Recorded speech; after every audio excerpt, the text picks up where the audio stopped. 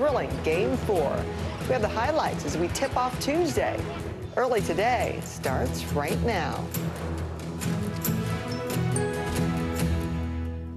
Good Tuesday morning. I'm Frances Rivera.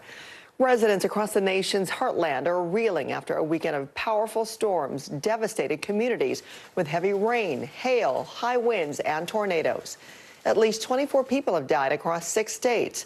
Dozens more have been injured, and countless homes, cars, and businesses have been decimated. On Monday, that same system bringing thunderstorms to parts of the East Coast.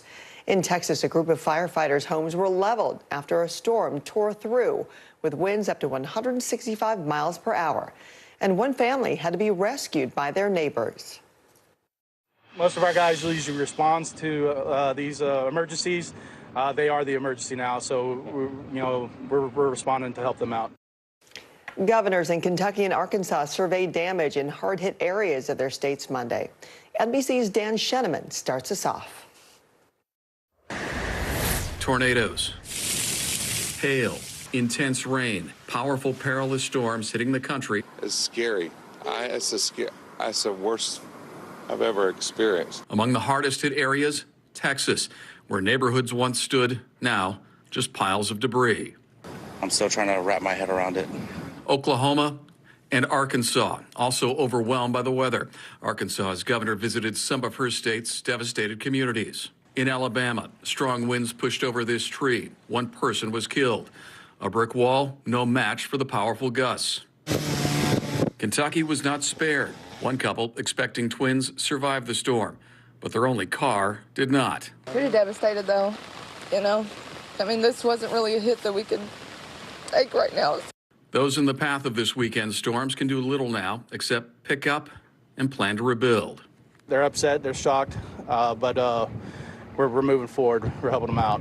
Just the start of what forecasters fear will be a long and dangerous summer. Dan Sheneman, NBC News. There is international outrage after Israel bombed a Gaza refugee tent encampment, killing at least 45. The strike sparking an inferno that raged throughout Sunday night. Many of the dead are women and children. The local health ministry also reports dozens of serious injuries. Israeli Prime Minister Benjamin Netanyahu acknowledged the mass killing, calling it, quote, a tragic incident that will be investigated. For the latest, let's go to Claudio Lavanga. Good morning, Claudio. What has the reaction been from world leaders? Good morning, Francis. Well, let's start with Martin Griffiths, the Undersecretary General for Humanitarian Affairs at the United Nations. He issued a statement in which he said, we have warned that a military operation in Rafah would lead to a slaughter and called the attack an abomination. Let's stay at the United Nations with the Secretary General, Antonio Guterres, saying that this horror must stop. The same outrage was felt across Europe, with the German Foreign Minister saying the images of charred bodies, including children, are unbearable, while the President of France, Emmanuel Macron, said he is outraged and called for an immediate ceasefire. But perhaps the most careful reaction came from the United States, with the National Security Council issuing a statement saying that the images of the aftermath of that attack were heartbreaking, but at the same time, it understands that Israel has the right to go after Hamas, but while doing so, it needs to try to do its utmost to protect civilian lives. Well, in the end, Israel says that 2 Hamas commanders were killed in that airstrike, while the Palestinians say that 45 civilians died along them. Well, now, as we know, that area where the airstrike took place was deemed safe by Israel for Palestinians to find shelter after they were displaced from other places in Gaza. Now survivors and other people there need to move once again to another area, knowing very well that there is no safe place in Gaza. Francis? Claudio, thank you. Officials in Papua New Guinea say more than 2,000 people were buried alive and now presumed dead after a landslide on Friday. The catastrophe struck the mountainous interior of the country. The stunning new estimate triples the original toll cited by authorities. It's unclear how they reached that new figure. A local UN official speaking to the AP acknowledged the number would remain fluid. Authorities fear a second landslide in the area and the spread of epidemics. Closing arguments will begin in just a few hours in the criminal hush money trial of Donald Trump. The former president could be read a verdict by the end of the week. NBC's Bree Jackson joins us now with what to expect. Hi, Bree. What should we be watching for this week? Good morning, Francis. So today, the prosecution and defense will get their last chance to try to sway the jury. For the prosecution, the case centers in large part on their star witness, Michael Cohen, Mr. Trump's former fixer and attorney who was allegedly reimbursed for payments to Stormy Daniels to keep her quiet. Mr. Trump faces 34 felony counts, and each count concerns a specific business record, including checks and invoices involving Michael Cohen. The jury must decide whether or not each record was falsified by Trump or not, meaning he could be convicted on some counts and acquitted of others. The 34 counts carry a maximum sentence of 4 years each. Now, if there is a conviction, there are many reasons Judge Juan Merchan may choose a lesser punishment, like a fine or probation, including Mr. Trump's age, his lack of previous convictions, and the historic nature of this case. Mr. Trump has denied any wrongdoing. Overnight, the former president also complained that the prosecution gets to make the final argument, saying, "Why can't the defense go last?" calling this a very unfair witch hunt. Now, after closing arguments today, the judge is expected to give the jury their instructions tomorrow. Then we will be on verdict watch. The verdict could come within hours or within days. If there is a conviction, it is almost certain that Mr. Trump will file an appeal. Francis. All the makings of a very pivotal week ahead. Bree, thank you. NBA fans are remembering a legend this morning. Bill Walton has died after a prolonged battle with cancer. On the court and on the mic, Walton was a giant in the world of basketball. The Hall of Fame center won 2 national titles at UCLA and 2 NBA championships in Portland and Boston. In college, he also made headlines for an arrest while protesting the Vietnam War. He was reportedly bailed out of jail by his coach. Later, Walton became a beloved broadcaster, undeterred by a speech impediment, bringing colorful commentary to the court. He was 71 years old. From severe storms crossing the country and now making a trip home a nightmare for the record number of Memorial Day travelers, the tracking site FlightAware recorded more than 8,000 delayed U.S. flights Monday, many of them out of Dallas, Atlanta, Chicago, and New York. As of this morning, there are still about 300 delays, and it's not much better on the roads. AAA predicted some 38 million holiday drivers, the most in 20 years. And there is more trouble on the horizon today with severe weather bearing down on the plains. Let's check in with NBC meteorologist Angie Lassman, who's tracking that system for us. Hi, Angie. Hi there, Francis. Good morning. Lots of folks headed back home, back to work today. And we do have a couple of trouble spots that we're going to keep a close eye on this morning. Already severe thunderstorm watches in effect for Texas and Oklahoma. You can see those ramping up with those thunderstorms working their way through that region. We've got a couple of lingering showers for parts of New England, a few showers and thunderstorms across parts of the southeast. But it's the plains specifically that we're going to watch for some of the strongest of those storms to develop later today with this new system. Notice a couple of the thunderstorms across parts of the Great Lakes. We're not looking at severe weather there, but we will see that be quite pesky for anyone that's going to be out and about. By tomorrow, those thunderstorms will start to line up across parts of the plains. We'll also see parts of the south dealing with some of this heavy rain.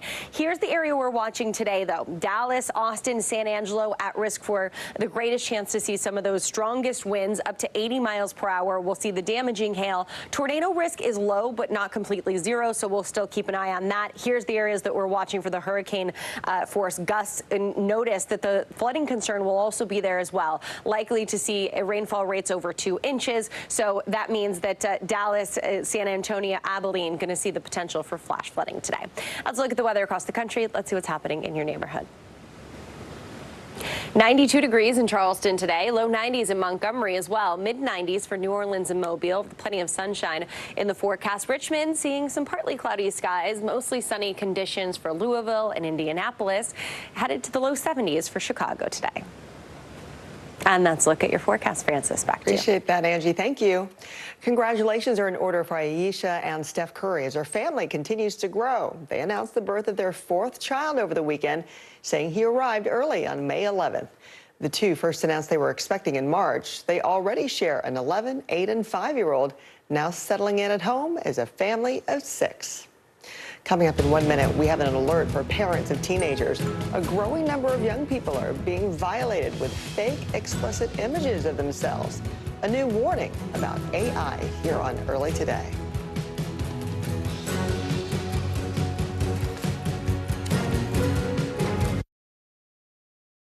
Tonight, the state of emergency here in Baltimore. Should people be concerned about the safety of flying today? Closer to the Gaza border.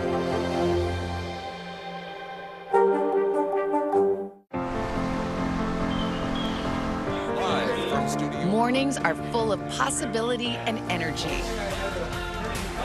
And how you get set for the day ahead matters. Take charge of those first hours. It's about getting caught up. And really, it's about getting ahead. And that's what drives us every morning, because every day deserves the best start. This is where it all begins. The fire has grown leaps and bounds. What you see behind me is typical. How you doing? Pretty bad.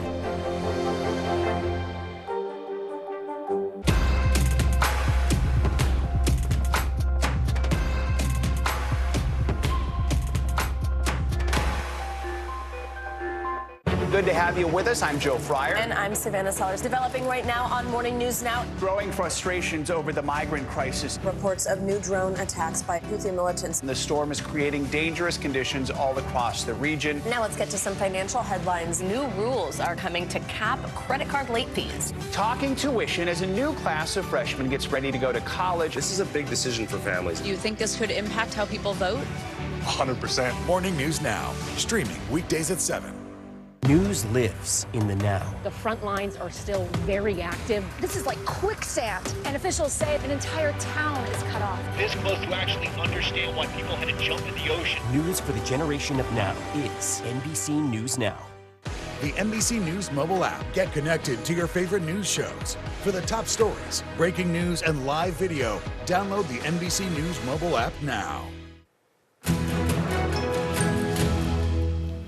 Early Today is back now with a warning for parents about a disturbing new trend. Officials say teenagers are being tormented online by fake nude images made by other teens. NBC's Valerie Castro has this report. 15-year-old Stevie Hyder's memory of prom last year is no longer a happy one. I can't look at the photo anymore. Stevie's family says she was one of dozens of students at Richmond Burton High School in Illinois targeted by classmates who police say used artificial intelligence to create fake nudes. In Stevie's case, taking her face from this prom photo and swapping it onto a sexually explicit image. Students then texting the images around school. And I asked them if they could just pull up the photo, and it was just immediately it felt like nauseous and gross. Yeah, it's my face there, but that's not my body. The school saying it is unable to discuss an ongoing investigation involving students. Stevie's mother, Stephanie, furious. We shouldn't have to teach our girls to have to hide their prom photos. That's just ridiculous. But increasingly, young people, usually girls, are at risk from their own peers using so-called nudification apps, with cases like Stevie's popping up all over the country. The National Center for Missing and Exploited Children says it's seeing a spike in AI-related calls to its tip line. Is this a situation where the law is trying to play catch up to this technology?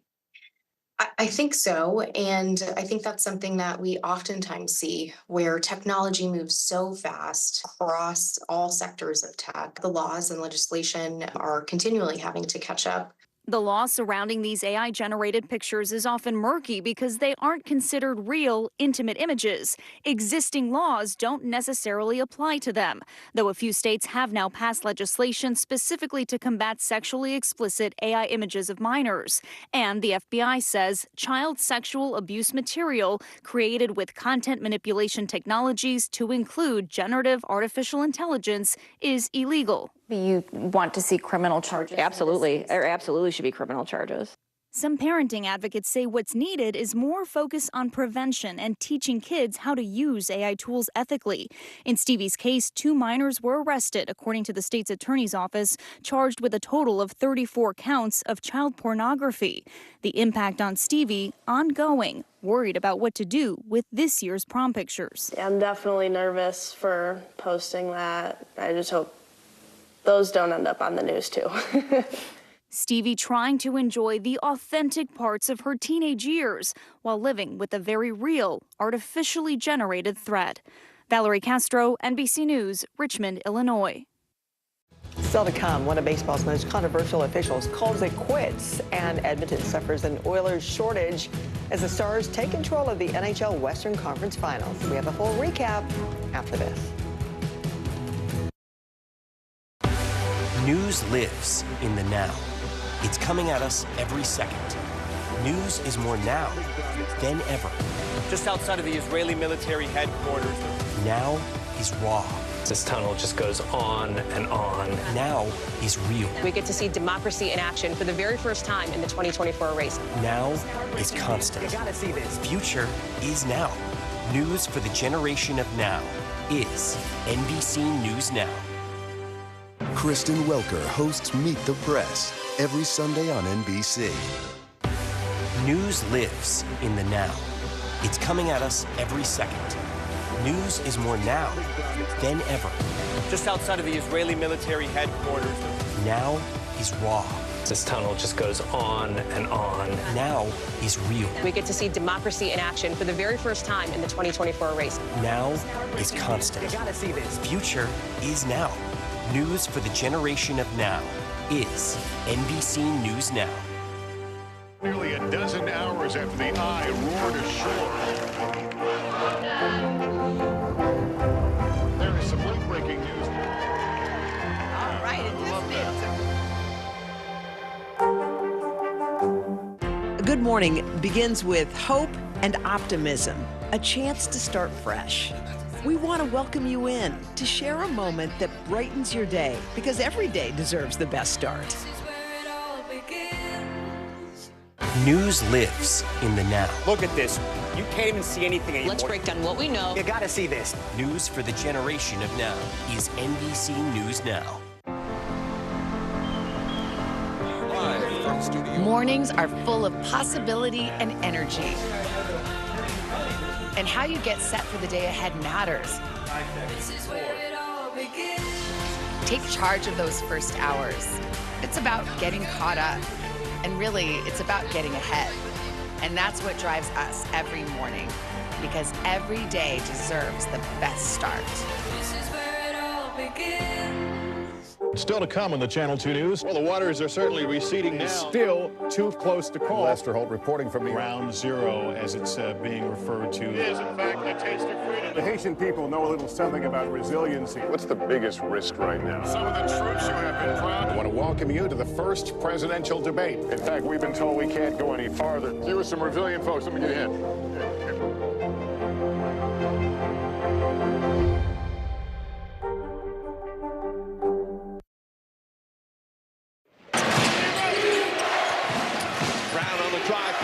Lost the ball, got it back, kicks it out. White, corner three, bang!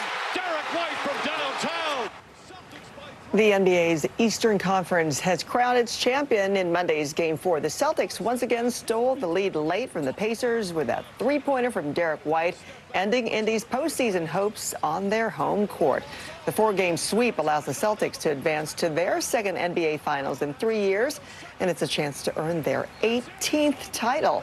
They will face either the Dallas Mavericks or Minnesota Timberwolves beginning on June 6th. So unless Timberwolves become the first team in NBA history to come back from a 3-0 deficit, yeah, we're probably looking at that Dallas-Boston Finals. But it's NBA. Anything can happen. It's just going to be a little tough to make. Anything can happen, but I really hope that Boston doesn't win. There, I said it. All right. The Celtics weren't the only team wearing green to dominate in the playoffs Monday. Over on the ice, the Edmonton Oilers put the Dallas Stars in a 2-0 deficit in the first period of their Game 3 matchup. Undeterred, Dallas opened up the scoring in the second. Thanks to a hat trick from Jason Robertson, they tacked on 2 more goals in the third after Edmonton tied the match back up. The Stars break the tied series with their 5-3 victory and have now won back-to-back games in the Western Conference Finals. More excitement, not just the court, on the ice too. We've got it all going on. Plenty to watch. Oh boy, yeah, we do. Well, he's out on Monday. Longtime MLB umpire Angel Hernandez announced that he would be retiring immediately from the game. The Cuban-American, who has served as an ump since 1991, said in a statement that he wants to spend more time with his family. Hernandez has become one of the most controversial officials in the sport, with fans and players often speaking out against his missed calls and ejections.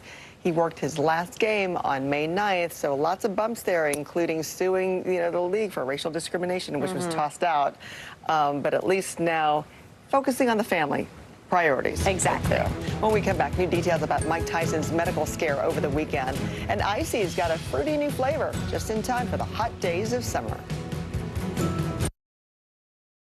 Still to come on the Channel 2 News. Well, the waters are certainly receding now. Still too close to call. Lester Holt reporting from Ground Zero, as it's being referred to. It is, in fact, the taste of freedom. The Haitian people know a little something about resiliency. What's the biggest risk right now? Some of the troops who have been proud. I want to welcome you to the first presidential debate. In fact, we've been told we can't go any farther. You were some resilient folks. Let me get in.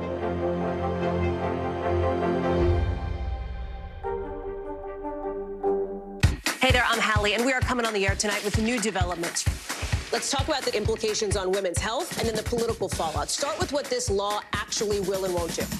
Cruise officials will do almost anything they can to get it back open ASAP. So how S is the P? In other words, how soon will it be open?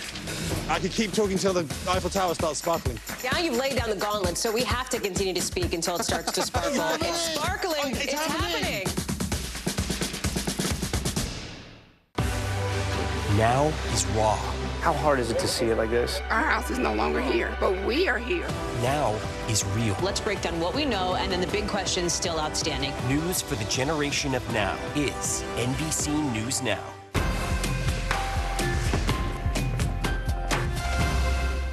Tonight, the state of emergency here in Baltimore. How is it that traffic was stopped in time? State law enforcement officers, they undoubtedly saved lives. Should people be concerned about the safety of flying today? Closer to the Gaza border.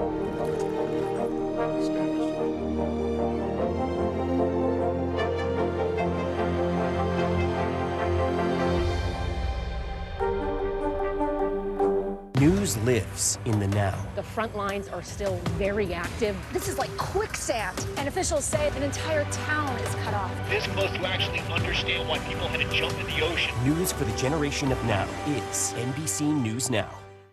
Are you comfortable with the role the Supreme Court is playing in the 2024 election? Is there not more that Israel can do to help the humanitarian crisis? Should abortion be the #1 issue in 2024? If it's Sunday, it's Meet the Press.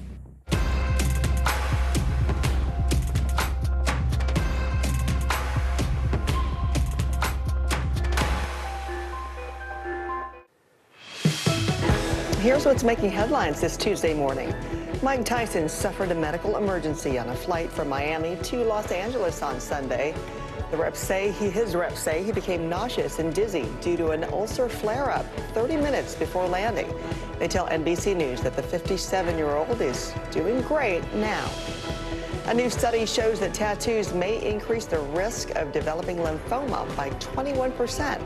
Researchers found that the risk was highest in people who had their first tattoo less than 2 years prior. Pharmacy staff at 2 CVS stores in Rhode Island voted to join a new national union called the Pharmacy Guild.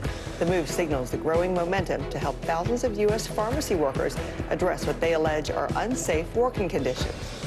Kellogg and Icy are teaming up to create a new Fruit Loops flavored frozen treat. The new flavor is available at selected retailers and will be added to more stores, including Target and Wesco, throughout the summer. So that's a way to cool off and or have your breakfast or both. We'll be right back.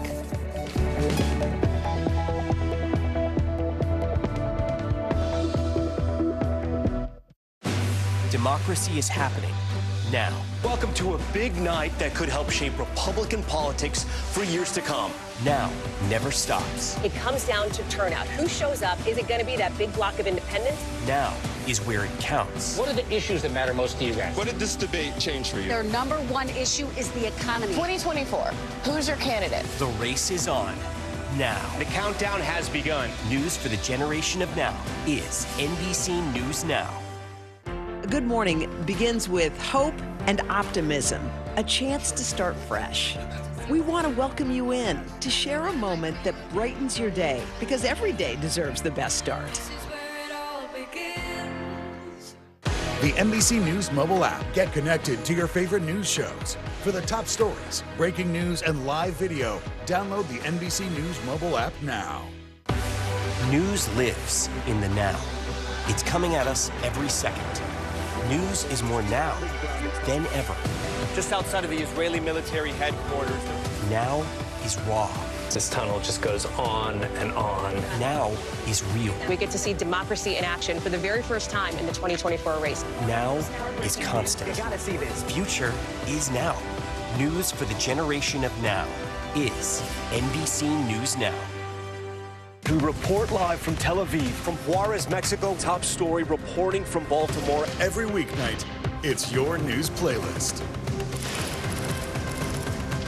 Top Story with Tom Yamas, streaming weeknights at 7 on NBC News Now.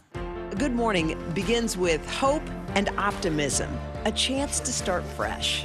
We want to welcome you in to share a moment that brightens your day, because every day deserves the best start.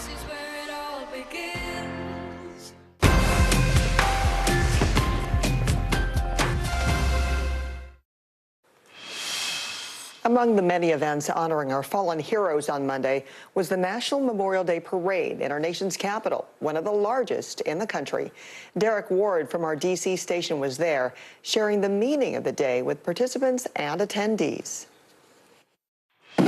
Far from the beach travel or the holiday sales, there is this National Memorial Day observance. The wind-whipped flag flying over Constitution Avenue marked the starting point for the parade. But the sentiment of the day, the contemplation of the sacrifices we honor, are in the hearts of those who gathered early along the parade route. Because I have such respect and admiration for the military, and so I just want to come to kind of like celebrate the day that recognizes them. A spirit that sweeps up those who were in town to see the iconic sights, unaware of this parade. We came here for like Washington Monument, things like that. Ava Lemos and her family are here from Arizona, and this is now an important addition to their itinerary. It's just fun to see like the flags and things, and it's decorated to like celebrate our country. For Pete Mack from Brooklyn, this is the culmination of a weekend full of observances. I wanted to see the whole 9 yards, the concert last night, dedication to the Vietnam War. Every year, it's a welcome respite from the politics and the factions that consume our attention. No matter who you are, nationality, race, color, creed, all of the above. We're all brothers in arms, and we're all citizens of this great United States of America. Tim Hobart, president of the American Veterans Center, is producer of this parade, the nation's largest Memorial Day observance, which typically draws more than 250,000 spectators. You feel that energy, particularly when the veterans come into town and you start seeing the families of the fallen, everybody gathering. You can really pick that up, and for me, it's especially galvanizing. Among the organizations represented by floats in the parade, TAPS, the Tragedy Assistance Program for Survivors. They give comfort and care to the families of those grieving the death of a military loved one. Maggie Vanderbrink is part of one of those grieving families. She lost her father a year and a half ago. And I'm going to sit right in the front next to the founder. A memory she will likely hold dear. The day she got to publicly honor her father, who made the ultimate sacrifice. This is to honor our fallen heroes for our country. And it's a day we set aside particularly just for this. So great to especially see those young faces out there so they truly understand the real meaning of the day. And our thanks to Derek Ward for bringing us that story. Thanks so much for starting your morning with Early Today. I'm Frances Rivera. Have a good Tuesday. We'll see you back here early tomorrow morning for Wednesday.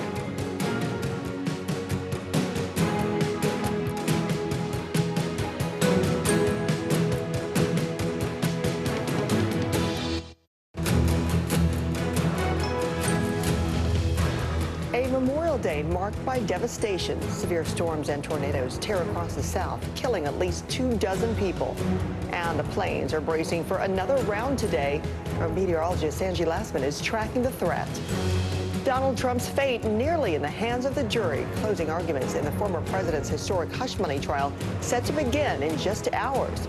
We're live with when we could hear a verdict.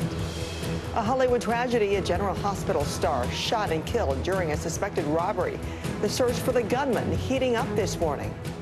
And remembering an NBA Hall of Famer, Bill Walton, the legendary player turned beloved broadcaster, has died at the age of 71. We'll look back at his life. And Walton's former team brought out the brooms last night. The Celtics sweep the Pacers in a thrilling Game 4. We'll have the highlights. And it's National Burger Day. Get your buns in gear for some sizzling deals. It's Tuesday, May 28th. Early today starts right now. Good morning. Glad you're with me. I'm Frances Rivera. Closing arguments will begin in just a few hours in the criminal hush money trial of Donald Trump. The former president could be read a verdict by the end of the week. NBC's Bree Jackson joins us now with what to expect. And Bree, what should we be watching out for this week? Good morning, Francis. So today, the prosecution and defense will get their last chance to try to sway the jury. For the prosecution, the case really centers in large part on their star witness, Michael Cohen, Mr. Trump's former fixer and attorney who allegedly reimbursed for payment. He allegedly reimbursed for payments to Stormy Daniels to keep her quiet. Now, Mr. Trump faces 34 felony counts, and each count concerns a specific business record, including checks and invoices involving Michael Cohen. The jury must decide whether or not each record was falsified by Trump or not, meaning he could be convicted on some counts and acquitted of others. Now, the 34 counts carry a maximum sentence of 4 years each. If there is a conviction, there are many reasons Judge Juan Merchan may choose a lesser punishment, like a fine or probation, including Mr. Trump's age, his lack of previous convictions, and the historic nature of this case. Mr. Trump has denied any wrongdoing. Now, overnight, the former president also complained that the prosecution gets to make the final argument, saying, why can't the defense go last, calling this a very unfair witch hunt. Now, after closing arguments today, the judge is expected to give the jury their instructions tomorrow. Then we will be on verdict watch. The verdict could come within hours or days. Now, if there is a conviction, it is almost certain that Mr. Trump will file an appeal. Francis. Oh, history being made this week. Okay, Bree, thank you. North Korea failed to put a second spy satellite into orbit after the rocket transporting it exploded shortly after launch. That's according to North Korean state TV.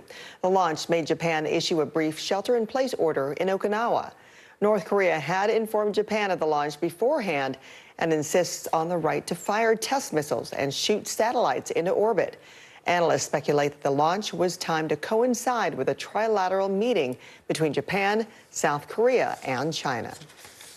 There is international outrage this morning after Israel bombed a refugee tent encampment in Gaza, killing at least 45 in an inferno that raged throughout Sunday night.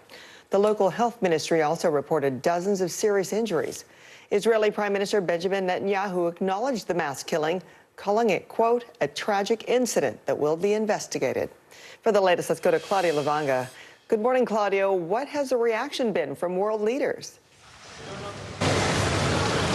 Good morning, Francis. Well, it started with Martin Griffiths, the Undersecretary General for Humanitarian Affairs at the United Nations. He issued a statement in which he said, we have warned that military operation in Rafah would lead to a slaughter and called the attack an abomination. Let's stay at the United Nations with the Secretary General Antonio Guterres, who said this horror must stop. The same outrage was felt across Europe, across world leaders in Europe, with the Foreign Minister in Germany saying the images of charred bodies, including children, are unbearable, and the French President Emmanuel Macron saying that he's outraged and called for an immediate ceasefire. Now, the most careful reaction, if you can call it that, came from the United States, with the National Security Council issuing a statement saying that the images of the aftermath of that attack were heartbreaking, but at the same time, it understands that Israel has the right to go after Hamas, but should do its utmost to protect the civilians while it does so. Well, in the end, Israel says that 2 Hamas commanders were killed, while the Palestinians say that 45 civilians were killed alongside them. Well, now, as we know, that area where the attack took place was deemed safe by Israel for Palestinians to find shelter after they were displaced from other places in Gaza. Now they have to move again, those who survived the attack, knowing very well that there is no safe place in Gaza where to go to. Francis? Okay, Claudio, thank you. Officials in Papua New Guinea say more than 2,000 people were buried alive and now presumed dead after a landslide on Friday. The catastrophe struck the mountainous interior of the country. The stunning new estimate triples the original toll cited by authorities. It's unclear how they reached the new figure. A local UN official speaking to the AP acknowledged the number would remain fluid. Authorities fear a second landslide in the area and the spread of epidemics. Police in Los Angeles are searching for murder suspects after a former General Hospital star was shot on the street. His family tells NBC's Morgan Chesky that he died while protecting a coworker. A stunning murder in downtown Los Angeles of soap opera star Johnny Wachter. Police say they're searching for 3 suspects after the 37-year-old was fatally shot early Saturday as he encountered thieves trying to steal his car's catalytic converter. The shooting intersection of Hope across the Pico. Wachter's family tells NBC News he was leaving a job at a downtown bar later than usual, walking with a coworker when he noticed a man near his car. Wachter's mother said her son asked if he was about to be towed, but when a man looked up wearing a mask, Wachter shielded his coworker with his body, and that suspect shot him. It's just such a senseless thing. Scarlett Wachter spoke to us by phone. I hope that they will catch whoever did it. I hope that there will be some kind of justice for Johnny. I want you to tell me. Wachter was best known for his role as Brando Corbin on General Hospital, appearing in 164 episodes of the popular daytime soap. Wachter's colleagues remembering a dear friend. General Hospital posting, he was truly one of a kind. His TV wife writing, "My heart is so utterly broken. Johnny was the absolute best." He lived life to the fullest. He always tried to be positive for everybody. He was a light in a dark room, and he will be very missed. Now, authorities say what's driving the theft of these catalytic converters is the precious metals that are contained inside thieves are trying to get their hands on. In fact, these thefts have become so prevalent, more than a dozen states have created laws to try to not only crack down on the theft, but also resale on the black market. In the meantime, LAPD says there are no suspect descriptions, but this very much remains an active investigation. We'll send it back to you. Morgan, thank you. Turning to the central U.S., where residents are reeling after a weekend of powerful storms devastated communities with heavy rain, hail, high winds, and tornadoes. At least 24 people have died across 6 states. Dozens more have been injured, and countless homes, cars, and businesses have been decimated. On Monday, that same system bringing thunderstorms to parts of the East Coast. In Texas, a group of firefighters' homes were leveled after a storm tore through with winds up to 165 miles per hour. One family had to be rescued by their neighbors. Most of our guys usually respond to these emergencies. They are the emergency now, so we're responding to help them out. Governors in Kentucky and Arkansas surveyed damage in hard-hit areas of their states Monday.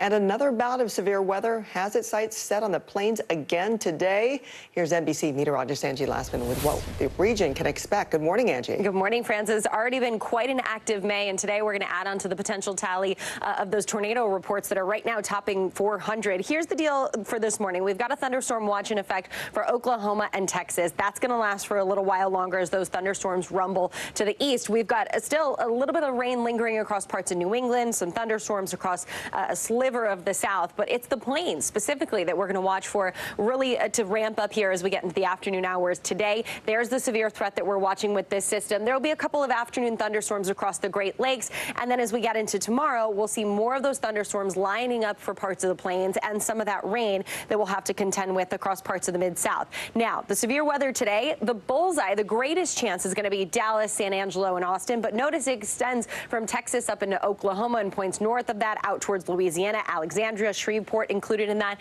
We're most concerned about the really strong wind gusts, over 70 miles per hour. Hurricane force gusts are expected in some spots, but we can't rule out the hail and, of course, the low risk of tornadoes, but it isn't zero. We'll also see the potential for flash flooding. Let's look at the weather across the country. Let's see what's happening in your neighborhood. 86 degrees in Charlotte today. Plenty of sunshine for Atlanta. We see the showers and thunderstorms for Shreveport. Rain in the forecast, too, for Cleveland and Columbus. Mid-70s, though, in Indianapolis. Plenty of sunshine today for Louisville as we head to the high 70s. And that's a look at your forecast, Francis. Back to you. Appreciate it, Angie. Thank you.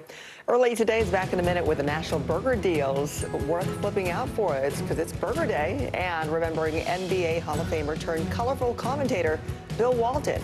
The tributes pouring in from around the league.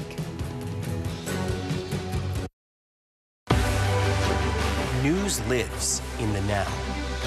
It's coming at us every second from all over the world. We have a full team. News is more now than ever. Just outside of the Israeli military headquarters, they're asking that the hostages, demanding that the hostages be released. Now is raw. This tunnel just goes on and on and on. Now is real. This is it. We get to see democracy in action for the very first time in the 2024 race. Now is constant. Morning News Now, or breaking news. NBC News special report. You gotta see this. The future is now. News for the generation of now is NBC News Now. People really don't know what's going to happen. Nearly a dozen hours after the eye roared ashore. More good people than bad people, I know, right? Yeah, 5 seconds. 4, 3. There is some late-breaking news 4 hours into the Iowa caucuses. All right, it just me too. Kristen Welker hosts Meet the Press every Sunday on NBC. More Americans turn to NBC News than any other news organization.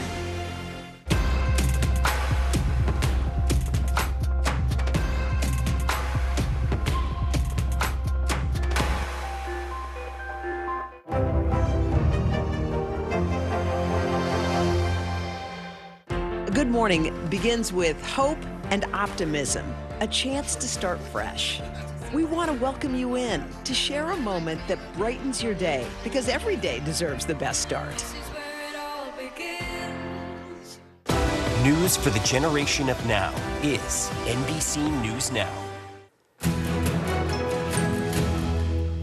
Did you know it's National Burger Day and chains are offering some sizzling deals? But first, Elon Musk's artificial intelligence company is getting a big boost in the race against ChatGPT.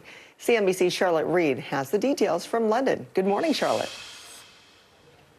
Good morning, Francis. Well, indeed, Elon Musk announcing yesterday that he's raising $6 billion for the AI startup xAI they founded just last year, giving it an overall valuation of $24 billion. Now, xAI is backed by VC firms Andreessen Horowitz and Sequoia Capital, as well as Prince Alawid bin Talal of Saudi Arabia, among others. Now, this makes xAI one of the best funded challenger to OpenAI, which runs, of course, ChatGPT and is backed by Microsoft. Some of the other key players in the field include Meta's Llama, Anthropic, which is backed by Amazon, as well as France's Mistral. Now, Elon Musk co-founded OpenAI, you remember, but is now suing the company for allegedly breaching the founding agreement of the company, which was by, quote, pursuing private commercial success instead of working to benefit humanity.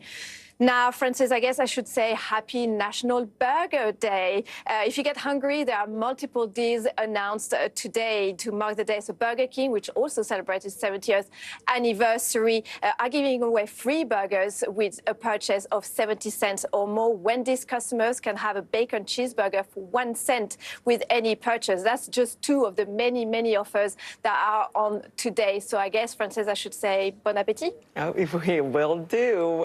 Thank you so much, Charlotte. Appreciate it. NBA fans mourning the loss of a basketball legend. Hall of Fame center and colorful commentator Bill Walton has died. NBC's Jesse Kirsch looks back on his legacy.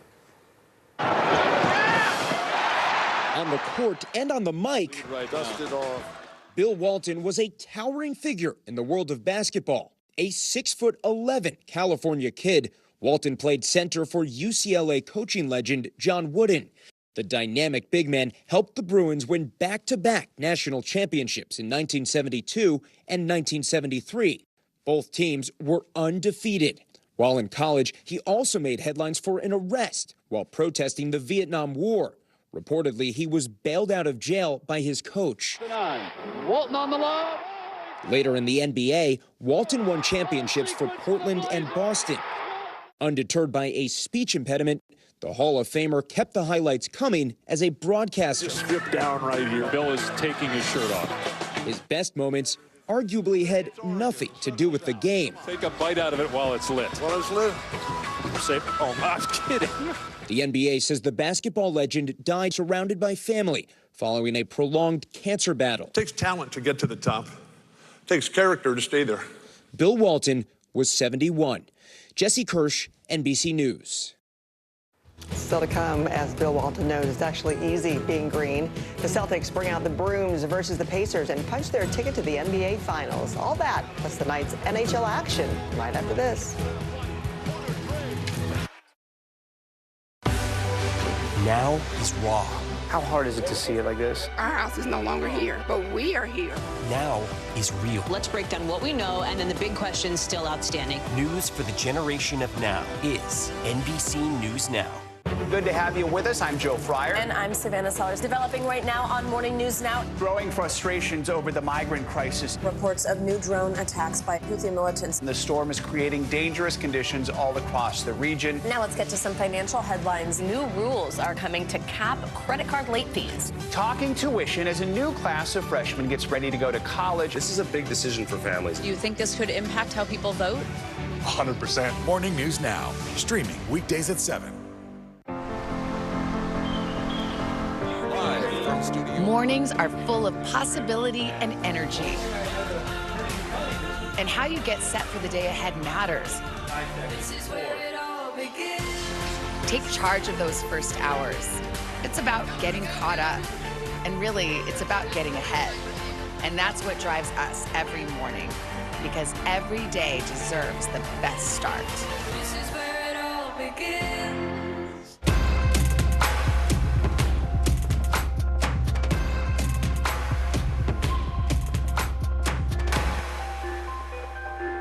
Still to come on the Channel 2 News. Well, the waters are certainly receding now. Still too close to call. Lester Holt reporting from the Ground Zero, as it's being referred to. It is, in fact, the taste of freedom. The Haitian people know a little something about resiliency. What's the biggest risk right now? Some of the troops who have been proud. I want to welcome you to the first presidential debate. In fact, we've been told we can't go any farther. Here are some resilient folks. Let me get a hint.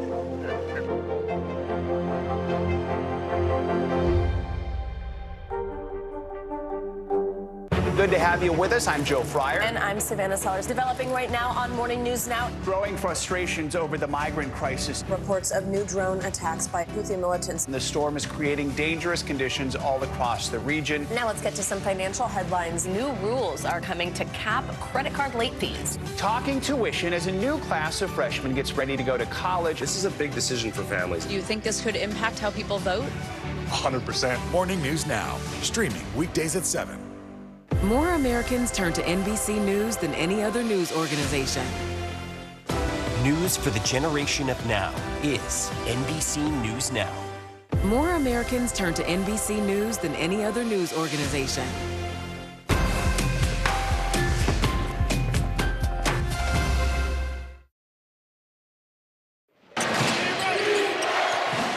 Brown on the drive, pulls back, lost the ball, got it back, kicks it out. White, corner three, bang!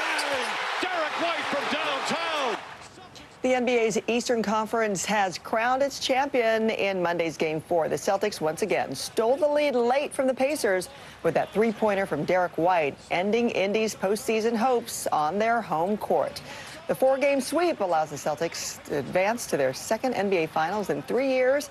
It's a chance to earn their 18th title. They will face either the Dallas Mavericks or Minnesota Timberwolves beginning on June 6th. So we will see where this all goes. Timberwolves Really a tough one to go, turn it around for them. We'll see if that happens, though. I have a feeling it'll be the Mavs in the end. All right, the Celtics weren't the only team wearing green to dominate the playoffs Monday.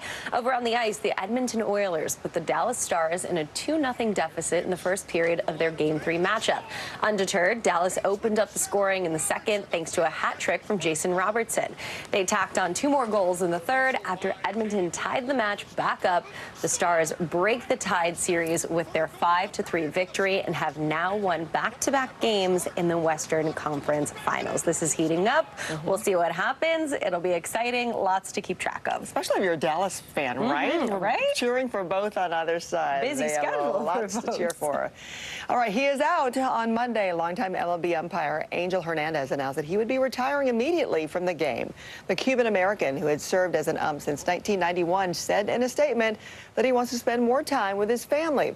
Hernandez had become one of the most controversial officials in the sport, with fans and players often speaking out against his missed calls and ejections. He worked his last game on May 9th. And now the perspective of everything put into place when you spend time away from it and with your family. Yeah. When we come back, the baby Falcons soaring into the Big Apple. And if you're hoping for a big salary, you may be heading back to the office full time. News lives in the now. It's coming at us every second. News is more now than ever. Just outside of the Israeli military headquarters. Now is raw. This tunnel just goes on and on. Now is real. We get to see democracy in action for the very first time in the 2024 race. Now is constant. You gotta see this. Future is now. News for the generation of now is NBC News Now.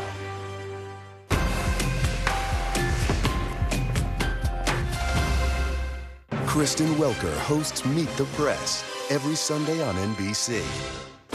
News for the generation of now is NBC News Now. Are you comfortable with the role the Supreme Court is playing in the 2024 election? Is there not more that Israel can do to help the humanitarian crisis? Should abortion be the #1 issue in 2024? If it's Sunday, it's Meet the Press. News lives in the now. The front lines are still very active. This is like quicksand, and officials say an entire town is cut off. This close to actually understand why people had to jump in the ocean. News for the generation of now is NBC News Now.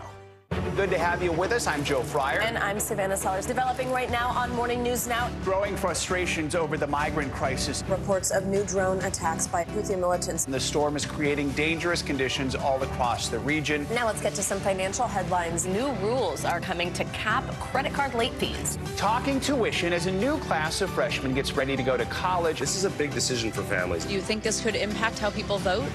100%. Morning News Now. Streaming weekdays at 7.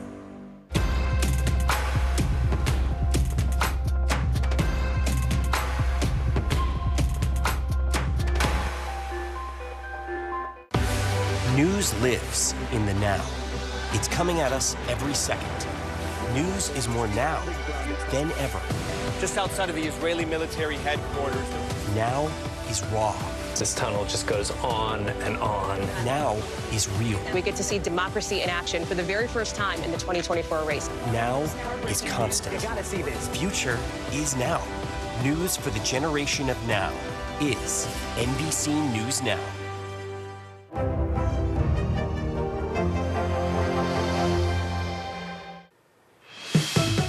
Here's what's making headlines this morning. A historically bad box office for Memorial Day weekend. Furiosa came out on top with $32 million over 4 days, with Garfield right on its tail.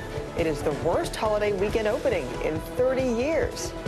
If you're on the hunt for a higher-paying job, it might mean showing up at the office every day. The job site Ladders took a look at more than 500,000 jobs posted over the last year and found remote and hybrid roles paying at least $250,000 a year plummeted by a whopping 95% and 60% respectively. Congratulations are in order for Aisha and Steph Curry. They announced the birth of their little boy over the weekend. It is the couple's 4th child.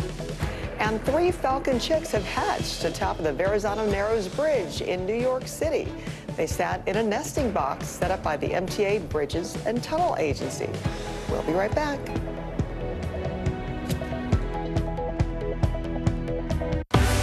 News lives in the now. It's coming at us every second. News is more now than ever. Just outside of the Israeli military headquarters. Now is raw. This tunnel just goes on and on. Now is real. We get to see democracy in action for the very first time in the 2024 race. Now is constant. You gotta see this. Future is now.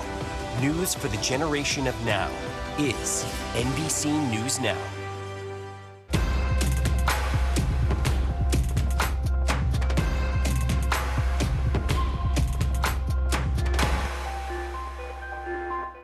NBC News Daily is #1 for afternoon news across all of television. I'm Morgan Radford. I'm Vicki Wynn. I'm Kate Snow. And I'm Zingplaya Samwat. What's happening around the world? Israel's military is building up there along the border. And what matters here at home? New numbers are out today showing more encouraging signs for our economy. Let's zero in on exercise. We know we're supposed to be doing it. What does it do for our health? What needs to change for social media to be a safer place? NBC News Daily, weekdays from 12 to 4 on NBC News Now.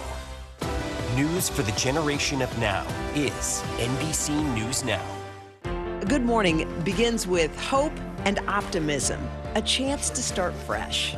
We want to welcome you in to share a moment that brightens your day, because every day deserves the best start. News lives in the now. The front lines are still very active. This is like quicksand, and officials say an entire town is cut off. This close to actually understand why people had to jump in the ocean. News for the generation of now is NBC News Now. The fire has grown leaps and bounds. What you see behind me is typical. How you doing? Pretty bad. Kristen Welker hosts Meet the Press every Sunday on NBC. Now to the ultimate sacrifice a U.S. soldier made during World War II, and the woman who spent 80 years making sure her village never forgets. Here's Megan Fitzgerald. In this small French village just outside Normandy and thousands of miles from the U.S., proof you don't have to be an American to be grateful for our fallen heroes. Every year, people here and across France honor the sacrifice the U.S. military made in World War II. But this celebration is different from 94-year-old Marie Bastien, who briefly left the hospital to be here. It was the 13th of August, she says. Marie was just 14 years old in 1944, 2 months after D-Day, when American troops were pushing deeper into France to liberate the country from Nazi Germany. U.S. Army Air Force pilot Paul Shofty was flying above Marie's village of Saint-Hélier-le-Bois when his P-47 fighter plane was struck by enemy fire. Shofty managed to bail out of the aircraft, but his parachute didn't work. Marie's father found his body in a field not far from her home. She remembers it like it was yesterday. Paul Shofty giving his life on the same day Marie's village was liberated. Now, 80 years later, Marie and her daughter meeting Shofty's great-niece Nicole Saunders and her family for the very first time. I think it's amazing that Marie wanted to have this ceremony. She wanted, I think she didn't want to pass on without having it happen that Paul was memorialized here in Saint-Hélier-le-Bois. Saunders and her family getting the chance to see for themselves where her great-uncle died. Back in the center of town, the entire village coming out to show their gratitude and teaching Saunders and her family about their own history. Well, what I knew growing up was simply that he was a pilot for the United States Army Air Force, and that he was shot down over France in 1944. Covered in a parachute and unveiled for the first time, Shofty's name etched into a plaque. To be able to have come here and feel like we have family on the other side of the world, because they cared for my great uncle a long time ago. Megan Fitzgerald, NBC News. And thank you for kicking off your Tuesday morning with Early Today. I'm Frances Rivera. See you back here, hopefully, early tomorrow.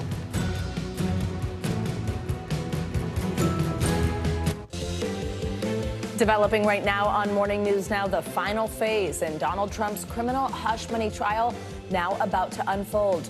This morning, the former president set to return to a New York courtroom for closing arguments. We'll bring you the latest.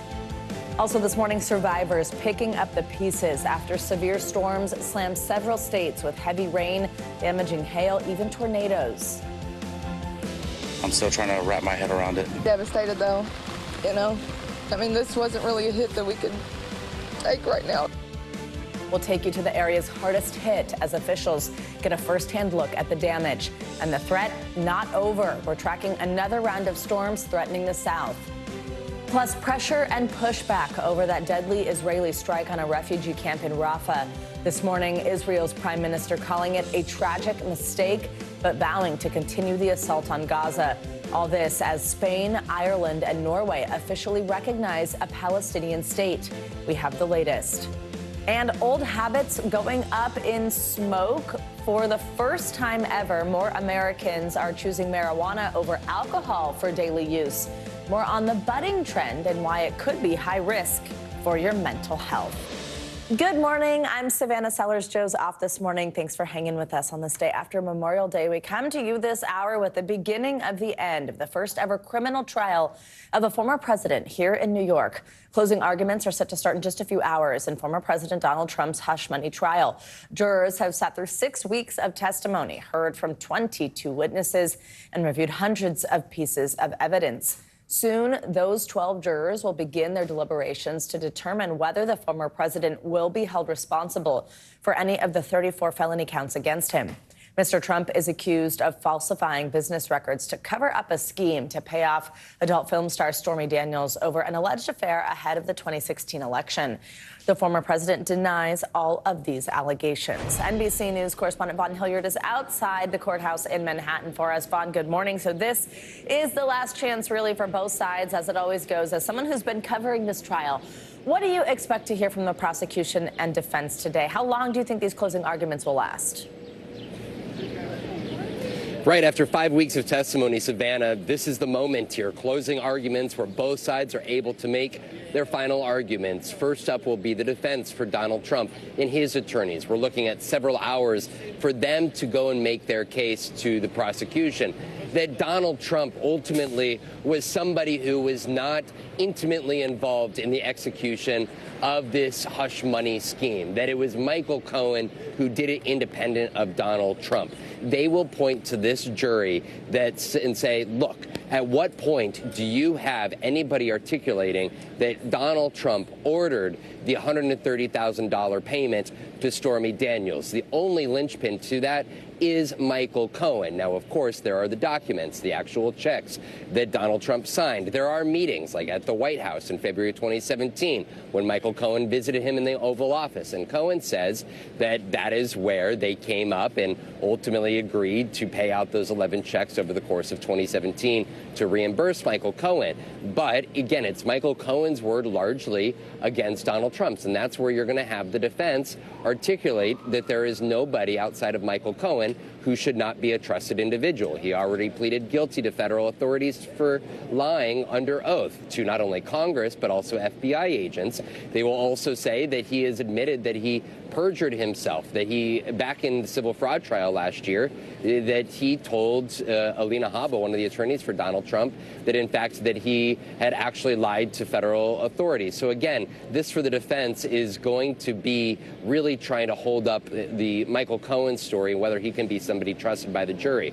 On the other hand, when you're looking at the prosecution here, who will follow the defense at the closing arguments most likely this afternoon into the evening, you're going to hear the prosecution tell the jury to use common sense. That you have David Pecker, a longtime friend dating back to the 80s of Donald Trump, who oversaw the National Enquirer's publisher, say that he was called to Trump Tower in August of 2015 with Donald Trump and Michael Cohen, and that's where they hatched this catch and kill scheme. And it was over the course of the next year that David Pecker worked with Michael Cohen to actually execute on that. And that he will also, the prosecution will tell the jury, to look at conversations frustrations that others articulated during this testimony, that Donald Trump was frustrated when Stormy Daniels and Karen McDougal both went public with their stories. And this is all part of the common sense argument that the prosecution will make to the jury, saying, look, of course Donald Trump had the interest, because not only did he concoct the plan, but he was frustrated when these women's stories started becoming public. He himself articulating on his social media account that he had a non-disclosure agreement with these women, and that these women, they were violating it, and that they should be punished for violating and coming forward with their allegations. Vaughn, thank you so much. Such a deep dive here on sort of what we've seen so far and what we expect today. Let me ask you one specific thing. After 6 weeks of trial, after what you just recapped for us, what are the biggest kind of outstanding issues, biggest questions, or anything that needs to be cleaned up sort of for either side? Right, when we're looking at the actual falsification of the business records, Savannah, I think that that is an important element of this here, because it's going to be on the prosecution, again, to make the case that if Donald Trump is to be found guilty of each of these 34 felony counts of the falsification of business records, that Donald Trump had to have intimate knowledge that these reimbursement checks and the designation of them as legal expenses to Michael Cohen, that he was knowingly actually reimbursing him for the Stormy Daniels payment of $130,000. Because when you're looking at these felony counts, it was not actually for the hush money payment itself, but it was for the reimbursement, and then the denoting that they were not hush money payments, but they were legal expenses. And there is an underlying crime here that the prosecution is also going to have to articulate and prove to this jury. So it's a little tricky here, and the jury has heard all of this testimony, but it's now on the prosecution to actually link the hush money payment scheme, which is the underlying crime, the misdemeanor, to the actual falsification of the business records, which is the felony. And that is where the prosecution is going to have to lay out to this jury in very clear form how Donald Trump went from the hush money payment scheme in 2015-2016 to the falsification of the business records in 2017. Vaughn, Michael Cohen really such a star witness here, and as you laid out just a moment ago, how much a lot of what he said was really linchpins here for the prosecution. He, though, as we know, has real credibility issues. Do you think that the defense did enough to get at that question, to question his credibility, to make the jury question his credibility and remember that through deliberation? Right, there's a lot of questions coming into this, and to how Michael Cohen, as the marquee witness, would do on that stand. For 3 days, he answered questions not only from the prosecution, but of the defense. And every step of the way, he was very dispassionate, and he acknowledged his wrongdoing. He acknowledged his lying. He repeatedly said that he was loyal to Donald Trump and the Trump family, and ultimately committed these acts and these crimes because of that loyalty. And so the prosecution, before the defense could even get to him, almost pre-butted in the jury's mind who this person was. And under cross-examination, the defense tried to wrinkle Michael Cohen and almost get him to admit that he did this all on his own. But every step of the way, he said that, no, I did this because of Donald Trump. And Robert Costello, who had been somebody who had worked as a legal advisor to Michael Cohen, was actually called by the defense as a witness to them. And in many ways, they asked him about his conversations with Michael Cohen. And Robert Costello, perhaps frustrating for the defense, was not that person that really undercut his credibility. And so for the prosecution, Michael Cohen was the exact witness that they wanted and that they needed. Vaughn, give us insight for what we might expect the rest of this week to look like. Once closing arguments are finished up, we hear those rules. What do we think about a timeline, anything like that? Right, Donald Trump will return here to this courthouse in short order, and we're looking at closing arguments lasting throughout the day today. They could extend into Wednesday morning. At that point in time, you have jury instructions, which will be lengthy. Again, we talked about the complicating part of how these are 34 felony accounts on falsification of business records.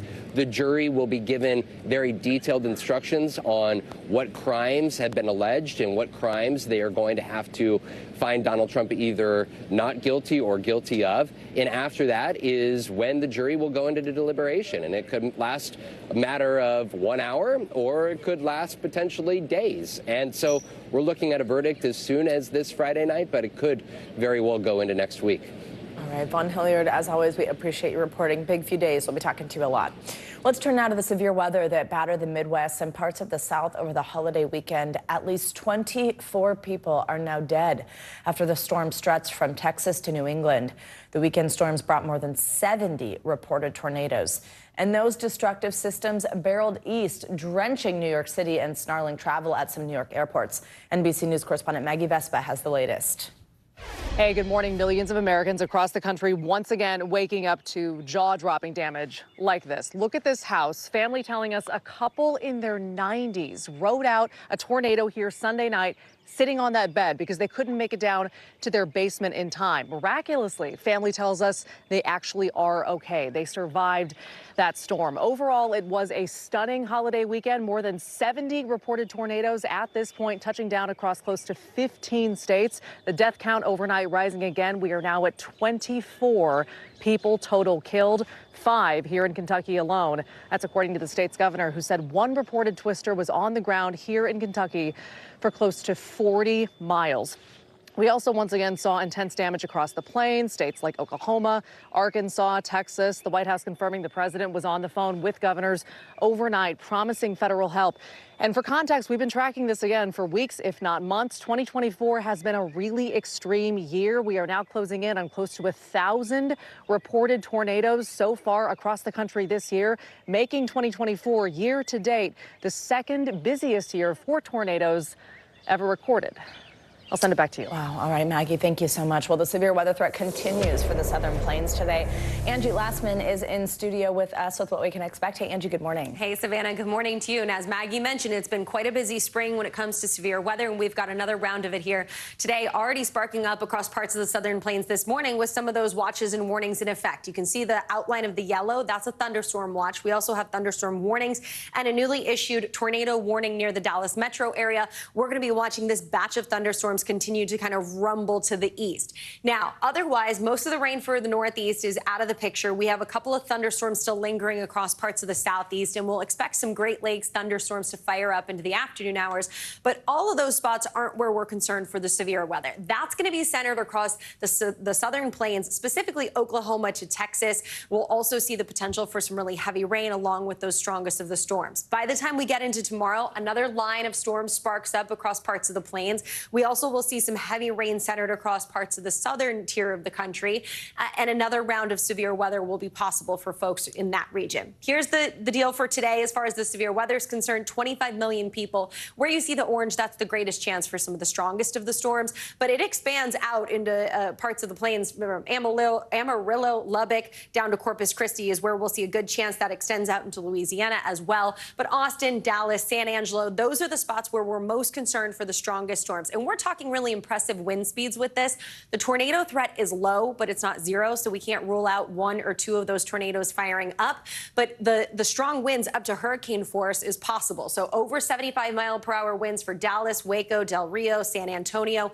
These are the spots where you're going to see the strongest of those winds, but we'll also have the potential for some hail, too. Looking ahead to tomorrow, it looks like the high plains will see the greatest chance for the severe weather. Places like Rapid City included in that, with all impacts on the table. The tornado risk, though, will once again remain low.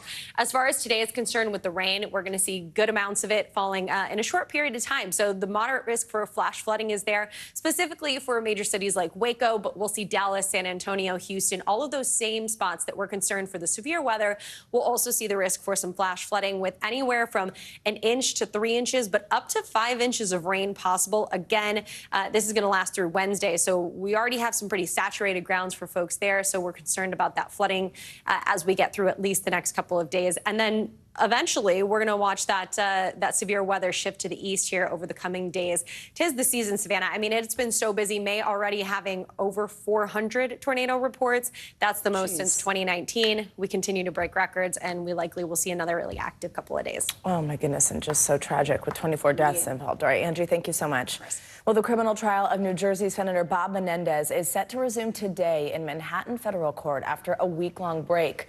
On Friday, the judge ruled that evidence of what the senator did in a legislative capacity on behalf of Egypt should be barred because as a member of Congress, it is protected by the speech and debate clause of the U.S. Constitution.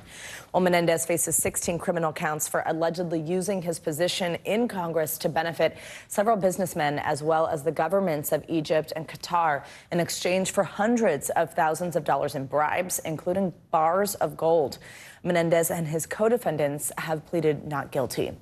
Well, this morning, a bipartisan group of U.S. lawmakers is continuing their visit to Taiwan. Yesterday, the delegation met with the island's new president and pledged further U.S. support amid threats from China. NBC News Capitol Hill correspondent Ryan Nobles is the only broadcast network reporter traveling with the delegation, and he has the latest for us. The message from Washington to Taipei is crystal clear. We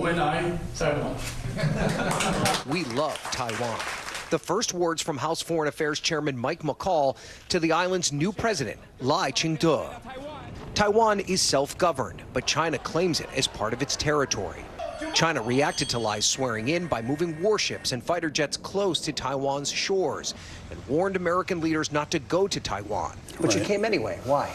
Because we support Taiwan. We support freedom and democracy against dictatorships like the one that's very close to where we're sitting right now, the People's Republic of China. China's aggressive posture has American leaders worried. The U.S. is investing billions of dollars to fortify Taiwan's military with the goal of deterring an attack. But inside this flower market in downtown Taipei, there are little signs of anxiety, with most shoppers telling us that they are happy with the status quo. China had military exercises this week. Does that ever worry you? Not much, because that's almost become a part of our daily life.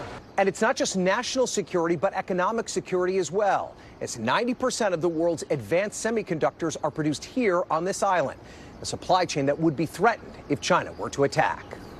Ryan, thank you very much. Well, we are continuing to learn new details about the shocking murder of soap opera actor Johnny Wachter. Police in Los Angeles are now searching for the 3 men involved in the shooting that killed the General Hospital star.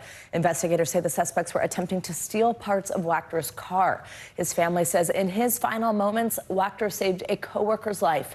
NBC News correspondent Morgan Chesky has the details. A stunning murder in downtown Los Angeles of soap opera star Johnny Wachter.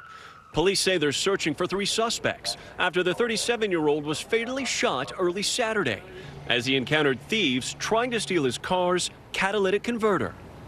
The shooting intersection of Hope from Pico. Wachter's family tells NBC News he was leaving a job at a downtown bar later than usual, walking with a coworker when he noticed a man near his car. Wachter's mother said her son asked if he was about to be towed, but when a man looked up wearing a mask, Wachter shielded his coworker with his body, and that suspect shot him.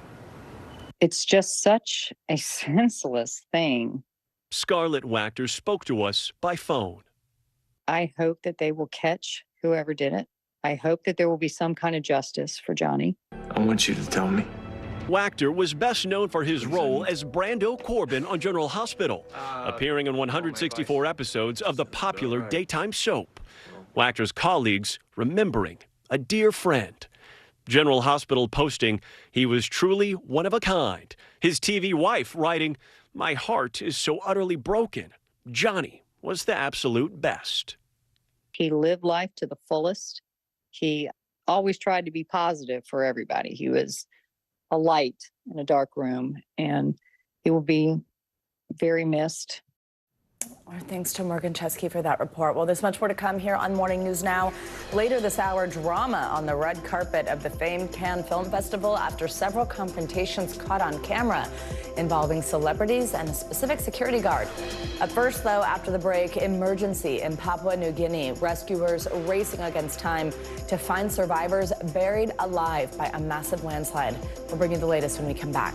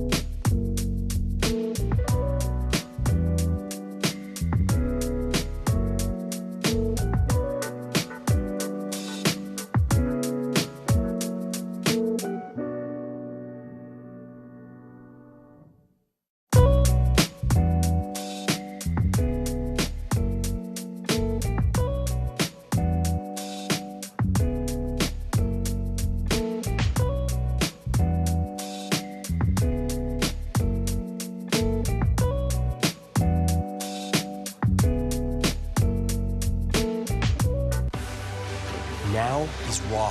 How hard is it to see it like this? Our house is no longer here, but we are here. Now is real. Let's break down what we know and then the big questions still outstanding. News for the generation of now is NBC News Now. The NBC News mobile app. Get connected to your favorite news shows. For the top stories, breaking news, and live video, download the NBC News mobile app now. Kristen Welker hosts Meet the Press every Sunday on NBC. We are back with the latest on the war in Gaza this morning. Israel is showing no signs of halting its assault on Rafah, stepping up its air and land attacks on the city just days after carrying out a deadly strike on a camp for displaced Palestinians. Israel is coming under intense pressure to explain Sunday's shocking airstrike, which turned the camp into a fiery inferno and killed at least 45 Palestinians. World leaders expressed outrage and condemnation at the harrowing scenes. Israeli Prime Minister Netanyahu claimed it was a, quote, tragic accident aimed at targeting Hamas militants, but added that it was under investigation. Well, the attack comes as Spain, Ireland, and Norway are officially recognizing a Palestinian state today. That's a historic move they say is important to achieving peace in the Middle East.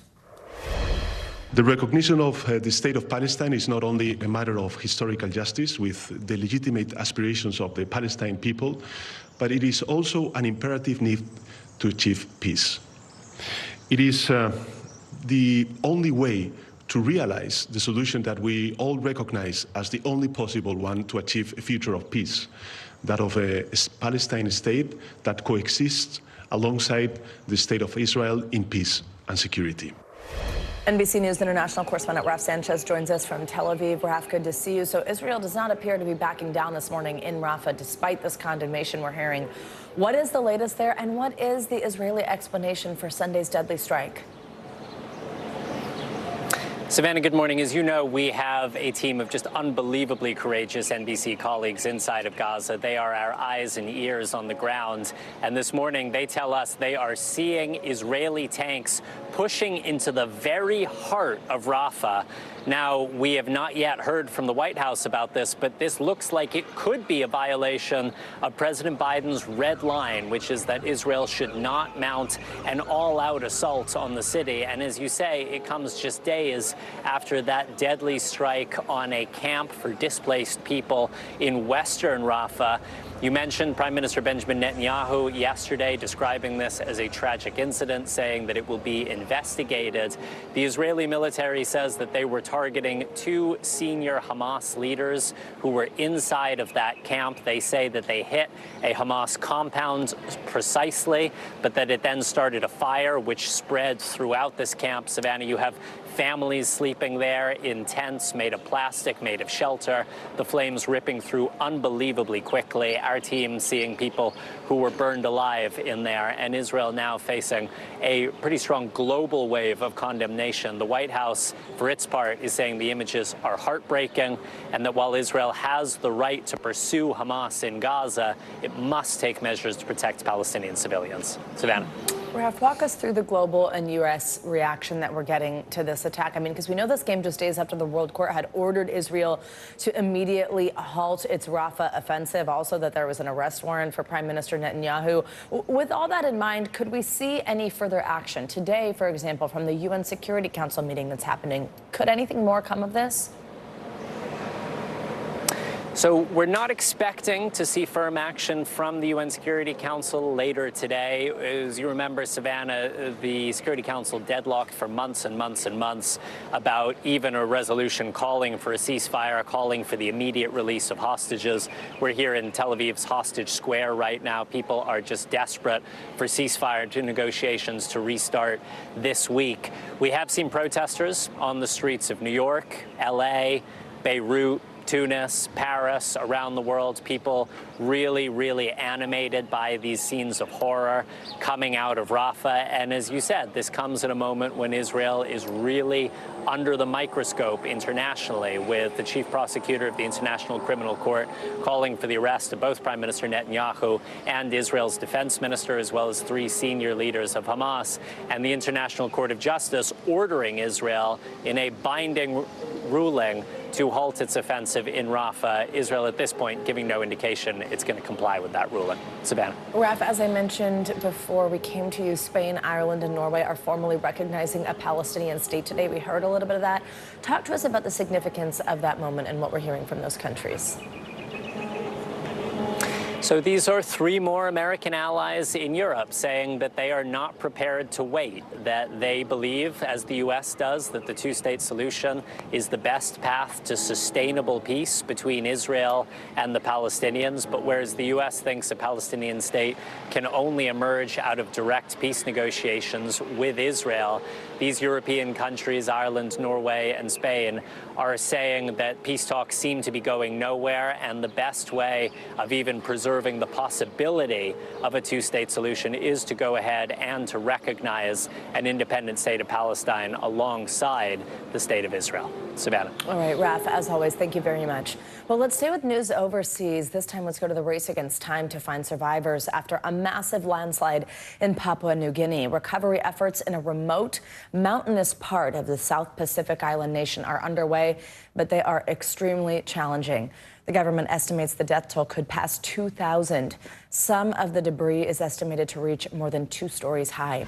NBC News international correspondent Kelly Cobeya joins us now with the latest on this tragic story. Kelly, good morning. What is the latest on search and rescue operations?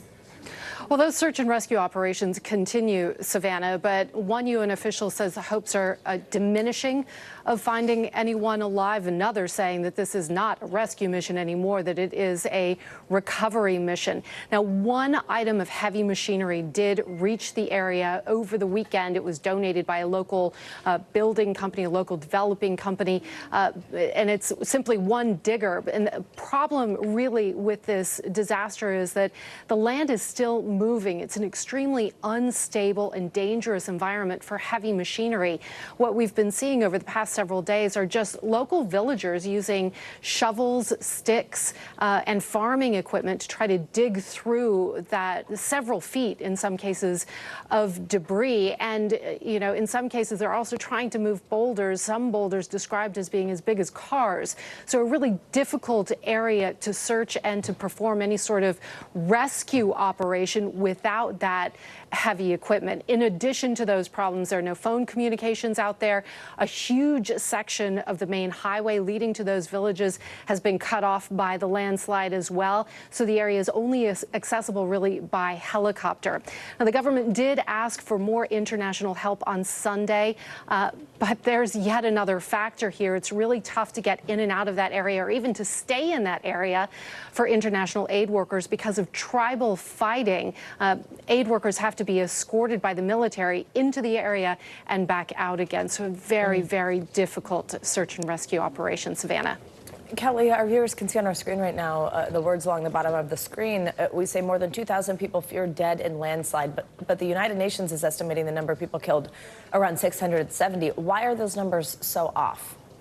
So that 2,000 number actually showed up in a letter written by the acting disaster management head for Papua New Guinea to the United Nations on Sunday. Associated Press received a copy of that letter, and in it he said that more than 2,000 people were buried alive in the landslide. The problem is there's no clear figure on how many people were living there in the first place. The last census in the area was 24 years ago. There's been a lot of movement of people in that area since, in part because of a gold mine that is in the area, people trying to take advantage of that, as well as just displacement because of that tribal fighting. So it's difficult to get a handle on how many people were there when that landslide happened in the early hours of Friday, 3 o'clock in the morning, when most people were sleeping, if not all. Savannah. Kelly, I understand there are concerns that a second landslide could happen. Is there anything that can be done to prepare in case it does, or even try to prevent it? Yeah, so there's been more heavy rain, torrential rains in the area. One official describing his biggest worry is weather. They say there is water flowing underneath the debris because of all that rainfall. There's been heavy rain for weeks over Papua New Guinea. The debris and bodies buried under the debris are causing the land to continue moving. There are reports of rocks still falling, of trees falling, and a real danger of another landslip, if not a massive landslide. Again, it's one of the reasons it's so dangerous for rescue workers and also dangerous for the locals there. The government and aid workers are trying to evacuate several thousand people right now from neighboring villages, and also trying to find a way to get those survivors from the area so that they at least are safe. Savannah. Kelly Kobea, thank you very much for your reporting here. Well, coming up, it is a sure sign of a busy summer. Memorial Day weekend bringing out a record number of travelers at the airports and on the roads. What it could mean for your summer vacation plans. Plus, remembering a legend, the touching tributes to NBA Hall of Famer Bill Walton as we look back at his incredible career. This is Morning News Now.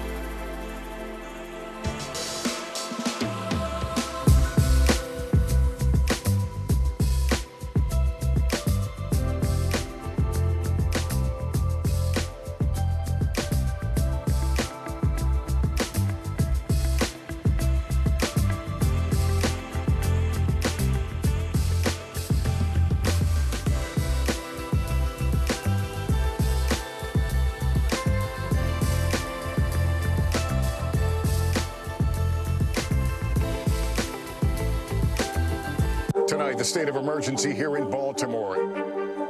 How is it that traffic was stopped in time? State law enforcement officers, they undoubtedly saved lives. Should people be concerned about the safety of flying today? Closer to the Gaza border.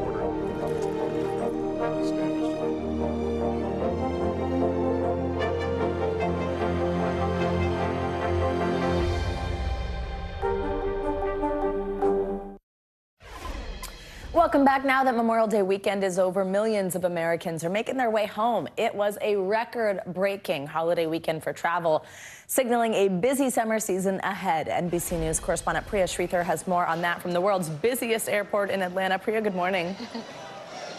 Good morning, Savannah. As millions are returning home from their Memorial Day weekend travel destinations, Americans are now gearing up for what's expected to be a very busy summer travel season ahead.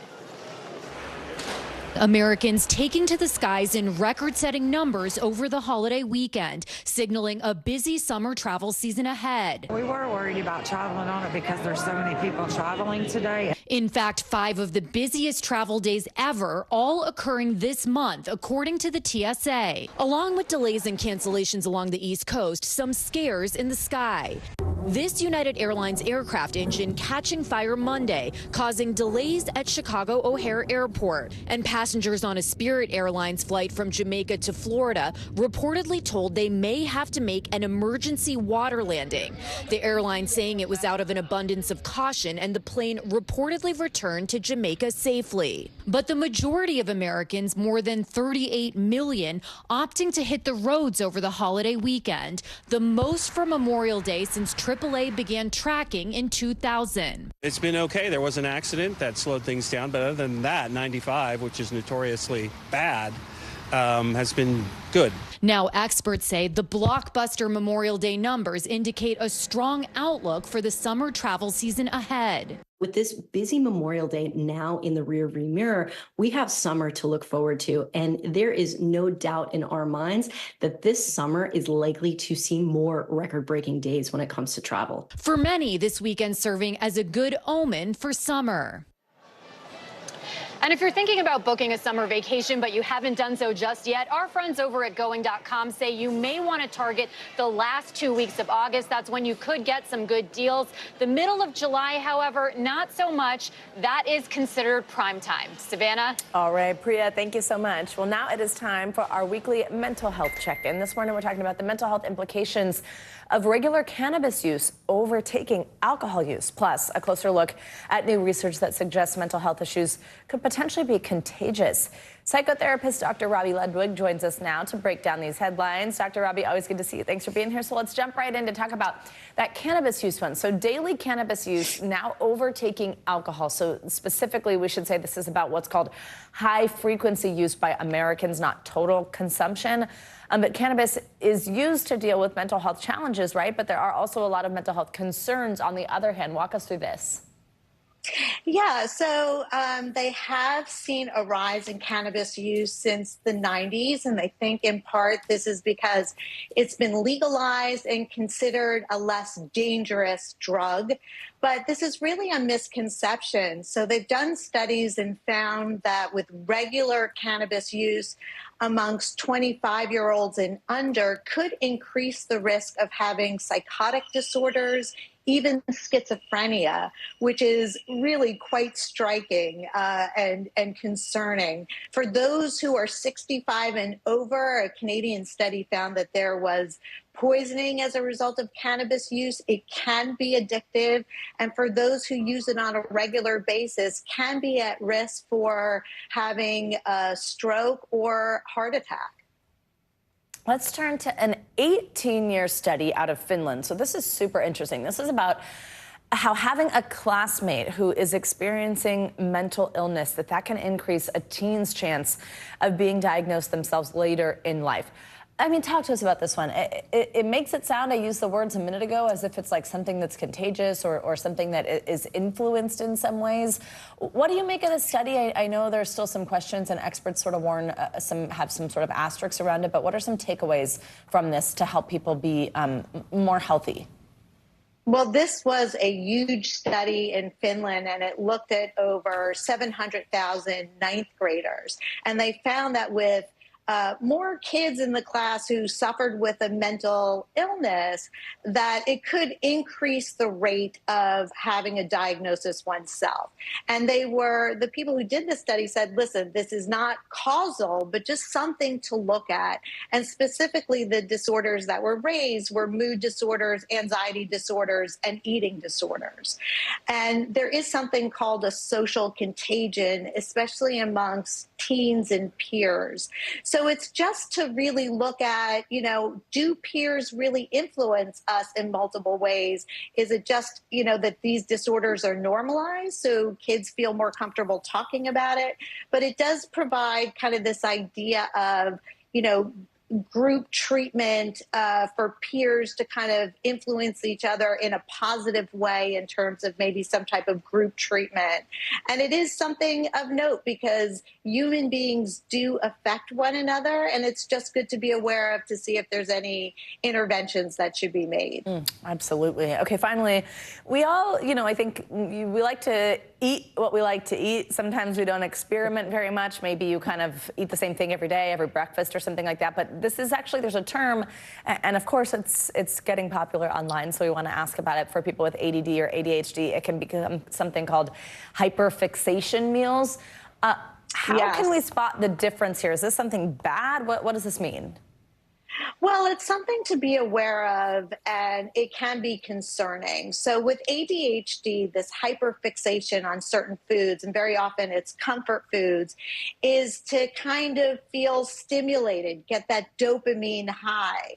And what this can look like is, fixating on comfort foods and not eating anything else. So there's an increased risk of some type of malnutrition. It could look like eating in the middle of the night because you have to eat that one thing that you're fixated on.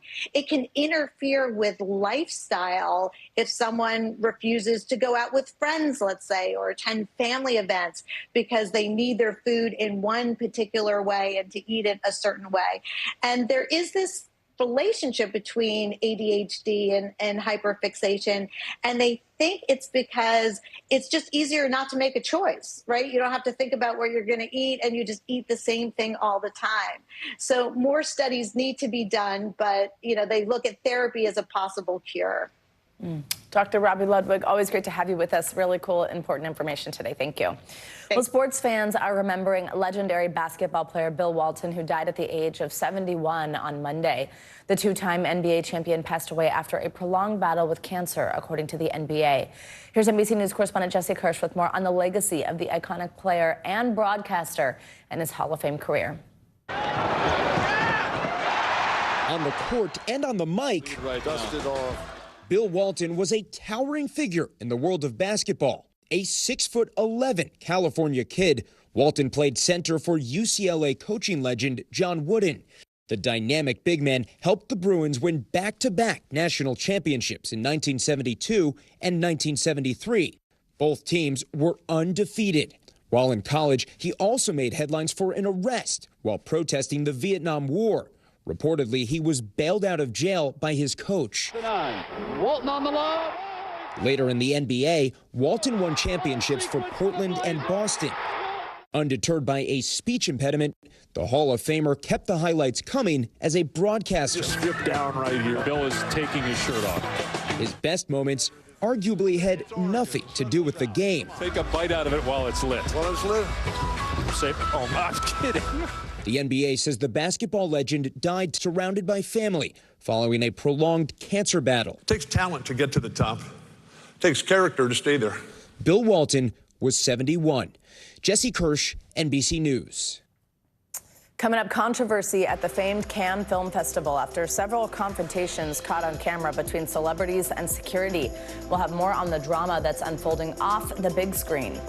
And chain reaction, the growing competition between American fast food restaurants and their Chinese counterparts, and just how much it's eating into profits. This is Morning News Now.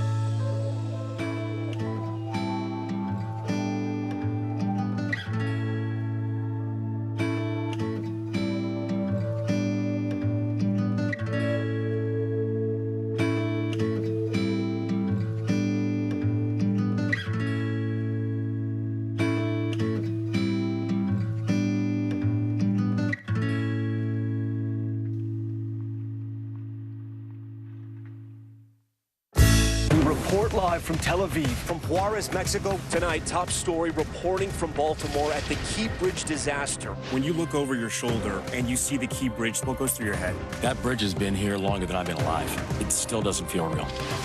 Hundreds of Israelis have gathered to demonstrate. What do the people in Gaza, do you think, what do they need most? A place where Palestinians and Israelis have found common ground. Every night, it's your news playlist. Top Story with Tom Llamas. Streaming weeknights at 7 on NBC News Now. We are back with a closer look at the red carpet drama unfolding at the Cannes Festival in France. Several celebrities have gone viral after confrontations with security on the red carpet. NBC News correspondent Stephen Romo explains. Drama at the Cannes Film Festival this year in France, playing out not on the silver screen, but on the red carpet. The woman knows what happened. I know what happened. On the iconic steps leading into the festival, several stars clashing with ushers who tried to rush them along. Kelly Rowland appearing to scold a festival employee after she and several other ushers tried to hurry the former Destiny's Child singer up the stairs. Just one day later, that same usher stopping Dominican actress Maciel Taveras before the premiere of The Count of Monte Cristo, preventing her from unfurling a show-stopping train which featured an image of Jesus. Taveras appearing to defy the usher, pushing her away from entering the venue, later posting a photo on Instagram showing the full dress on display indoors. Ryan Abrillo, a photographer who captured that video of Taveras, has covered the Cannes Film Festival for years. You could just describe what you saw this year at the film festival that was different than last year. It's aggressive. Aggressive. It's completely different. I just told you I've been filming, taking photographs since 10 years, but this year, 2024, is completely different. It's aggressive. He says he noticed 2 to 3 celebrities per day being handled aggressively. I have a boundary, and I stand by those boundaries, and that is it. Rowland standing by her actions and appearing to suggest race may have played a role. And there were other women that attended that carpet that did not quite look like me, and they didn't get there, scolded or pushed off or told to get off. And I stood my ground. And she felt like she had to stand hers, but I stood my ground. And that was it. Taveras showing her support for Rowland on Instagram, writing, "I didn't know that happened to you first. I was very impressed how calm and genteel you were, because in my case, I was tired of the abuse." And now, video emerging showing Korean actress and former K-pop star Yoona hurried along by the same security guard on May 19th. Yoona apparently taken by surprise. The Cannes Film Festival and the 3 celebrities involved have not returned NBC's request for comment. Our thanks to Stephen Romo for that report. The festival is known for its strict red carpet rules. Back in 2016, Julia Roberts made headlines for going barefoot after the festival reportedly turned other women away for not wearing high heels. And in 2018, organizers banned selfies on the red carpet entirely. Lots of drama. All right, it's time for our CNBC Money Minute with the latest financial headlines. Elon Musk's AI startup scored a major bump in its funding. CNBC's Silvana Henao joins us with that and more. Hey, Silvana. Hey, Savannah, good morning to you. Yes, so Elon Musk's AI startup has raised $6 billion in a new round of funding. That gives xAI a market valuation of about $24 billion, according to the company. Now, investors in this latest round include venture capital firms Andreessen Horowitz and Sequoia Capital, which have also invested in OpenAI. Musk reportedly wants to use the funding to create a new supercomputer to run and train Grok. That's the AI chatbot integrated into X. iPhone users may get AI-generated emojis and more customizable apps when Apple launches iOS 18 later this year. Bloomberg reports those are among the features Apple will show off at its annual developers conference next month. Apple is reportedly developing software that can create custom emojis on the fly based on what users are texting. Users will also get the ability to change the color of app icons and arrange things more easily rather than being locked into the grid layout. And the hamburger is arguably the most celebrated main dish in the U.S., and you can chomp down on some deals today, which is National Hamburger Day. It also coincides with Burger King's 70th birthday, so the chain has offers all week long through its Royal Perks loyalty program. That includes a free hamburger today with the purchase of 70 cents or more. Wendy's customers can get a junior bacon cheeseburger for 1 cent with any purchase today through Sunday. And at Smashburger, you can get $5 classic single burgers all day long, Savannah. Wow, I didn't realize it was a holiday, National Hamburger Day. Me either. All right, so I must celebrate. There you go, ditto. Thank you so much. Let's actually stay on burgers. American fast food companies are facing stiff competition in China, with some Chinese companies offering similar products to their U.S. counterparts for more than half the cost. So now big chains like Starbucks, McDonald's, and KFC are feeling the pinch. Here's CNBC's senior correspondent Eunice Yoon. With the economy down and the job market so uncertain, Chinese consumers are cutting back. And the talk is that this fast food chain, Tastian, has the best menu for anyone down on their luck. Let's go inside. This chain has been around for a while, but in 2020, it started selling Chinese burgers, becoming a direct competitor to American brands. Tastian now has more than 6,100 stores, on par with McDonald's in China and 4 times as many as Burger King here. What's Tastian's special sauce? The reason this place is so popular is because it's insanely cheap. The top-selling set meal here of a burger, fries, and drink costs $2.60. A similar meal at McDonald's sets you back $4.60. Starbucks is struggling to fend off fierce local competition, too. China's Luckin Coffee sells a latte for as little as $1.80, 60% less than Starbucks. Luckin last year expanded to double the number of Starbucks stores in this country. Another popular chain here is this boba and ice cream place called Mishe Bingtang. Teas go for $1. The chocolate sundae, 80 cents. Prices pressuring Starbucks, McDonald's, and KFC's latest move to compete here, standalone K-Coffee cafes. Though the shift to local brands is largely due to price, another factor is rising nationalism.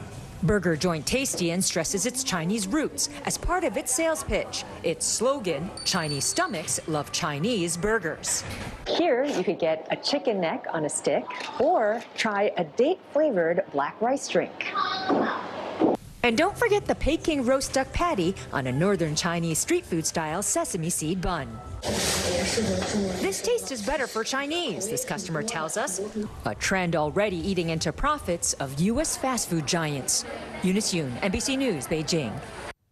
Our thanks to CNBC's Eunice Yoon for that. Well, coming up, an inspirational story about seeing past your obstacles. We'll introduce you to a local skateboarding legend whose journey was anything but kick, push, and coast. This is Morning News Now.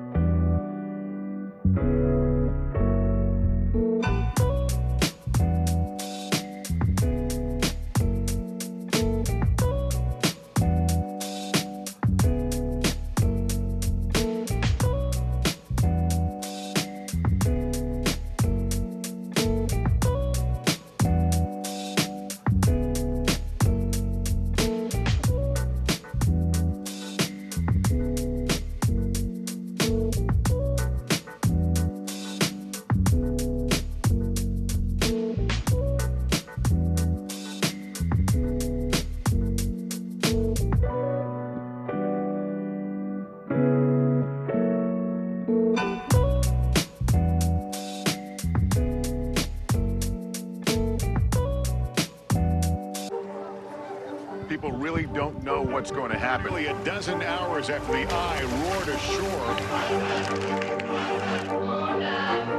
More good people than bad people, you know, right? 5, 7, 4, 3. to some late-breaking news 4 hours into the Iowa caucuses. All right, it just me too.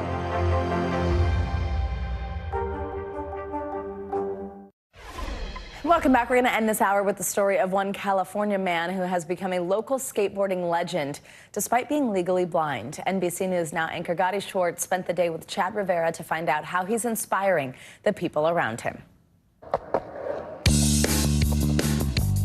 In Southern California, there's an old school skateboarder that is so respected the bowl's clear as soon as he rolls up. And yes, this is a blind mobility stick. And that is a board, and if you're thinking, wait a minute, hold on, I don't know about this, well, don't worry. Because this is just the beginning of the legend of Chad Rivera. Made it. When it comes to the skate park, you don't see the skate park, you feel the skate park. Yeah, but I essentially like the bowl because I kind of like to get my groove. And it has that, I get that rush of, at first, when I first do my first couple of drop-ins, because I don't really see it. Every drop-in's always a little weird at first, but then I make it and then I find my groove. Chad is 56 years old and legally blind. He lost his sight while waiting at a stoplight 34 years ago because of a rare genetic disease called Leber's hereditary optic neuropathy. It causes all my optic nerves to die off, which is no actual blood flow in the optic nerve anymore. While he's never been able to drive a car since, he can still kind of make out shadows and shapes, sort of like this. Like on a cooler day when we train real hard in that foggy window, I have no clarity. Chad is magical. I tell him, I go like, you can do everything as good or better than I do, except drive a car. That's it. I mean, and I've spent so much time with him that I really am not even aware that his sight is limited. I always say that Chad Rivera is no excuses. If you hang out with him enough, his believe you can do anything attitude gets contagious. For your fight stance, make sure your back foot's planted. Okay. Look at this. Look at how steep that is. We're not going to do that. Here. Yeah. This is yours. We will let you do this. I feel like hanging out with you for more than a day would end me in the hospital. All right, while I got too scared to drop into that bowl, I figured I'd try dropping in on another of Chad's favorite pastimes. And this one's a lot closer to the ground. Turns out jiu-jitsu is how Chad starts his days as an instructor at Surf Fight in Del Mar. The grip makes a natural angle right there for you to grab. Now I just kind of choke. Got it. For him, a black belt, teaching is all about what you can feel and what you can adapt to. Two things in which Chad is a true master. Jiu-jitsu, like, it just does seem like the great equalizer. Before I was put in for a peace of mind, and now I get to help people get a peace of mind, which is kind of cool. I didn't think I'd be instructing. And when it comes to what his students see, an unbeatable joy for life and the kind of man they want to be. He just lives a healthy lifestyle, and it kind of puts into perspective for me, like, I want to grow up, be like Chad. So whether he taps you out or you get a chance to spot him on his board, his vibe is liberating. I almost forget about having a vision issue because I can do something at an upper level that not even the average Joe can do. Feels like freedom. Yeah. What an incredible story. Our thanks to Gotti Schwartz for that. That's going to do it for this hour of Morning News Now. Stay with us. The news continues right now.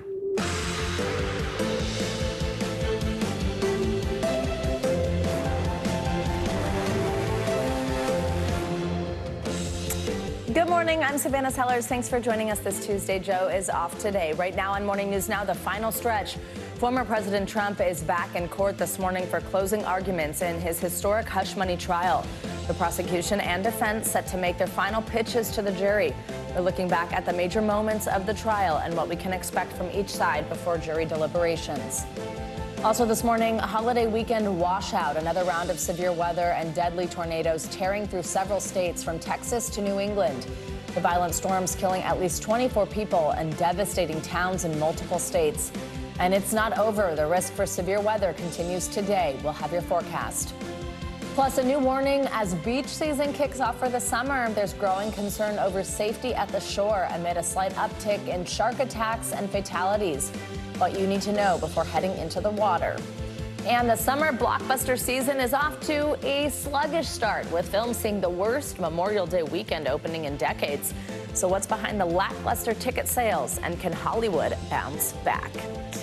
Thanks again for joining us on this day after a holiday. We begin this hour with former President Donald Trump's criminal hush money trial. After weeks of legal drama, closing arguments are set to begin this morning. After that, the 7 men and 5 women on the jury will face the question of whether or not to convict in the first ever prosecution of a former president in the history of the United States. Mr. Trump faces 34 felony counts of falsifying business records related to alleged hush money payments to adult film star Stormy Daniels ahead of the 2016 election. He has denied all of the allegations, as well as an affair with Ms. Daniels. NBC News senior legal correspondent Laura Jarrett has more on what we can expect this morning. Hey there, good morning. It is a make or break moment, a chance for both sides to tell the jury a story they'll carry with them into deliberations soon. The basic facts of this case largely not in dispute, but whether those facts add up to a crime soon in the hands of 12 New Yorkers. This morning, former President Trump back in court as the prosecution and defense make their closing arguments to the jury of 7 men and 5 women. The state tasked today with tying together the sprawling threads left hanging from more than 20 witnesses over the last 6 weeks. Witnesses like tabloid mogul David Pecker, who described a plan to catch and kill stories that could hurt Mr. Trump's election chances. Prosecutors expected to highlight Mr. Trump himself on tape, discussing how to structure at least one alleged payoff. What financing? Former Trump aide Hope Hicks explaining the fallout over the Access Hollywood tape caused a scramble to suppress any stories that could damage Mr. Trump's standing with female voters. But only one witness, Michael Cohen, directly connecting a plot to buy the silence of Stormy Daniels to the alleged crime of doctoring business records. The jury, hearing the former fixer, drew on a home equity loan to pay the porn star $130,000 on the eve of the 2016 election. Cohen testifying he did it at Mr. Trump's direction, and then the former president approved a bogus reimbursement plan. It's a persecution, not a prosecution of any legitimacy. But the defense has tried to sow seeds of reasonable doubt and discredit Mr. Trump's now disbarred lawyer as a prolific liar out for revenge, using his own words. You better believe I want this man to go down and rot inside for what he did to me and my family. The crux of the case surrounding reams of invoices, ledger entries, and checks bearing Mr. Trump's signature, all falsified, according to prosecutors, to conceal Mr. Trump's true effort to subvert the election. But the defense argues there was no crime. These are merely 34 pieces of paper, not false records. After closing arguments today, then the jury will be instructed on the law, and then they will begin their deliberations. Back to you guys. All right, Laura, thank you so much. For more on this, I'm joined by NBC News legal analyst Angela Sanadella. Angela, thanks as always for being here.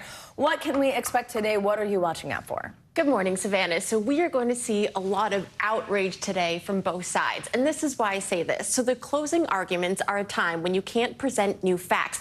But prosecutors and defense attorneys have wide discretion and latitude to go after the other side, to claim that these inconsistencies that the other side has provided are so big that it makes the other side lose the case. So in the opening statements, they have to be pretty careful about what they say. But in the closing statements, they can make lots of inferences, lots of claims, and really just say that the other side is lying. So both sides agree on a very limited set of facts, that this amount of money was given from Cohen to Keith Davidson to Stormy Daniels. But beyond that, both sides are arguing about who was behind it all. Was it Cohen, as the defense is claiming, or was it Donald Trump, as the prosecution is claiming? That's what both sides are going to be hammering down today. As an attorney, what are you watching out for as you're giving closing arguments, as you're kind of watching the jury? So it's very different closing arguments versus any other part of the trial, because they are looking directly at the jurors and they are using their best oratorical skills to try to pivot based on what reflections they see in body language and in how they're reacting. So when they are questioning a witness, for example, it's almost like they're doing a performance with the jurors just sitting there, but they try not to look too much at the jurors. If they do so, it kind of breaks the rhythm, the cadence, etc. But now they are looking straight at the jurors. and you get a wide spectrum of responses. Some jurors think that the attorneys are looking too much to them, mansplaining to them, or just trying to be too direct. Others jurors like that. So a lot of this is much more about human interaction and about how likable these attorneys are, Savannah. How much of a focus do you think Michael Cohen's testimony will be today? So quite a bit. I think far less, though, from the prosecution than from the defense. So I think the prosecutors today will be saying that whether or not you believe Michael Cohen, first of all, you can infer intent to get a conviction, meaning that you don't need someone up there saying that they know for certain that Donald J. Trump is the one who is behind all this. You can piece all of the evidence together. And second, as they've said the whole time, that there are so many other pieces of evidence that back it up. The corroboration, the fact that he even signed the checks himself could even in itself be enough of an inference. That's what the prosecutors are going to say. But then we know, of course, the defense is going to go wild, and they're going to say there's only one person who has ever put Donald J. Trump in that room, and that is Michael Cohen. Now that we know he's a liar based on not even just his past lies, but seemingly having even lied on the stand and admitting that he stole money from Donald Trump himself. So they're going to say there's only one piece that you must believe to go for the prosecution. Because that one piece is a lie, it's all done. For an attorney, are closing arguments nerve-wracking, emotional? Is this the toughest part? It's by far the toughest part because it's where you link it all together and it's where everything can be lost in one. Now, I certainly think it depends on what the facts of the case are at the time. This is a case where there's two totally different narratives, and it's up to the jury's interpretation to what they believe. So in this case, the persuasive element is going to be everything. I think there's other cases where the facts speak for themselves, but in this case, there's a limited set of facts that they agree upon, and it's all just going to be oratory skills, Savannah. Wow. What does the rest of the week look like? How long do you think closing arguments take? And then what does this mean when it gets handed over to the jury? So I expect that closing arguments will likely finish today. They could bleed a bit into tomorrow. And then, of course, the all-important jury instructions, where the judge will tell the jury the exact legal standard that they have to use to decide on an acquittal or a conviction. And then the jurors will take those questions and go back to their room and decide on whether or not they all agree one way or the other. They will likely have some questions. They can bring those questions to the judge. But then beyond that, it's all up to them. Angela Sanadella, fascinating. A big few days. We will be talking a lot. Thank you so much for being here. Well, now let's turn to an election in Ohio. This November, Ohio is expected once again to be a key battleground state. But as things currently stand, get this, President Biden is not on the ballot there. This is because the state's laws require presidential nominees to be certified 90 days before the election. Well, the Democratic National Convention will miss that deadline. So later today, the state's Republican governor is holding what's called a special session to fix that problem, or try to. He had this to say during a press conference last week. This is simply unacceptable. Ohio is running out of time to get Joe Biden, the sitting president of the United States, on the ballot this fall. Failing to do so is simply not acceptable. This is a ridiculous, this is an absurd situation. NBC News 2024 campaign embed and former member of this team, Emma Barnett, joins me for more on this. Emma, good morning. Great to see you. So explain how an issue as seemingly simple as this hasn't been resolved yet. Yeah, Savannah, it is seemingly simple. So just for some context here, this has happened before in Ohio back in 2012 and in 2016. And normally it would just require a simple legislative fix. In fact, in Alabama this year, the same thing is happening there. And they passed a simple legislative fix to make sure that Biden would be on the ballot. But there's lots of politics involved here in Ohio. So some Republicans have made it clear from the very beginning that they're not going to pass any fix unless they get something in return. And what they want in return is legislation that would prohibit campaign spending by foreign nationals. Now, most Democrats would agree with that at the surface level, but as one Democratic source told me, that's the headline. Foreign money is the headline, but the subtext in a lot of the legislation that was proposed is that they want to make it more difficult for citizen-led ballot initiatives to get on the ballot in Ohio. And if you remember, back in August of 2023, just last year, a citizen-led ballot initiative is what ultimately led to the codification of abortion rights here in Ohio. So now what's happening is even more complicated because there's a lot of GOP infighting here in Ohio that stems back to a speaker's race at the beginning of the year. So all of this is coming crashing down to the simple question of how do you get Biden on the ballot in what should be a really easy fix. Savannah? So fascinating. What can we expect to see in this special session today? Are Ohio lawmakers obligated to come to a decision under the special session? Does this mean this is settled today for sure?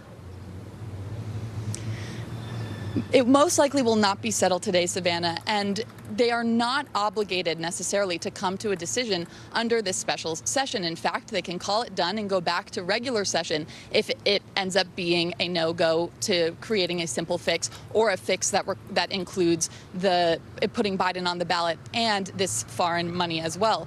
But what's also going to happen here is the House today is going to be introducing language at the beginning of their hearing to try and get something passed. But there's going to be no votes until Thursday because according to the Constitution, you have to let this legislation sit for at least 3 days before anything's even voted on, Savannah. Emma, what happens if state legislators don't get this issue resolved? Are there other options? I mean, what about just the DNC themselves? Is there a way that on that end of things that they can avoid not having the president on the ballot for November? Yes, Savannah. So if the state legislature does not get anything fixed, they're going to end this special session and move on. But the DNC can do something. In fact, the DNC could do something today if they wanted to, which is essentially file a lawsuit, hold a mini convention before August 7th, which is that deadline here in Ohio, and all would be said and done. But the DNC does not want to bend the knee to Republicans who are pushing and making this more difficult. So there's just a lot of politics involved here, Savannah. All right. Well, you think that they definitely want their candidate on the ballot, though. Emma Barnett, thank you very much. Great to see you. Well, turning now to the severe weather that plagued many states over Memorial Day. This morning, the threat of another round of wild weather is returning to the southern plains. It comes after devastating storms tore across the region over the holiday weekend, leaving multiple deaths in their wake. NBC News correspondent Maggie Vespa joins us now from Dawson Springs, Kentucky with the latest. Maggie, good morning. Hey, Savannah, good morning. You might be able, by the way, to hear some heavy machinery behind us. The cleanup is just barely beginning this morning after millions of Americans across the country sadly woke up again to damage like this. I mean, look at this house. This is insane. And even more insane, family tell us a couple in their 90s rode out a tornado sitting on that bed after they couldn't make it down to their basement in time. Miraculously, they are okay, having survived this latest round of violent spring weather. Storms washing through the Northeast overnight, capping a Memorial Day weekend of wild weather. The car is shaking. With more than 70 reported tornadoes touching down across nearly 15 states since Friday afternoon, leaving at least 24 people dead. My mom came in and told me that we had to go bunker down. The governor saying 5 were killed in Kentucky alone after multiple reported twisters plowed through that state Sunday night. When it hit the floors, you could just feel the floors just wave Cali up and down. Dawson Springs, southwest of Louisville, decimated. From above, you can see home after home shredded. 17-year-old Emma Costco took cover with her boyfriend's family in their basement, hearing the tornado's suction pull doors and drain pipes. We go upstairs. There's nothing left, really. Upstairs was like gone. Yeah. The family's grandparents sat on their bed in this nearby home, torn to pieces. Miraculously, they survived. This morning, people are also picking up the pieces in Oklahoma, Arkansas, and Valley View, Texas, where video shows an apparent tornado mangling this gas station with winds up to 140 miles per hour. As we were running, the windows exploded around us. The building torn apart as terrified customers took cover in bathrooms. The powerful force was just crazy. Hard-hit communities hoping for a break as they try to piece shattered lives back together. Yeah, and this is one of the latest rounds of communities. And of course, we know to that point, 2024 has been a really violent spring. Going by the numbers we confirmed this morning, Savannah, passed 1,000 reported tornadoes so far this year, making this the second busiest start to a year for tornadoes ever recorded. I'll send it back to you. All right, Maggie Vespa, thank you so much. Well, let's bring in NBC News meteorologist Angie Lassman. She's tracking this severe weather threat for us this morning. Hi, Angie. What are you watching? Hi, Savannah. Good morning to you. Watching, no surprise, more severe weather. Specifically, we already have some of these watches and warnings that have gone into effect and continue to leave us with some rough weather in the Dallas metro area. We've had reports of wind gusts over 70 miles per hour, clocking in around 75 miles per hour from DFW. So it tells you just how robust this thunderstorm is. No surprise that there's tornado warnings associated with it. So we'll be watching that batch of storms continue to work its way to the east here over the next couple of hours. Meanwhile, we've got a line of thunderstorms kind of offshore for the southeast, a few of those lingering across parts of northern Florida. All of that rain that we were tracking across New England is continuing to get out of the picture. We do have some leftover kind of unsettled weather that's going to impact folks in the Great Lakes region here through the day today. That's not what we're expecting to be severe. Instead, it's the plains, the southern plains, specifically Texas and Oklahoma, where we'll have that greatest threat for severe weather later today. If you're looking ahead to tomorrow, another line of thunderstorms expected to pop up across parts of the plains. We'll also see some kind of a rainy forecast work into parts of the south, and that'll leave us with some flooding concerns for folks there. But this is what I want you to really pay attention to, the 25 million people included in the severe risk today. We've got Oklahoma and Texas taking the brunt of that, but notice it extends out into parts of Louisiana, and we're looking at the really destructive wind gusts, strong wind gusts. We've already seen some indications of that so far this morning, and we also have the potential for some large hail. We have already had reports of hail in that region too. The tornado threat is on the lower end today, but it's not zero, so we always say there still could be possibly one or two of those that develop, so you're going to want to have a way to get those alerts. Here's the area that we're watching for the strongest wind gusts, where you see those kind of diagonal lines, 75-mile-per-hour wind gusts or greater, hurricane force winds or greater. Dallas, Waco, San Antonio, all included in that here as we get through the day today. Looking ahead tomorrow, of course, more severe weather. The tornado risk once again low, but it's parts of the plains that will see strong winds and hail to be upwards of an inch in size. The flash flood risk today, it's there still, specifically across parts of Texas. Waco right in the middle of that. Dallas, Brady, though, San Antonio, all included in the potential for us to see some flash flooding with some good rain working through Oklahoma City and Amarillo included in that as well. Here's those rainfall totals as we get through midweek. Localized amounts up to 5 inches. That's not the widespread amount that I think we'll see, but there could be some spots that pick up 5 inches in a short amount of time, so we'll watch for the flooding concern to last into Wednesday as well. Big picture look, here's today. The summertime highs are in place for parts of the Southwest. Looks great there. We've got warm temperatures across parts of the Southeast. That doesn't last, though. We're going to see kind of a bit of a cool down happening for parts of the Midwest. Notice those cooler highs into the low 70s, topping out into the upper 60s for some spots. The storms that I mentioned for parts of the plains as we get through Wednesday, and then Thursday and Friday, we'll see kind of the bookends of the country looking quite nice with a mix of some sun and clouds and pleasant conditions, Savannah, but the middle of the country, no surprise, more kind of unsettled weather for them. Yeah. Oh, God, we've seen a lot of it. All right, Angie, thank you so much. Well, this morning, Israel is stepping up its attacks on Rafah despite mounting global outrage over Sunday's deadly airstrike that killed dozens of Palestinians who were sheltering in a camp for displaced people. Israel's prime minister called it a tragic accident, but many world leaders are now urging Israel to abide by the World Court's order to halt the assault on Rafah. NBC News international correspondent Raf Sanchez joins us from Tel Aviv. Hi, Raf. Good morning. Savannah, good morning. Our NBC News crew in Gaza has just confirmed Israeli tanks have now pushed into the heart of Rafah. There's not yet been any comment from the White House, but this could be a violation of President Biden's red line that Israel should not mount an all-out assault on the city. And it comes just days after that deadly Israeli strike on a camp for displaced people. This morning, new fallout after that deadly Israeli strike in Rafah over the weekend. An Israeli official tells NBC News it appears that an IDF bomb ignited a gas tank at the tent camp, sending flames ripping through the site as displaced families slept in shelters made of wood and plastic. At least 45 people were killed, according to the emergency services in Hamas-run Gaza. Many of them women and children. Hundreds more wounded. These three brothers lost their only sister. They say she was 7 months pregnant. The IDF said the strike killed 2 senior Hamas commanders. But amid international criticism, Prime Minister Benjamin Netanyahu calling it a tragic incident and promising an investigation.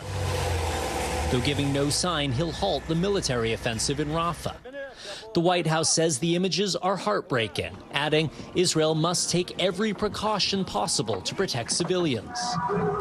The death toll in Rafah bringing protesters onto the streets. From New York to Los Angeles to Paris, where demonstrators clashed with police. Many of the families at the Rafah camp had been displaced several times already by the fighting, but were still unable to outrun the war. Why did those innocent people die? What was their guilt, this woman asks. Now they're packing up their tents once again and preparing to move on. And the UN Security Council will meet later on today about that Rafah strike. The UN estimates around 1 million Palestinian civilians have been displaced by the fighting so far. Here in Tel Aviv's Hostage Square, people are hoping that negotiations may resume as early as this week on talks to bring the hostages home. Savannah. All right, Raf, thank you very much. Coming up, a growing threat from China, how a potential Chinese invasion of Taiwan could start a hot war between the U.S. and China. Plus, we've got a case of the summer box office blues. Can the movie industry bounce back from the worst Memorial Day weekend showing in decades? We have a media analyst weighing in.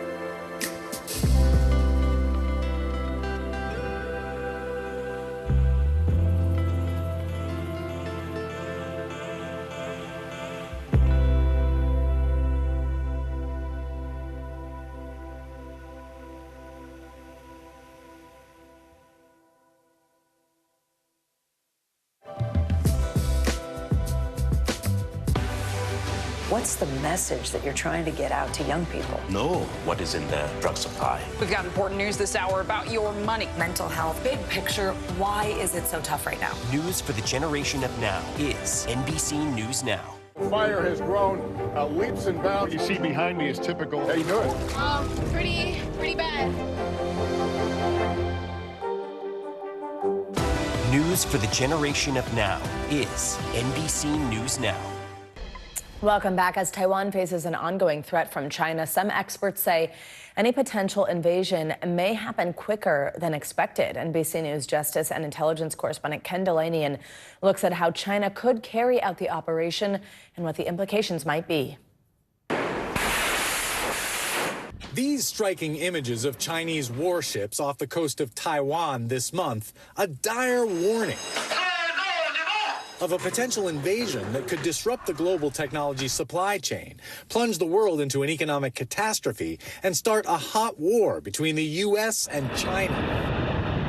And according to one geopolitics expert, an actual invasion could be over before the U.S. even has a chance to respond. So a lot of people assume that this would be sort of a Normandy type of beach landing. The reality is that terrain does not allow it. Dmitry Alperovich predicted the Russian invasion of Ukraine, and now in a new book, he lays out how China could seize Taiwan.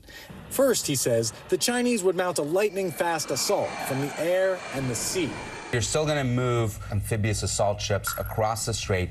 Each of them can deliver about 800 troops and, more importantly, dozens of troop transport helicopters as well as gunships to do an airborne assault. They can reach the two airports within 10 to 15 minutes. They can do that by parking them in international waters. And Taiwan would feel constrained from firing first because that would be seen as provoking a war. You're going to have these transport ships, mostly civilian vessels, and have been loaded with hundreds of thousands of troops, armored vehicles, tanks, logistics that you need to occupy an island of 23 million people. To cover the attackers, Alperovich says, China would strike Taiwan's defenses from afar. You're going to have bombers launched from the mainland. You're going to have the largest cruise missile and ballistic missile and rocket forces in the world, pummeling fixed radar installations, pummeling naval facilities, pummeling communication nodes. Then, he predicts, Chinese Marines in huge airboats would rush up the river leading to the center of the capital city, Taipei. All of this can happen literally within the first 30 minutes of action.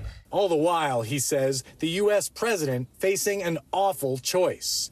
Allow the aggression to stand or launch a war that could kill more Americans than World War II. So why is Taiwan so vital to U.S. and global interests?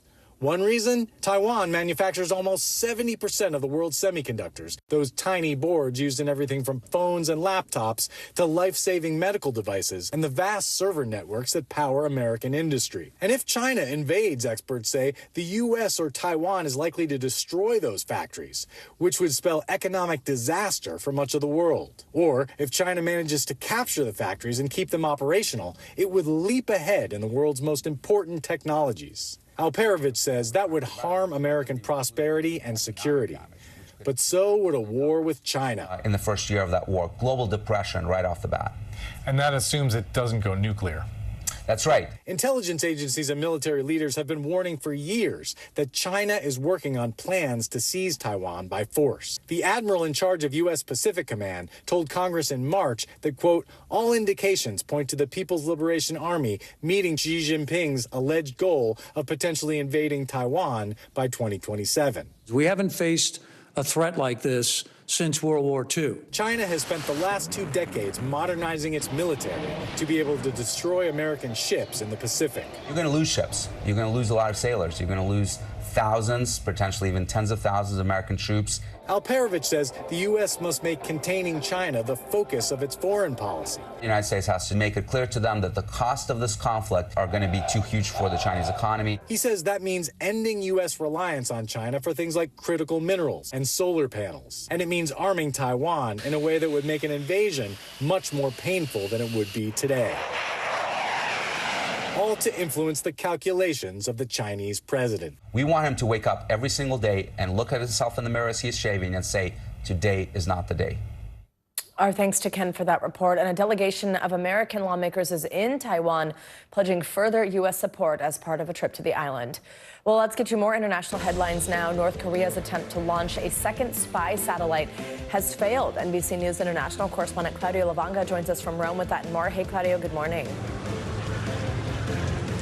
Good morning, Savannah. That's right. According to KCNA, the North Korean state media, a rocket launched to deploy the country's second spy satellite has exploded shortly after liftoff. on Monday. Now, KCNA said the rocket blew up during the first stage of the flight due to a suspected engine problem. The failed launch came hours after leaders of South Korea, China and Japan met in Seoul for the first trilateral meeting in more than 4 years. At the time of the launch, Japan urged residents in the southern territory of Okinawa to take shelter, and Japan's defense ministry called the launch a challenge to the entire world.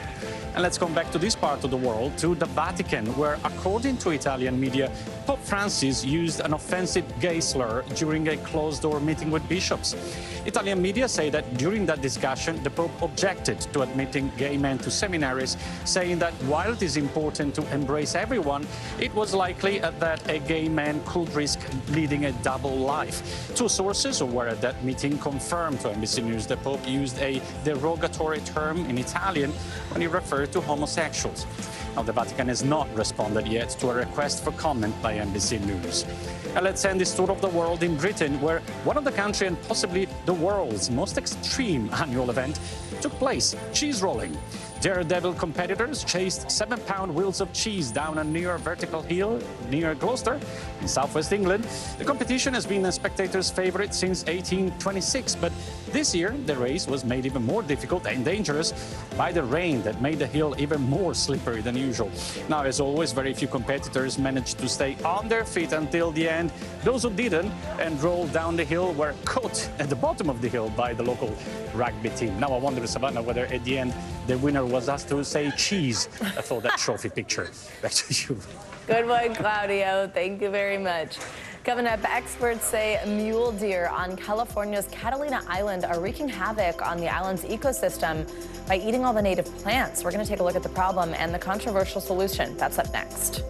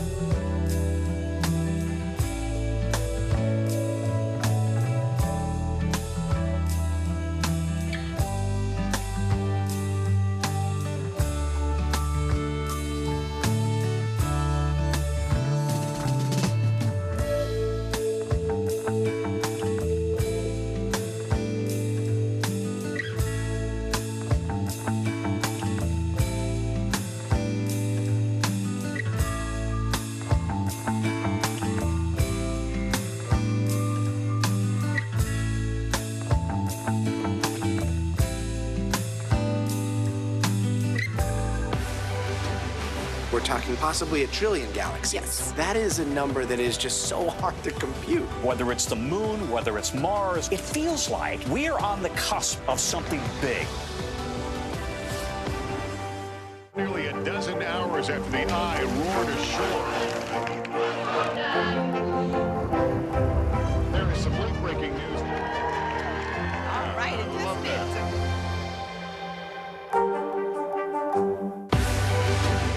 We're talking possibly 1 trillion galaxies. Yes. That is a number that is just so hard to compute. Whether it's the moon, whether it's Mars, it feels like we're on the cusp of something big. Nearly a dozen hours after the eye roared ashore. There is some late-breaking news. All right, it just is. Nearly a dozen hours after the eye roared ashore. There is some late-breaking news. All right, it just is.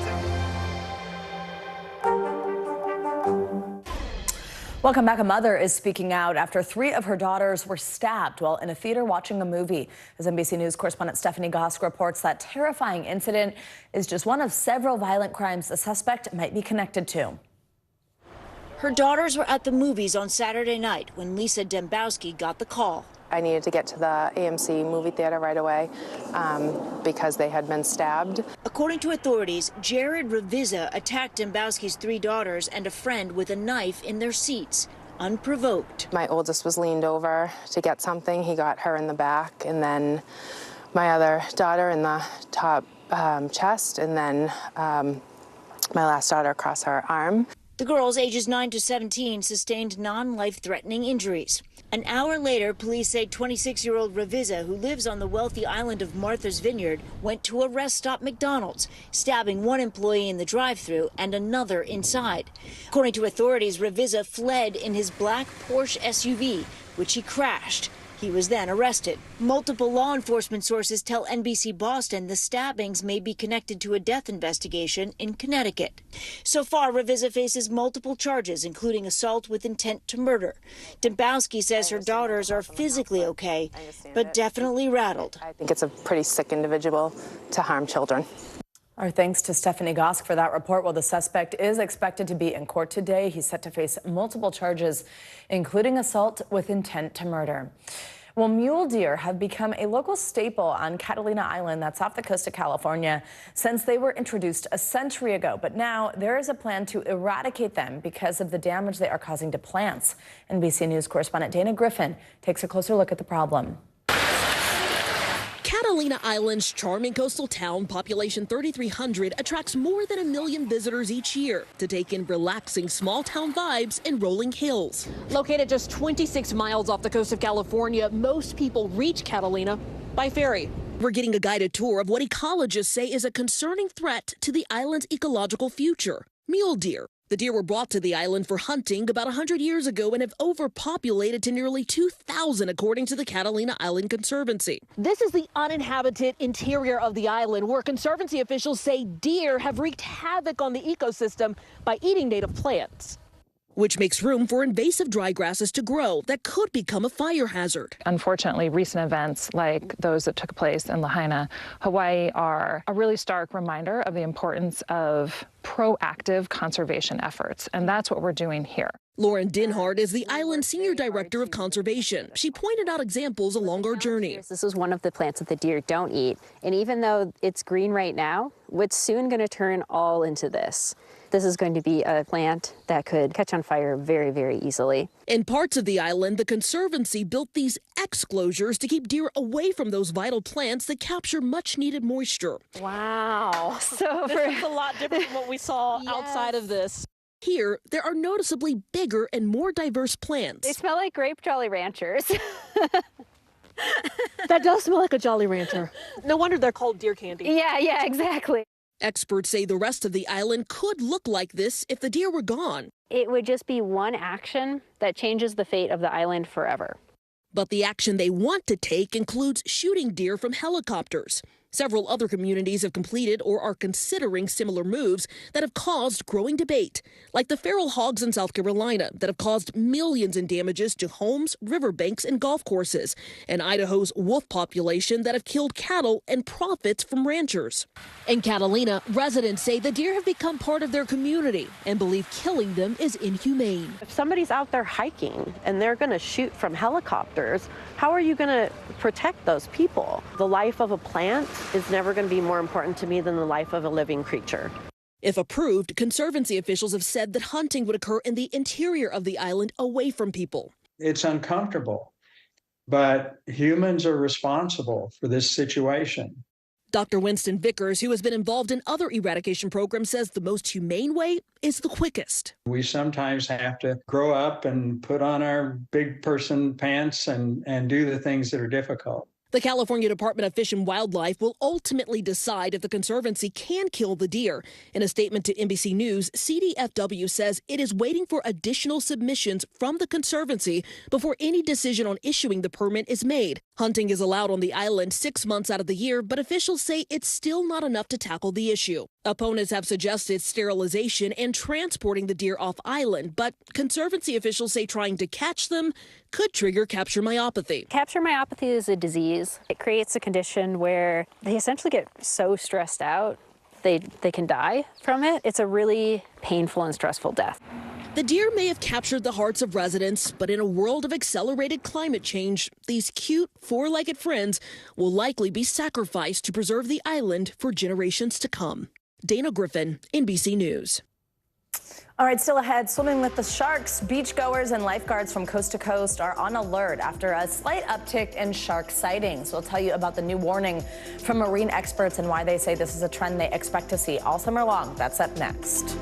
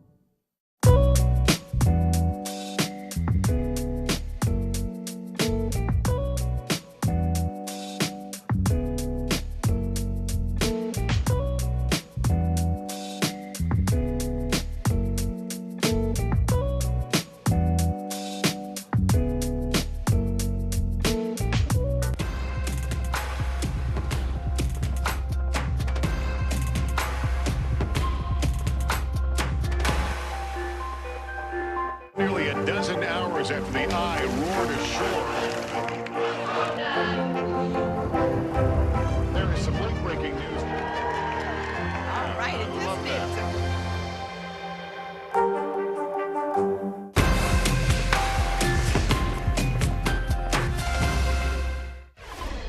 We are back now with a very early start to shark season. Over Memorial Day weekend, shark sightings forced several popular beaches to close. And experts say it's a trend they expect to see all summer long. NBC News correspondent Sam Brock joins us now from Hobie Beach in Miami with more on this. Hey, Sam, good morning. Hi, Savannah. Good morning. Look, the number of unprovoked attacks globally last year did edge up slightly with 69. It does kind of sound like a lot, but there's a couple of things of concern this morning. One on the West Coast, as you mentioned, San Clemente beaches closed after a surfer was bumped by a shark. That happened over the Memorial Day holiday. Then at the same time, on the East Coast, a warning from the New England Aquarium saying that white sharks right now are migrating to the Northeast, and they have already seen white shark activity. As beachgoers across the country begin to soak up the warmer weather on the sand and in the sea. Yeah, we're at the beach for the start of the summer, right?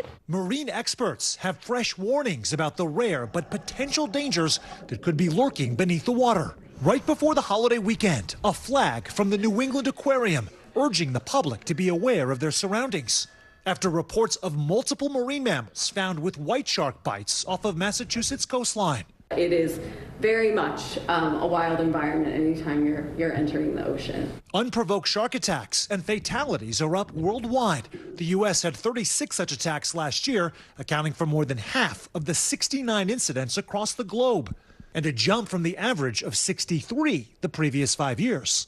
If you are swimming in an area where there are large sharks feeding on large prey items, you know there's an element of risk. The state of Florida experienced 16 unprovoked shark bites in 2023, at least double any other state. Swim near the lifeguard because we can tell you what's going on, what's safe around that area. Earlier this month, researchers captured footage of a rare white shark swimming about 30 miles off the coast of Alabama, the first known sighting in that area recorded by scientists.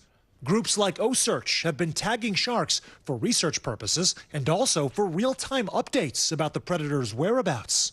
Last month, 2 white sharks pinged off the Atlantic coast of Florida, the sharks appearing to head north for the summer season. Water has sharks in it, but I mean, we've been swimming here for years. I think everybody will be safe this summer. While in New York, drones now deployed to spot sharks from above in the hopes of taking a bite out of potential attacks.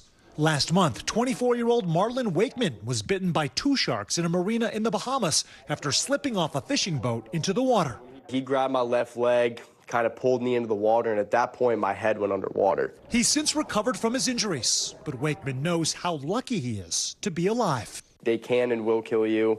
I got very lucky. We did mention that fatalities, guys, are also up this year. It doubled from 10 from 5, but there's also annual fluctuations when it comes to that. And there was a cluster in Australia where surfers specifically had been surfing in an area where there was an aggregation of white sharks, 3 deaths as a result. Definitely something to keep at the top of your mind. Surfers are at more danger than just regular swimmers. Oh, yeah. Back Sam, what else? What else can keep us safe? Okay, so common sense will always, Savannah, keep you safe. Try to swim with a friend, right? So you have a buddy system that's in place. Don't swim at dawn or dusk. Try to avoid schools of fish or where people are fishing. And also avoid shiny jewelry because then sharks can mistake you for a fish, which is absolutely something that you do not want to see transpire. But obviously, and I need to say this as a caveat, the numbers are exceedingly low for people being involved in unprovoked shark attacks. Back to you, Savannah. Always a good reminder when we start doing these stories. Sam Brock, thank you very much. Great to see you. Now let's get to what's making financial headlines. A tech firm in Virginia is facing heavy fines from the Justice Department after posting a job opening for whites only. CNBC's Savannah Hanau joins us with that and more. Savannah, good morning. Hey, Savannah, good morning to you. So the Justice Department has fined a tech company in Northern Virginia after it posted a job listing seeking white candidates. The ad, which was posted last year, quickly spread on social media, drawing widespread criticism. The Justice Department says the ad deterred qualified people, including U.S. citizens born outside the U.S. and non-citizens, from applying. The company has apologized, saying an employee added the discriminatory language and published the listing without authorization. Google is rolling out a new feature for the Android YouTube Music app that's part Shazam and part when you ask, what's that song that goes like? Now, the feature lets you hum, whistle, sing, or play a recording of a song to figure out what it's called. You'll see a waveform icon next to the microphone icon that appears when you tap the search button in the app. It will start listening, and experts say it does come up with fairly accurate answers. And Amazon Fresh is cutting prices by up to 30% on 4,000 items in store and online. The markdowns will rotate weekly. Amazon Fresh joins a list of retailers reducing prices recently, including Target and Walmart. They're trying to lure inflation-weary consumers to spend more freely on both essential items such as food and more discretionary purchases such as clothing and home decor. Savannah. All right, Savannah Hanau, thank you very much. We got it. Well, Memorial Day weekend marks kind of like the unofficial start of summer generally, and also the summer movie season in Hollywood. But the films that were supposed to be red hot turned out to be much cooler than expected. Early predictions show ticket sales down 40% compared to this time last year. And Furiosa, the new Mad Max movie, it had the worst Memorial Day weekend release in 43 years. Let's bring in Paul Derguera Abedian for more. He's the senior media analyst at ComScore. Paul, good morning. Great to have you with us. Thanks for joining us. So, I mean, first, just are you surprised by this start to the movie season and what we just saw this past weekend? Well, Savannah, I'm definitely not happy about it. I mean, this was such a low grossing Memorial weekend. And typically, like last year, we had a movie, The Little Mermaid, opened to $118 million. The year before that, Top Gun Maverick opened on Memorial weekend to $160 million. This year, we have Furiosa at around $32 million. The Garfield movie at around $31.1 million, right around $31 million. And so the overall weekend was $128 million, according to our ComScore numbers. That's well down from what is typical, which is generally over $200 million domestically for a Memorial weekend. But there's a lot of factors as to why this happened. Yeah, why do you think? What could be behind the low turnout this weekend? Well, it was a combination. This is a very fragile ecosystem, the movie business. And, when you don't have a big movie at the beginning of the year, for instance, a year ago in January, Avatar: The Way of Water was huge and generated tons of interest in going to the movies. April last year had this Super Mario Brothers movie, which generated $490 million by itself in April. That was a great lead into May, which is when the summer starts. This year, the big opener for the beginning of summer was The Fall Guy with about $27.8 million. That was a fairly low grossing kickoff to the summer, where we've generally had Marvel movies kicking off summer. In fact, between 2007 and 2019, a Marvel movie kicked off every one of those summers. Last year, indeed, Guardians of the Galaxy Volume 3 opened the summer with $118 million. So naturally, there's not as much momentum right now, but all is not lost. There's some big movies on the way. So I think the box office will definitely recover. This is the first summer movie season since we saw those strikes last year in Hollywood that obviously had such an impact on the industry as a whole. Do you think that seeing that, the pause that there was, the concessions that had to be made, is playing any part in this? I think so. I mean, the release calendar is very important. The way the films line up in theaters, on those release dates is very important. That got thrown into a bit of disarray naturally because of the strikes. I don't want to put this all in the strikes, but definitely when you move movies around the chessboard that is the release calendar, it can have a big impact. Mission Impossible: Dead Reckoning Part 2 moving to next year. Deadpool and Wolverine was going to open on May 3rd and is going to be released in late July 27, which I think will be a huge movie, and we'll be singing a different song at that point, because we'll be in an up mood. Despicable Me 4, Inside Out 2, Twisters, I think are all big potential hits for this summer. Of course, there's also streaming. Do you think that maybe people are not heading to the theaters because they're just waiting to watch them at home? Where, I mean, I will say, for example, I have not seen Challengers in theaters yet, and I just realized that it came out streaming, and I was like, oh, that would be kind of fun. I actually noticed it's like $20 or something to stream it at home, so I'm like, that's not really saving versus 2 tickets at the movie. But in some cases, it means it's cheaper. Maybe you spend less on concessions and all that kind of stuff. Do you think people wait for that?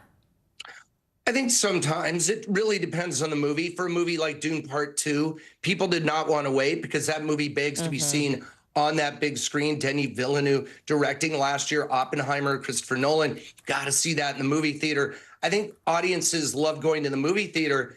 They've just become very selective because they have so many options. So I think streaming actually helps theaters because it just gets people excited about going to movies. And like you mentioned, at the beginning when films first hit home video, and while they're still in theaters, they're pretty expensive. So if you can go get that same experience, well, a better experience, in my opinion, on the big screen, why not? But yeah, there's a lot of options out there for entertainment, no question. As we look ahead, I'm not an expert, but I think, is the next kind of big period where you think, oh, is this weekend going to be good for the theaters? Maybe like holiday time, Thanksgiving, Christmas time. How's the season looking then?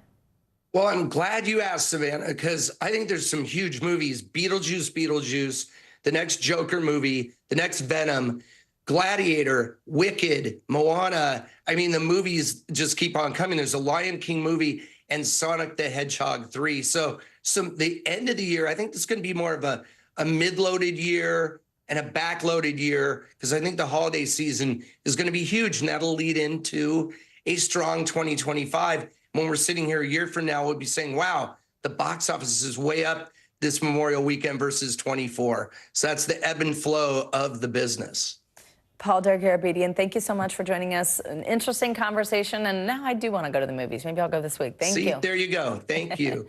Good to see you. Coming up, a final journey home. An American hero is finally laid to rest after he went missing in action during the attack on Pearl Harbor more than 80 years ago. We'll tell you how advances in technology help bring peace to his family and the other families of fallen service members. Stay with us. You're watching Morning News Now.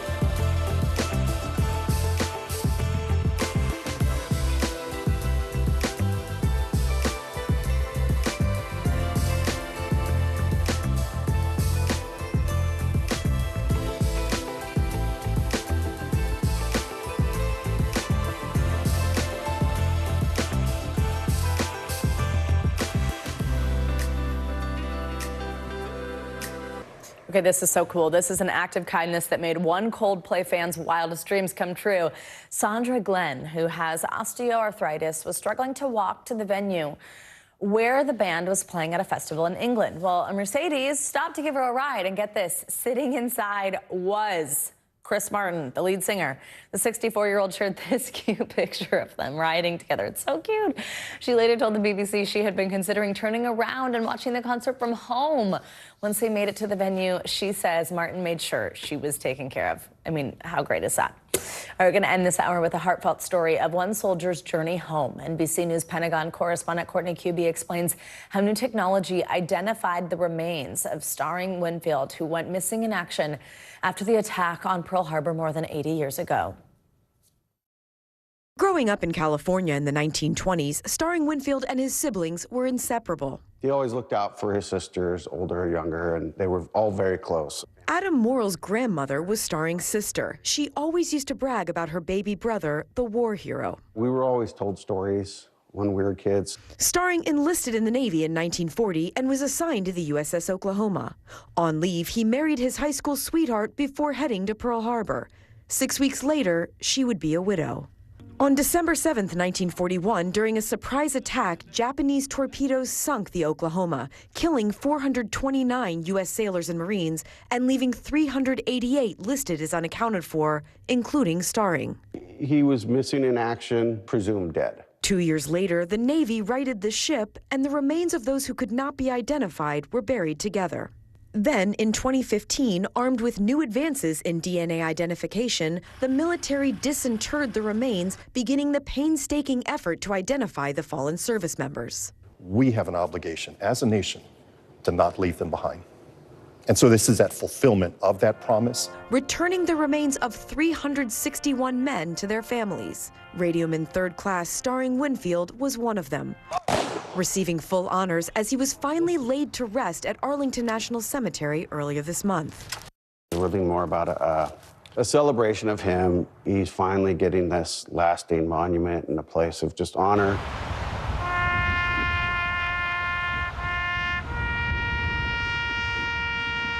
A final salute for an American hero, a poignant farewell for his proud family. Courtney Kuby, NBC News, Arlington National Cemetery. What a way to remember. Our thank you to Courtney for that report. That's going to do it for this hour of Morning News Now. Stay with us, though. The news continues right now.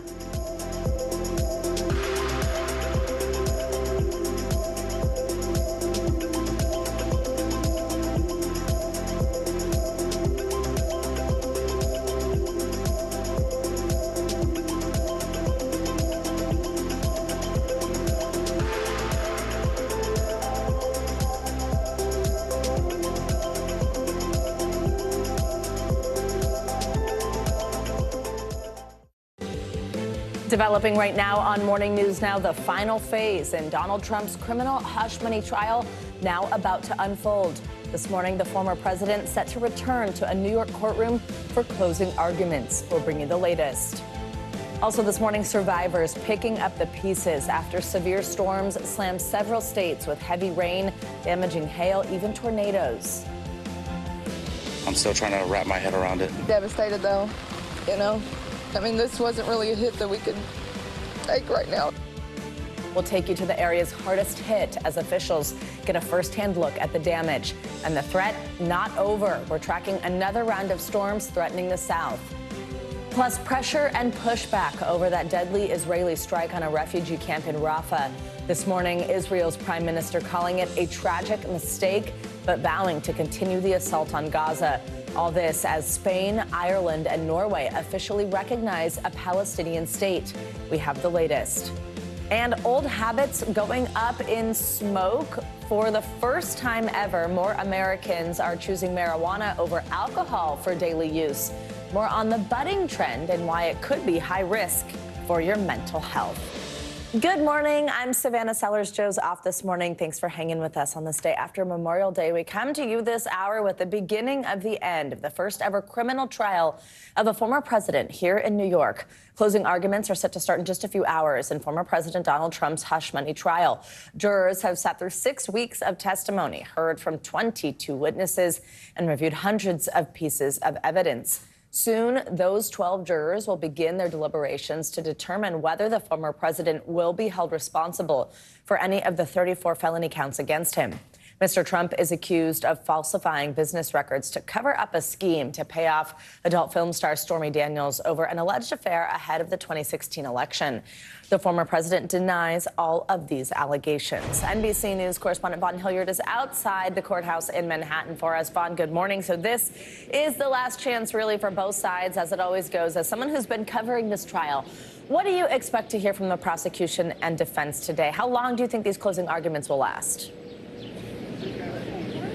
Right after 5 weeks of testimony, Savannah, this is the moment here. Closing arguments where both sides are able to make their final arguments. First up will be the defense for Donald Trump and his attorneys. We're looking at several hours for them to go and make their case to the prosecution that Donald Trump ultimately was somebody who was not intimately involved in the execution of this hush money scheme, that it was Michael Cohen who did it independent of Donald Trump. They will point to this jury and say, look, at what point do you have anybody articulating that Donald Trump ordered the $130,000 payment to Stormy Daniels? The only linchpin to that is Michael Cohen. Now, of course, there are the documents, the actual checks that Donald Trump signed. There are meetings, like at the White House in February 2017, when Michael Cohen visited him in the Oval Office. And Cohen says that that is where they came up and ultimately agreed to pay out those 11 checks over the course of 2017 to reimburse Michael Cohen.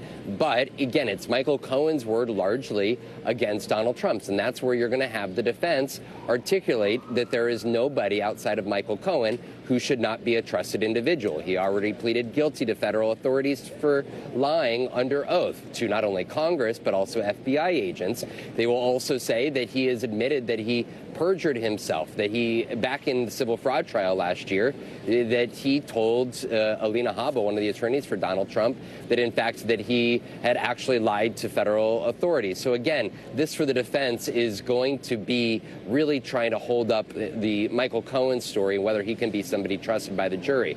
On the other hand, when you're looking at the prosecution here, who will follow the defense at the closing arguments most likely this afternoon into the evening, you're going to hear the prosecution tell the jury to use common sense. That you have David Pecker, a longtime friend dating back to the 80s of Donald Trump, who oversaw the National Enquirer's publisher, say that he was called to Trump Tower in August of 2015 with Donald Trump and Michael Cohen, and that's where they hatched this catch and kill scheme. And it was over the course of the next year that David Pecker worked with Michael Cohen to actually execute on that. And that he will also, the prosecution will tell the jury, to look at conversations that others articulated during this testimony, that Donald Trump was frustrated when Stormy Daniels and Karen McDougal both went public with their stories. And this is all part of the common sense argument that the prosecution will make to the jury, saying, look, of course Donald Trump had the interest, because not only did he concoct the plan, but he was frustrated when these women's stories started becoming public. He himself articulating on his social media account that he had a non-disclosure agreement with these women, and that these women, they were violating it, and that they should be punished for violating and coming forward with their allegations.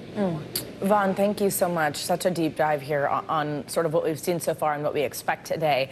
Let me ask you one specific thing. After 6 weeks of trial, after what you just recapped for us, what are the biggest kind of outstanding issues, biggest questions, or anything that needs to be cleaned up sort of for either side? Right, when we're looking at the actual falsification of the business records, Savannah, I think that that is an important element of this here, because it's going to be on the prosecution, again, to make the case that if Donald Trump is to be found guilty of each of these 34 felony counts of the falsification of business records, that Donald Trump had to have intimate knowledge that these reimbursement checks and the designation of them as legal expenses to Michael Cohen, that he was knowingly actually reimbursing him for the Stormy Daniels payment of $130,000.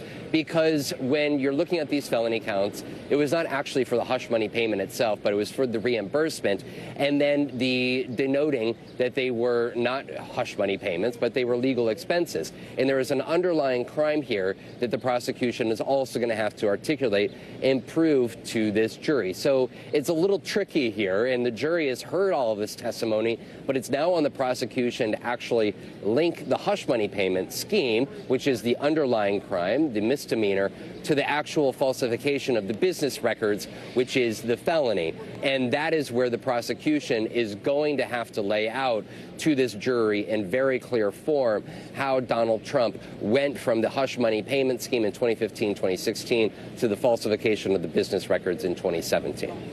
Vaughn, Michael Cohen really such a star witness here, and as you laid out just a moment ago, how much a lot of what he said was really linchpins here for the prosecution. He, though, as we know, has real credibility issues. Do you think that the defense did enough to get at that question, to question his credibility, to make the jury question his credibility and remember that through deliberation? Right, there's a lot of questions coming into this, and to how Michael Cohen, as the marquee witness, would do on that stand. For 3 days, he answered questions not only from the prosecution, but of the defense. And every step of the way, he was very dispassionate, and he acknowledged his wrongdoing. He acknowledged his lying. He repeatedly said that he was loyal to Donald Trump and the Trump family, and ultimately committed these acts and these crimes because of that loyalty. And so the prosecution, before the defense could even get to him, almost pre-butted in the jury's mind who this person was. And under cross-examination, the defense tried to wrinkle Michael Cohen and almost get him to admit that he did this all on his own. But every step of the way, he said that, no, I did this because of Donald Trump. And Robert Costello, who had been somebody who had worked as a legal advisor to Michael Cohen, was actually called by the defense as a witness to them. And in many ways, they asked him about his conversations with Michael Cohen. Cohen. And Robert Costello, perhaps frustrating for the defense, was not that person that really undercut his credibility. And so for the prosecution, Michael Cohen was the exact witness that they wanted and that they needed. Vaughn, give us insight for what we might expect the rest of this week to look like. Once closing arguments are finished up, we hear those rules. What do we think about a timeline, anything like that? Right, Donald Trump will return here to this courthouse in short order, and we're looking at closing arguments lasting throughout the day today. They could extend into Wednesday morning. At that point in time, you have jury instructions, which will be lengthy. Again, we talked about the complicating part of how these are 34 felony accounts on falsification of business records. The jury will be given very detailed instructions on what crimes have been alleged and what crimes they are going to have to find Donald Trump either not guilty or guilty of. And after that is when the jury will go into the deliberation. And it could last a matter of 1 hour, or it could last potentially days. And so we're looking at a verdict as soon as this Friday night, but it could very well go into next week. All right, Vaughn Hilliard, as always, we appreciate your reporting. Big few days. We'll be talking to you a lot. Let's turn now to the severe weather that battered the Midwest and parts of the South over the holiday weekend. At least 24 people are now dead after the storm stretched from Texas to New England. The weekend storms brought more than 70 reported tornadoes. And those destructive systems barreled east, drenching New York City and snarling travel at some New York airports. NBC News correspondent Maggie Vespa has the latest.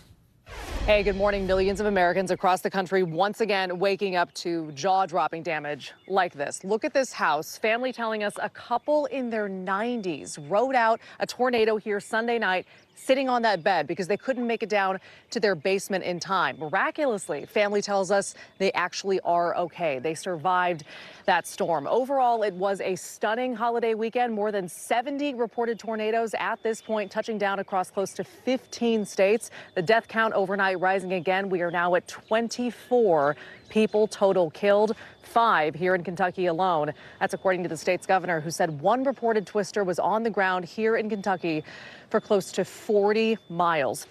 We also once again saw intense damage across the plains, states like Oklahoma, Arkansas, Texas. The White House confirming the president was on the phone with governors overnight, promising federal help. And for context, we've been tracking this again for weeks, if not months. 2024 has been a really extreme year. We are now closing in on close to 1,000 reported tornadoes so far across the country this year, making 2024 year to date the second busiest year for tornadoes ever recorded. I'll send it back to you. Wow. All right, Maggie, thank you so much. Well, the severe weather threat continues for the southern plains today.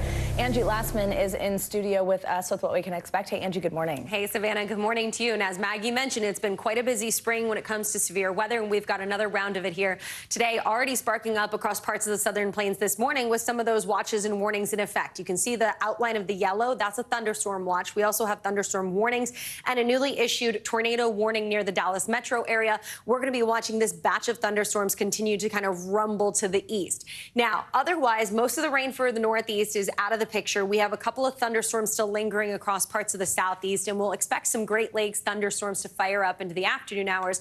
But all of those spots aren't where we're concerned for the severe weather. That's going to be centered across the southern plains, specifically Oklahoma to Texas. We'll also see the potential for some really heavy rain along with those strongest of the storms. By the time we get into tomorrow, another line of storms sparks up across parts of the plains. We also will see some heavy rain centered across parts of the southern tier of the country, and another round of severe weather will be possible for folks in that region. Here's the deal for today as far as the severe weather is concerned. 25 million people. Where you see the orange, that's the greatest chance for some of the strongest of the storms, but it expands out into parts of the plains. From Amarillo, Lubbock, down to Corpus Christi is where we'll see a good chance that extends out into Louisiana as well. But Austin, Dallas, San Angelo, those are the spots where we're most concerned for the strongest storms. And we're talking really impressive wind speeds with this.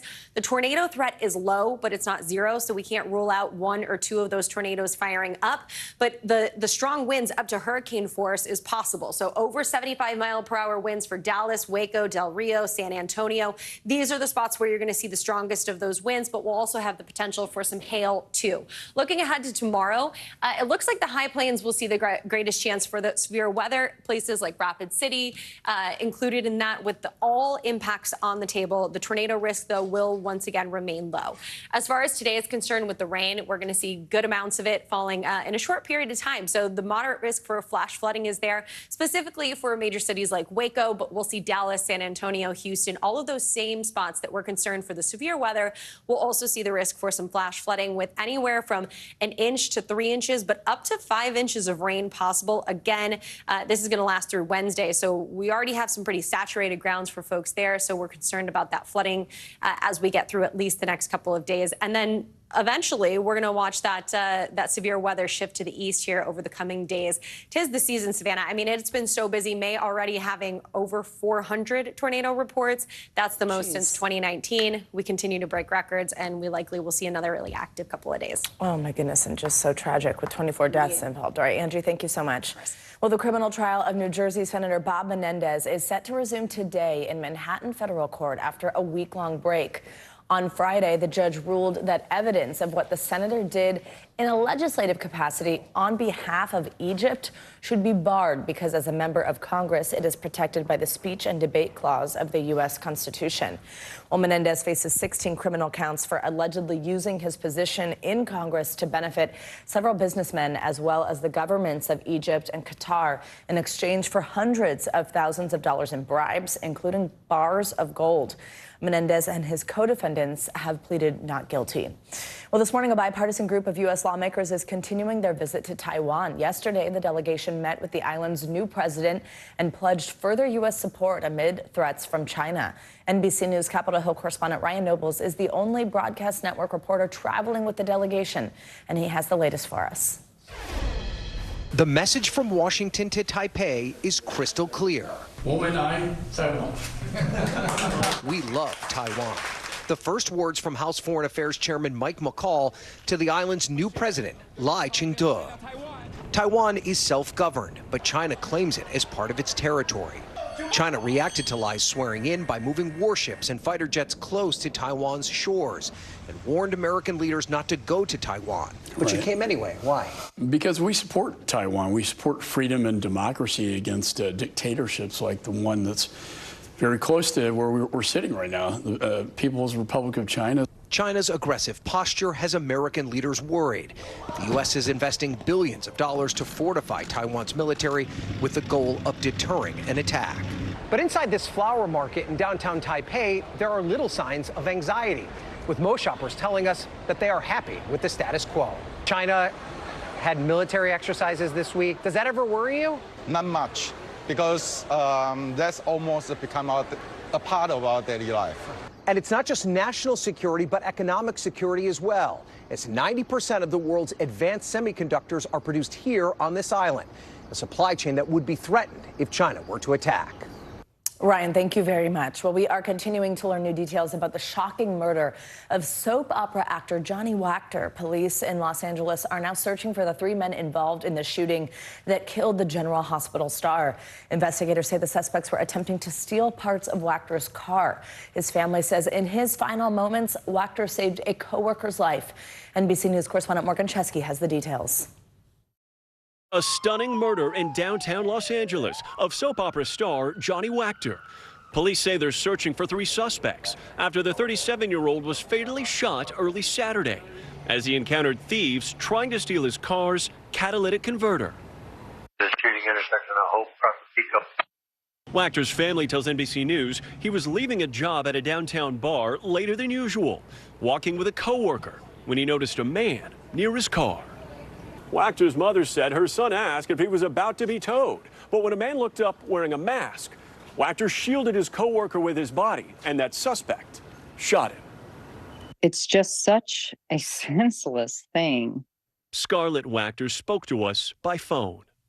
I hope that they will catch whoever did it. I hope that there will be some kind of justice for Johnny. I want you to tell me. Wachter was best known for his role as Brando Corbin on General Hospital, appearing in 164 episodes of the popular daytime soap. Wachter's colleagues remembering a dear friend. General Hospital posting, he was truly one of a kind. His TV wife writing, "My heart is so utterly broken. Johnny was the absolute best."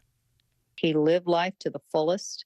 He always tried to be positive for everybody. He was a light in a dark room, and he will be very missed. Our thanks to Morgan Chesky for that report. Well, there's much more to come here on Morning News Now. Later this hour, drama on the red carpet of the famed Cannes Film Festival after several confrontations caught on camera involving celebrities and a specific security guard. At first, though, after the break, emergency in Papua New Guinea. Rescuers racing against time to find survivors buried alive by a massive landslide. We'll bring you the latest when we come back. News lives in the now. The front lines are still very active. This is like quicksand, and officials say an entire town is cut off. This close to actually understand why people had to jump in the ocean. News for the generation of now is NBC News Now. Tonight, the state of emergency here in Baltimore. Should people be concerned about the safety of flying today? Closer to the Gaza border. NBC News Daily is #1 for afternoon news across all of television. I'm Morgan Radford. I'm Vicki Wynn. I'm Kate Snow. And I'm Zinklea Samwat. What's happening around the world? Israel's military is building up there along the border. And what matters here at home? New numbers are out today showing more encouraging signs for our economy. Let's zero in on exercise. We know we're supposed to be doing it. What does it do for our health? What needs to change for social media to be a safer place? NBC News Daily, weekdays from 12 to 4 on NBC News Now. Hey there, I'm Hallie, and we are coming on the air tonight with new developments. Let's talk about the implications on women's health and then the political fallout. Start with what this law actually will and won't do. Cruise officials will do almost anything they can to get it back open ASAP. So how S is the P? In other words, how soon will it be open? I could keep talking till the Eiffel Tower starts sparkling. Now you've laid down the gauntlet, so we have to continue to speak until it starts to sparkle. It's sparkling. It's happening. More Americans turn to NBC News than any other news organization. News lives in the now. Look at this. You can't even see anything anymore. Let's break down what we know. You gotta see this. News for the generation of now is NBC News Now. Good Morning begins with hope and optimism, a chance to start fresh. We want to welcome you in to share a moment that brightens your day, because every day deserves the best start. What's the message that you're trying to get out to young people? Know what is in the drug supply. We've got important news this hour about your money. Mental health, big picture, why is it so tough right now? News for the generation of now is NBC News Now. Nearly a dozen hours after the eye roared ashore. There is some late-breaking news. All right, News lives in the now. The front lines are still very active. This is like quicksand, and officials say an entire town is cut off. This close to actually understand why people had to jump in the ocean. News for the generation of now is NBC News Now. Are you comfortable with the role the Supreme Court is playing in the 2024 election? Is there not more that Israel can do to help The humanitarian crisis. Should abortion be the #1 issue in 2024? If it's Sunday, it's Meet the Press. We are back with the latest on the war in Gaza this morning. Israel is showing no signs of halting its assault on Rafah, stepping up its air and land attacks on the city just days after carrying out a deadly strike on a camp for displaced Palestinians. Israel is coming under intense pressure to explain Sunday's shocking airstrike, which turned the camp into a fiery inferno and killed at least 45 Palestinians. World leaders expressed outrage and condemnation at the harrowing scenes. Israeli Prime Minister Netanyahu claimed it was a, quote, tragic accident aimed at targeting Hamas militants, but added that it was under investigation. Well, the attack comes as Spain, Ireland, and Norway are officially recognizing a Palestinian state today. That's a historic move they say is important to achieving peace in the Middle East. The recognition of the state of Palestine is not only a matter of historical justice with the legitimate aspirations of the Palestine people, but it is also an imperative need to achieve peace. It is the only way to realize the solution that we all recognize as the only possible one to achieve a future of peace, that of a Palestine state that coexists alongside the state of Israel in peace and security. NBC News International correspondent Raf Sanchez joins us from Tel Aviv. Raf, good to see you. So Israel does not appear to be backing down this morning in Rafah, despite this condemnation we're hearing. What is the latest there, and what is the Israeli explanation for Sunday's deadly strike? Savannah, good morning. As you know, we have a team of just unbelievably courageous NBC colleagues inside of Gaza. They are our eyes and ears on the ground. And this morning, they tell us they are seeing Israeli tanks pushing into the very heart of Rafah. Now, we have not yet heard from the White House about this, but this looks like it could be a violation of President Biden's red line, which is that Israel should not mount an all-out assault on the city. And as you say, it comes just days after that deadly strike on a camp for displaced people in western Rafah. You mentioned Prime Minister Benjamin Netanyahu yesterday describing this as a tragic incident, saying that it will be investigated. The Israeli military says that they were targeting 2 senior Hamas leaders who were inside of that camp. They say that they hit a Hamas compound precisely, but that it then started a fire which spread throughout this camp. Savannah, you have families sleeping there in tents made of plastic, made of shelter, the flames ripping through unbelievably quickly. Our team seeing people who were burned alive in there, and Israel now facing a pretty strong global wave of condemnation. The White House, for its part, is saying the images are heartbreaking, and that while Israel has the right to pursue Hamas in Gaza, it must take measures to protect Palestinian civilians. Savannah. Raf, walk us through the global and U.S. reaction that we're getting to this attack. I mean, because we know this came just days after the World Court had ordered Israel to immediately halt its Rafah offensive, also that there was an arrest warrant for Prime Minister Netanyahu. With all that in mind, could we see any further action today, for example, from the UN Security Council meeting that's happening? Could anything more come of this? So we're not expecting to see firm action from the UN Security Council later today. As you remember, Savannah, the Security Council deadlocked for months and months and months about even a resolution calling for a ceasefire, calling for the immediate release of hostages. We're here in Tel Aviv's Hostage Square right now. People are just desperate for ceasefire negotiations to restart this week. We have seen protesters on the streets of New York, LA, Beirut, Tunis, Paris, around the world, people really, really animated by these scenes of horror coming out of Rafah. And as you said, this comes at a moment when Israel is really under the microscope internationally, with the chief prosecutor of the International Criminal Court calling for the arrest of both Prime Minister Netanyahu and Israel's defense minister, as well as 3 senior leaders of Hamas, and the International Court of Justice ordering Israel in a binding ruling to halt its offensive in Rafah. Israel at this point giving no indication it's going to comply with that ruling. Savannah. Raf, as I mentioned before we came to you, Spain, Ireland, and Norway are formally recognizing a Palestinian state today. We heard a little bit of that. Talk to us about the significance of that moment and what we're hearing from those countries. So these are 3 more American allies in Europe saying that they are not prepared to wait, that they believe, as the U.S. does, that the 2-state solution is the best path to sustainable peace between Israel and the Palestinians. But whereas the U.S. thinks a Palestinian state can only emerge out of direct peace negotiations with Israel, these European countries, Ireland, Norway, and Spain, are saying that peace talks seem to be going nowhere, and the best way of even preserving the possibility of a 2-state solution is to go ahead and to recognize an independent state of Palestine alongside the state of Israel. Savannah. All right, Raf, as always, thank you very much.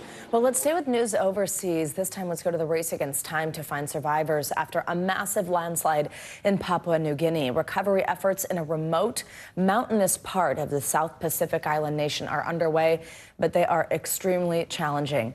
The government estimates the death toll could pass 2,000. Some of the debris is estimated to reach more than 2 stories high.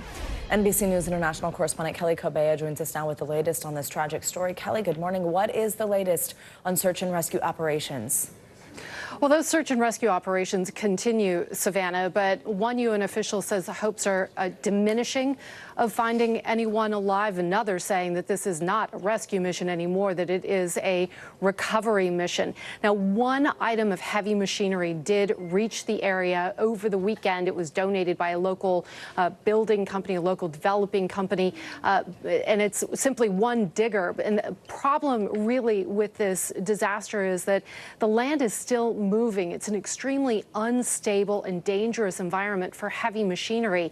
What we've been seeing over the past several days are just local villagers using shovels, sticks, and farming equipment to try to dig through that several feet, in some cases, of debris. And, you know, in some cases, they're also trying to move boulders, some boulders described as being as big as cars. So a really difficult area to search and to perform any sort of rescue operation without that heavy equipment. In addition to those problems, there are no phone communications out there. A huge section of the main highway leading to those villages has been cut off by the landslide as well. So the area is only accessible really by helicopter. Now, the government did ask for more international help on Sunday, but there's yet another factor here. It's really tough to get in and out of that area or even to stay in that area for international aid workers because of tribal fighting. Aid workers have to be escorted by the military into the area and back out again. So a very, very difficult search and rescue operation, Savannah. Kelly, our viewers can see on our screen right now the words along the bottom of the screen. We say more than 2,000 people fear dead in landslide, but the United Nations is estimating the number of people killed around 670. Why are those numbers so off? So that 2,000 number actually showed up in a letter written by the acting disaster management head for Papua New Guinea to the United Nations on Sunday. Associated Press received a copy of that letter, and in it he said that more than 2,000 people were buried alive in the landslide. The problem is there's no clear figure on how many people were living there in the first place. The last census in the area was 24 years ago. There's been a lot of movement of people in that area since, in part because of a gold mine that is in the area, people trying to take advantage of that, as well as just displacement because of that tribal fighting. So it's difficult to get a handle on how many people were there when that landslide happened in the early hours of Friday, 3 o'clock in the morning, when most people were sleeping, if not all. Savannah. Kelly, I understand there are concerns that a second landslide could happen. Is there anything that can be done to prepare in case it does, or even try to prevent it? Yeah, so there's been more heavy rain, torrential rains in the area. One official describing his biggest worry is weather. They say there is water flowing underneath the debris because of all that rainfall. There's been heavy rain for weeks over Papua New Guinea. The debris and bodies buried under the debris are causing the land to continue moving. There are reports of rocks still falling, of trees falling, and a real danger of another landslip, if not a massive landslide. Again, it's one of the reasons it's so dangerous for rescue workers and also dangerous for the locals there. The government and aid workers are trying to evacuate several thousand people right now from neighboring villages, and also trying to find a way to get those survivors from the area so that they at least are safe. Savannah. Kelly Kobea, thank you very much for your reporting here. Well, coming up, it is a sure sign of a busy summer. Memorial Day weekend bringing out a record number of travelers at the airports and on the roads. What it could mean for your summer vacation plans. Plus, remembering a legend, the touching tributes to NBA Hall of Famer Bill Walton as we look back at his incredible career. This is Morning News Now.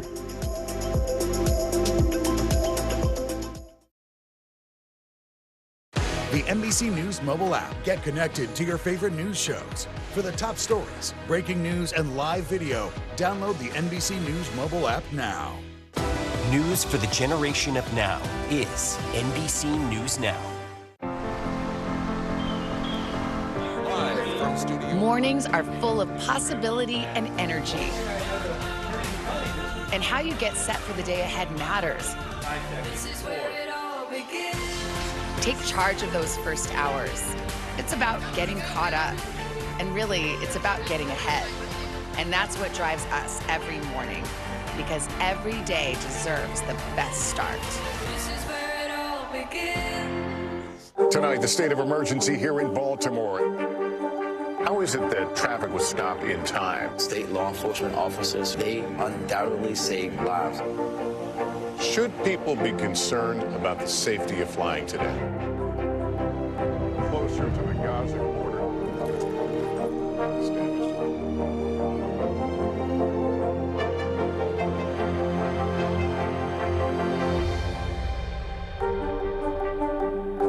You gotta see this. I'm Gotti Schwartz. We are following some breaking news. Severe storms continue to wreak havoc. The Supreme Court put a pause on a controversial immigration law. Protesters have redoubled their numbers right here at this makeshift barricade. The future of TikTok as we know it is at risk. Is this a ban or not? The craziest ride I have ever hitched. That is totality. Do you see yourselves in space? I could go to space. I feel great! Stay tuned now, weeknights at 8 Eastern, 5 Pacific on NBC News Now. More Americans turn to NBC News than any other news organization. News for the generation of now is NBC News Now.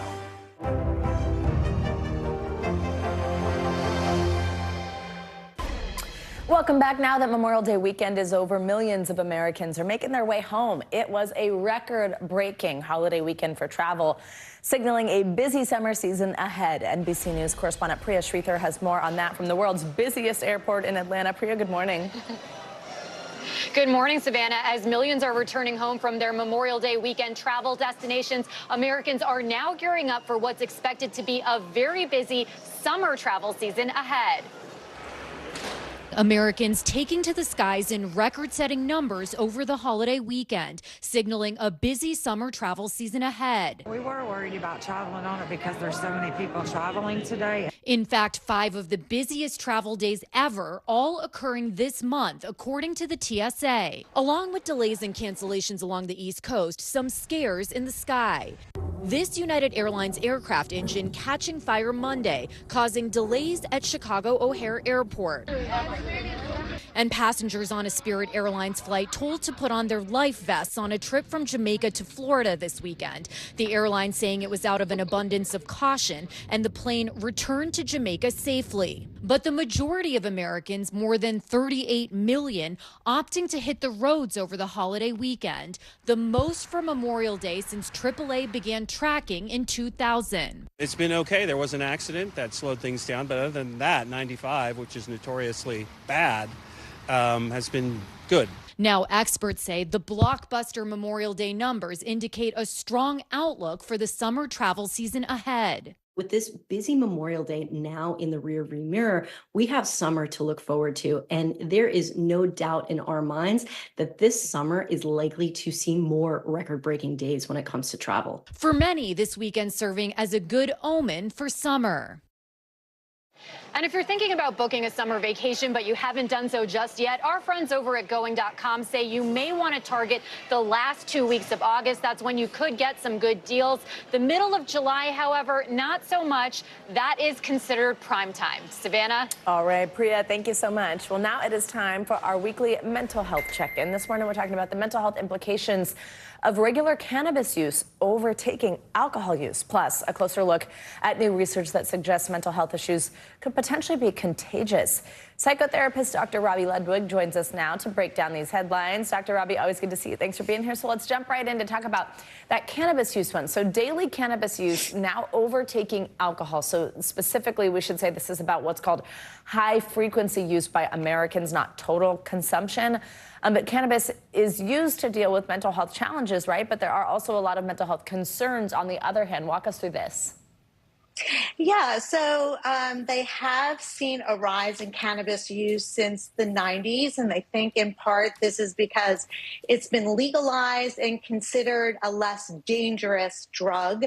But this is really a misconception. So they've done studies and found that with regular cannabis use amongst 25-year-olds and under could increase the risk of having psychotic disorders, even schizophrenia, which is really quite striking and concerning. For those who are 65 and over, a Canadian study found that there was poisoning as a result of cannabis use. It can be addictive, and for those who use it on a regular basis, can be at risk for having a stroke or heart attack. Let's turn to an 18-year study out of Finland. So this is super interesting. This is about how having a classmate who is experiencing mental illness, that can increase a teen's chance of being diagnosed themselves later in life. I mean, talk to us about this one. It makes it sound, I used the words a minute ago, as if it's like something that's contagious or something that is influenced in some ways. What do you make of this study? I know there's still some questions and experts sort of warn, have some sort of asterisks around it, but what are some takeaways from this to help people be more healthy? Well, this was a huge study in Finland, and it looked at over 700,000 ninth graders. And they found that with more kids in the class who suffered with a mental illness, that it could increase the rate of having a diagnosis oneself. And the people who did this study said, listen, this is not causal, but just something to look at. And specifically the disorders that were raised were mood disorders, anxiety disorders, and eating disorders. And there is something called a social contagion, especially amongst teens and peers. So it's just to really look at, do peers really influence us in multiple ways? Is it just, that these disorders are normalized so kids feel more comfortable talking about it? But it does provide kind of this idea of, group treatment for peers to kind of influence each other in a positive way in terms of maybe some type of group treatment. And it is something of note because human beings do affect one another, and it's just good to be aware of to see if there's any interventions that should be made. Absolutely. Okay, finally, we all, I think we like to eat what we like to eat. Sometimes we don't experiment very much. Maybe you kind of eat the same thing every day, every breakfast or something like that. But this is actually, there's a term, and of course it's getting popular online, so we want to ask about it for people with ADD or ADHD. It can become something called hyperfixation meals. How can we spot the difference here? Is this something bad? What does this mean? Well, it's something to be aware of, and it can be concerning. So with ADHD, this hyperfixation on certain foods, and very often it's comfort foods, is to kind of feel stimulated, get that dopamine high. And what this can look like is, fixating on comfort foods and not eating anything else. So there's an increased risk of some type of malnutrition. It could look like eating in the middle of the night because you have to eat that one thing that you're fixated on. It can interfere with lifestyle if someone refuses to go out with friends, let's say, or attend family events because they need their food in one particular way and to eat it a certain way. And there is this relationship between ADHD and hyperfixation, and they think it's because it's just easier not to make a choice, right? You don't have to think about what you're going to eat, and you just eat the same thing all the time. So more studies need to be done, but they look at therapy as a possible cure. Dr. Robbie Ludwig, always great to have you with us. Really cool, important information today. Thank you. Well, sports fans are remembering legendary basketball player Bill Walton, who died at the age of 71 on Monday. The two-time NBA champion passed away after a prolonged battle with cancer, according to the NBA. Here's NBC News correspondent Jesse Kirsch with more on the legacy of the iconic player and broadcaster and his Hall of Fame career. On the court and on the mic, dusted off. Bill Walton was a towering figure in the world of basketball. A 6'11" California kid, Walton played center for UCLA coaching legend John Wooden. The dynamic big man helped the Bruins win back-to-back national championships in 1972 and 1973. Both teams were undefeated. While in college, he also made headlines for an arrest while protesting the Vietnam War. Reportedly, he was bailed out of jail by his coach. Walton on the lob. Later in the NBA, Walton won championships for Portland and Boston. Undeterred by a speech impediment, the Hall of Famer kept the highlights coming as a broadcaster. Just strip down right here. Bill is taking his shirt off. His best moments arguably had nothing to do with the game. Take a bite out of it while it's lit. While it's lit? Oh, I'm kidding. The NBA says the basketball legend died surrounded by family following a prolonged cancer battle. It takes talent to get to the top. It takes character to stay there. Bill Walton was 71. Jesse Kirsch, NBC News. Coming up, controversy at the famed Cannes Film Festival after several confrontations caught on camera between celebrities and security. We'll have more on the drama that's unfolding off the big screen. And chain reaction, the growing competition between American fast food restaurants and their Chinese counterparts, and just how much it's eating into profits. This is Morning News Now.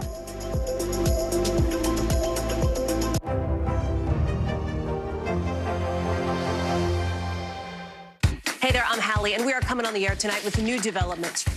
Let's talk about the implications on women's health and then the political fallout. Start with what this law actually will and won't do. Cruise officials will do almost anything they can to get it back open ASAP. So how S is the P? In other words, how soon will it be open? I could keep talking till the Eiffel Tower starts sparkling. Now you've laid down the gauntlet, so we have to continue to speak until it starts to sparkle. It's sparkling. It's happening.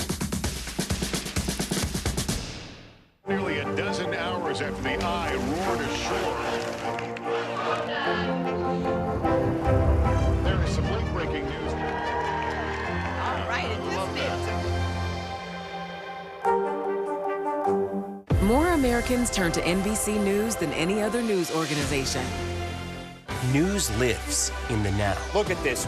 You can't even see anything anymore. Let's break down what we know. You gotta see this. News for the generation of now is NBC News Now. NBC News Daily is #1 for afternoon news across all of television. I'm Morgan Radford. I'm Vicki Wynn. I'm Kate Snow. And I'm Zinklea Samwat. What's happening around the world? Israel's military is building up there along the border. And what matters here at home? New numbers are out today showing more encouraging signs for our economy. Let's zero in on exercise. We know we're supposed to be doing it. What does it do for our health? What needs to change for social media to be a safer place? NBC News Daily, weekdays from 12 to 4 on NBC News Now. People really don't know what's going to happen. Nearly a dozen hours after the eye roared ashore. More good people than bad people, you know, right? There is some late-breaking news 4 hours into the Iowa caucuses. All right, it just me too.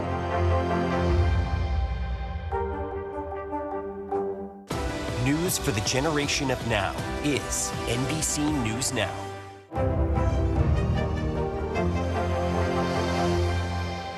We report live from Tel Aviv, from Juarez, Mexico. Tonight, top story reporting from Baltimore at the Key Bridge disaster. When you look over your shoulder and you see the Key Bridge, what goes through your head? That bridge has been here longer than I've been alive. It still doesn't feel real. Hundreds of Israelis have gathered to demonstrate. What do the people in Gaza, do you think, what do they need most? A place where Palestinians and Israelis have found common ground. Every night, it's your news playlist. Top Story with Tom Llamas. Streaming weeknights at 7 on NBC News Now. News for the generation of now is NBC News Now.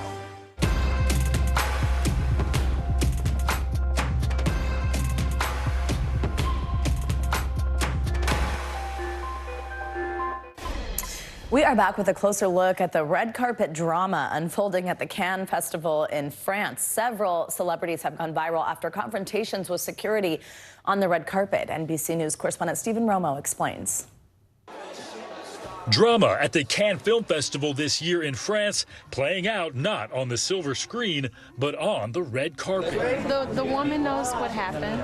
I know what happened. On the iconic steps leading into the festival, several stars clashing with ushers who tried to rush them along. Kelly Rowland appearing to scold a festival employee after she and several other ushers tried to hurry the former Destiny's Child singer up the stairs. Just one day later, that same usher stopping Dominican actress Maciel Taveras before the premiere of The Count of Monte Cristo, preventing her from unfurling a show-stopping train which featured an image of Jesus. Taveras appearing to defy the usher, pushing her away from entering the venue, later posting a photo on Instagram showing the full dress dress on display indoors. Ryan Abrillo, a photographer who captured that video of Taveras, has covered the Cannes Film Festival for years. You could just describe what you saw this year at the film festival that was different than last year. It's aggressive. Aggressive. It's completely different. I just told you I've been filming, taking photographs since 10 years, but this year, 2024, is completely different. It's aggressive. He says he noticed 2 to 3 celebrities per day being handled aggressively. I have a boundary, and I stand by those boundaries, and that is it. Rowland standing by her actions and appearing to suggest race may have played a role. And there were other women that attended that carpet that did not quite look like me, and they didn't get there, scolded or pushed off or told to get off. And I stood my ground, and she felt like she had to stand hers, but I stood my ground. Taveras showing her support for Rowland on Instagram, writing, "I didn't know that happened to you first. I was very impressed how calm and genteel you were, because in my case, I was tired of the abuse." And now, video emerging showing Korean actress and former K-pop star Yoona hurried along by the same security guard on May 19th. Yoona apparently taken by surprise. The Cannes Film Festival and the 3 celebrities involved have not returned NBC's request for comment. Our thanks to Stephen Romo for that report. The festival is known for its strict red carpet rules. Back in 2016, Julia Roberts made headlines for going barefoot after the festival reportedly turned other women away for not wearing high heels. And in 2018, organizers banned selfies on the red carpet entirely. Lots of drama. All right, it's time for our CNBC Money Minute with the latest financial headlines. Elon Musk's AI startup scored a major bump in its funding. CNBC's Silvana Henao joins us with that and more. Hey, Silvana. Hey, Savannah, good morning to you. Yes, so Elon Musk's AI startup has raised $6 billion in a new round of funding. That gives xAI a market valuation of about $24 billion, according to the company. Now, investors in this latest round include venture capital firms Andreessen Horowitz and Sequoia Capital, which have also invested in OpenAI. Musk reportedly wants to use the funding to create a new supercomputer to run and train Grok. That's the AI chatbot integrated into X. iPhone users may get AI-generated emojis and more customizable apps when Apple launches iOS 18 later this year. Bloomberg reports those are among the features Apple will show off at its annual developers conference next month. Apple is reportedly developing software that can create custom emojis on the fly based on what users are texting. Users will also get the ability to change the color of app icons and arrange things more easily rather than being locked into the grid layout. And the hamburger is arguably the most celebrated main dish in the U.S., and you can chomp down on some deals today, which is National Hamburger Day. It also coincides with Burger King's 70th birthday, so the chain has offers all week long through its Royal Perks loyalty program. That includes a free hamburger today with the purchase of 70 cents or more. Wendy's customers can get a junior bacon cheeseburger for 1 cent with any purchase today through Sunday. And at Smashburger, you can get $5 classic single burgers all day long, Savannah. Wow, I didn't realize it was a holiday, National Hamburger Day. Me either. All right, Silvana. I must celebrate. There you go. Ditto. Thank you so much. American fast food companies are facing stiff competition in China, with some Chinese companies offering similar products to their U.S. counterparts for less than half the cost. Well, now big chains like Starbucks, McDonald's, and KFC are feeling the pinch. Here's CNBC senior correspondent Eunice Yoon. With the economy down and the job market so uncertain, Chinese consumers are cutting back. And the talk is that this fast food chain, Tastian, has the best menu for anyone down on their luck. Let's go inside. This chain has been around for a while, but in 2020, it started selling Chinese burgers, becoming a direct competitor to American brands. Tastian now has more than 6,100 stores, on par with McDonald's in China and 4 times as many as Burger King here. What's Tastian's special sauce? The reason this place is so popular is because it's insanely cheap. The top-selling set meal here of a burger, fries, and drink costs $2.60. A similar meal at McDonald's sets you back $4.60. Starbucks is struggling to fend off fierce local competition, too. China's Luckin Coffee sells a latte for as little as $1.80, 60% less than Starbucks. Luckin last year expanded to double the number of Starbucks stores in this country. Another popular chain here is this boba and ice cream place called Mishe Bingtang. Teas go for $1. The chocolate sundae, 80 cents. Prices pressuring Starbucks, McDonald's, and KFC's latest move to compete here, standalone K-Coffee cafes. Though the shift to local brands is largely due to price, another factor is rising nationalism.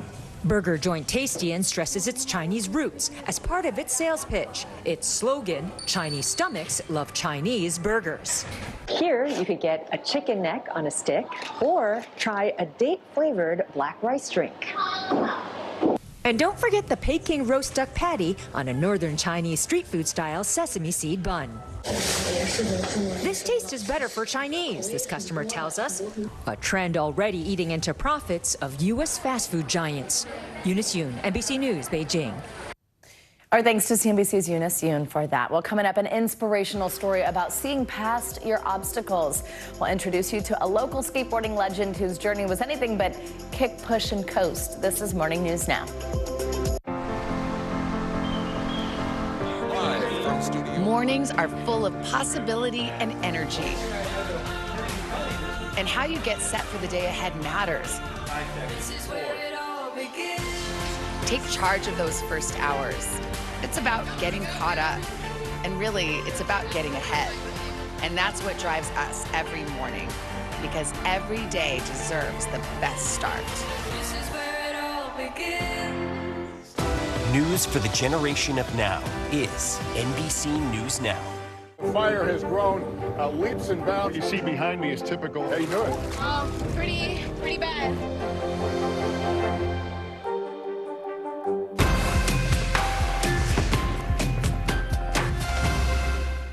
News lives in the now. Look at this. You can't even see anything anymore. Let's break down what we know. You gotta see this. News for the generation of now is NBC News Now.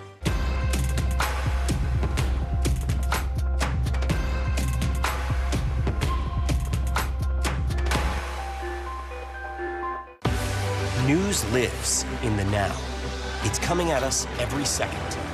News is more now than ever. Just outside of the Israeli military headquarters. Now is raw. This tunnel just goes on and on. Now is real. We get to see democracy in action for the very first time in the 2024 race. Now is constant. You gotta see this. Future is now. News for the generation of now is NBC News Now. More Americans turn to NBC News than any other news organization.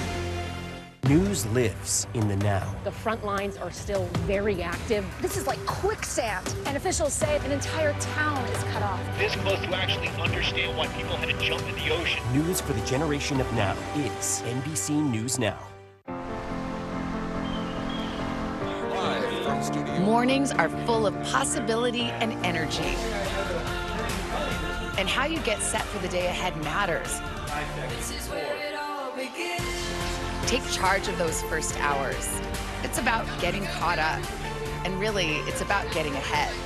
And that's what drives us every morning. Because every day deserves the best start. This is where it all begins.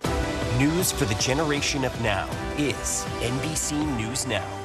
Fire has grown leaps and bounds. You see behind me is typical. How you doing?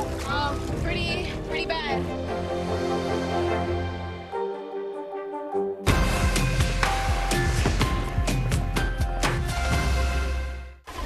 Welcome back. We're going to end this hour with the story of one California man who has become a local skateboarding legend despite being legally blind. NBC News Now anchor Gotti Schwartz spent the day with Chad Rivera to find out how he's inspiring the people around him.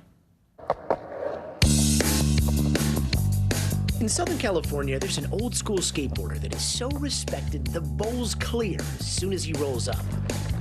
And yes, this is a blind mobility stick.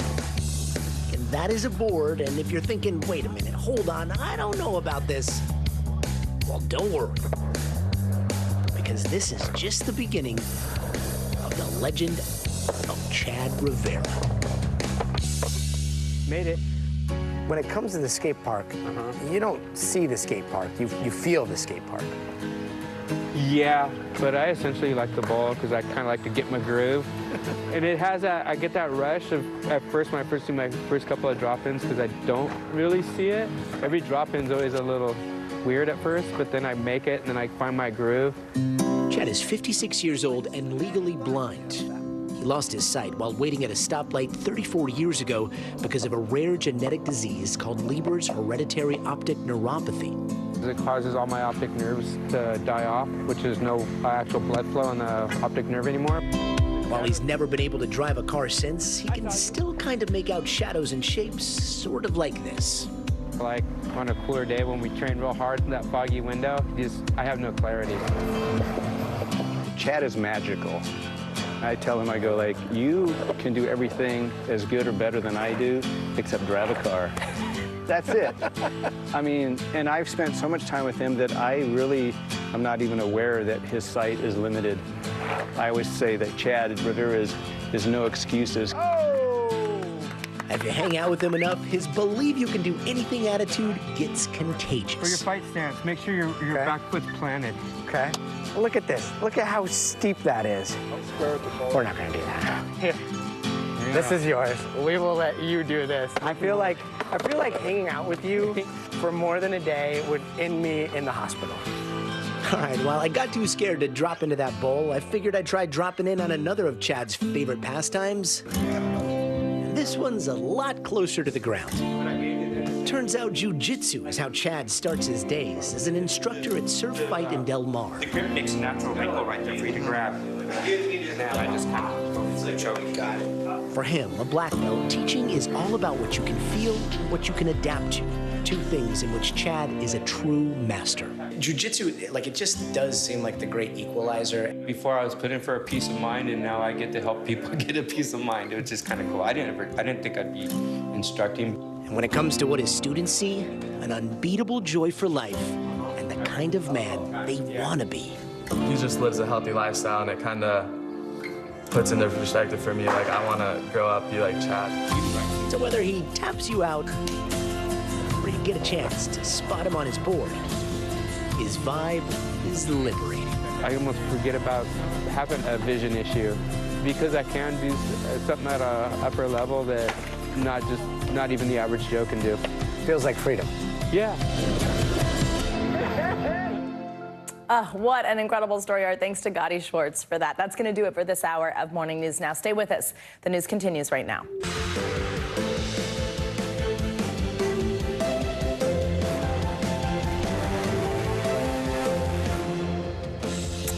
Good morning. I'm Savannah Sellers. Thanks for joining us this Tuesday. Joe is off today. Right now on Morning News Now, the final stretch. Former President Trump is back in court this morning for closing arguments in his historic hush money trial.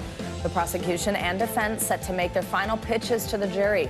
We're looking back at the major moments of the trial and what we can expect from each side before jury deliberations. Also this morning, a holiday weekend washout, another round of severe weather and deadly tornadoes tearing through several states from Texas to New England. The violent storms killing at least 24 people and devastating towns in multiple states. And it's not over. The risk for severe weather continues today. We'll have your forecast.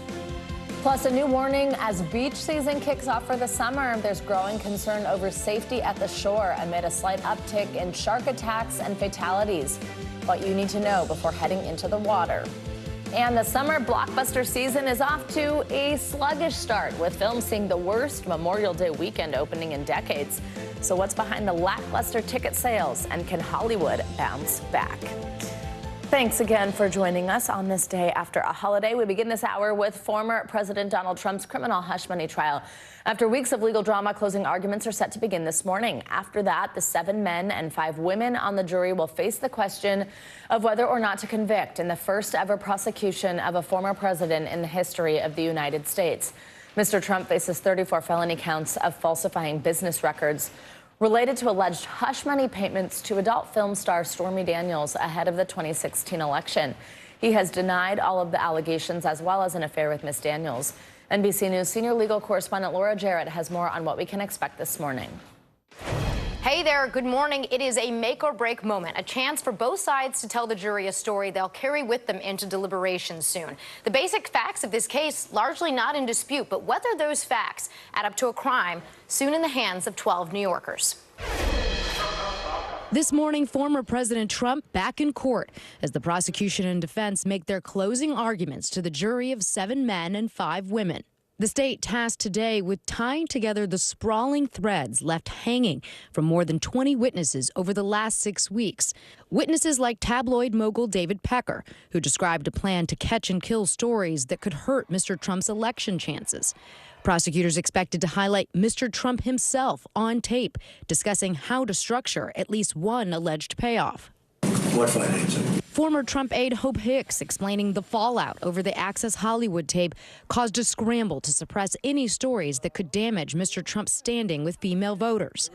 But only one witness, Michael Cohen, directly connecting a plot to buy the silence of Stormy Daniels to the alleged crime of doctoring business records. The jury hearing the former fixer drew on a home equity loan to pay the porn star $130,000 on the eve of the 2016 election. Cohen testifying he did it at Mr. Trump's direction, and then the former president approved a bogus reimbursement plan. It's a persecution, not a prosecution of any legitimacy.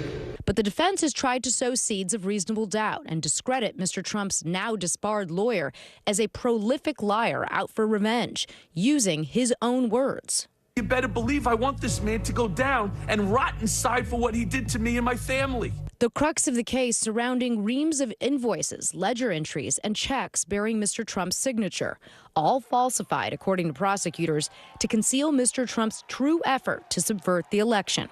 But the defense argues there was no crime. These are merely 34 pieces of paper, not false records. After closing arguments today, then the jury will be instructed on the law, and then they will begin their deliberations. Back to you guys. All right, Laura, thank you so much. For more on this, I'm joined by NBC News legal analyst Angela Senadella. Angela, thanks as always for being here. What can we expect today? What are you watching out for? Good morning, Savannah. So we are going to see a lot of outrage today from both sides. And this is why I say this. So the closing arguments are a time when you can't present new facts. But prosecutors and defense attorneys have wide discretion and latitude to go after the other side, to claim that these inconsistencies that the other side has provided are so big that it makes the other side lose the case. So in the opening statements, they have to be pretty careful about what they say. But in the closing statements, they can make lots of inferences, lots of claims, and really just say that the other side is lying. So both sides agree on a very limited set of facts, that this amount of money was given from Cohen to Keith Davidson to Stormy Daniels. But beyond that, both sides are arguing about who was behind it all. Was it Cohen, as the defense is claiming, or was it Donald Trump, as the prosecution is claiming?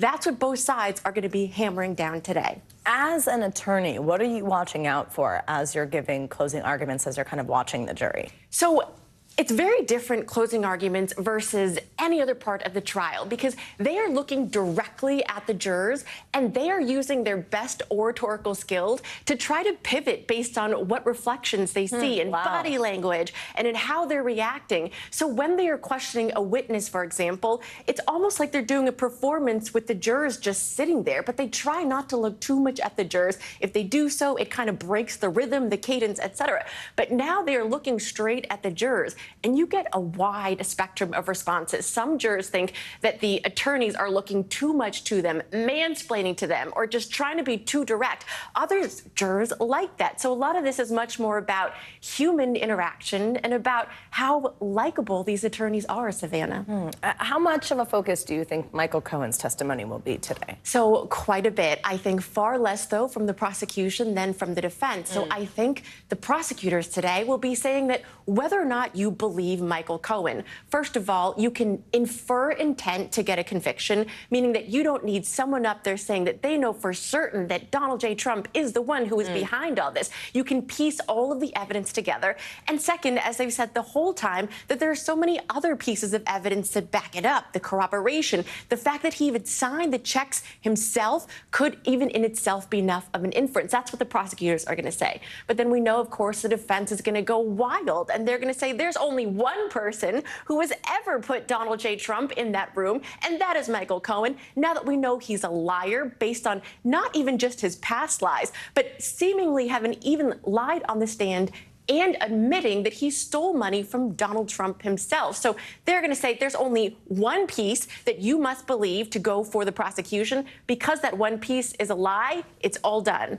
For an attorney, are closing arguments nerve-wracking, emotional? Is this the toughest part? It's by far the toughest part because it's where you link it all together and it's where everything can be lost in one. Now, I certainly think it depends on what the facts of the case are at the time. This is a case where there's two totally different narratives, and it's up to the jury's interpretation to what they believe. So in this case, the persuasive element is going to be everything. I think there's other cases where the facts speak for themselves, but in this case, there's a limited set of facts that they agree upon, and it's all just going to be oratory skills, Savannah. Wow. What does the rest of the week look like? How long do you think closing arguments take? And then what does this mean when it gets handed over to the jury? So I expect that closing arguments will likely finish today. They could bleed a bit into tomorrow, and then of course, the all-important jury instructions, where the judge will tell the jury the exact legal standard that they have to use to decide on an acquittal or a conviction. And then the jurors will take those questions and go back to their room and decide on whether or not they all agree one way or the other. They will likely have some questions. They can bring those questions to the judge. But then beyond that, it's all up to them. Angela Sanadella, fascinating. A big few days. We'll be talking a lot. Thank you so much for being here. Well, now let's turn to an election in Ohio. This November, Ohio is expected once again to be a key battleground state. But as things currently stand, get this, President Biden is not on the ballot there. This is because the state's laws require presidential nominees to be certified 90 days before the election. Well, the Democratic National Convention will miss that deadline. So later today, the state's Republican governor is holding what's called a special session to fix that problem, or try to. He had this to say during a press conference last week. This is simply unacceptable. Ohio is running out of time to get Joe Biden, the sitting president of the United States, on the ballot this fall. Failing to do so is simply not acceptable. This is a ridiculous, this is an absurd situation. NBC News 2024 campaign embed and former member of this team, Emma Barnett, joins me for more on this. Emma, good morning. Great to see you. So explain how an issue as seemingly simple as this hasn't been resolved yet. Yeah, Savannah, it is seemingly simple. So just for some context here, this has happened before in Ohio back in 2012 and in 2016. And normally it would just require a simple legislative fix. In fact, in Alabama this year, the same thing is happening there. And they passed a simple legislative fix to make sure that Biden would be on the ballot. But there's lots of politics involved here in Ohio. So some Republicans have made it clear from the very beginning that they're not going to pass any fix unless they get something in return. And what they want in return is legislation that would prohibit campaign spending by foreign nationals. Now, most Democrats would agree with that at the surface level, but as one Democratic source told me, that's the headline. Foreign money is the headline, but the subtext in a lot of the legislation that was proposed is that they want to make it more difficult for citizen-led ballot initiatives to get on the ballot in Ohio. And if you remember, back in August of 2023, just last year, a citizen-led ballot initiative is what ultimately led to the codification of abortion rights here in Ohio. So now what's happening is even more complicated because there's a lot of GOP infighting here in Ohio that stems back to a speaker's race at the beginning of the year. So all of this is coming crashing down to the simple question of how do you get Biden on the ballot in what should be a really easy fix. Savannah? So fascinating. What can we expect to see in this special session today? Are Ohio lawmakers obligated to come to a decision under the special session? Does this mean this is settled today for sure? It most likely will not be settled today, Savannah, and they are not obligated necessarily to come to a decision under this special session. In fact, they can call it done and go back to regular session if it ends up being a no-go to creating a simple fix or a fix that includes putting Biden on the ballot and this foreign money as well. But what's also going to happen here is the House today is going to be introducing language at the beginning of their hearing to try and get something passed. But there's going to be no votes until Thursday because according to the Constitution, you have to let this legislation sit for at least 3 days before anything's even voted on, Savannah. Emma, what happens if state legislators don't get this issue resolved? Are there other options? I mean, what about just the DNC themselves? Is there a way that on that end of things that they can avoid not having the president on the ballot for November? Yes, Savannah. So if the state legislature does not get anything fixed, they're going to end this special session and move on. But the DNC can do something. In fact, the DNC could do something today if they wanted to, which is essentially file a lawsuit, hold a mini convention before August 7th, which is that deadline here in Ohio, and all would be said and done. But the DNC does not want to bend the knee to Republicans who are pushing and making this more difficult. So there's just a lot of politics involved here, Savannah. All right. Well, you think that they definitely want their candidate on the ballot, though. Emma Barnett, thank you very much. Great to see you. Well, turning now to the severe weather that plagued many states over Memorial Day. This morning, the threat of another round of wild weather is returning to the southern plains. It comes after devastating storms tore across the region over the holiday weekend, leaving multiple deaths in their wake. NBC News correspondent Maggie Vespa joins us now from Dawson Springs, Kentucky with the latest. Maggie, good morning. Hey, Savannah, good morning. You might be able, by the way, to hear some heavy machinery behind us. The cleanup is just barely beginning this morning after millions of Americans across the country sadly woke up again to damage like this. I mean, look at this house. This is insane. And even more insane, family tell us a couple in their 90s rode out a tornado sitting on that bed after they couldn't make it down to their basement in time. Miraculously, they are okay, having survived this latest round of violent spring weather. Storms washing through the Northeast overnight, capping a Memorial Day weekend of wild weather. The car is shaking. With more than 70 reported tornadoes touching down across nearly 15 states since Friday afternoon, leaving at least 24 people dead. My mom came in and told me that we had to go bunker down. The governor saying 5 were killed in Kentucky alone after multiple reported twisters plowed through that state Sunday night. When it hit the floors, you could just feel the floors just wave Cali up and down. Dawson Springs, southwest of Louisville, decimated. From above, you can see home after home shredded. 17-year-old Emma Costco took cover with her boyfriend's family in their basement, hearing the tornado's suction pull doors and drain pipes. We go upstairs. There's nothing left, really. Upstairs was like gone. Yeah. The family's grandparents sat on their bed in this nearby home, torn to pieces. Miraculously, they survived. This morning, people are also picking up the pieces in Oklahoma, Arkansas, and Valley View, Texas, where video shows an apparent tornado mangling this gas station with winds up to 140 miles per hour. As we're running, the windows exploded around us. The building torn apart as terrified customers took cover in bathrooms. The powerful force was just crazy. Hard-hit communities hoping for a break as they try to piece shattered lives back together. Yeah, and this is one of the latest rounds of communities. And of course, we know to that point, 2024 has been a really violent spring. Going by the numbers we confirmed this morning, Savannah, passed 1,000 reported tornadoes so far this year, making this the second busiest start to a year for tornadoes ever recorded. I'll send it back to you. All right, Maggie Vespa, thank you so much. Well, let's bring in NBC News meteorologist Angie Lassman. She's tracking this severe weather threat for us this morning. Hi, Angie. What are you watching? Hi, Savannah. Good morning to you. Watching, no surprise, more severe weather.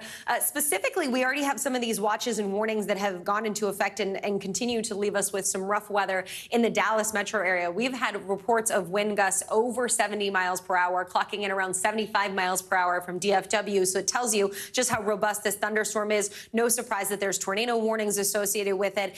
So we'll be watching that batch of storms continue to work its way to the east here over the next couple of hours. Meanwhile, we've got a line of thunderstorms kind of offshore for the southeast, a few of those lingering across parts of northern Florida. All of that rain that we were tracking across New England is continuing to get out of the picture. We do have some leftover kind of unsettled weather that's going to impact folks in the Great Lakes region here through the day today. That's not what we're expecting to be severe. Instead, it's the plains, the southern plains, specifically Texas and Oklahoma, where we'll have that greatest threat for severe weather later today. If you're looking ahead to tomorrow, another line of thunderstorms expected to pop up across parts of the plains.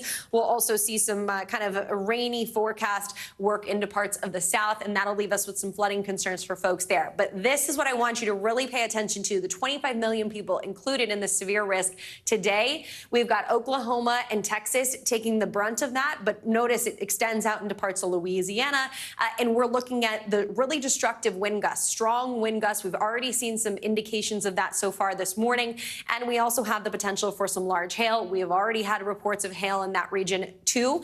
The tornado threat is on the lower end today, but it's not zero, so we always say there still could be possibly one or two of those that develop, so you're going to want to have a way to get those alerts. Here's the area that we're watching for the strongest wind gusts, where you see those kind of diagonal lines, 75-mile-per-hour wind gusts or greater, hurricane force winds or greater. Dallas, Waco, San Antonio, all included in that here as we get through the day today. Looking ahead tomorrow, of course, more severe weather. The tornado risk once again low, but it's parts of the plains that we'll see strong winds and hail to be upwards of an inch in size. The flash flood risk today, it's there still, specifically across parts of Texas. Waco right in the middle of that. Dallas, Brady, though, San Antonio, all included in the potential for us to see some flash flooding with some good rain working through Oklahoma City and Amarillo included in that as well. Here's those rainfall totals as we get through midweek. Localized amounts up to 5 inches. That's not the widespread amount that I think we'll see, but there could be some spots that pick up 5 inches in a short amount of time, so we'll watch for the flooding concern to last into Wednesday as well. Big picture look, here's today. The summertime highs are in place for parts of the Southwest. Looks great there. We've got warm temperatures across parts of the Southeast. That doesn't last, though. We're going to see kind of a bit of a cool down happening for parts of the Midwest. Notice those cooler highs into the low 70s, topping out into the upper 60s for some spots. The storms that I mentioned for parts of the plains as we get through Wednesday, and then Thursday and Friday, we'll see kind of the bookends of the country looking quite nice with a mix of some sun and clouds and pleasant conditions, Savannah, but the middle of the country, no surprise, more kind of unsettled weather for them. Yeah. Oh, God, we've seen a lot of it. All right, Angie, thank you so much. Well, this morning, Israel is stepping up its attacks on Rafah despite mounting global outrage over Sunday's deadly airstrike that killed dozens of Palestinians who were sheltering in a camp for displaced people. Israel's prime minister called it a tragic accident, but many world leaders are now urging Israel to abide by the World Court's order to halt the assault on Rafah. NBC News international correspondent Raf Sanchez joins us from Tel Aviv. Hi, Raf. Good morning. Savannah, good morning. Our NBC News crew in Gaza has just confirmed Israeli tanks have now pushed into the heart of Rafah. There's not yet been any comment from the White House, but this could be a violation of President Biden's red line that Israel should not mount an all-out assault on the city. And it comes just days after that deadly Israeli strike on a camp for displaced people. This morning, new fallout after that deadly Israeli strike in Rafah over the weekend. An Israeli official tells NBC News it appears that an IDF bomb ignited a gas tank at the tent camp, sending flames ripping through the site as displaced families slept in shelters made of wood and plastic. At least 45 people were killed, according to the emergency services in Hamas-run Gaza. Many of them women and children. Hundreds more wounded. These three brothers lost their only sister. They say she was 7 months pregnant. The IDF said the strike killed 2 senior Hamas commanders. But amid international criticism, Prime Minister Benjamin Netanyahu calling it a tragic incident and promising an investigation, though giving no sign he'll halt the military offensive in Rafah. The White House says the images are heartbreaking, adding Israel must take every precaution possible to protect civilians. The death toll in Rafah bringing protesters onto the streets. From New York to Los Angeles to Paris, where demonstrators clashed with police. Many of the families at the Rafah camp had been displaced several times already by the fighting, but were still unable to outrun the war. Why did those innocent people die? What was their guilt, this woman asks. Now they're packing up their tents once again and preparing to move on. And the UN Security Council will meet later on today about that Rafah strike. The UN estimates around 1 million Palestinian civilians have been displaced by the fighting so far. Here in Tel Aviv's Hostage Square, people are hoping that negotiations may resume as early as this week on talks to bring the hostages home.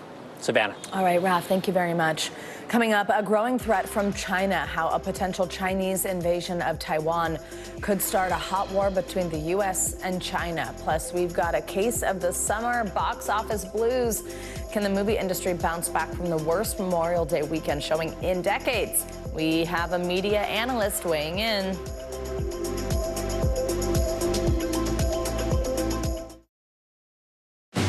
Democracy is happening now.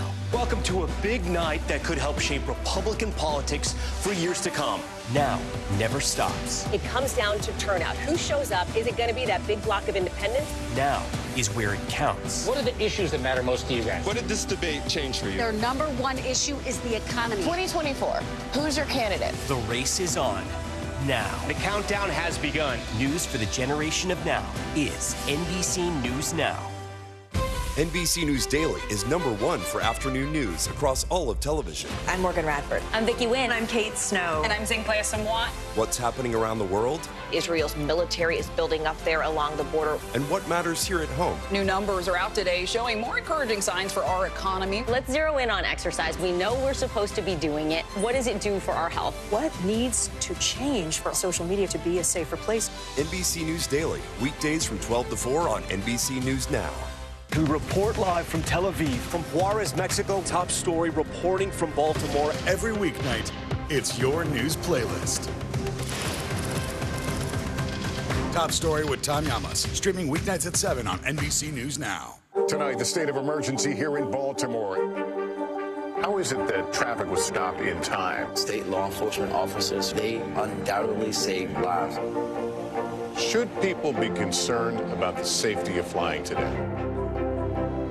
Closer to the Gaza border.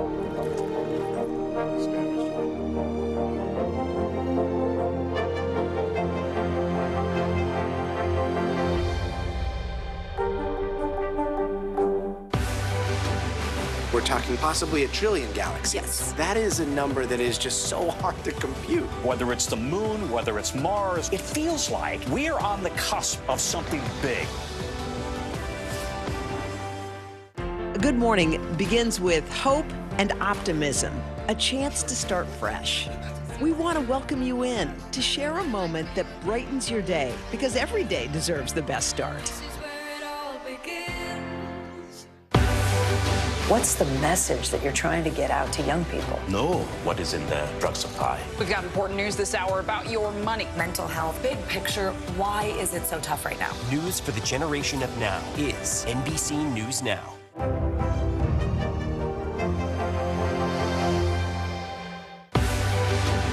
We're talking possibly 1 trillion galaxies. Yes. That is a number that is just so hard to compute. Whether it's the moon, whether it's Mars, it feels like we're on the cusp of something big.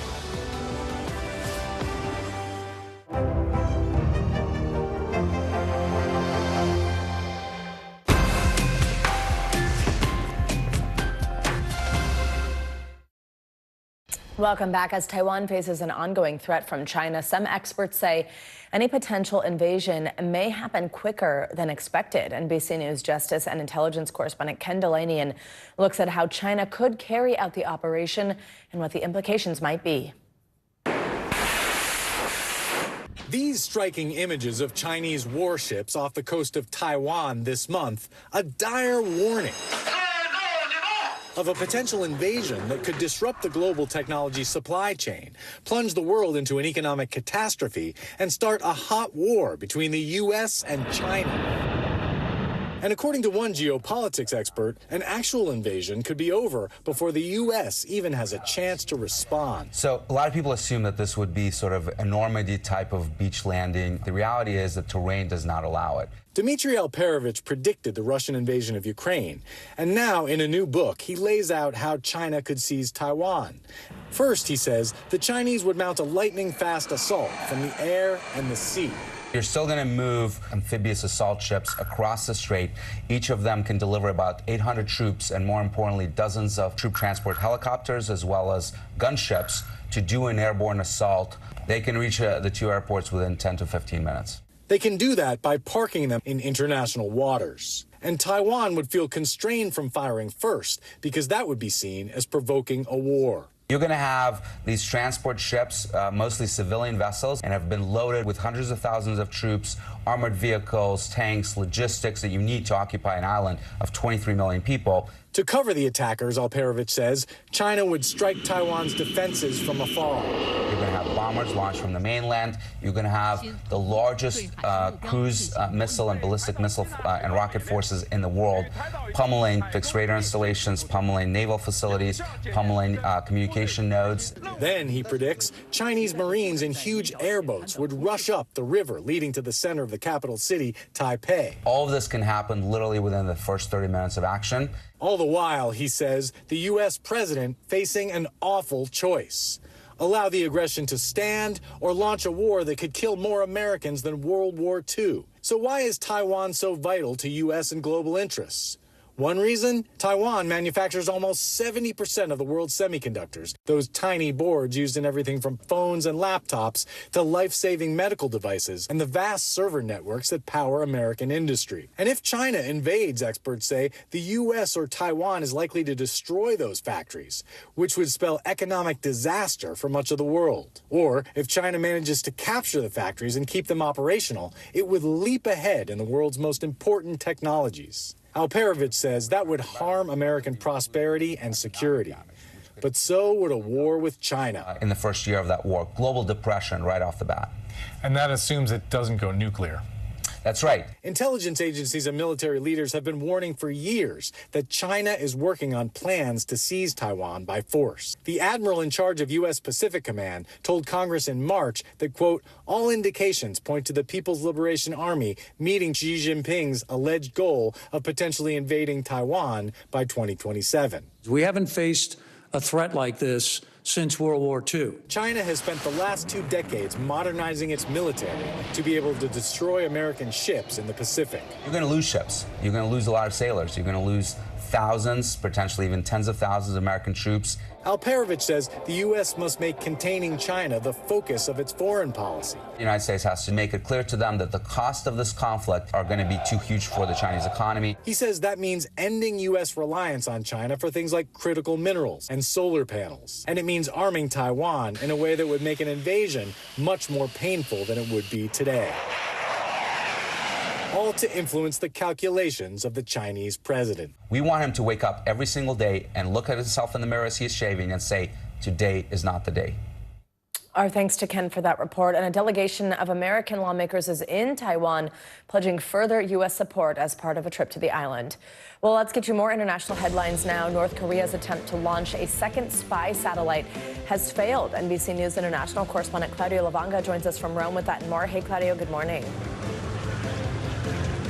Good morning, Savannah. That's right. According to KCNA, the North Korean state media, a rocket launched to deploy the country's second spy satellite has exploded shortly after liftoff on Monday. Now, KCNA said the rocket blew up during the first stage of the flight due to a suspected engine problem.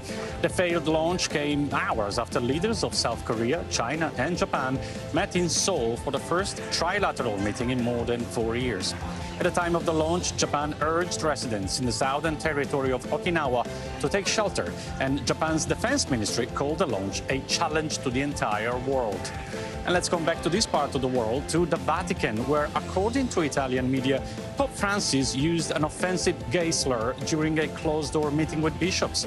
Italian media say that during that discussion, the Pope objected to admitting gay men to seminaries, saying that while it is important to embrace everyone, it was likely that a gay man could risk leading a double life. Two sources who were at that meeting confirmed to NBC News the Pope used a derogatory term in Italian when he referred to homosexuals. Now, the Vatican has not responded yet to a request for comment by NBC News. And let's end this tour of the world in Britain, where one of the country and possibly the world's most extreme annual event took place, cheese rolling. Daredevil competitors chased 7-pound wheels of cheese down a near vertical hill near Gloucester in southwest England. The competition has been a spectator's favorite since 1826, but this year the race was made even more difficult and dangerous by the rain that made the hill even more slippery than usual. Now, as always, very few competitors managed to stay on their feet until the end. Those who didn't and rolled down the hill were caught at the bottom of the hill by the local rugby team. Now, I wonder, Savannah, whether at the end the winner was asked to say cheese for that trophy picture. Back to you. Good one, Claudio. Thank you very much. Coming up, experts say mule deer on California's Catalina Island are wreaking havoc on the island's ecosystem by eating all the native plants. We're going to take a look at the problem and the controversial solution. That's up next.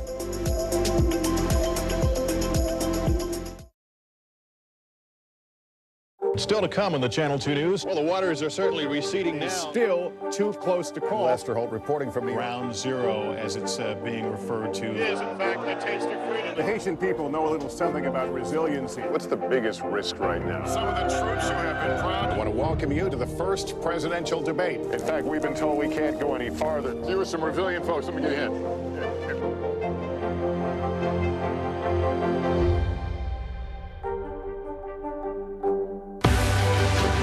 News lives in the now.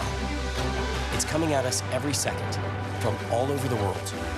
We have a full team. News is more now than ever. Just outside of the Israeli military headquarters, they're asking that the hostages, demanding that the hostages be released. Now is raw. This tunnel just goes on and on and on. Now is real. This is it. We get to see democracy in action for the very first time in the 2024 race. Now is constant. Morning News Now, we're breaking news. NBC News special report. You gotta see this. The future is now. News for the generation of now is NBC News Now. Tonight, the state of emergency here in Baltimore. How is it that traffic was stopped in time? State law enforcement officers, they undoubtedly saved lives. Should people be concerned about the safety of flying today? Closer to the Gaza border.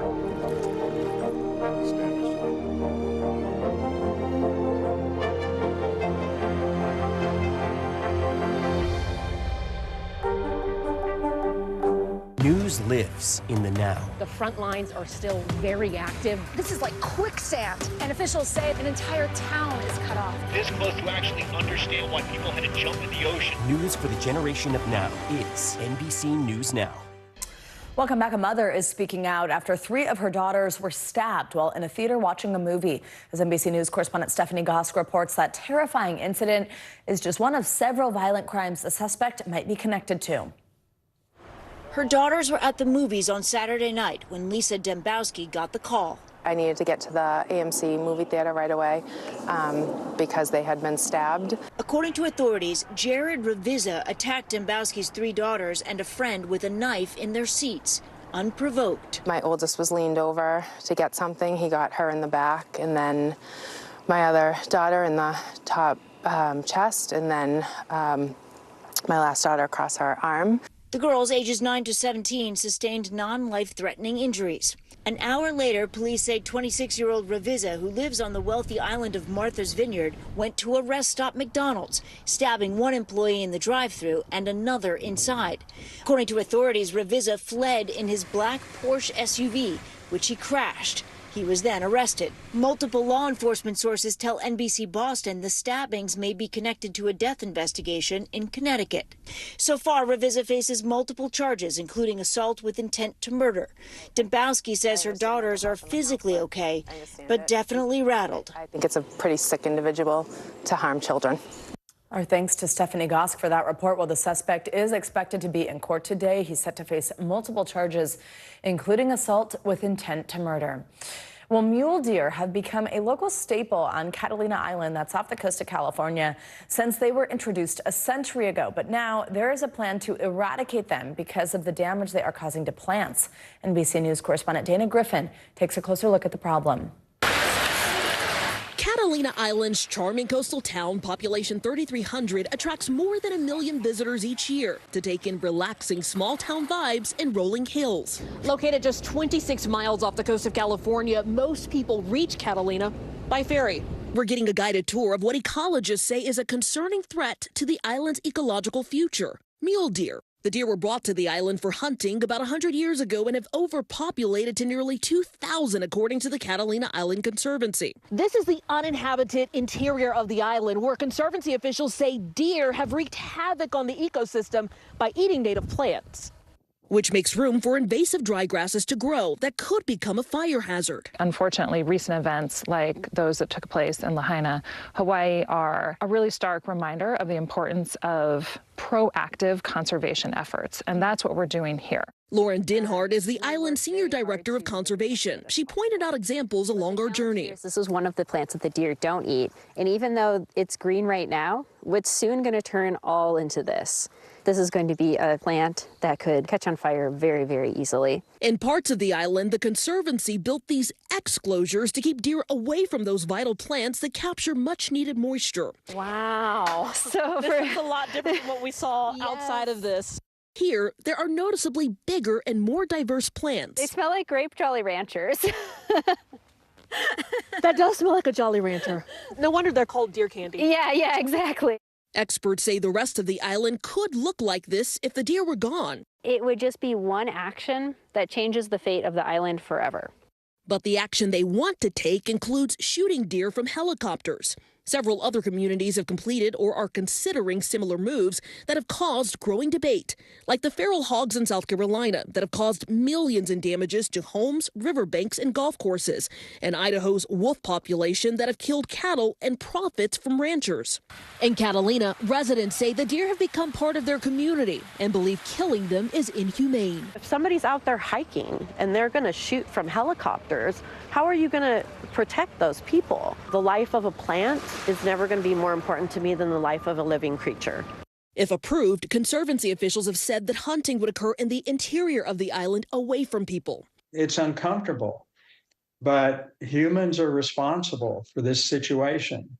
Dr. Winston Vickers, who has been involved in other eradication programs, says the most humane way is the quickest. We sometimes have to grow up and put on our big person pants and do the things that are difficult. The California Department of Fish and Wildlife will ultimately decide if the Conservancy can kill the deer. In a statement to NBC News, CDFW says it is waiting for additional submissions from the Conservancy before any decision on issuing the permit is made. Hunting is allowed on the island 6 months out of the year, but officials say it's still not enough to tackle the issue. Opponents have suggested sterilization and transporting the deer off island, but Conservancy officials say trying to catch them could trigger capture myopathy. Capture myopathy is a disease. It creates a condition where they essentially get so stressed out they can die from it. It's a really painful and stressful death.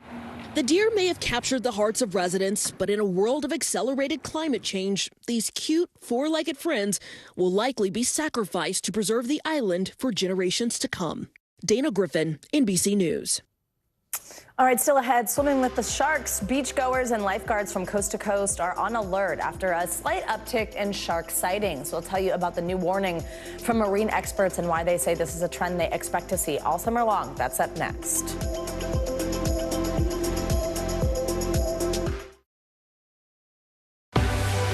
What's the message that you're trying to get out to young people? Know what is in the drug supply. We've got important news this hour about your money. Mental health, big picture, why is it so tough right now? News for the generation of now is NBC News Now.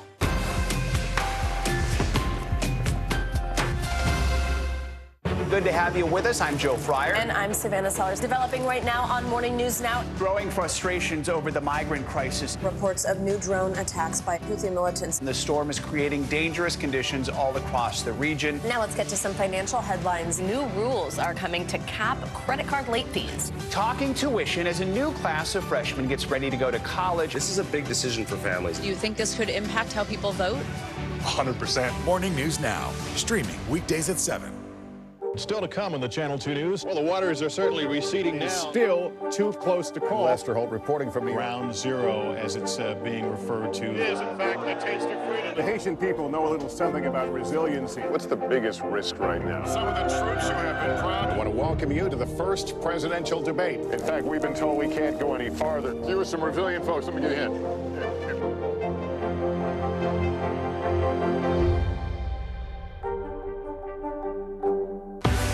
News lives in the now. It's coming at us every second. News is more now than ever. Just outside of the Israeli military headquarters. Now is raw. This tunnel just goes on and on. Now is real. We get to see democracy in action for the very first time in the 2024 race. Now is constant. You gotta see this. Future is now. News for the generation of now is NBC News Now.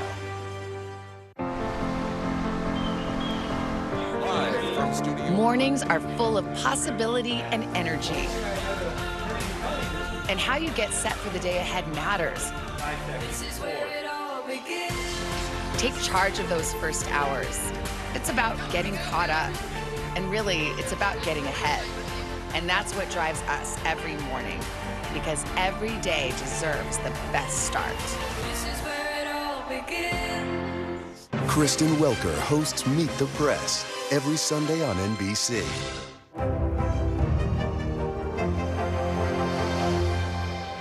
News lives in the now. The front lines are still very active. This is like quicksand, and officials say an entire town is cut off. This close to actually understand why people had to jump in the ocean. News for the generation of now is NBC News Now. More Americans turn to NBC News than any other news organization.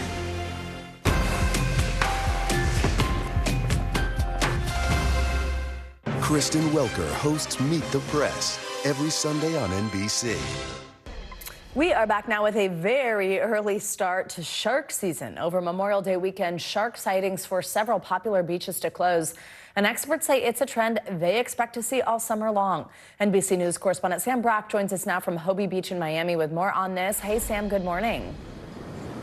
Hi, Savannah. Good morning. Look, the number of unprovoked attacks globally last year did edge up slightly with 69. It does kind of sound like a lot, but there's a couple of things of concern this morning. One on the West Coast, as you mentioned, San Clemente beaches closed after a surfer was bumped by a shark. That happened over the Memorial Day holiday. Then at the same time, on the East Coast, a warning from the New England Aquarium saying that white sharks right now are migrating to the Northeast, and they have already seen white shark activity. As beachgoers across the country begin to soak up the warmer weather on the sand and in the sea. Yeah, we're at the beach for the start of the summer, right? Marine experts have fresh warnings about the rare but potential dangers that could be lurking beneath the water. Right before the holiday weekend, a flag from the New England Aquarium urging the public to be aware of their surroundings.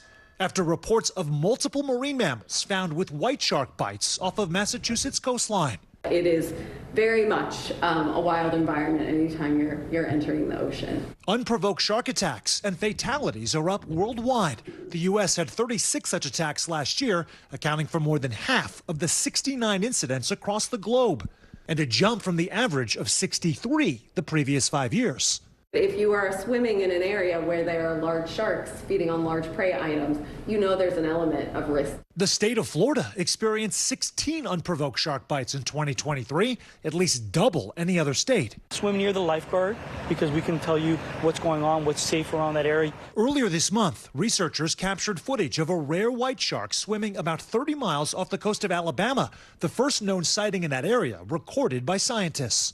Groups like OSearch have been tagging sharks for research purposes and also for real-time updates about the predator's whereabouts. Last month, 2 white sharks pinged off the Atlantic coast of Florida, the sharks appearing to head north for the summer season. Water has sharks in it, but I mean, we've been swimming here for years. I think everybody will be safe this summer. While in New York, drones now deployed to spot sharks from above in the hopes of taking a bite out of potential attacks. Last month, 24-year-old Marlon Wakeman was bitten by 2 sharks in a marina in the Bahamas after slipping off a fishing boat into the water. He grabbed my left leg, kind of pulled me into the water, and at that point, my head went underwater. He's since recovered from his injuries, but Wakeman knows how lucky he is to be alive. They can and will kill you. I got very lucky.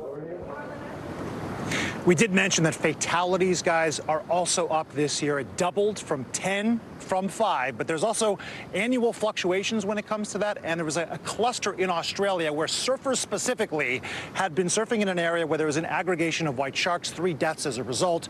Definitely something to keep at the top of your mind. Surfers are at more danger than just regular swimmers. Oh, yeah. Back Sam, what else? What else can keep us safe? Okay, so common sense will always, Savannah, keep you safe. Try to swim with a friend, right? So you have a buddy system that's in place. Don't swim at dawn or dusk. Try to avoid schools of fish or where people are fishing. And also avoid shiny jewelry, because then sharks can mistake you for a fish, which is absolutely something that you do not want to see transpire. But obviously, and I need to say this as a caveat, the numbers are exceedingly low for people being involved in unprovoked shark attacks. Back to you, Savannah. Always a good reminder when we start doing these stories. Sam Brock, thank you very much. Great to see you. Now let's get to what's making financial headlines. A tech firm in Virginia is facing heavy fines from the Justice Department after posting a job opening for whites only. CNBC's Savannah Hanau joins us with that and more. Savannah, good morning.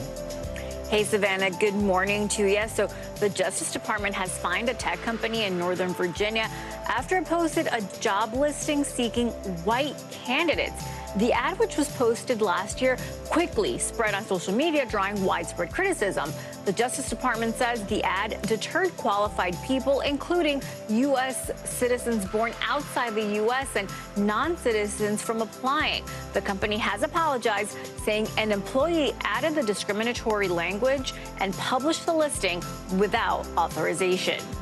Google is rolling out a new feature for the Android YouTube Music app that's part Shazam and part when you ask, what's that song that goes like? Now, the feature lets you hum, whistle, sing, or play a recording of a song to figure out what it's called. You'll see a waveform icon next to the microphone icon that appears when you tap the search button in the app. It will start listening, and experts say it does come up with fairly accurate answers. And Amazon Fresh is cutting prices by up to 30% on 4,000 items in store and online. The markdowns will rotate weekly.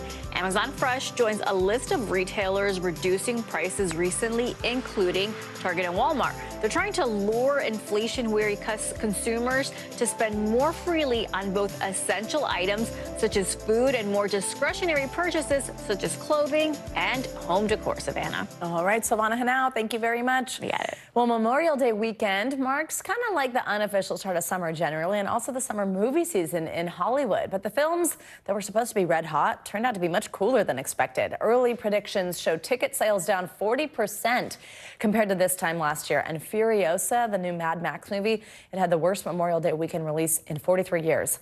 Let's bring in Paul Dergarabedian for more. He's the senior media analyst at ComScore.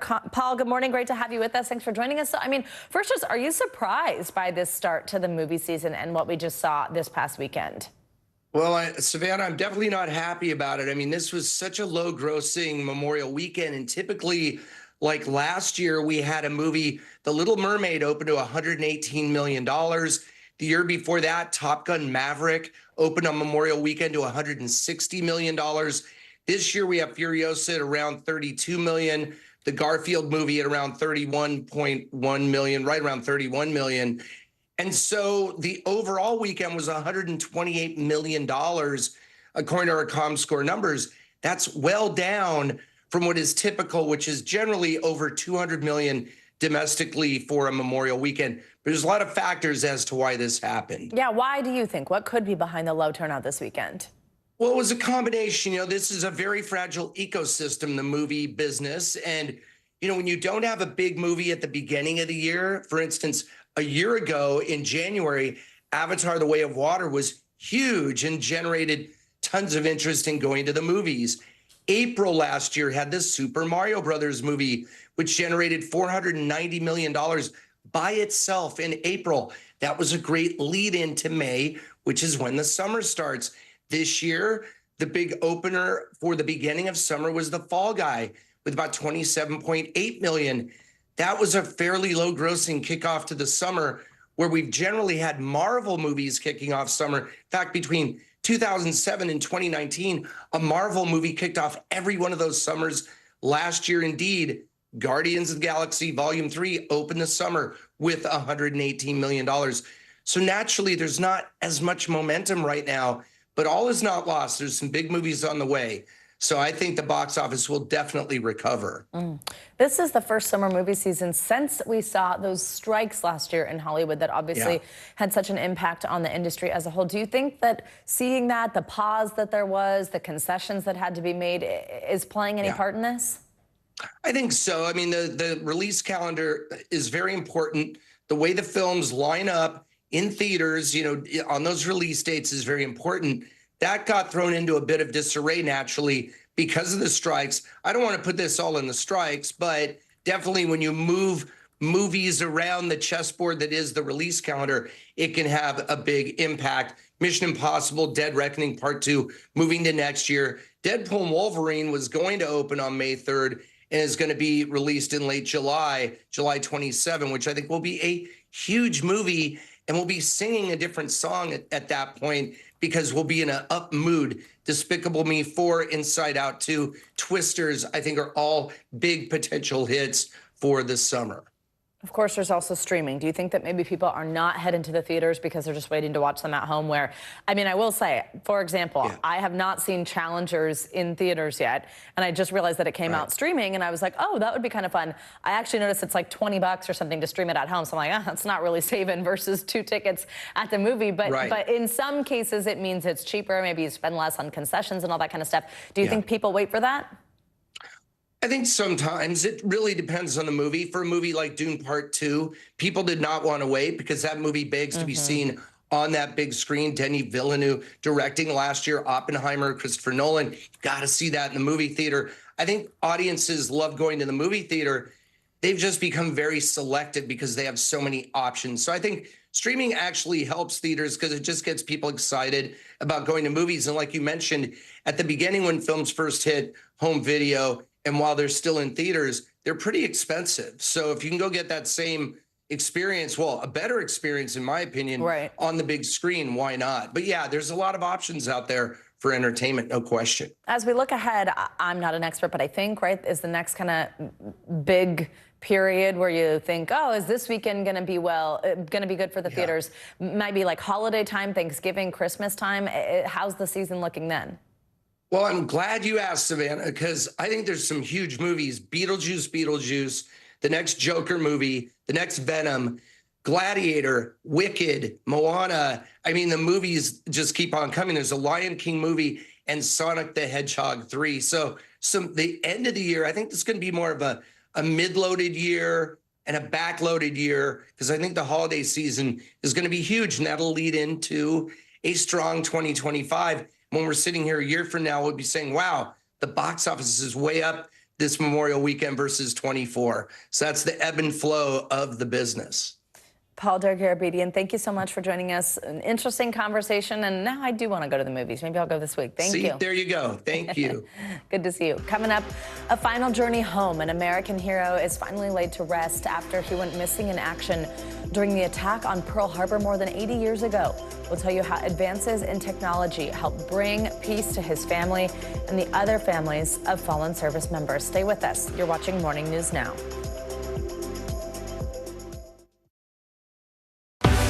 News lives in the now. It's coming at us every second. News is more now than ever. Just outside of the Israeli military headquarters. Now is raw. This tunnel just goes on and on. Now is real. We get to see democracy in action for the very first time in the 2024 race. Now is constant. You gotta see this. Future is now. News for the generation of now is NBC News Now. Hey there, I'm Hallie, and we are coming on the air tonight with new developments. Let's talk about the implications on women's health and then the political fallout. Start with what this law actually will and won't do. crews, officials will do almost anything they can to get it back open ASAP. So how S is the P? In other words, how soon will it be open? I could keep talking till the Eiffel Tower starts sparkling. Now you've laid down the gauntlet, so we have to continue to speak until it starts to sparkle. It's sparkling. It's happening. Nearly a dozen hours after the eye roared ashore. There is some late-breaking news. All right, You gotta see this. I'm Gotti Schwartz. We are following some breaking news. Severe storms continue to wreak havoc. The Supreme Court put a pause on a controversial immigration law. Protesters have redoubled their numbers right here at this makeshift barricade. The future of TikTok as we know it is at risk. Is this a ban or not? The craziest ride I have ever hitched. That is totality. Do you see yourselves in space? I could go to space. How you feeling? I feel great. Stay tuned now, weeknights at 8 Eastern, 5 Pacific on NBC News Now. Now is raw. How hard is it to see it like this? Our house is no longer here, but we are here. Now is real. Let's break down what we know and then the big questions still outstanding. News for the generation of now is NBC News Now. This is so cool. This is an act of kindness that made one Coldplay fan's wildest dreams come true. Sandra Glenn, who has osteoarthritis, was struggling to walk to the venue where the band was playing at a festival in England. Well, a Mercedes stopped to give her a ride, and get this, sitting inside was Chris Martin, the lead singer. The 64-year-old shared this cute picture of them riding together. It's so cute. She later told the BBC she had been considering turning around and watching the concert from home. Once they made it to the venue, she says Martin made sure she was taken care of. I mean, how great is that? We're going to end this hour with a heartfelt story of one soldier's journey home. NBC News Pentagon correspondent Courtney Kuby explains how new technology identified the remains of Starring Winfield, who went missing in action after the attack on Pearl Harbor more than 80 years ago. Growing up in California in the 1920s, Starring Winfield and his siblings were inseparable. He always looked out for his sisters, older or younger, and they were all very close. Adam Morrill's grandmother was Starring's sister. She always used to brag about her baby brother, the war hero. We were always told stories when we were kids. Starring enlisted in the Navy in 1940 and was assigned to the USS Oklahoma. On leave, he married his high school sweetheart before heading to Pearl Harbor. 6 weeks later, she would be a widow. On December 7, 1941, during a surprise attack, Japanese torpedoes sunk the Oklahoma, killing 429 U.S. sailors and Marines and leaving 388 listed as unaccounted for, including Starring. He was missing in action, presumed dead. 2 years later, the Navy righted the ship, and the remains of those who could not be identified were buried together. Then, in 2015, armed with new advances in DNA identification, the military disinterred the remains, beginning the painstaking effort to identify the fallen service members. We have an obligation as a nation to not leave them behind. And so this is that fulfillment of that promise. Returning the remains of 361 men to their families. Radioman Third Class Starring Winfield was one of them, receiving full honors as he was finally laid to rest at Arlington National Cemetery earlier this month. Really more about a celebration of him. He's finally getting this lasting monument and a place of just honor.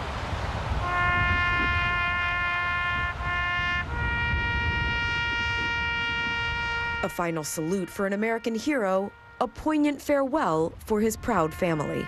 Courtney Kuby, NBC News, Arlington National Cemetery. What a way to remember. Our thank you to Courtney for that report. That's going to do it for this hour of Morning News Now. Stay with us, though. The news continues right now.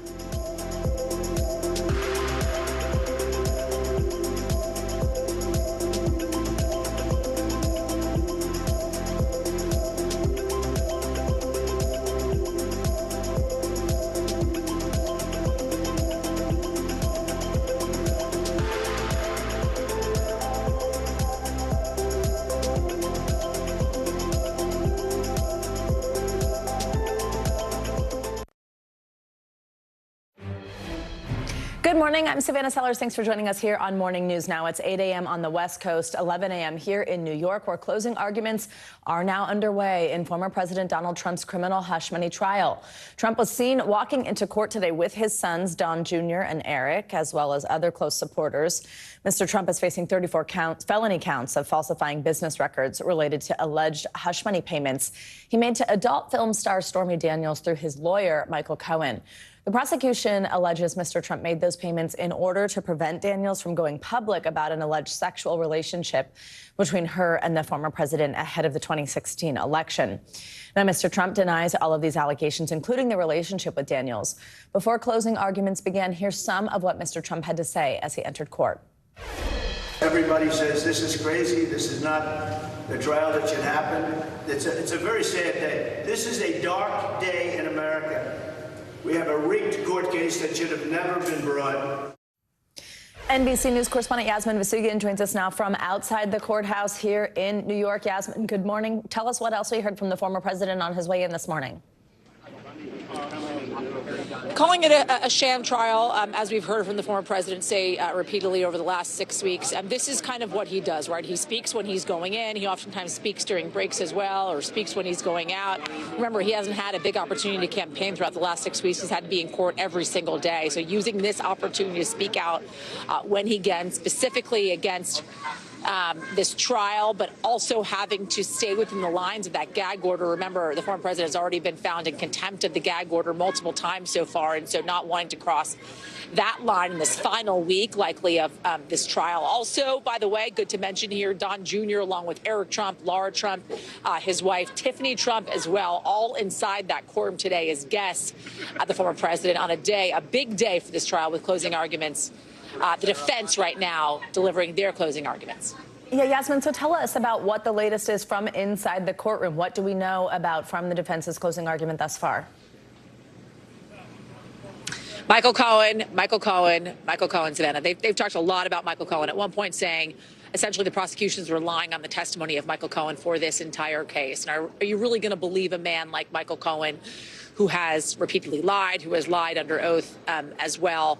Are you going to believe his testimony and what he says about what took place back in 2016? This was merely a retainer, the argument that they're making. $35,000 a month, 11 payments throughout the year of 2017 was merely a retainer for legal services. It was nothing more and nothing less. Donald Trump was a man who was incredibly busy inside the White House. Did you really feel as if he would concoct this type of scheme while he was the president of the United States? Do you really think he would overpay a man like Michael Cohen when he was so into making sure he knew the pennies that were going in and out of his account? They addressed that 2015 meeting between David Pecker, Michael Cohen, Donald Trump as well, in which they agreed they were going to put damning stories and look out for damning stories when it came to Donald Trump, and put in damning stories when it came to his opponents in the National Enquirer. They spoke extensively about that as well, saying this was part of the course for the National Enquirer. This is what people do. This is what celebrities do as well. There's nothing more than that. They talked about the ledgers, the invoices, the checks as well. And they questioned why it is that Don Jr., Eric Trump, Alan Weisselberg, Keith Schiller, Alan Weisselberg being Donald Trump's CFO, former CFO, I should say, Keith Schiller, his former body man as well, why they didn't, in fact, take the stand.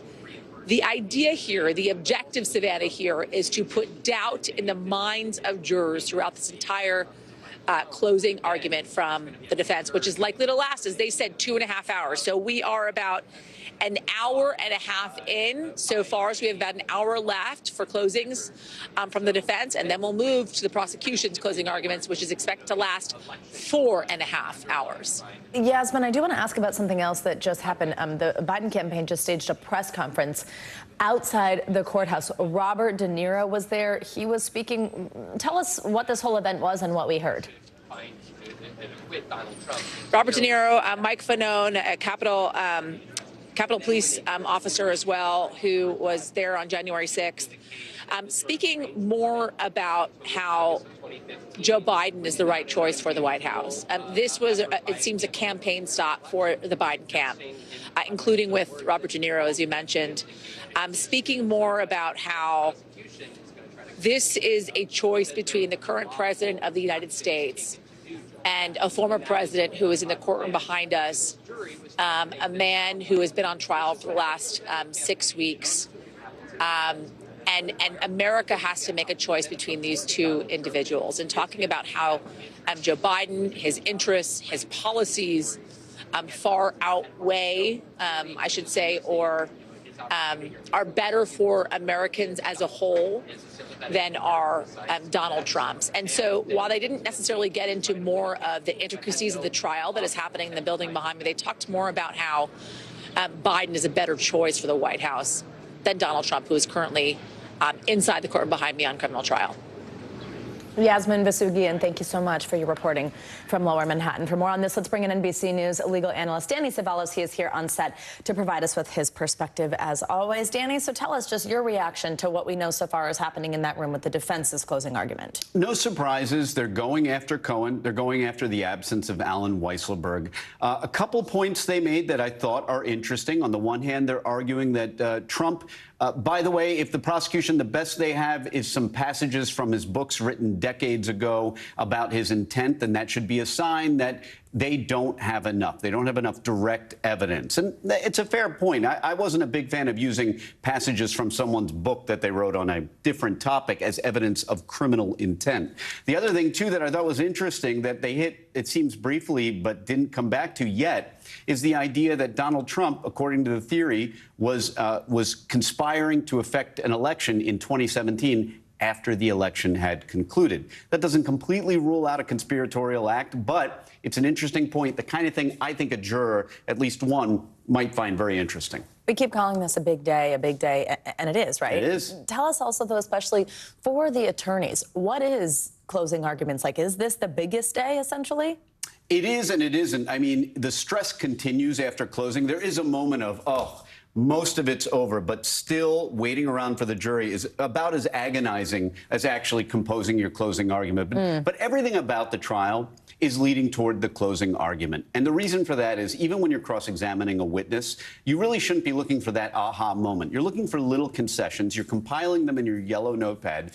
And then you're putting together your closing argument, which you can script out a little before trial begins, but you really can't until all the evidence is in and you know what is evidence that you can argue to the jury. And you just live with that fear that if I leave anything out, then it's something that the jury might have seized upon. And that's why it's easy for me from the cool, detached room in here to say, oh, they should shorten everything up. Everything should be tightened up. I get it. But when you're there and you live with that fear, whether you're the prosecutor or the defense, that if you leave one fact out, it will be the fact that could have changed the tide of the case, then the incentive is to leave everything in. And that's how you get to a 4-hour prosecution closing argument and a 2.5-hour defense closing argument. That's right. Well, 4.5 prosecution's asking for. I was going to ask a reaction to that, but thank you for giving it to me. Danny Cevallos, thank you so much. As always, thanks for helping us understand this. Let's turn to an election in Ohio. This November, Ohio is expected once again to be a key battleground state. But as things currently stand, get this, President Biden is not on the ballot there. This is because the state's laws require presidential nominees to be certified 90 days before the election. Well, the Democratic National Convention will miss that deadline. So later today, the state's Republican governor is holding what's called a special session to fix that problem, or try to. He had this to say during a press conference last week. This is simply unacceptable. Ohio is running out of time to get Joe Biden, the sitting president of the United States, on the ballot this fall. Failing to do so is simply not acceptable. This is a ridiculous, this is an absurd situation. NBC News 2024 campaign embed and former member of this team, Emma Barnett, joins me for more on this. Emma, good morning. Great to see you. So explain how an issue as seemingly simple as this hasn't been resolved yet. Yeah, Savannah, it is seemingly simple. So just for some context here, this has happened before in Ohio back in 2012 and in 2016. And normally it would just require a simple legislative fix. In fact, in Alabama this year, the same thing is happening there. And they passed a simple legislative fix to make sure that Biden would be on the ballot. But there's lots of politics involved here in Ohio. So some Republicans have made it clear from the very beginning that they're not going to pass any fix unless they get something in return. And what they want in return is legislation that would prohibit campaign spending by foreign nationals. Now, most Democrats would agree with that at the surface level, but as one Democratic source told me, that's the headline. Foreign money is the headline, but the subtext in a lot of the legislation that was proposed is that they want to make it more difficult for citizen-led ballot initiatives to get on the ballot in Ohio. And if you remember, back in August of 2023, just last year, a citizen-led ballot initiative is what ultimately led to the codification of abortion rights here in Ohio. So now what's happening is even more complicated because there's a lot of GOP infighting here in Ohio that stems back to a speaker's race at the beginning of the year. So all of this is coming crashing down to the simple question of how do you get Biden on the ballot in what should be a really easy fix. Savannah? So fascinating. What can we expect to see in this special session today? Are Ohio lawmakers obligated to come to a decision under the special session? Does this mean this is settled today for sure? It most likely will not be settled today, Savannah, and they are not obligated necessarily to come to a decision under this special session. In fact, they can call it done and go back to regular session if it ends up being a no-go to creating a simple fix or a fix that includes putting Biden on the ballot and this foreign money as well. But what's also going to happen here is the House today is going to be introducing language at the beginning of their hearing to try and get something passed. But there's going to be no votes until Thursday because according to the Constitution, you have to let this legislation sit for at least 3 days before anything's even voted on, Savannah. Emma, what happens if state legislators don't get this issue resolved? Are there other options? I mean, what about just the DNC themselves? Is there a way that on that end of things that they can avoid not having the president on the ballot for November? Yes, Savannah. So if the state legislature does not get anything fixed, they're going to end this special session and move on. But the DNC can do something. In fact, the DNC could do something today if they wanted to, which is essentially file a lawsuit, hold a mini convention before August 7th, which is that deadline here in Ohio, and all would be said and done. But the DNC does not want to bend the knee to Republicans who are pushing and making this more difficult. So there's just a lot of politics involved here, Savannah. All right. Well, you think that they definitely want their candidate on the ballot, though. Emma Barnett, thank you very much. Great to see you. Well, turning now to the severe weather that plagued many states over Memorial Day. This morning, the threat of another round of wild weather is returning to the southern plains. It comes after devastating storms tore across the region over the holiday weekend, leaving multiple deaths in their wake. NBC News correspondent Maggie Vespa joins us now from Dawson Springs, Kentucky with the latest. Maggie, good morning. Hey, Savannah, good morning. You might be able, by the way, to hear some heavy machinery behind us. The cleanup is just barely beginning this morning after millions of Americans across the country sadly woke up again to damage like this. I mean, look at this house. This is insane. And even more insane, family tell us a couple in their 90s rode out a tornado sitting on that bed after they couldn't make it down to their basement in time. Miraculously, they are okay, having survived this latest round of violent spring weather. Storms washing through the Northeast overnight, capping a Memorial Day weekend of wild weather. The car is shaking. With more than 70 reported tornadoes touching down across nearly 15 states since Friday afternoon, leaving at least 24 people dead. My mom came in and told me that we had to go bunker down. The governor saying 5 were killed in Kentucky alone after multiple reported twisters plowed through that state Sunday night. When it hit the floors, you could just feel the floors just wave Cali up and down. Dawson Springs, southwest of Louisville, decimated. From above, you can see home after home shredded. 17-year-old Emma Costco took cover with her boyfriend's family in their basement, hearing the tornado's suction pull doors and drain pipes. We go upstairs. There's nothing left, really. Upstairs was like gone. Yeah. Yeah. The family's grandparents sat on their bed in this nearby home, torn to pieces. Miraculously, they survived.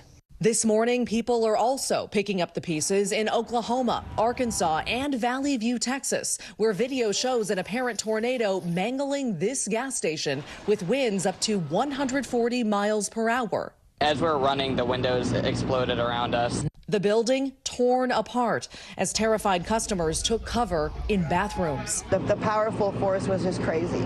Hard-hit communities hoping for a break as they try to piece shattered lives back together. Yeah, and this is one of the latest rounds of communities. And of course, we know to that point, 2024 has been a really violent spring. Going by the numbers we confirmed this morning, Savannah, past 1,000 reported tornadoes so far this year, making this the second busiest start to a year for tornadoes ever recorded. I'll send it back to you. All right, Maggie Vespa, thank you so much. Well, let's bring in NBC News meteorologist Angie Lassman. She's tracking this severe weather threat for us this morning. Hi, Angie. What are you watching? Hi, Savannah. Good morning to you. Watching, no surprise, more severe weather. Specifically, we already have some of these watches and warnings that have gone into effect and continue to leave us with some rough weather in the Dallas metro area. We've had reports of wind gusts over 70 miles per hour, clocking in around 75 miles per hour from DFW. So it tells you just how robust this thunderstorm is. No surprise that there's tornado warnings associated with it. So we'll be watching that batch of storms continue to work its way to the east here over the next couple of hours. Meanwhile, we've got a line of thunderstorms kind of offshore for the southeast, a few of those lingering across parts of northern Florida. All of that rain that we were tracking across New England is continuing to get out of the picture. We do have some leftover kind of unsettled weather that's going to impact folks in the Great Lakes region here through the day today. That's not what we're expecting to be severe. Instead, it's the plains, the southern plains, specifically Texas and Oklahoma, where we'll have that greatest threat for severe weather later today. If you're looking ahead to tomorrow, another line of thunderstorms expected to pop up across parts of the plains. We'll also see some kind of a rainy forecast work into parts of the south, and that'll leave us with some flooding concerns for folks there. But this is what I want you to really pay attention to, the 25 million people included in the severe risk today. We've got Oklahoma and Texas taking the brunt of that, but notice it extends out into parts of Louisiana, and we're looking at the really destructive wind gusts, strong wind gusts. We've already seen some indications of that so far this morning, and we also have the potential for some large hail. We have already had reports of hail in that region too. The tornado threat is on the lower end today, but it's not zero, so we always say there still could be possibly one or two of those that develop, so you're going to want to have a way to get those alerts. Here's the area that we're watching for the strongest wind gusts, where you see those kind of diagonal lines, 75-mile-per-hour wind gusts or greater, hurricane force winds or greater. Dallas, Waco, San Antonio, all included in that here as we get through the day today. Looking ahead tomorrow, of course, more severe weather. The tornado risk once again low, but it's parts of the plains that will see strong winds and hail to be upwards of an inch in size. The flash flood risk today, it's there still, specifically across parts of Texas. Waco right in the middle of that. Dallas, Brady, though, San Antonio, all included in the potential for us to see some flash flooding with some good rain working through Oklahoma City and Amarillo included in that as well. Here's those rainfall totals as we get through midweek. Localized amounts up to 5 inches. That's not the widespread amount that I think we'll see, but there could be some spots that pick up 5 inches in a short amount of time, so we'll watch for the flooding concern to last into Wednesday as well. Big picture look, here's today. The summertime highs are in place for parts of the southwest. Looks great there. We've got warm temperatures across parts of the southeast. That doesn't last, though. We're going to see kind of a bit of a cool down happening for parts of the Midwest. Notice those cooler highs into the low 70s, topping out into the upper 60s for some spots. The storms that I mentioned for parts of the plains as we get through Wednesday, and then Thursday and Friday, we'll see kind of the bookends of the country looking quite nice with a mix of some sun and clouds and pleasant conditions, Savannah, but the middle of the country, no surprise, more kind of unsettled weather for them. Yeah. Oh, God, we've seen a lot of it. All right, Angie, thank you so much. Well, this morning, Israel is stepping up its attacks on Rafah despite mounting global outrage over Sunday's deadly airstrike that killed dozens of Palestinians who were sheltering in a camp for displaced people.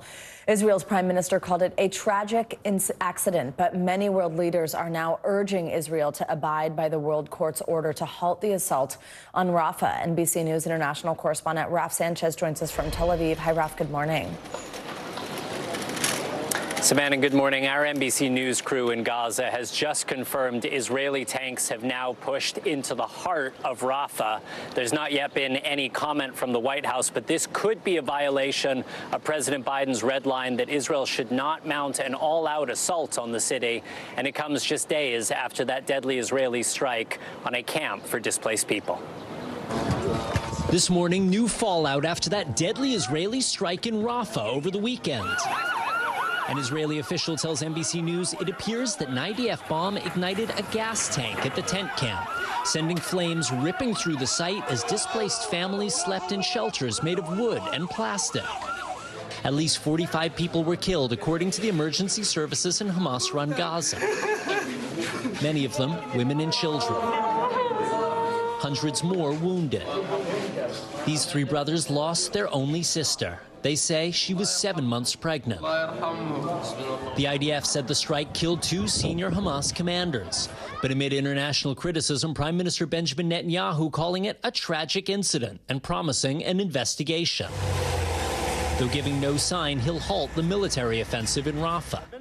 The White House says the images are heartbreaking, adding Israel must take every precaution possible to protect civilians. The death toll in Rafah bringing protesters onto the streets. From New York to Los Angeles to Paris, where demonstrators clashed with police. Many of the families at the Rafah camp had been displaced several times already by the fighting, but were still unable to outrun the war. Why did those innocent people die? What was their guilt, this woman asks. Now they're packing up their tents once again and preparing to move on. And the UN Security Council will meet later on today about that Rafah strike. The UN estimates around 1 million Palestinian civilians have been displaced by the fighting so far. Here in Tel Aviv's Hostage Square, people are hoping that negotiations may resume as early as this week on talks to bring the hostages home. Savannah. All right, Raph, thank you very much. Coming up, a growing threat from China, how a potential Chinese invasion of Taiwan could start a hot war between the U.S. and China. Plus, we've got a case of the summer box office blues. Can the movie industry bounce back from the worst Memorial Day weekend showing in decades? We have a media analyst weighing in.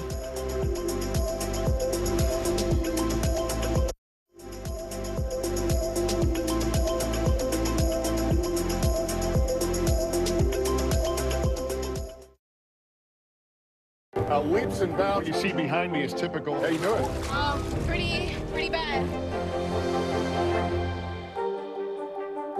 Good to have you with us. I'm Joe Fryer. And I'm Savannah Sellers. Developing right now on Morning News Now. Growing frustrations over the migrant crisis. Reports of new drone attacks by Houthi militants. The storm is creating dangerous conditions all across the region. Now let's get to some financial headlines. New rules are coming to cap credit card late fees. Talking tuition as a new class of freshmen gets ready to go to college. This is a big decision for families. Do you think this could impact how people vote?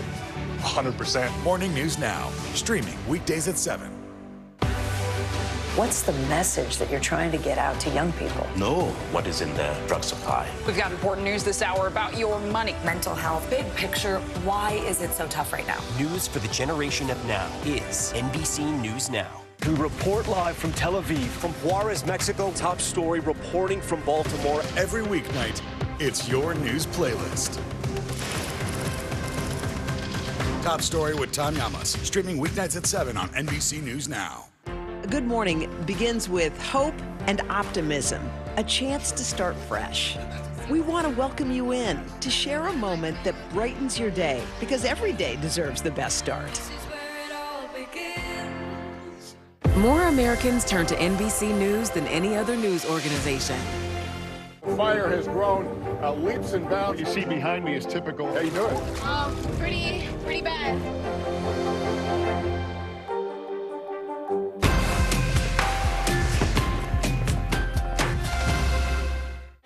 Are you comfortable with the role the Supreme Court is playing in the 2024 election? Is there not more that Israel can do to help the humanitarian crisis? Should abortion be the #1 issue in 2024? If it's Sunday, it's Meet the Press. What's the message that you're trying to get out to young people? Know what is in the drug supply. We've got important news this hour about your money. Mental health, big picture, why is it so tough right now? News for the generation of now is NBC News Now.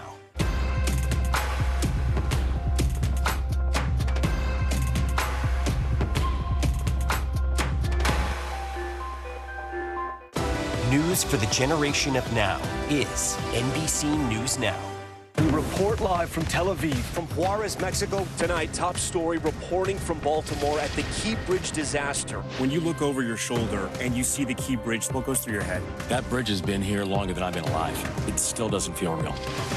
Hundreds of Israelis have gathered to demonstrate. What do the people in Gaza, do you think, what do they need most? A place where Palestinians and Israelis have found common ground. Every night, it's your news playlist. Top Story with Tom Llamas. Streaming weeknights at 7 on NBC News Now. Welcome back. As Taiwan faces an ongoing threat from China, some experts say any potential invasion may happen quicker than expected. NBC News Justice and Intelligence correspondent Ken Delaney looks at how China could carry out the operation and what the implications might be. These striking images of Chinese warships off the coast of Taiwan this month, a dire warning of a potential invasion that could disrupt the global technology supply chain, plunge the world into an economic catastrophe, and start a hot war between the U.S. and China. And according to one geopolitics expert, an actual invasion could be over before the U.S. even has a chance to respond. So a lot of people assume that this would be sort of a Normandy type of beach landing. The reality is the terrain does not allow it. Dmitry Alperovich predicted the Russian invasion of Ukraine, and now in a new book, he lays out how China could seize Taiwan. First, he says, the Chinese would mount a lightning-fast assault from the air and the sea. You're still going to move amphibious assault ships across the strait. Each of them can deliver about 800 troops and, more importantly, dozens of troop transport helicopters as well as gunships to do an airborne assault. They can reach the two airports within 10 to 15 minutes. They can do that by parking them in international waters. And Taiwan would feel constrained from firing first because that would be seen as provoking a war. You're going to have these transport ships, mostly civilian vessels, and have been loaded with hundreds of thousands of troops, armored vehicles, tanks, logistics that you need to occupy an island of 23 million people. To cover the attackers, Alperovich says, China would strike Taiwan's defenses from afar. You're going to have bombers launched from the mainland. You're going to have the largest cruise missile and ballistic missile and rocket forces in the world, pummeling fixed radar installations, pummeling naval facilities, pummeling communication nodes. Then, he predicts, Chinese Marines in huge airboats would rush up the river leading to the center of the capital city, Taipei. All of this can happen literally within the first 30 minutes of action. All the while, he says, the U.S. president facing an awful choice. Allow the aggression to stand or launch a war that could kill more Americans than World War II. So why is Taiwan so vital to U.S. and global interests? One reason, Taiwan manufactures almost 70% of the world's semiconductors, those tiny boards used in everything from phones and laptops to life-saving medical devices and the vast server networks that power American industry. And if China invades, experts say, the U.S. or Taiwan is likely to destroy those factories, which would spell economic disaster for much of the world. Or if China manages to capture the factories and keep them operational, it would leap ahead in the world's most important technologies. Alperovich says that would harm American prosperity and security. But so would a war with China. In the first year of that war, global depression right off the bat. And that assumes it doesn't go nuclear. That's right. Intelligence agencies and military leaders have been warning for years that China is working on plans to seize Taiwan by force. The admiral in charge of U.S. Pacific Command told Congress in March that, quote, all indications point to the People's Liberation Army meeting Xi Jinping's alleged goal of potentially invading Taiwan by 2027. We haven't faced a threat like this since World War II. China has spent the last 2 decades modernizing its military to be able to destroy American ships in the Pacific. You're going to lose ships. You're going to lose a lot of sailors. You're going to lose thousands, potentially even tens of thousands of American troops. Alperovich says the U.S. must make containing China the focus of its foreign policy. The United States has to make it clear to them that the cost of this conflict are going to be too huge for the Chinese economy. He says that means ending U.S. reliance on China for things like critical minerals and solar panels. And it means arming Taiwan in a way that would make an invasion much more painful than it would be today. All to influence the calculations of the Chinese president. We want him to wake up every single day and look at himself in the mirror as he's shaving and say, today is not the day. Our thanks to Ken for that report. And a delegation of American lawmakers is in Taiwan, pledging further U.S. support as part of a trip to the island. Well, let's get you more international headlines now. North Korea's attempt to launch a second spy satellite has failed. NBC News International correspondent Claudio Lavanga joins us from Rome with that and more. Hey, Claudio, good morning. Good morning, Savannah. That's right. According to KCNA, the North Korean state media, a rocket launched to deploy the country's second spy satellite has exploded shortly after liftoff on Monday. Now, KCNA said the rocket blew up during the first stage of the flight due to a suspected engine problem. The failed launch came hours after leaders of South Korea, China and Japan met in Seoul for the first trilateral meeting in more than 4 years. At the time of the launch, Japan urged residents in the southern territory of Okinawa to take shelter, and Japan's defense ministry called the launch a challenge to the entire world. And let's come back to this part of the world, to the Vatican, where, according to Italian media, Pope Francis used an offensive gay slur during a closed-door meeting with bishops. Italian media say that during that discussion, the Pope objected to admitting gay men to seminaries, saying that while it is important to embrace everyone, it was likely that a gay man could risk leading a double life. Two sources who were at that meeting confirmed to NBC News the Pope used a derogatory term in Italian when he referred to homosexuals. Now, the Vatican has not responded yet to a request for comment by NBC News. Now, let's end this tour of the world in Britain, where one of the country and possibly the world's most extreme annual event took place, cheese rolling. Daredevil competitors chased 7-pound wheels of cheese down a near vertical hill near Gloucester in southwest England. The competition has been a spectator's favorite since 1826, but this year the race was made even more difficult and dangerous by the rain that made the hill even more slippery than usual. Now, as always, very few competitors managed to stay on their feet until the end. Those who didn't and rolled down the hill were caught at the bottom of the hill by the local rugby team. Now, I wonder, Savannah, whether at the end the winner was asked to say cheese for that trophy picture. Back to you. Good one, Claudio. Thank you very much. Coming up, experts say mule deer on California's Catalina Island are wreaking havoc on the island's ecosystem by eating all the native plants. We're going to take a look at the problem and the controversial solution. That's up next.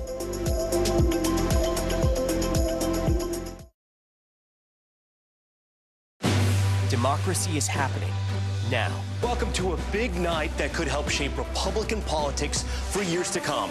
Now never stops. It comes down to turnout. Who shows up? Is it going to be that big block of independents? Now is where it counts. What are the issues that matter most to you guys? What did this debate change for you? Their number one issue is the economy. 2024. Who's your candidate? The race is on now. The countdown has begun. News for the generation of now is NBC News Now. Tonight, the state of emergency here in Baltimore. How is it that traffic was stopped in time? State law enforcement officers, they undoubtedly save lives. Should people be concerned about the safety of flying today? Closer to the Gaza border.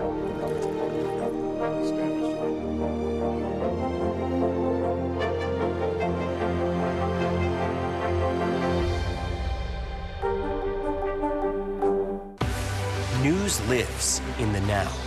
It's coming at us every second. News is more now than ever. Just outside of the Israeli military headquarters. Now is raw.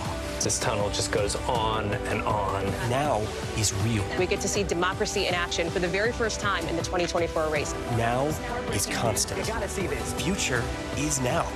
News for the generation of now is NBC News Now. Still to come on the Channel 2 News. Well, the waters are certainly receding now. Still too close to call. Lester Holt reporting from the Ground Zero, as it's being referred to. It is, in fact, a taste of freedom. The Haitian people know a little something about resiliency. What's the biggest risk right now? Some of the troops who have been proud. I want to welcome you to the first presidential debate. In fact, we've been told we can't go any farther. Here with some resilient folks. Let me get a hint.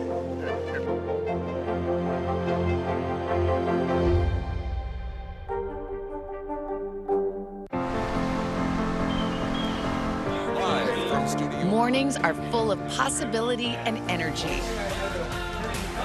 And how you get set for the day ahead matters.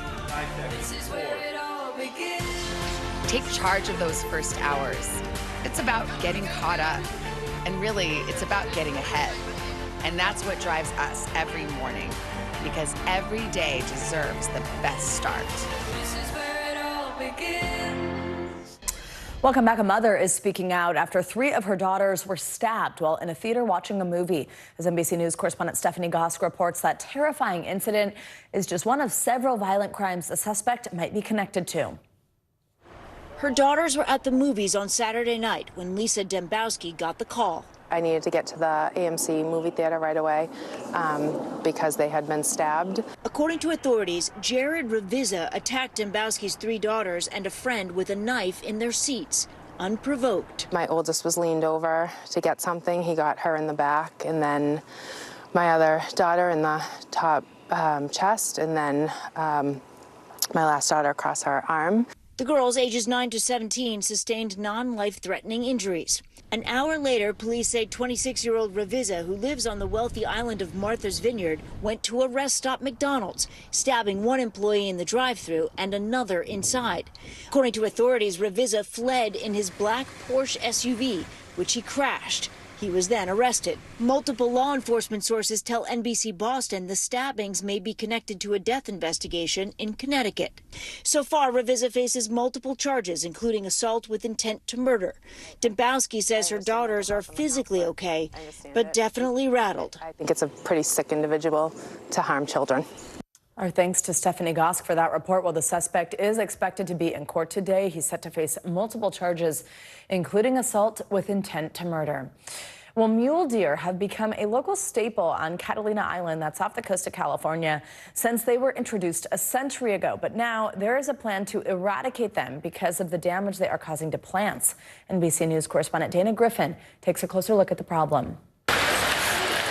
Catalina Island's charming coastal town, population 3,300, attracts more than 1 million visitors each year to take in relaxing small-town vibes in rolling hills. Located just 26 miles off the coast of California, most people reach Catalina by ferry.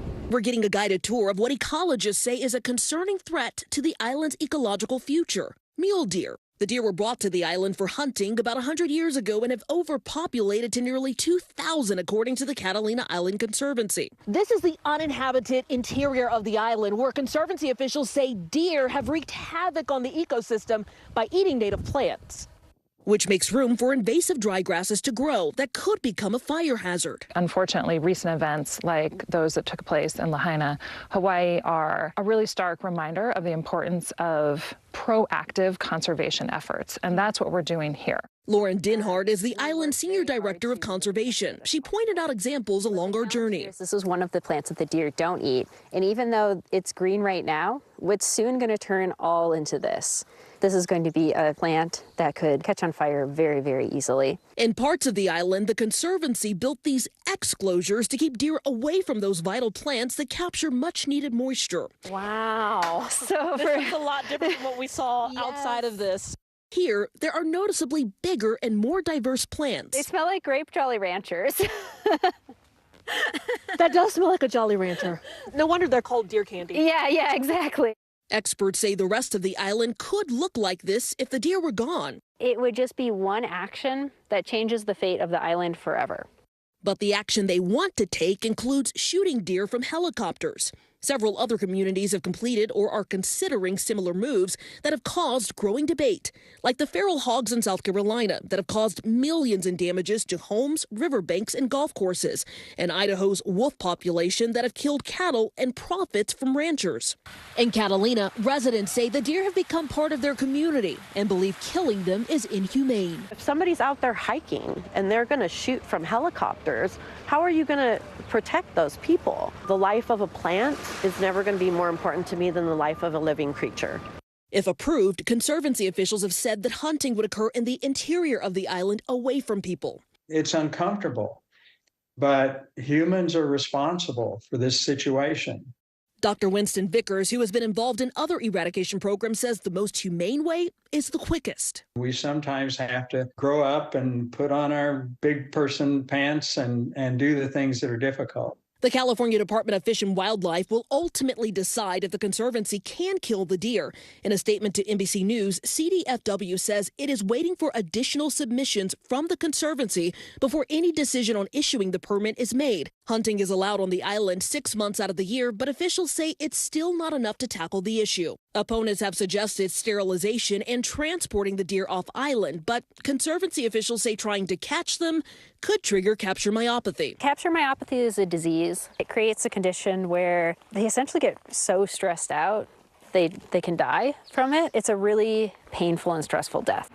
The deer may have captured the hearts of residents, but in a world of accelerated climate change, these cute four-legged friends will likely be sacrificed to preserve the island for generations to come. Dana Griffin, NBC News. All right, still ahead, swimming with the sharks. Beachgoers and lifeguards from coast to coast are on alert after a slight uptick in shark sightings. We'll tell you about the new warning from marine experts and why they say this is a trend they expect to see all summer long. That's up next.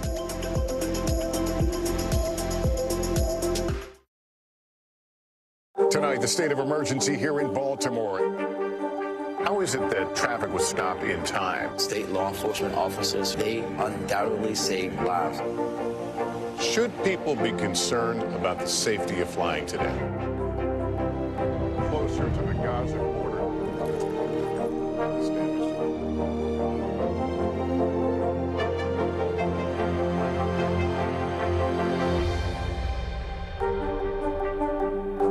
You gotta see this. I'm Gotti Schwartz. We are following some breaking news. Severe storms continue to wreak havoc. The Supreme Court put a pause on a controversial immigration law. Protesters have redoubled their numbers right here at this makeshift barricade. The future of TikTok as we know it is at risk. Is this a ban or not? The craziest ride I have ever hitched. That is totality. Do you see yourselves in space? I could go to space. I feel great. Stay tuned now, weeknights at 8 Eastern, 5 Pacific on NBC News Now. Hey there, I'm Hallie, and we are coming on the air tonight with new developments. Let's talk about the implications on women's health and then the political fallout. Start with what this law actually will and won't do. Cruise officials will do almost anything they can to get it back open ASAP. So how S is the P? In other words, how soon will it be open?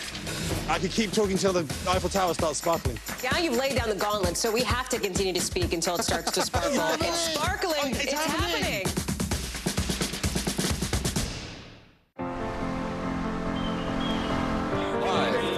Mornings are full of possibility and energy. And how you get set for the day ahead matters. Take charge of those first hours. It's about getting caught up. And really, it's about getting ahead. And that's what drives us every morning. Because every day deserves the best start. This is where it all begins.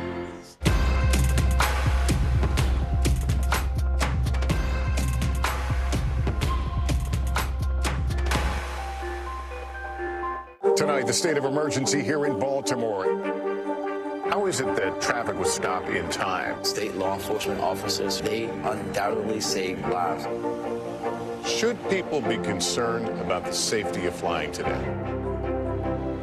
Closer to the Gaza border.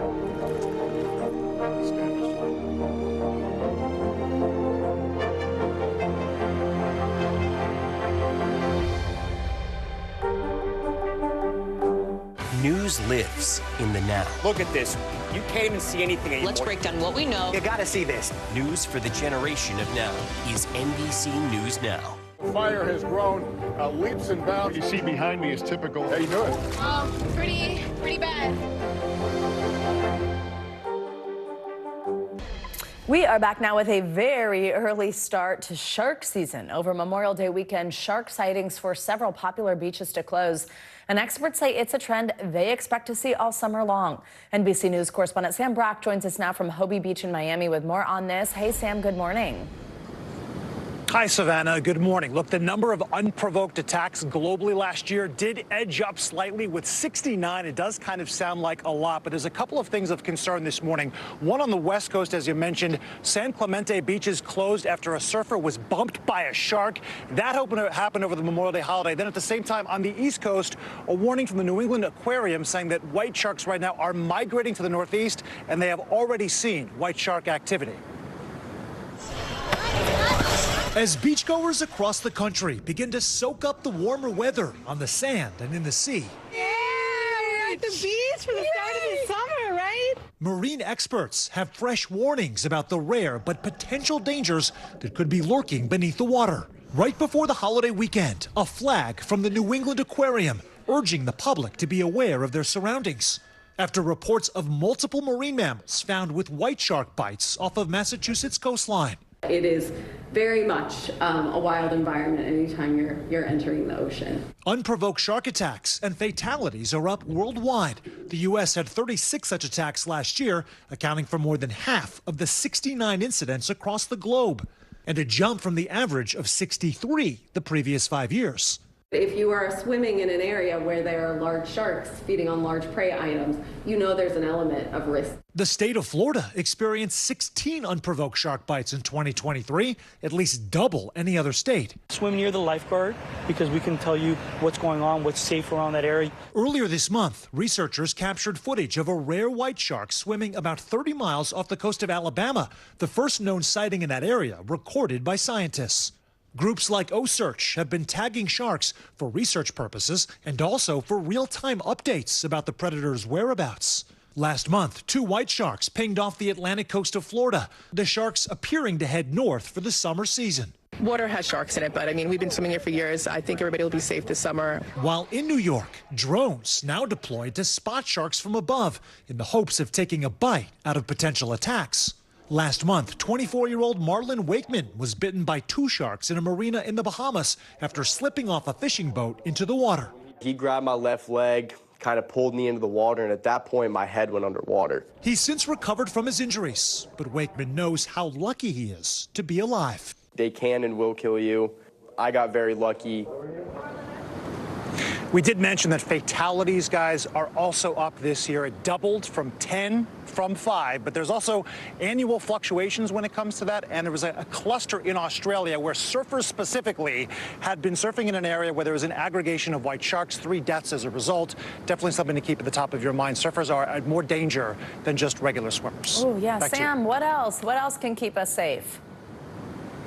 Okay, so common sense will always, Savannah, keep you safe. Try to swim with a friend, right? So you have a buddy system that's in place. Don't swim at dawn or dusk. Try to avoid schools of fish or where people are fishing. And also avoid shiny jewelry because then sharks can mistake you for a fish, which is absolutely something that you do not want to see transpire.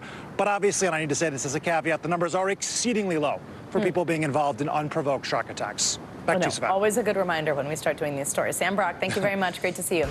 Now let's get to what's making financial headlines. A tech firm in Virginia is facing heavy fines from the Justice Department after posting a job opening for whites only. CNBC's Silvana Henao joins us with that and more. Silvana, good morning. Hey, Savannah, good morning to you. So the Justice Department has fined a tech company in Northern Virginia after it posted a job listing seeking white candidates. The ad, which was posted last year, quickly spread on social media, drawing widespread criticism. The Justice Department says the ad deterred qualified people, including U.S. citizens born outside the U.S. and non-citizens, from applying. The company has apologized, saying an employee added the discriminatory language and published the listing without authorization. Google is rolling out a new feature for the Android YouTube Music app that's part Shazam and part when you ask, what's that song that goes like? Now, the feature lets you hum, whistle, sing, or play a recording of a song to figure out what it's called. You'll see a waveform icon next to the microphone icon that appears when you tap the search button in the app. It will start listening, and experts say it does come up with fairly accurate answers. And Amazon Fresh is cutting prices by up to 30% on 4,000 items in store and online. The markdowns will rotate weekly. Amazon Fresh joins a list of retailers reducing prices recently, including Target and Walmart. They're trying to lure inflation-weary consumers to spend more freely on both essential items such as food and more discretionary purchases such as clothing and home decor. Savannah. All right, Silvana Henao, thank you very much. We got it. Well, Memorial Day weekend marks kind of like the unofficial start of summer generally, and also the summer movie season in Hollywood. But the films that were supposed to be red hot turned out to be much cooler than expected. Early predictions show ticket sales down 40% compared to this time last year. And Furiosa, the new Mad Max movie, it had the worst Memorial Day weekend release in 43 years. Let's bring in Paul Dergarabedian for more. He's the senior media analyst at ComScore. Paul, good morning. Great to have you with us. Thanks for joining us. So, I mean, first, are you surprised by this start to the movie season and what we just saw this past weekend? Well, Savannah, I'm definitely not happy about it. I mean, this was such a low-grossing Memorial weekend, and typically, like last year, we had a movie, The Little Mermaid, opened to $118 million. The year before that, Top Gun Maverick opened on Memorial Weekend to $160 million. This year, we have Furiosa at around $32 million. The Garfield movie at around $31.1 million, right around $31 million. And so the overall weekend was $128 million, according to our ComScore numbers. That's well down from what is typical, which is generally over $200 million domestically for a Memorial Weekend. But there's a lot of factors as to why this happened. Yeah, why do you think? What could be behind the low turnout this weekend? Well, it was a combination. This is a very fragile ecosystem, the movie business. And, when you don't have a big movie at the beginning of the year, for instance, a year ago in January, Avatar: The Way of Water was huge and generated tons of interest in going to the movies. April last year had the Super Mario Brothers movie, which generated $490 million by itself in April. That was a great lead into May, which is when the summer starts. This year, the big opener for the beginning of summer was The Fall Guy with about $27.8 million. That was a fairly low grossing kickoff to the summer, where we've generally had Marvel movies kicking off summer. In fact, between 2007 and 2019, a Marvel movie kicked off every one of those summers. Last year, indeed, Guardians of the Galaxy Volume 3 opened the summer with $118 million. So naturally, there's not as much momentum right now, but all is not lost. There's some big movies on the way. So I think the box office will definitely recover. This is the first summer movie season since we saw those strikes last year in Hollywood that obviously had such an impact on the industry as a whole. Do you think that seeing that, the pause that there was, the concessions that had to be made, is playing any part in this? I think so. I mean, the release calendar is very important. The way the films line up in theaters, on those release dates is very important. That got thrown into a bit of disarray naturally because of the strikes. I don't want to put this all in the strikes, but definitely when you move movies around the chessboard that is the release calendar, it can have a big impact. Mission Impossible: Dead Reckoning Part 2 moving to next year. Deadpool and Wolverine was going to open on May 3rd and is going to be released in late July 27, which I think will be a huge movie, and we'll be singing a different song at that point, because we'll be in an up mood. Despicable Me 4, Inside Out 2, Twisters, I think are all big potential hits for this summer. Of course, there's also streaming. Do you think that maybe people are not heading to the theaters because they're just waiting to watch them at home? Where, I mean, I will say, for example, I have not seen Challengers in theaters yet, and I just realized that it came out streaming, and I was like, oh, that would be kind of fun. I actually noticed it's like $20 or something to stream it at home, so I'm like, that's not really saving versus 2 tickets at the movie. But in some cases, it means it's cheaper. Maybe you spend less on concessions and all that kind of stuff. Do you think people wait for that? I think sometimes it really depends on the movie. For a movie like Dune Part 2, people did not want to wait because that movie begs to be seen on that big screen. Denis Villeneuve directing last year, Oppenheimer, Christopher Nolan. You've got to see that in the movie theater. I think audiences love going to the movie theater. They've just become very selective because they have so many options. So I think streaming actually helps theaters because it just gets people excited about going to movies. And like you mentioned, at the beginning when films first hit home video, and while they're still in theaters, they're pretty expensive. So if you can go get that same experience, well, a better experience, in my opinion, on the big screen, why not? But yeah, there's a lot of options out there for entertainment, no question. As we look ahead, I'm not an expert, but I think, is the next kind of big period where you think, oh, is this weekend going to be good for the theaters? Maybe like holiday time, Thanksgiving, Christmas time. How's the season looking then? Well, I'm glad you asked, Savannah, because I think there's some huge movies. Beetlejuice, the next Joker movie, the next Venom, Gladiator, Wicked, Moana. I mean, the movies just keep on coming. There's a Lion King movie and Sonic the Hedgehog 3. So the end of the year, I think it's going to be more of a mid-loaded year and a back-loaded year, because I think the holiday season is going to be huge, and that'll lead into a strong 2025. When we're sitting here a year from now, we'll be saying, wow, the box office is way up this Memorial Weekend versus 24. So that's the ebb and flow of the business. Paul Dargarabedian, thank you so much for joining us. An interesting conversation, and now I do want to go to the movies. Maybe I'll go this week. Thank you. There you go. Thank you. Good to see you. Coming up, a final journey home. An American hero is finally laid to rest after he went missing in action during the attack on Pearl Harbor more than 80 years ago. We'll tell you how advances in technology help bring peace to his family and the other families of fallen service members. Stay with us. You're watching Morning News Now. Tonight, the state of emergency here in Baltimore. Should people be concerned about the safety of flying today? Closer to the Gaza border.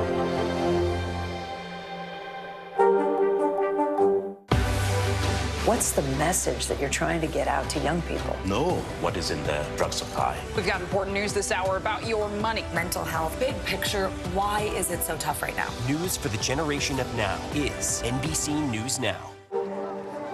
People really don't know what's going to happen. Really, a dozen hours after the eye roared ashore. More good people than bad people, you know, right? 5 seconds. 4, 3. There is some late-breaking news 4 hours into the Iowa caucuses by the man with everything. All right, it just me too.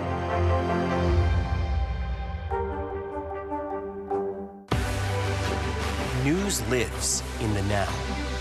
It's coming at us every second from all over the world.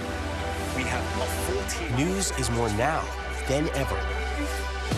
Just outside of the Israeli military headquarters, they're asking that the hostages, demanding that the hostages be released. Now is raw. This tunnel just goes on and on and on. Now is real. This is it. We get to see democracy in action for the very first time in the 2024 race. Now is constant. Morning News Now, or breaking news. NBC News special report. You gotta see this. The future is now. News for the generation of now is NBC News Now.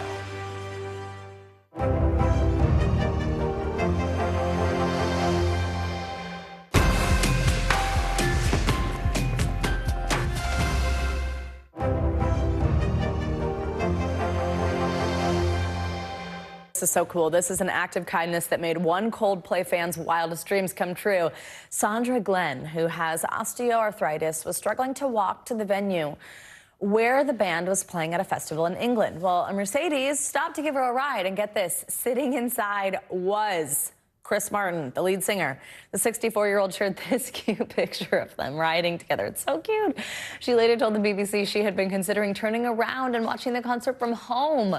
Once they made it to the venue, she says Martin made sure she was taken care of. I mean, how great is that? All right, we're going to end this hour with a heartfelt story of one soldier's journey home. NBC News Pentagon correspondent Courtney Kuby explains how new technology identified the remains of Starring Winfield, who went missing in action after the attack on Pearl Harbor more than 80 years ago.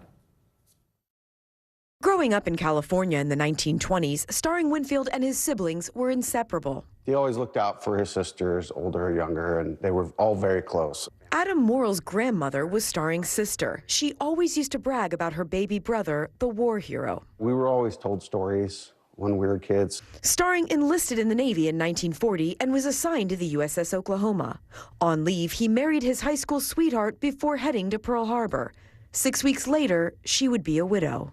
On December 7, 1941, during a surprise attack, Japanese torpedoes sunk the Oklahoma, killing 429 U.S. sailors and Marines and leaving 388 listed as unaccounted for, including Starring.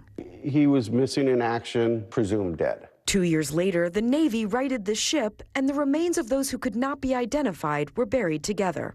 Then, in 2015, armed with new advances in DNA identification, the military disinterred the remains, beginning the painstaking effort to identify the fallen service members. We have an obligation as a nation to not leave them behind. And so this is that fulfillment of that promise. Returning the remains of 361 men to their families. Radioman Third Class Starring Winfield was one of them, receiving full honors as he was finally laid to rest at Arlington National Cemetery earlier this month.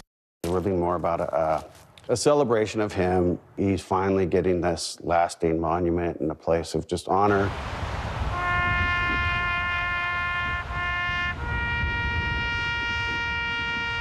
A final salute for an American hero, a poignant farewell for his proud family. Courtney Kuby, NBC News, Arlington National Cemetery. What a way to remember. Our thank you to Courtney for that report. That's going to do it for this hour of Morning News Now. Stay with us, though. The news continues right now.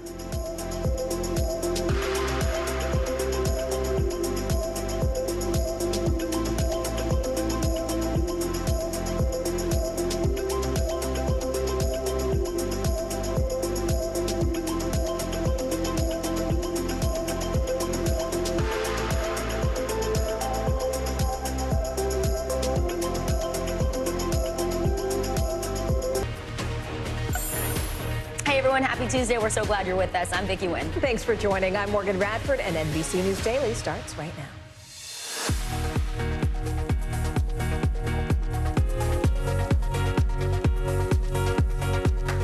Today is Tuesday, May 28th. Final stage closing arguments are underway in Donald Trump's New York hush money case. Why the defense says the former president was too busy to be part of a scheme to conceal repayments. Severe storms. The governor of Kentucky confirming that 5 people have died after multiple tornadoes reportedly plowed through that state. So we're going to take you there live to show you the damage.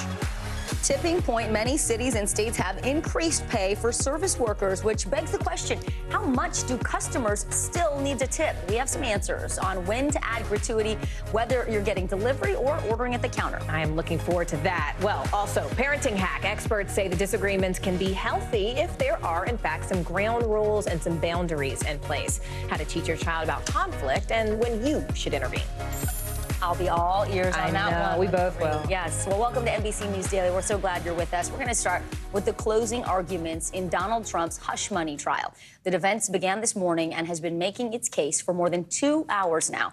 Trump's attorneys are trying to sow doubt in jurors' minds that the former president falsified business records in order to influence the 2016 election.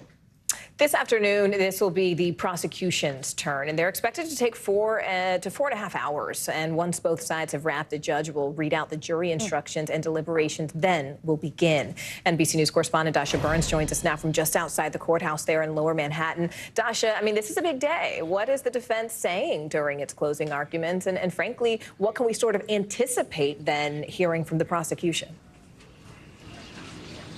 Morgan, a massive historic day and high stakes for the former president and for his legal team. Right now, the former president's lawyer, Todd Blanche, is talking to the jury, trying to poke holes in the prosecution's case. Everything from saying that the former president was far too busy to be involved in some sort of scheme while he was at the White House to questioning the influence that a publication like The Inquirer could even have on an election, and to trying to again undercut the key witness for the prosecution, Michael Cohen, painting him as bitter, painting him as a liar. Now, this is a really difficult task for both the defense and the prosecution because remember, Morgan, these jurors have been sitting in that courtroom through about 80 hours of witness testimony, through more than 20 witnesses, through many days. I mean, think back, David Pecker was the first witness. That feels like a lifetime ago. And this is why the prosecution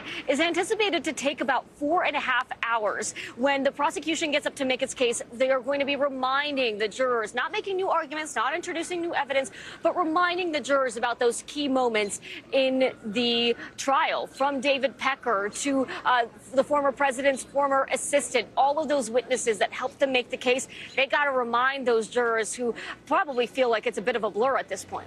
4.5 hours is a long time for the prosecution there. Dasha, we also know there's a lot going on outside the courthouse where you are, too. Surrogates for both Biden and Trump spoke with the press. Walk us through their comments.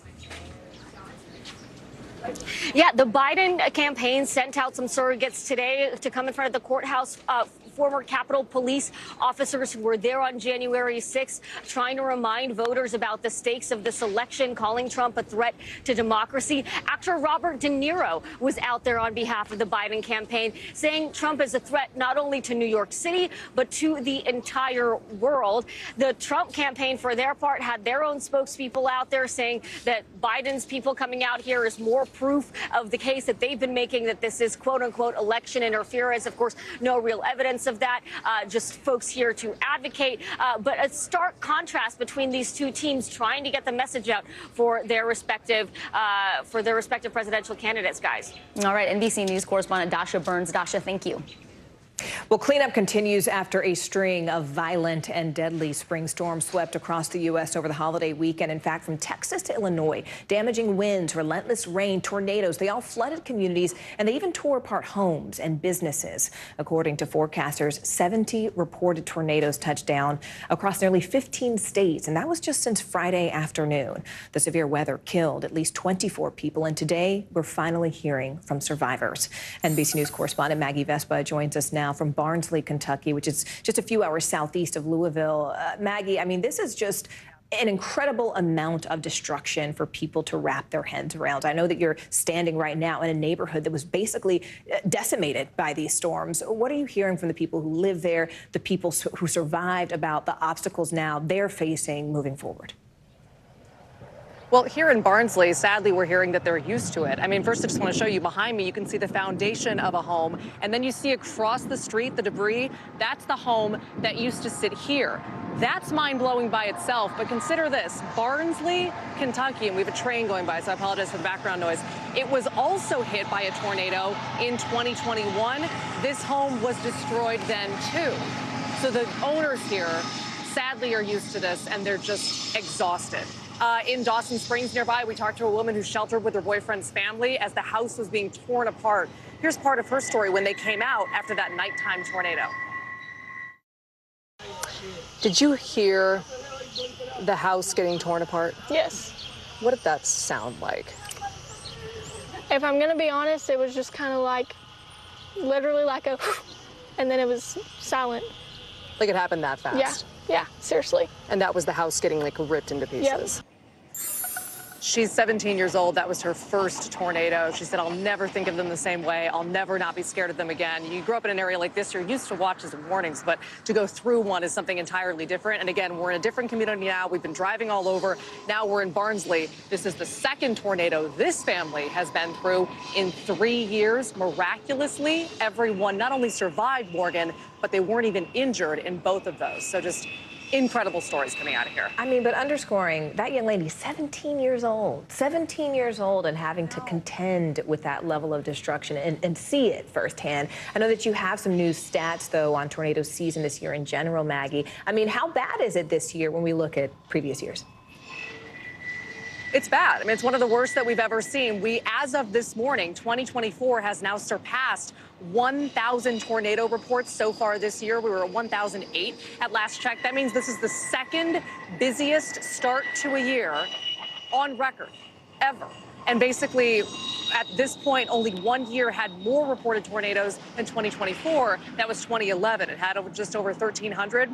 And this year could still surpass that, especially if we see more weekends like what we just saw over Memorial Day, Morgan. Really important. NBC News correspondent Maggie Vespa, incredible reporting there in Kentucky. Thanks, Maggie. Israel is now facing growing condemnation from the international community after that deadly airstrike on Sunday in Rafah. Gaza officials now say at least 45 people, including women, children, and the elderly, were killed. The strike hit a site where displaced civilians were sheltering in tents, and despite all of this, Israel is defying pressure to halt its offensive as nearly 1 million people try to flee Rafah. NBC News international correspondent Josh Letterman joins us now. Josh, what more are we learning at this point, and what is the IDF saying about intensifying its ground operations in central Gaza?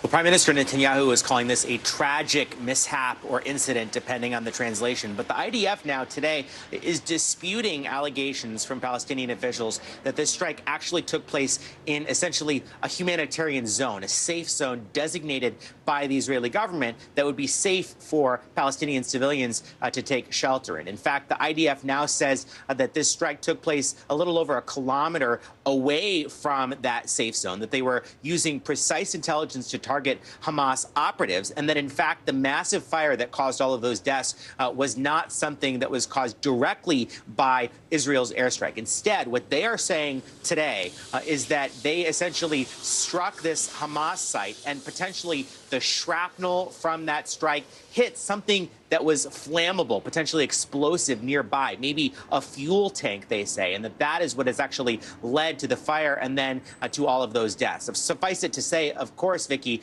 that is not really ameliorating the profound upset and rage from Palestinians to see so many more civilians killed. And in the meantime, when it comes to that broader Rafah operation, the IDF making clear they are not backing away from their intention to clear Rafah militarily, despite this latest strike and despite that recent order from the International Court of Justice. Yeah, rage from the Palestinians as well as the entire international community. Well, Josh, we're now also hearing the U.S. military is not able to deliver aid into Gaza by sea because that temporary pier that they just set up a couple weeks ago has now suffered some sort of major damage. What happened there? Yeah, this has just been one problem after another for that program. Essentially, according to a U.S., a UN, and an Israeli official, there was severe weather that damaged part of the floating causeway that the U.S. military attached to the shore in Gaza, essentially rendering it for now unusable. They're hoping within a week or so they can get that back up and running. But there have just been so many problems, not only with distributing that aid safely, but with some non-combat injuries to a U.S. military member and others who are working on that floating dock that has been established, and even some boats that ran away from their mooring and actually ran ashore both in Gaza and Israel. And so despite the best intentions by the U.S. and its partners to try to get in aid through this new sea route, it has really been complicated and just one problem after another, Vicky. NBC News international correspondent Josh Letterman. Josh, thank you. Well, it's time now for our CNBC Money Minute. T-Mobile announcing that it will acquire most of U.S. Cellular's wireless operations in a $4.4 billion deal. Now, the phone carrier plans to improve its coverage, especially in rural areas across the country. And all of this is part of that acquisition. CNBC Tech Check anchor Deirdre Bosa joins us now. So, Deirdre, what else do we know about this deal and how it will affect the current U.S. Cellular and T-Mobile customers? Hey, good morning, Vicki and Morgan. So according to U.S. Cellular, it will keep 70% of its wireless spectrum and towers and will lease space on at least 2,100 additional towers to T-Mobile. The deal also allows current U.S. Cellular customers to keep their current plans or switch to an AT&T mobile plan. Meanwhile, Amazon Fresh is cutting prices by up to 30% on 4,000 items in-store and online. The markdowns will rotate weekly and will include both national and Amazon store brands. Amazon Fresh joins rivals Walmart and Target in slashing those prices to get inflation-weary shoppers to buy more. And just weeks after disbanding its previous safety board, OpenAI created a safety and security committee headed by CEO Sam Altman. The company said in a blog post that the group, which will include other senior executives, will evaluate OpenAI's processes and safeguards and give recommendations to the board. It comes as the ChatGPT developer announced it started training its new model. That's GPT-5, guys. Wow, already on GPT-5? I feel like there's not a day that goes by that we don't learn something new about There AI. isn't. There really isn't. All right, CNBC Tech Check anchor Deirdre Bosa. Deirdre, thanks as always. Coming up, the new rules for tipping. We have all you need to know about how much gratuity to pay or if you even need to give some for certain services. You're watching NBC News Daily.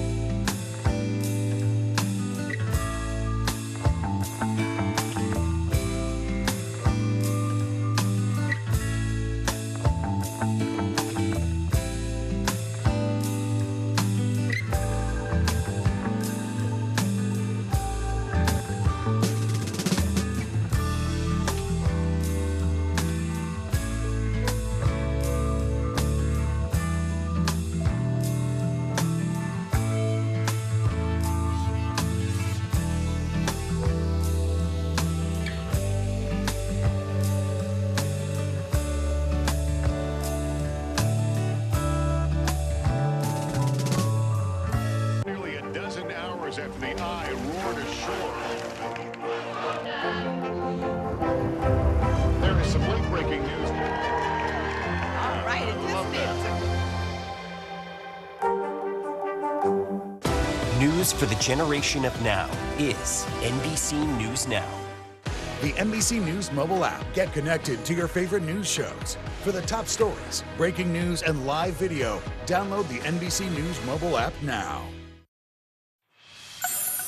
Well, you are definitely going to want to pay attention to this segment because new laws are popping up across the country, including right here in New York City. And they're designed to boost pay for food delivery workers, for restaurant servers, and rideshare drivers. But these higher wages, plus the increased service and delivery fees, they're causing a lot of confusion for people, just regular customers, when it comes to gratuity. So thankfully, Vicki has broken down the rules of tipping for us. Vicki, I am like on the edge of my seat for this because so many, we've had so many conversations about people who are just confused at this point. I mean, what are some examples of sort of these new worker pay regulations, just to start us off? Yeah, Morgan, any conversation about tipping has to also include talk about what's really a fair living wage. You don't really have this debate in other countries where tipping is not expected. Some cities are now trying to raise hourly wages so that workers don't have to rely on tips. Last summer, New York City enacted minimum pay rules for app-based restaurant delivery workers. As of last month, that minimum wage was $19.56 an hour, and it will be adjusted yearly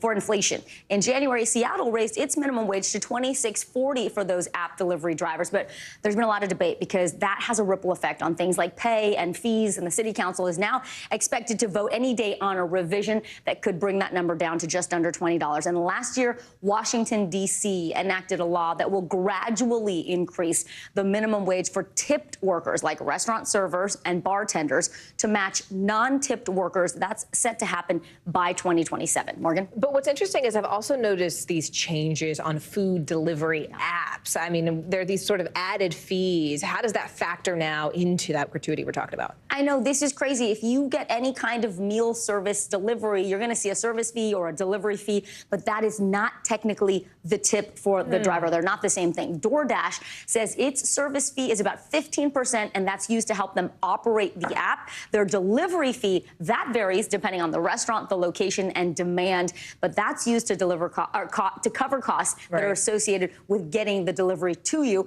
A spokesman for Uber Eats says that while a driver may get a portion of the service or delivery fee, that is not technically the tip. And Grubhub is also clear on its website the delivery fee is not a tip. So what should you do? Well, you should tip at least 10 to 15% of the order, according to the etiquette experts at the Emily Post Institute.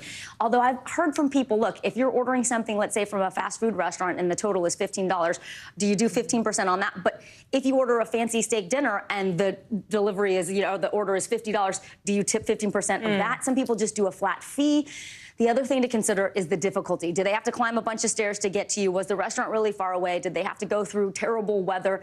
If you can be generous, try to be generous. I always think about that, like, especially in the weather. Like, do I want to go out in the rain and get it? If I don't want, then I need to honor you and your service for going out in the rain to get it, right? Exactly. But it's interesting you bring up etiquette. What is sort of the standard etiquette when you're talking about, one, a sit-down meal versus two, a quick stop, like into a coffee shop, you have a latte, or three, those little machines where you're just like getting a bottle of water and there's like, do you want to, give 20% tip? What do you do in all cases? I know, it's wild, isn't it, Morgan? When it comes to restaurants, Emily Post experts say, if you come in and you are sitting down for a full-service meal, that is still a standard 18 to 20% gratuity on the total for the food costs, not including the taxes.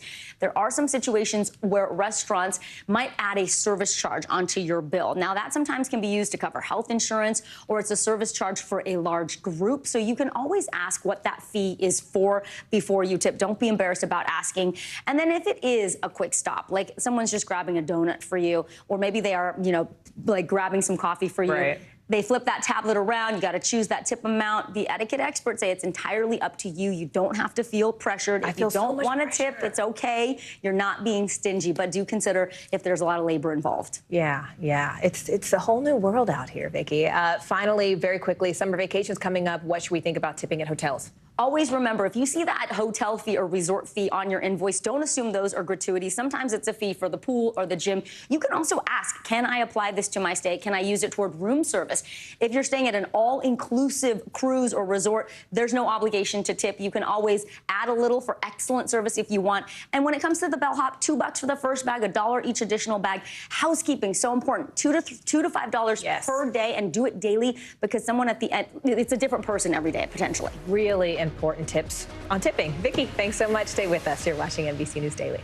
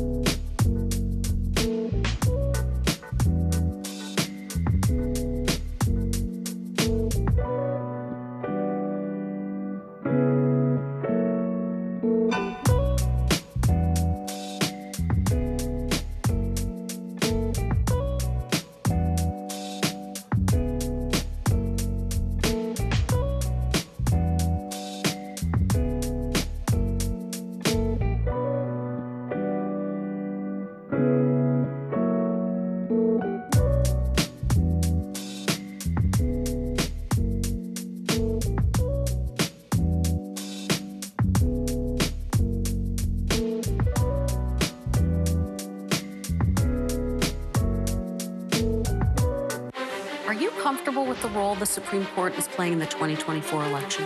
Is there not more that Israel can do to help the humanitarian crisis? Should abortion be the #1 issue in 2024? If it's Sunday, it's Meet the Press.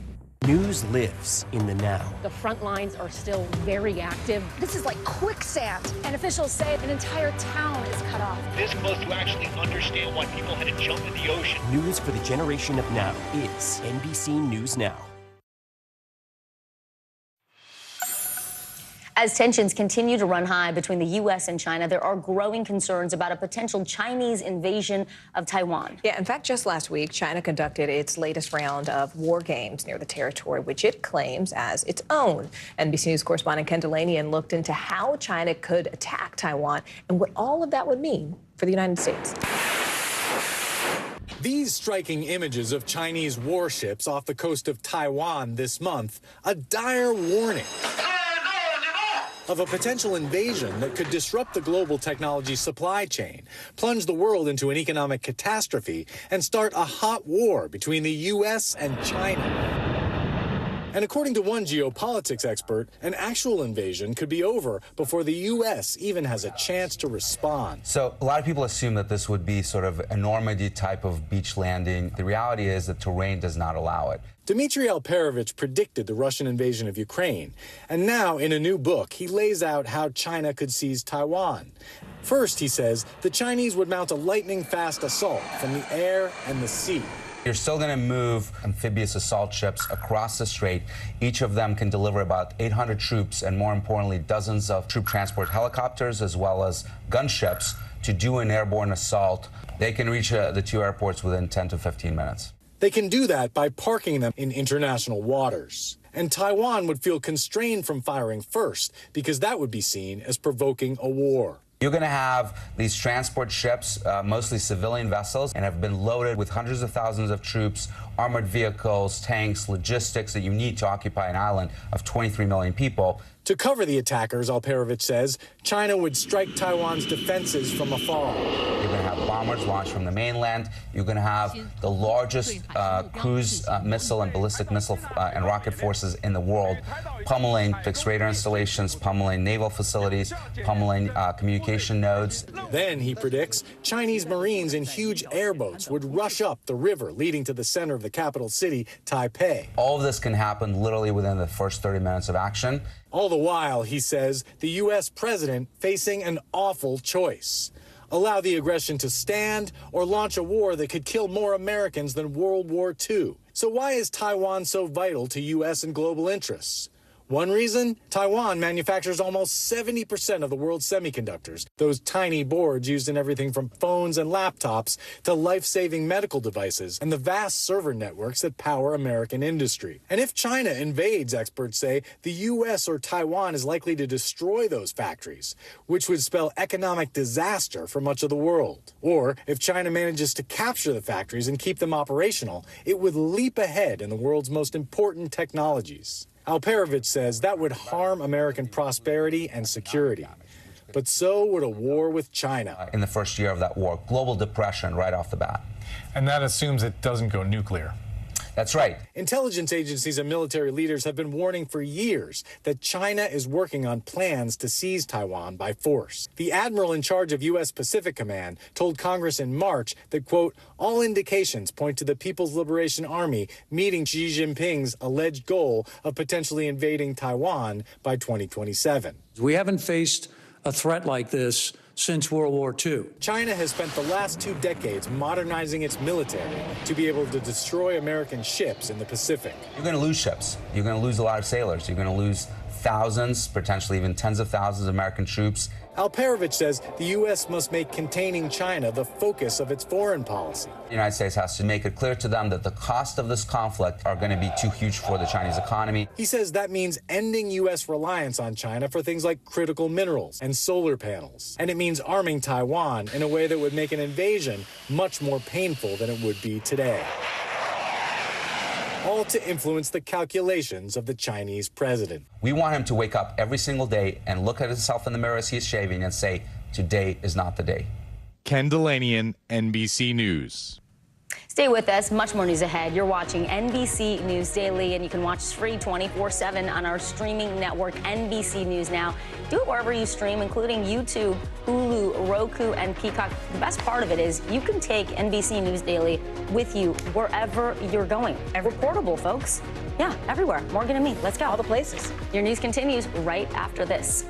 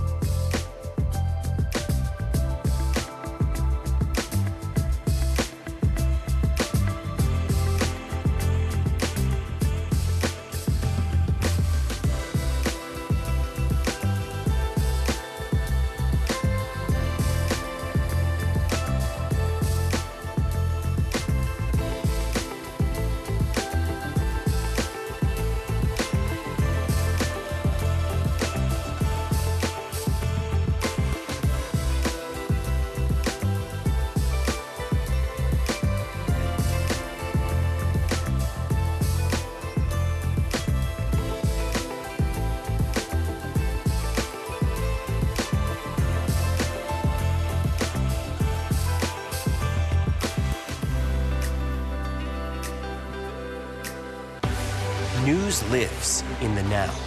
It's coming at us every second. News is more now than ever. Just outside of the Israeli military headquarters. Now is raw. This tunnel just goes on and on. Now is real. We get to see democracy in action for the very first time in the 2024 race. Now is constant. You gotta see this. Future is now. News for the generation of now is NBC News Now.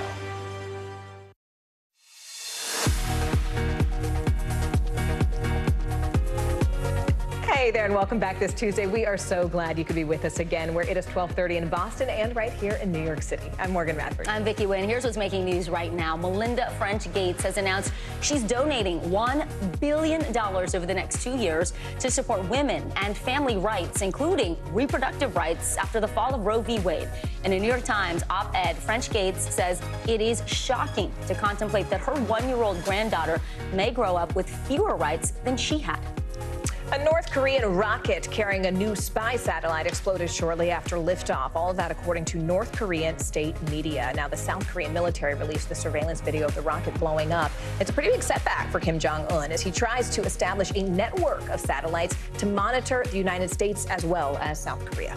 Rescuers in Washington state say a 19-year-old plunged 400 feet into a canyon and walked away with only scrapes. This happened at one of the tallest railroad bridges in the country. Officials say the teenager was walking along a dangerous trail beneath the bridge when he fell. First responders were able to haul him back up with a harness and brought him to a hospital to be checked out. Wow. Yeah, that's... oof. The sentence just came down for a second American tourist arrested for having bullets in his luggage in Turks and Caicos. Tyler Wenrich will not be going to jail. The judge sentenced him to time served and a $9,000 fine. Wenrich was facing more than a decade in prison under the island's strict gun laws after 2 bullets were found in his bag as he tried to reboard a cruise ship. NBC News correspondent Guad Venegas joins us now. So, Guad, this is now the second American to receive no jail time but pay a hefty fine. Talk about this sentence for us. Vicki, well, because it's the second one, it'll sure have an influence on the other Americans that are still waiting to be sentenced for the same type of charges. So we have to keep in mind that earlier in May, a group of governors sent a letter to the government of Turks and Caicos asking them to reconsider charges for some of the Americans who had made it clear that they did not intend to bring the ammunition into the country, understanding that they did violate the laws, but they just didn't intend to bring this ammunition, saying that it was a mistake. So we know that there was a sentence last week in which another American, Brian Hagerich, also got a fine. That was a $6,700 fine and no time had to be served. And now we have a second American who's being fined $9,000. He was sentenced to 3 weeks, which have already been served. So for the other 2 Americans that are awaiting sentencing, this could make a difference. It's been the intervention of U.S. lawmakers and also these 2 judges making this decision that could influence them, perhaps also only getting a fine. Now, all of these Americans say they did not know they had the ammunition with them in their luggage. They say it was a mistake, and now we're seeing this second sentence, 3-week sentence, and a fine, which is I guess, the best ending for something that could have been much worse. Years could have been given to him for being found guilty of that charge. Yeah, Guad, you mentioned all these cases. I mean, there's also a plea hearing for a different American tourist today, but what do we know about that particular case?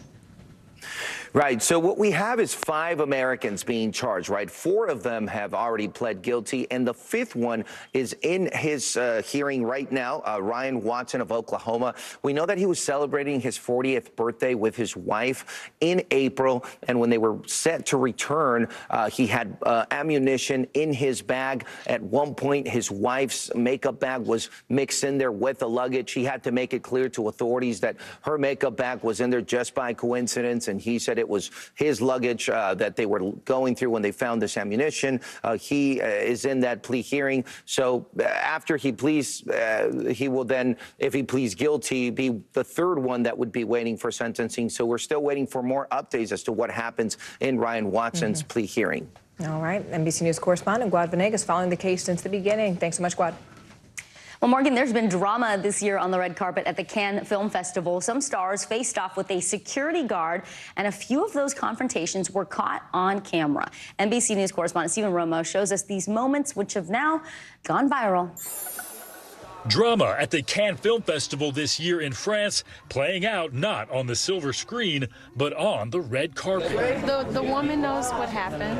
I know what happened. On the iconic steps leading into the festival, several stars clashing with ushers who tried to rush them along. Kelly Rowland appearing to scold a festival employee after she and several other ushers tried to hurry the former Destiny's Child singer up the stairs. Just one day later, that same usher stopping Dominican actress Maciel Taveras before the premiere of The Count of Monte Cristo, preventing her from unfurling a show-stopping train which featured an image of Jesus. Taveras appearing to defy the usher, pushing her away from entering the venue, later posting a photo on Instagram showing the full dress on display indoors. Ryan Abrillo, a photographer who captured that video of Taveras, has covered the Cannes Film Festival for years. You could just describe what you saw this year at the film festival that was different than last year. It's aggressive.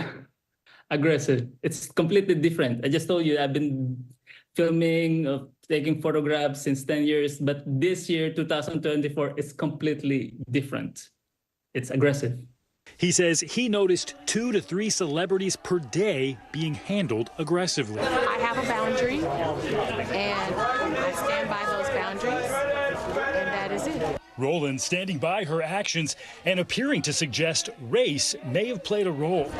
And there were other women that attended that carpet who did not quite look like me, and they didn't get there scolded or pushed off or told to get off. And I stood my ground. And she felt like she had to stand hers, but I stood my ground. And that was it.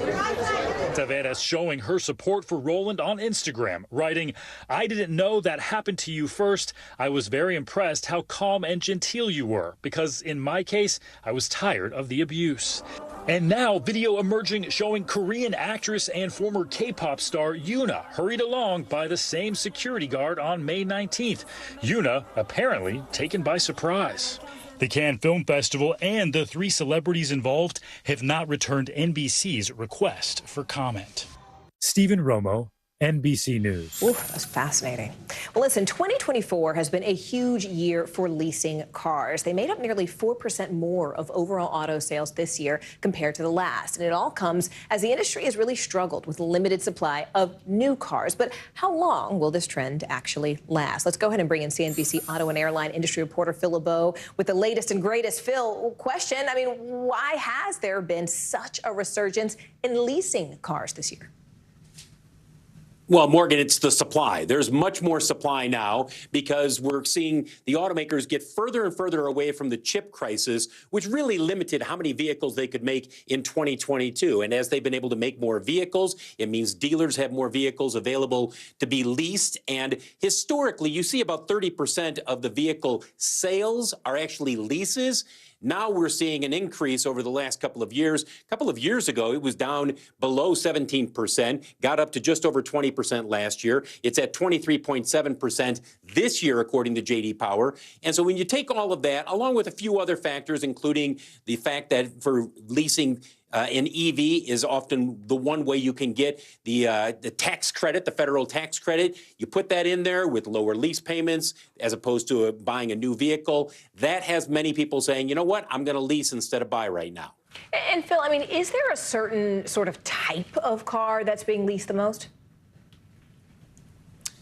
There's not a specific type, but there are certain automakers who certainly do most of the leasing in this country. The Japanese automakers have long been sort of the dominant force there. Toyota, Honda, Nissan, they are among the most popular brands to be leased. And part of that is just part of, you get into a rotation. Somebody does a 3-year lease. When they bring it back in, if they're happy with that vehicle, they lease another one from that particular automaker. And Phil, do you think when you look at all of this and all the data that you just shared with us, that this is a trend that's sort of here to stay? Or, even given what you mentioned about the supply, are there any foreseeable changes to the auto industry you expect to come down the pike? It's going to fall off in the next year, mainly because, remember what I said about people bringing back a vehicle after it's been leased for 3 years? Well, what happened back in 2022 during the chip crisis? There were not enough vehicles to be leased. There just weren't enough vehicles being built. So as a result, there will be fewer coming off lease next year. So the leasing numbers will drop down. But in terms of popularity, leasing continues to go back to where it was pre-pandemic. The more you know. CNBC auto and airline industry reporter Phil LeBeau, you are the smartest man on this. I'm so glad I learned so much in just that segment. Appreciate you. Well, tributes are pouring in for basketball legend Bill Walton. The NBA announced yesterday Walton died at the age of 71 after battling cancer. NBC News correspondent Kaylee Hartung has more on the Hall of Famer's life and his legacy, both on the court and in the broadcast booth. Maybe I'll just strip down right here. Bill is taking his shirt off. As eccentric off the court as he was dominant on it. Walton rolled off the pick beautifully. Bill Walton was larger than life in more ways than just his nearly 7-foot height. Overnight, the Celtics honoring their former star after capturing the Eastern Conference title with a sweep of the Pacers. One of the greatest Celtics of all time. This is dedicated to Bill. With a shock of red hair and a broad smile, he always radiated positivity, and you never knew quite what he'd say or do. This is called a glockenspiel, okay? Take a bite out of it while it's lit. While it's lit? Say, oh, I'm kidding. In the early 70s, the Southern California native was the country's top college player at UCLA under coaching icon John Wooden, winning 2 national titles together. Coach Wooden was this remarkable human being and this force of nature. Then he was drafted first overall by the Portland Trailblazers in 1974. Walton on the line. Oh, he got it in! Leading them to the only championship in franchise history. Despite debilitating injuries that threatened his career, the big man revitalizing his game on the Celtics' legendary 1986 championship team. But that year he played 80 games, and we won a lot of them. Because of him. After he retired, Walton pivoted to the broadcast chair. If you were smiling and laughing at Bill, it was a good day for Bill and for us. ESPN's Dave Pasch called games with him for over a decade. The rules were different. When you're a Hall of Famer, and you're one of the greatest to ever play, there are things you can do and say that others can't. A true free spirit, Walton was a fan and friend of the Grateful Dead. I got to my first show in 1967. I got to the front of the stage, and I never left. And in the end, Walton's legacy perhaps summed up best by the man himself. I'm the luckiest dude in the world, man. I was born into a world of hope, optimism, peace, love, books, and music. Kaylee Hartung, NBC News. Born into a world of hope and optimism. Maybe we all be able to say that. Coming up next, conflict is a fact of life. So finding the right way to navigate it, it can be crucial for us and importantly for our kids. So we're going to have some tips on how you can teach children healthy ways to solve disagreements. You're not going to want to miss this. More NBC News Daily just after this short break.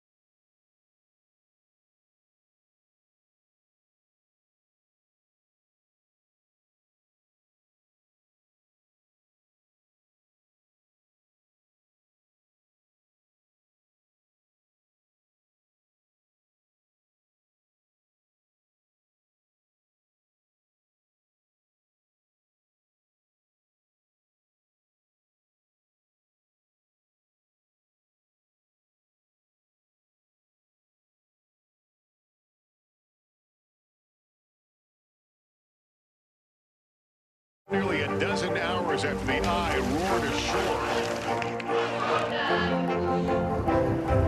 There is some late-breaking news. All right, News lives in the now. Look at this. You can't even see anything anymore. Let's break down what we know. You gotta see this. News for the generation of now is NBC News Now. The NBC News mobile app. Get connected to your favorite news shows. For the top stories, breaking news, and live video, download the NBC News mobile app now. All right, this is going to be a great segment to help all of us parents who have kids who have conflict, which is pretty much everybody. Conflict is normal between children of all ages, whether it is good old sibling rivalry or disagreements with friends. But when it comes to teaching our kids healthy ways to resolve disputes or fights, many experts say the earlier, the better. In fact, according to the Child Mind Institute, one of the most powerful things you can do to help your child learn conflict resolution is to show them how it's done. I love that. Yeah, show, not tell. All right. Psychotherapist and author Nero Feliciano joins us now. Nero, this is a great topic. No one better than you. You have a wonderful family, a lot of kids. A lot of kids. Well, you say there are 4 skills that the kids need to know when it comes to handling conflict. What are they? Yeah, let's get into that. And let me just reinforce what you said. One of my favorite quotes is Ralph Waldo Emerson, which is, "What you do speaks so loud, I can't hear what you're saying." Oh, I love that. So we have to model this behavior. But number one, perspective taking. Why this is so important. Do you know we have qualitative research over the last 30 years that kids are becoming less empathetic and more narcissistic. And perspective taking teaches empathy. Ask some questions like, why do you think that person got mad when you did that? Why do you think they said this? Have them put themselves in their shoes. And another way to develop empathy is perspective taking. And then you also say express feelings without blame. Yes, There. And all of these are good for adults, too, by the way. Like, my husband and I talk about this all the time. I statements, not you. Not you did this, and you said this, but I felt that when you said that, it was not the right thing to say to me, and it made me feel hurt. Focus on yourself rather than blame. Ownership. This is what I tell my kids all the time, no matter what happened, own what you can own. Maybe it meant that you didn't walk away at the right time. Maybe they said something to make you angry and you responded out of anger. Apologize. And the repair piece is so important for conflict. Apologize. Again, are they seeing us do this in the house? Are we saying, you know what, I'm sorry. When I was talking about that other mom, I shouldn't have done that. And maybe she was just frustrated and acting in that way. Are they looking at those things as we're doing it? And the last thing is problem solving. We want to give them the opportunity to come up with solutions. Okay, I'm taking that toy until you guys can figure out how to play with it in a way where you're not fighting. Or I'm turning off the TV until you can talk and figure out what show you want to watch together. Ask a lot of questions instead of telling them what to do. You might have to step in at some point, though. And they always say if you fight or argue in front of your kids, make sure that they see you making up, too. I think that makes a lot of sense. What about ground rules in terms of setting boundaries, for the parents setting boundaries for the kids and for each other? A lot of times parents focus on physical safety, and that's a given. No biting, hitting, pushing. We want to make sure we separate kids if there's physical conflict. But we also have to focus on emotional safety because there's actually a lot of self-esteem issues that arise out of the home. So no shaming, no name calling, no using bad language at each other, no making fun of the kid who's being punished. We want to create an environment that's emotionally safe too, and explain that's what you're doing when you set those boundaries. You know, 2 things you said for me are connected when you talk about emotional safety, but also the power of an apology. And I remember listening once to Brene Brown saying that when you issue an apology, you're allowing the person to feel safe again in the relationship. My brother and I were actually just talking about that this weekend. Do you think then that there is a different way we teach children to problem solve if they're dealing with their sibling versus if they're dealing with friends?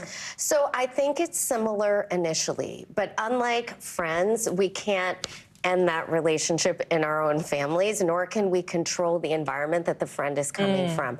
So at a certain point, you know, I've told my daughter, you know, you can do whatever you can do, but if that person's not going to respond, maybe that's not a friend you want to continue to spend time with. And even apologies. Do we as parents apologize to our kids? You know, when we react in a negative way, when we're yelling at them, I will always go back and be like, I am so sorry. I'm not sorry for what I said, but I'm sorry for how I said it. I shouldn't have yelled at you in that way, and I was frustrated. frustrated. When is it appropriate for parents to intervene, though? You said, obviously, you want to lay down those ground rules, no physical touch, fighting, things like that. But when does a parent need to step in? You know, certainly with the physicality, but also if you see they're struggling, they're not talking to each other, they're not coming up with solutions. I mean, kids are very emotion-led. Their prefrontal cortex is not developed till they're 25, so the rational thinking piece is not there. They may need solutions and options from you, but always give them the opportunity to try and come to it first. I love that. Psychotherapist and author Nero Feliciano, thank you so much. Such great tips for all of us with these multi-child not just kids, as you said, also and for grown-ups, adults, too. everyone. All right, listen, stay with us. You are watching NBC News Daily. We're so glad you're here.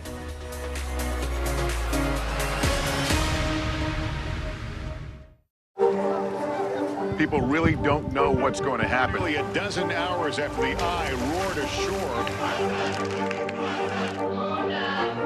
More good people than bad people, you know, right? Yeah, 5 seconds. 4, 3. There is some late-breaking news 4 hours into the Iowa caucuses by the elections. All right, it just me too.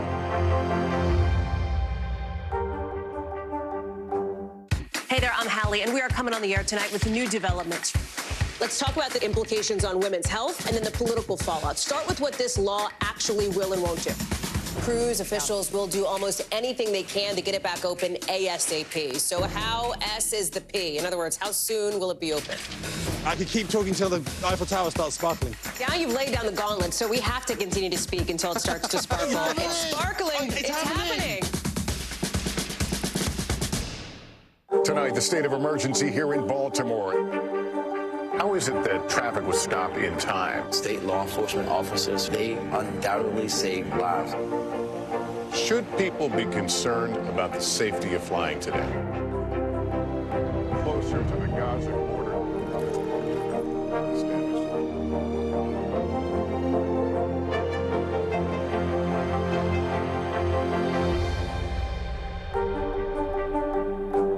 Good to have you with us. I'm Joe Fryer. And I'm Savannah Sellers. Developing right now on Morning News Now. Growing frustrations over the migrant crisis. Reports of new drone attacks by Houthi militants. The storm is creating dangerous conditions all across the region. Now let's get to some financial headlines. New rules are coming to cap credit card late fees. Talking tuition as a new class of freshmen gets ready to go to college. This is a big decision for families. Do you think this could impact how people vote?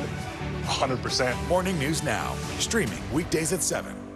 We report live from Tel Aviv, from Juarez, Mexico. Tonight, top story reporting from Baltimore at the Key Bridge disaster. When you look over your shoulder and you see the Key Bridge, what goes through your head? That bridge has been here longer than I've been alive. It still doesn't feel real.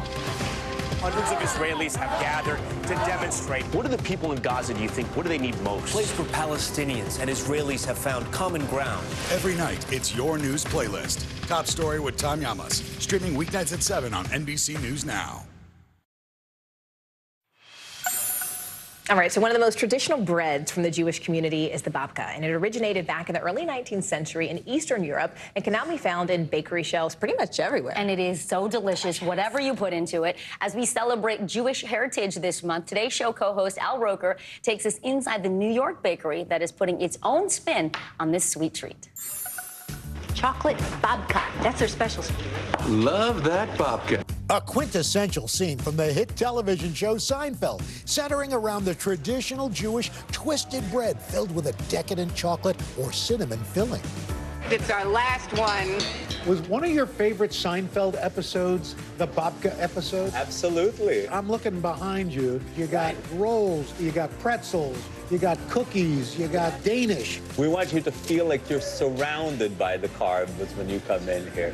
And to people who come here for the first time, it's a really special experience. Gotti Pellick, owner of Bread's Bakery, aims to evoke childhood nostalgia through baked goods, drawing inspiration from his upbringing in a Jewish household. We all have those memories of our mother bringing a fresh loaf of bread that's still a little bit warm. There's something about it that's alluring to all of us. Founded in 2013, the bakery gained thousands of loyal patrons with its signature chocolate babka, now a New York City culinary staple. Of course, you got the babka that built breads. Yes. You've got croissants. You've got baguettes. I always say that Breads is the most democratic place on earth. People vote every day with what they take and what they eat. And if they love it, we'll make more of it. And if they don't eat it, we'll stop making it. I needed to see how this oft-discussed delicacy comes together. Gotti kindly agreeing to let me in on the action. How many loaves of babka do you make a day? Thousands. Literally thousands of babka. Literally thousands. Yeah. Wow. It's a lot of babka. This is where the babka happens. And this is the babka master. This is the man who has made more babka than anyone on the planet. What's your name, sir? Idan. So we're gonna roll this out onto the table. Okay. And now Ying is gonna help me just spread the Nutella. Okay. Oh, Nutella. I always say it's New York's worst kept secret is that the chocolate we use is Nutella. All right, Al, grab that spatula. Okay. Spread the love. Can you spread the love tonight? How long did it take you to learn how to do this? This is my first day today. Next, a generous layer of dark chocolate chips. Don't skip on the chip. We're gonna start rolling this up. So basically gonna cut along those. Perfect. Now I'm gonna show you how to braid these. Okay. So, and just as long as these layers are facing up, you're good. Okay. My baby babka. And now we're gonna go a little bit quicker. Something very satisfying about this. Say out of all of our guests, I think Al is proving to be the best babka braider here. You do what you love, and who doesn't love babka? But for the Breads Bakery team, sweet satisfaction extends far beyond a perfectly baked pastry.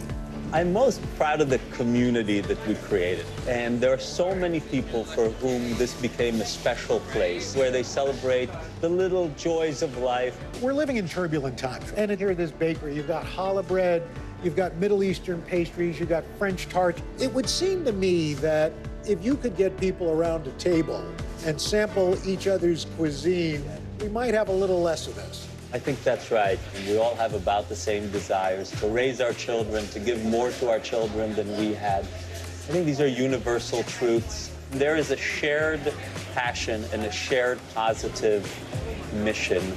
It seems that all the turbulence just melts away. Wow. Al Roker, NBC News. Now I'm hungry. I know, that was awesome. Well, here's what's trending right now. Controversial MLB umpire Angel Hernandez is retiring after more than 30 years in the game. He was a polarizing figure in the sport, with both players and fans objecting to various calls that he made behind the plate and on the field. Hernandez umpired his last game on May 9th and says he plans to spend more time with his family. Well, Home Alone fans can at long last live out their dreams of owning Kevin McAllister's iconic house. Yeah, we grew up on that movie. Now, while the house doesn't come with all of the traps we saw, it does feature a basketball court and a movie theater, and has hit the market starting at $5.5 million. The previous owners of that home purchased the home back in 2012 for $1.58 million. What? That's it? $1.58 million. And now it's going for $5 million. They must have done some upgrades. It briefly as an Airbnb. Oh, I remember that. Beautiful. Yeah, wow, really I'd like to see the inside. Yeah, I'm really curious. All right, I'm Morgan Radford. I'm Vicki Wynn. You're watching NBC News Daily. Kristen Welker hosts Meet the Press every Sunday on NBC. Tonight, the state of emergency here in Baltimore. Should people be concerned about the safety of flying today? Closer to the Gaza border. The NBC News mobile app. Get connected to your favorite news shows. For the top stories, breaking news, and live video, download the NBC News mobile app now.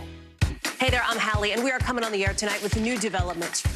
Let's talk about the implications on women's health and then the political fallout. Start with what this law actually will and won't do.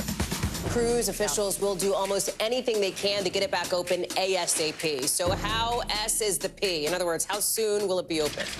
I could keep talking till the Eiffel Tower starts sparkling. Now you've laid down the gauntlet, so we have to continue to speak until it starts to sparkle. It's sparkling. It's happening. Tonight, the state of emergency here in Baltimore. How is it that traffic was stopped in time? State law enforcement officers, they undoubtedly saved lives. Should people be concerned about the safety of flying today? Closer to the Gaza border.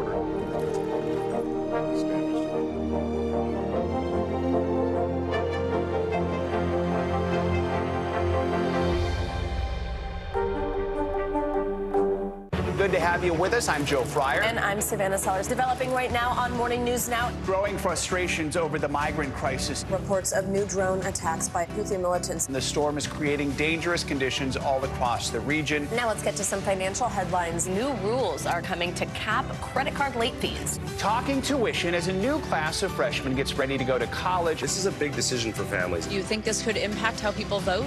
100%. Morning News Now, streaming weekdays at 7. We report live from Tel Aviv, from Juarez, Mexico. Tonight, top story reporting from Baltimore at the Key Bridge disaster. When you look over your shoulder and you see the Key Bridge, what goes through your head? That bridge has been here longer than I've been alive. It still doesn't feel real. Hundreds of Israelis have gathered to demonstrate. What do the people in Gaza, do you think, what do they need most? A place where Palestinians and Israelis have found common ground. Every night, it's your news playlist. Top story with Tom Yamas, streaming weeknights at 7 on NBC News Now. Hey everyone, and happy Tuesday. Thanks so much for joining us. I'm Morgan Radford. I'm Vicki Wynn. NBC News Daily starts right now.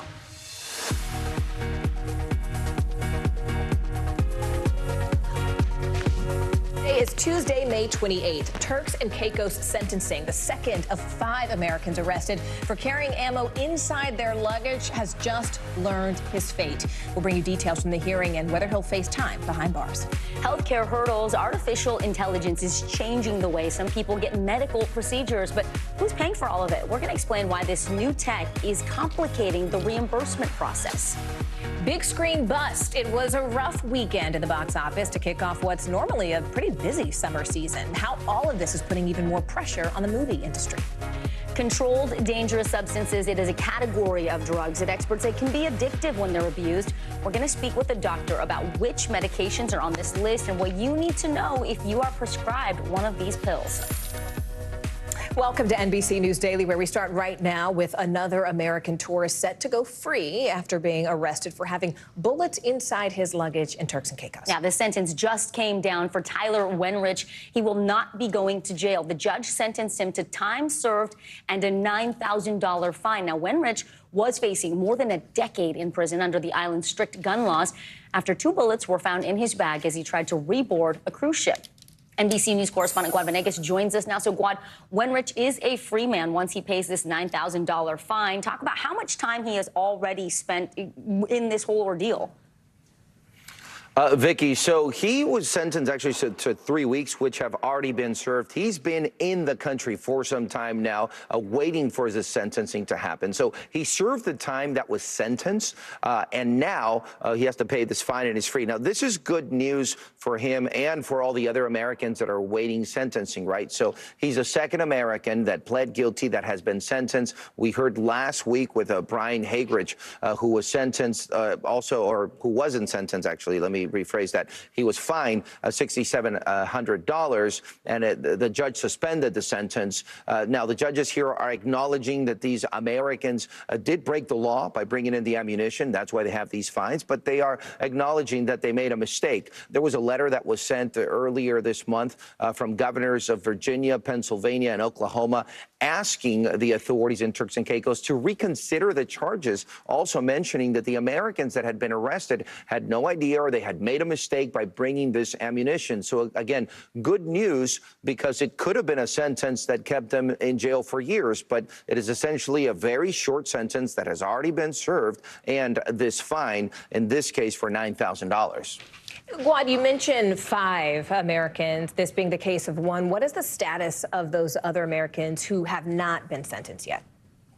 Right. So we still have 3 other Americans. 2 have pled guilty. Michael Lee Evans from Texas, a 72-year-old, who was actually allowed to go back to Texas because of medical reasons, but he's still awaiting sentencing. And then we have another case with Sharita Greer, a 45-year-old woman who was arrested as well. She's pled guilty, and she's awaiting for her sentence. That's going to be in a few months. She's asking for that to be sped up, hoping also for the same outcome. And then, of course, Ryan Ryan Watson, who is in court right now. He is in a plea hearing, so he has not pled guilty yet. But assuming if he were to plead guilty, then he would be the third one to wait for sentencing. So the hope for all of these Americans is that the authorities in Turks and Caicos understand that it was a mistake for them to bring ammunition on the island. When you look at each one of their stories, they will say, you know, there was a few rounds of ammunition that were in my bag. I didn't know it was there. And the authorities there are acknowledging that these mistakes were made,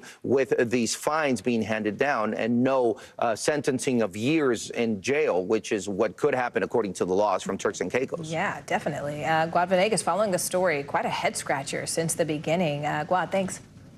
Well, Morgan, millions of people across the country are picking up the pieces from a holiday weekend of deadly storms. That system stretched from Texas to New England, bringing damaging wind, torrential rain, and even tornadoes. Those twisters, they left a path of destruction across 15 states, tearing apart homes and businesses within seconds. The severe weather killed at least 24 people. Today, we are hearing from some of the survivors. NBC News correspondent Maggie Vespa joins us now from Dawson Springs, Kentucky, just a few hours southeast of Louisville. Maggie, we can see the wreckage behind you. You're in a neighborhood that was essentially leveled by these storms. What are you hearing today from the people returning and seeing what's left? I mean, we're hearing from people that it came through in seconds, like 10, 20 seconds max, and then did damage like this, which is kind of what we've been hearing all month, storm after storm. But I mean, guys, look at this house. You can see the tile from the bathroom. You can see kind of the framing of the different rooms as you, what I think would be moving down a hallway down the center of this home. We'll move this way. You can see some furniture still sitting kind of on the living room or the kitchen floors. And then over here, if we turn to my right, you can see, guys, clearly the kitchen, the cabinets, the island, the countertops. Some groceries appear to still be sitting on the counter. You can see the microwave there covered in mud. It's just so eerie and so weird. Neighbors tell us here a couple rode out the storm in the basement of this home. They survived. Thankfully, they've already come to get the things that they wanted. Nearby, we talked to a girl named Emma Costco. She's 17. This was the first time that she's experienced a tornado. She talked about coming out of the basement Sunday night and trying to see the damage, knowing it was pitch dark when the twister came through. Take a listen. But we couldn't really see anything to what it had done to the farm.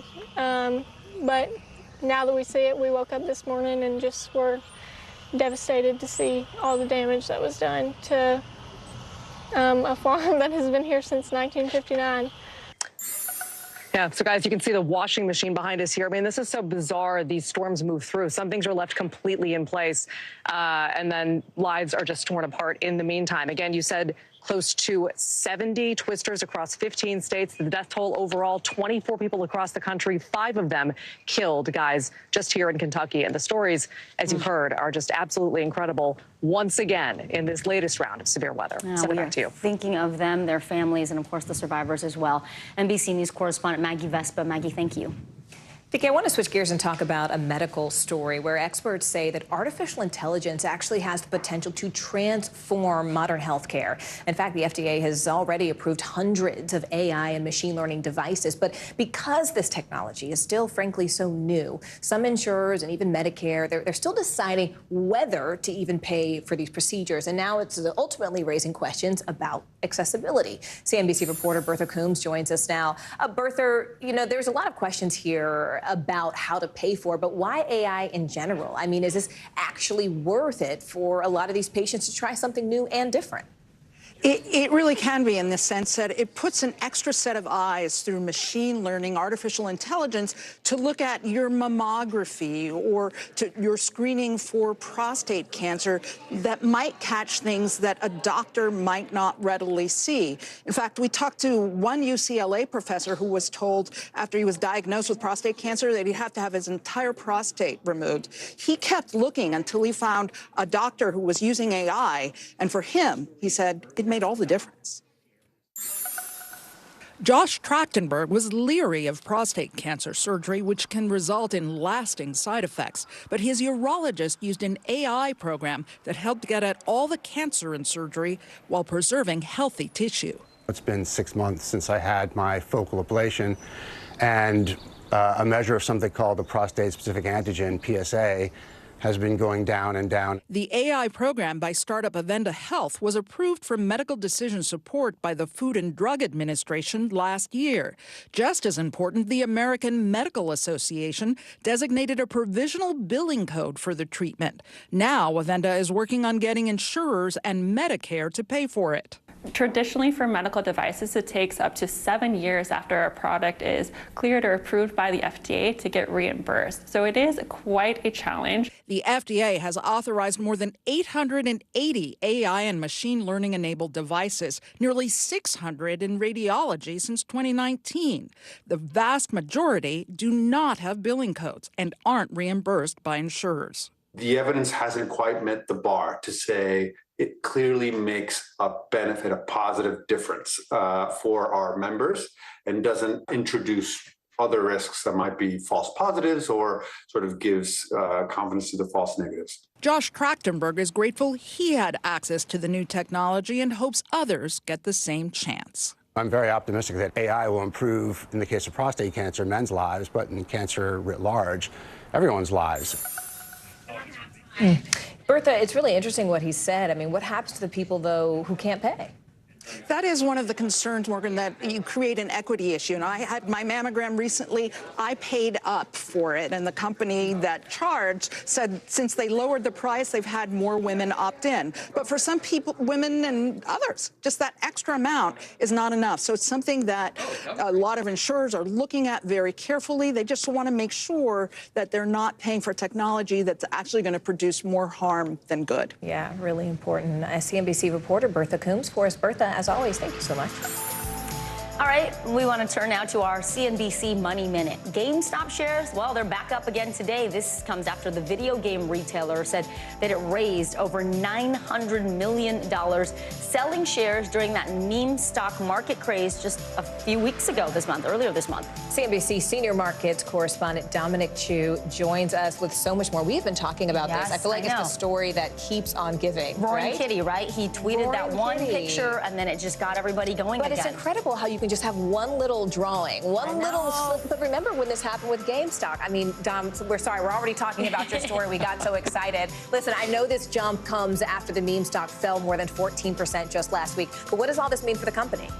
So the stock is still up more than 100%. It's doubled so far this month alone. And the company says it intended to use the money raised for general corporate purposes, which may include acquisitions or investments.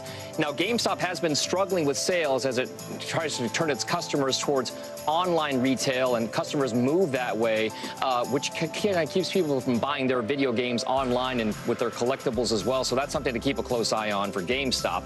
Meanwhile, Porsche revealed its first ever 911 hybrid sports car today.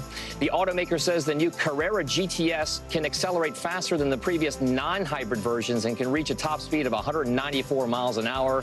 The car starts at around $165,000. And if you want the convertible, well, guess what? It's going to cost you $178,000 to start.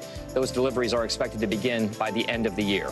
And Google is rolling out a new feature for Android to help you figure out the names of those songs that are stuck in your head. It lets you hum or whistle or sing or play a recording of a song to help identify it. Android users can find the feature by going to the YouTube app's search function and tapping on the new waveform icon. This is something I struggle with. The earworms, for me, ladies, get in the way often. So this is going to be something that maybe helps me, if I have access to that thing, figure out what all those songs are. Is this different from Shazam? Well, Shazam, you hold it up, right? And it has to hear the song to transfer. But this is like you hear the song and you can hum it. Is that right, Tom? I can just hum it, yes. So you can just like rakata, rakata, and you're like, oh, okay, reggaeton. Okay, we love this for us. Exactly. But only Android users? Yeah, so far it sounds like. Yeah, right now it's just Android, guys. Rakata, we need it for iPhone too. Exactly. All right, CNBC senior markets correspondent Dom Chu, thank you so much. Listen, as the weather heats up, a new warning about the dangers of shark encounters at the beach. What summer hotspot has the most shark attacks every year, and how to keep your family safe in the ocean? You're watching NBC News Daily.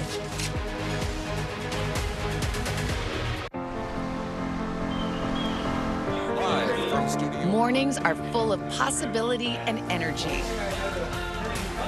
And how you get set for the day ahead matters. Take charge of those first hours. It's about getting caught up, and really, it's about getting ahead. And that's what drives us every morning, because every day deserves the best start. This is where it all begins. Hey there, I'm Hallie, and we are coming on the air tonight with new developments. Let's talk about the implications on women's health and then the political fallout. Start with what this law actually will and won't do. Cruise officials will do almost anything they can to get it back open ASAP. So how S is the P? In other words, how soon will it be open? I could keep talking till the Eiffel Tower starts sparkling. Yeah, you've laid down the gauntlet, so we have to continue to speak until it starts to sparkle. It's sparkling. It's happening. Tonight, the state of emergency here in Baltimore. How is it that traffic was stopped in time? State law enforcement officers, they undoubtedly saved lives. Should people be concerned about the safety of flying today? Closer to the Gaza border.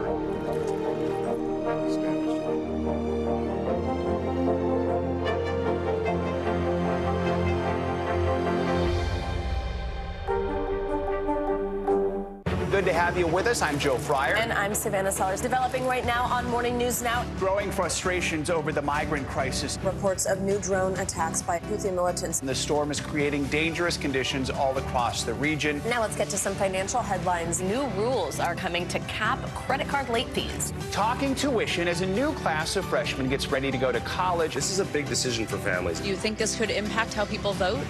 100%. Morning News Now, streaming weekdays at 7. We report live from Tel Aviv, from Juarez, Mexico. Tonight, top story reporting from Baltimore at the Key Bridge disaster. When you look over your shoulder and you see the Key Bridge, what goes through your head? That bridge has been here longer than I've been alive. It still doesn't feel real. Hundreds of Israelis have gathered to demonstrate. What do the people in Gaza, do you think, what do they need most? A place where Palestinians and Israelis have found common ground. Every night, it's your news playlist. Top story with Tom Yamas, streaming weeknights at 7 on NBC News Now. A Massachusetts man accused of going on a stabbing spree inside a movie theater before attacking people at a nearby McDonald's. Well, he was in court today. Police say on Saturday, 26-year-old Jared Ravizza entered an AMC theater and attacked 4 young girls without any warning or provocation. They say he then went to a nearby McDonald's and stabbed 2 employees. He's now facing charges of armed assault to murder and assault and battery with a dangerous weapon in connection to these attacks. Now, investigators believe the suspect is also connected to a homicide in Connecticut. The mother of 3 of the girls that were hurt in the movie theater stabbing spoke to NBC News correspondent Stephanie Gosk.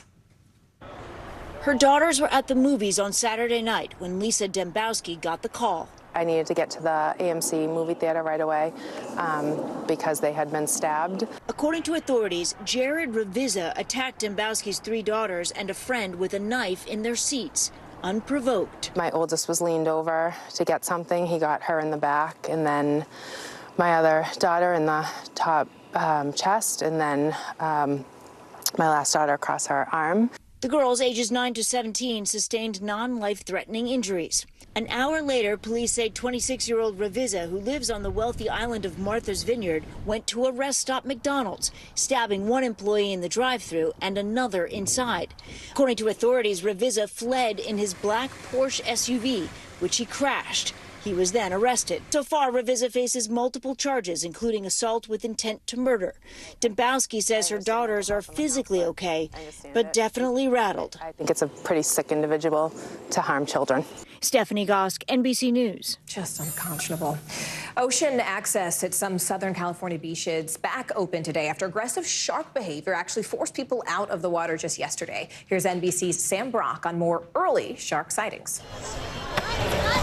As beachgoers across the country begin to soak up the warmer weather on the sand and in the sea. Yeah, we're at the beach for the start of the summer, right? Marine experts have fresh warnings about the rare but potential dangers that could be lurking beneath the water. Right before the holiday weekend, a flag from the New England Aquarium urging the public to be aware of their surroundings.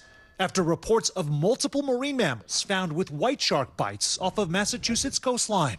It is very much a wild environment anytime you're entering the ocean. Unprovoked shark attacks and fatalities are up worldwide.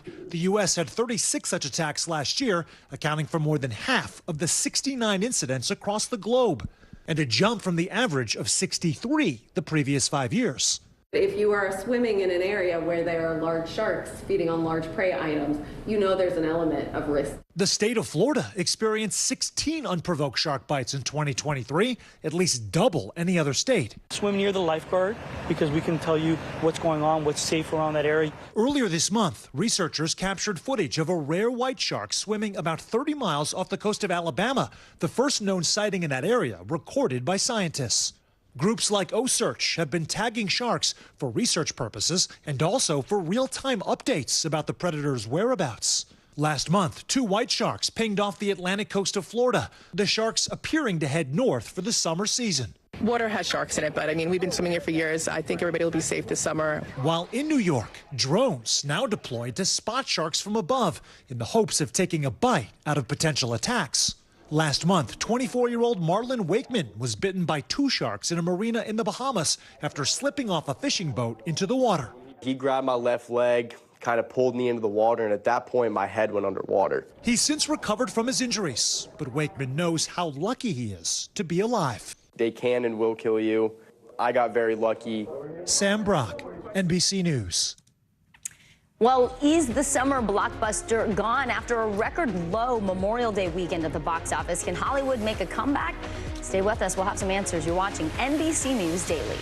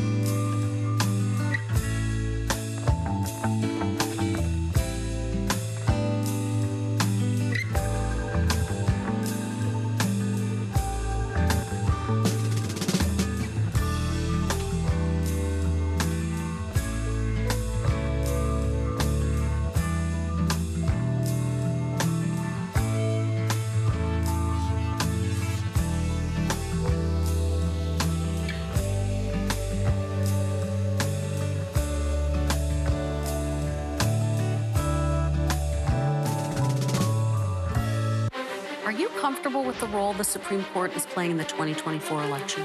Is there not more that Israel can do to help the humanitarian crisis? Should abortion be the #1 issue in 2024? If it's Sunday, it's Meet the Press. More Americans turn to NBC News than any other news organization. Fire has grown leaps and bounds. What you see behind me is typical. How you doing? Pretty bad.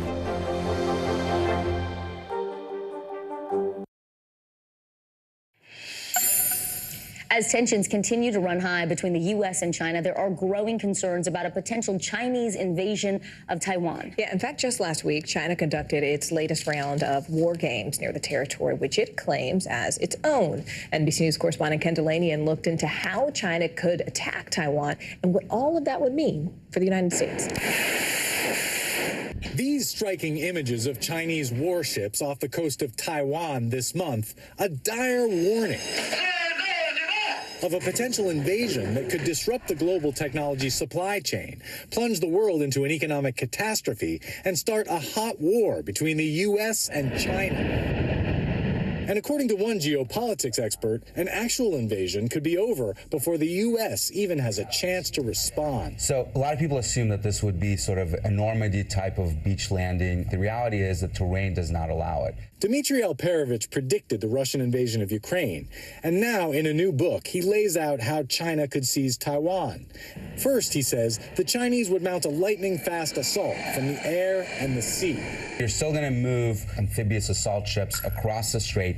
Each of them can deliver about 800 troops and, more importantly, dozens of troop transport helicopters as well as gunships to do an airborne assault. They can reach the two airports within 10 to 15 minutes. They can do that by parking them in international waters. And Taiwan would feel constrained from firing first because that would be seen as provoking a war. You're going to have these transport ships, mostly civilian vessels, and have been loaded with hundreds of thousands of troops, armored vehicles, tanks, logistics that you need to occupy an island of 23 million people. To cover the attackers, Alperovich says, China would strike Taiwan's defenses from afar. You're going to have bombers launched from the mainland. You're going to have the largest cruise missile and ballistic missile and rocket forces in the world, pummeling fixed radar installations, pummeling naval facilities, pummeling communication nodes. Then, he predicts, Chinese Marines in huge airboats would rush up the river leading to the center of the capital city, Taipei. All of this can happen literally within the first 30 minutes of action. All the while, he says, the U.S. president facing an awful choice. Allow the aggression to stand or launch a war that could kill more Americans than World War II. So why is Taiwan so vital to U.S. and global interests? One reason, Taiwan manufactures almost 70% of the world's semiconductors, those tiny boards used in everything from phones and laptops to life-saving medical devices and the vast server networks that power American industry. And if China invades, experts say, the U.S. or Taiwan is likely to destroy those factories, which would spell economic disaster for much of the world. Or if China manages to capture the factories and keep them operational, it would leap ahead in the world's most important technologies. Alperovich says that would harm American prosperity and security. But so would a war with China. In the first year of that war, global depression right off the bat. And that assumes it doesn't go nuclear.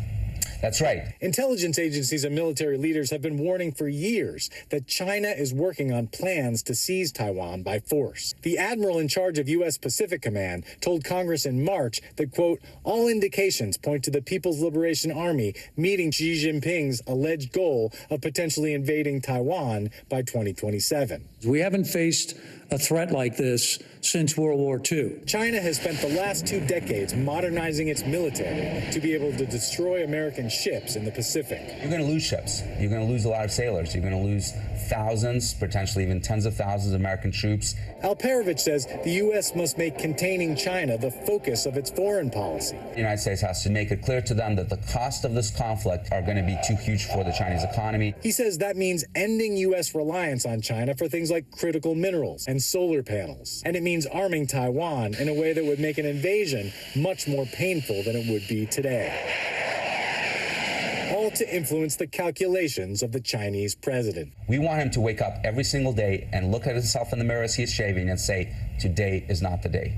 Ken Delanian, NBC News. Stay with us. Much more news ahead. You're watching NBC News Daily, and you can watch us free 24/7 on our streaming network, NBC News Now.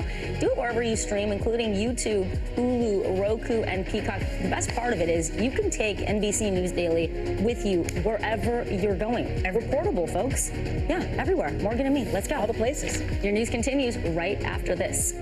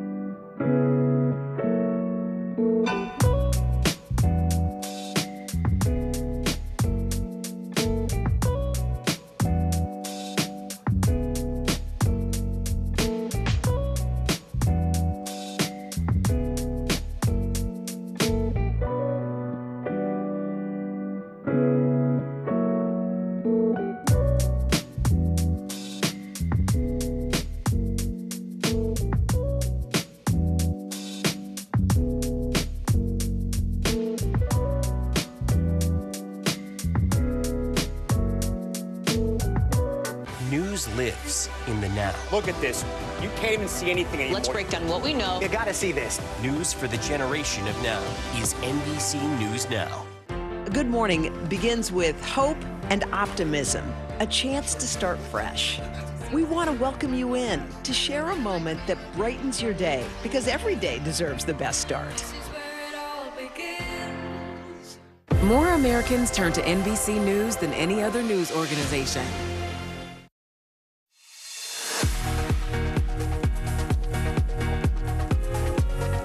Welcome back. It is 12:30 in Bryan, Texas, and 1:30 in Atlanta. I'm Vicki Wynn. I'm Morgan Radford. Here's what's making news as we speak. The Vatican is apologizing today after Pope Francis used an offensive slur for gay men in a closed-door meeting with Italian bishops. They were discussing the issue of admitting homosexual men into seminaries, but the Pope used an Italian term that represents a vulgar way to refer to a gay person. Two sources in the room tell NBC News. The Vatican says Francis, quote, never intended to offend or express himself in homophobic terms.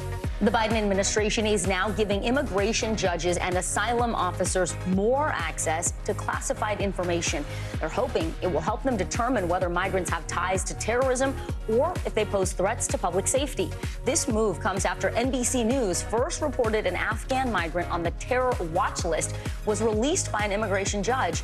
Prosecutors withheld his possible connection to terrorism because the information was classified. Now, that man lived in the U.S. for more than a year before being arrested, but he was freed again when his potential terror ties were not presented in court.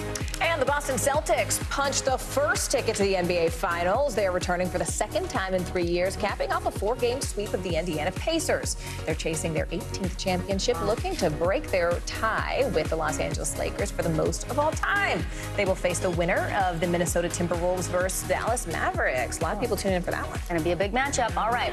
Well, just last hour, Donald Trump's defense team wrapped up its closing argument in the former president's criminal hush money trial. Right now, court is adjourned for lunch, but when they return at 2 p.m., it will be the prosecution's turn to make its final arguments.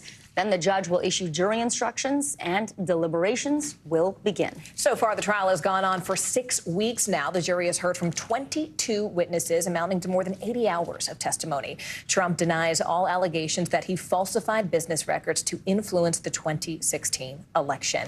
NBC News correspondent Dasha Burns is standing by just outside that courthouse here in Lower Manhattan. Dasha, the defense took just about 3 hours for its closing argument. So what were the big takeaways?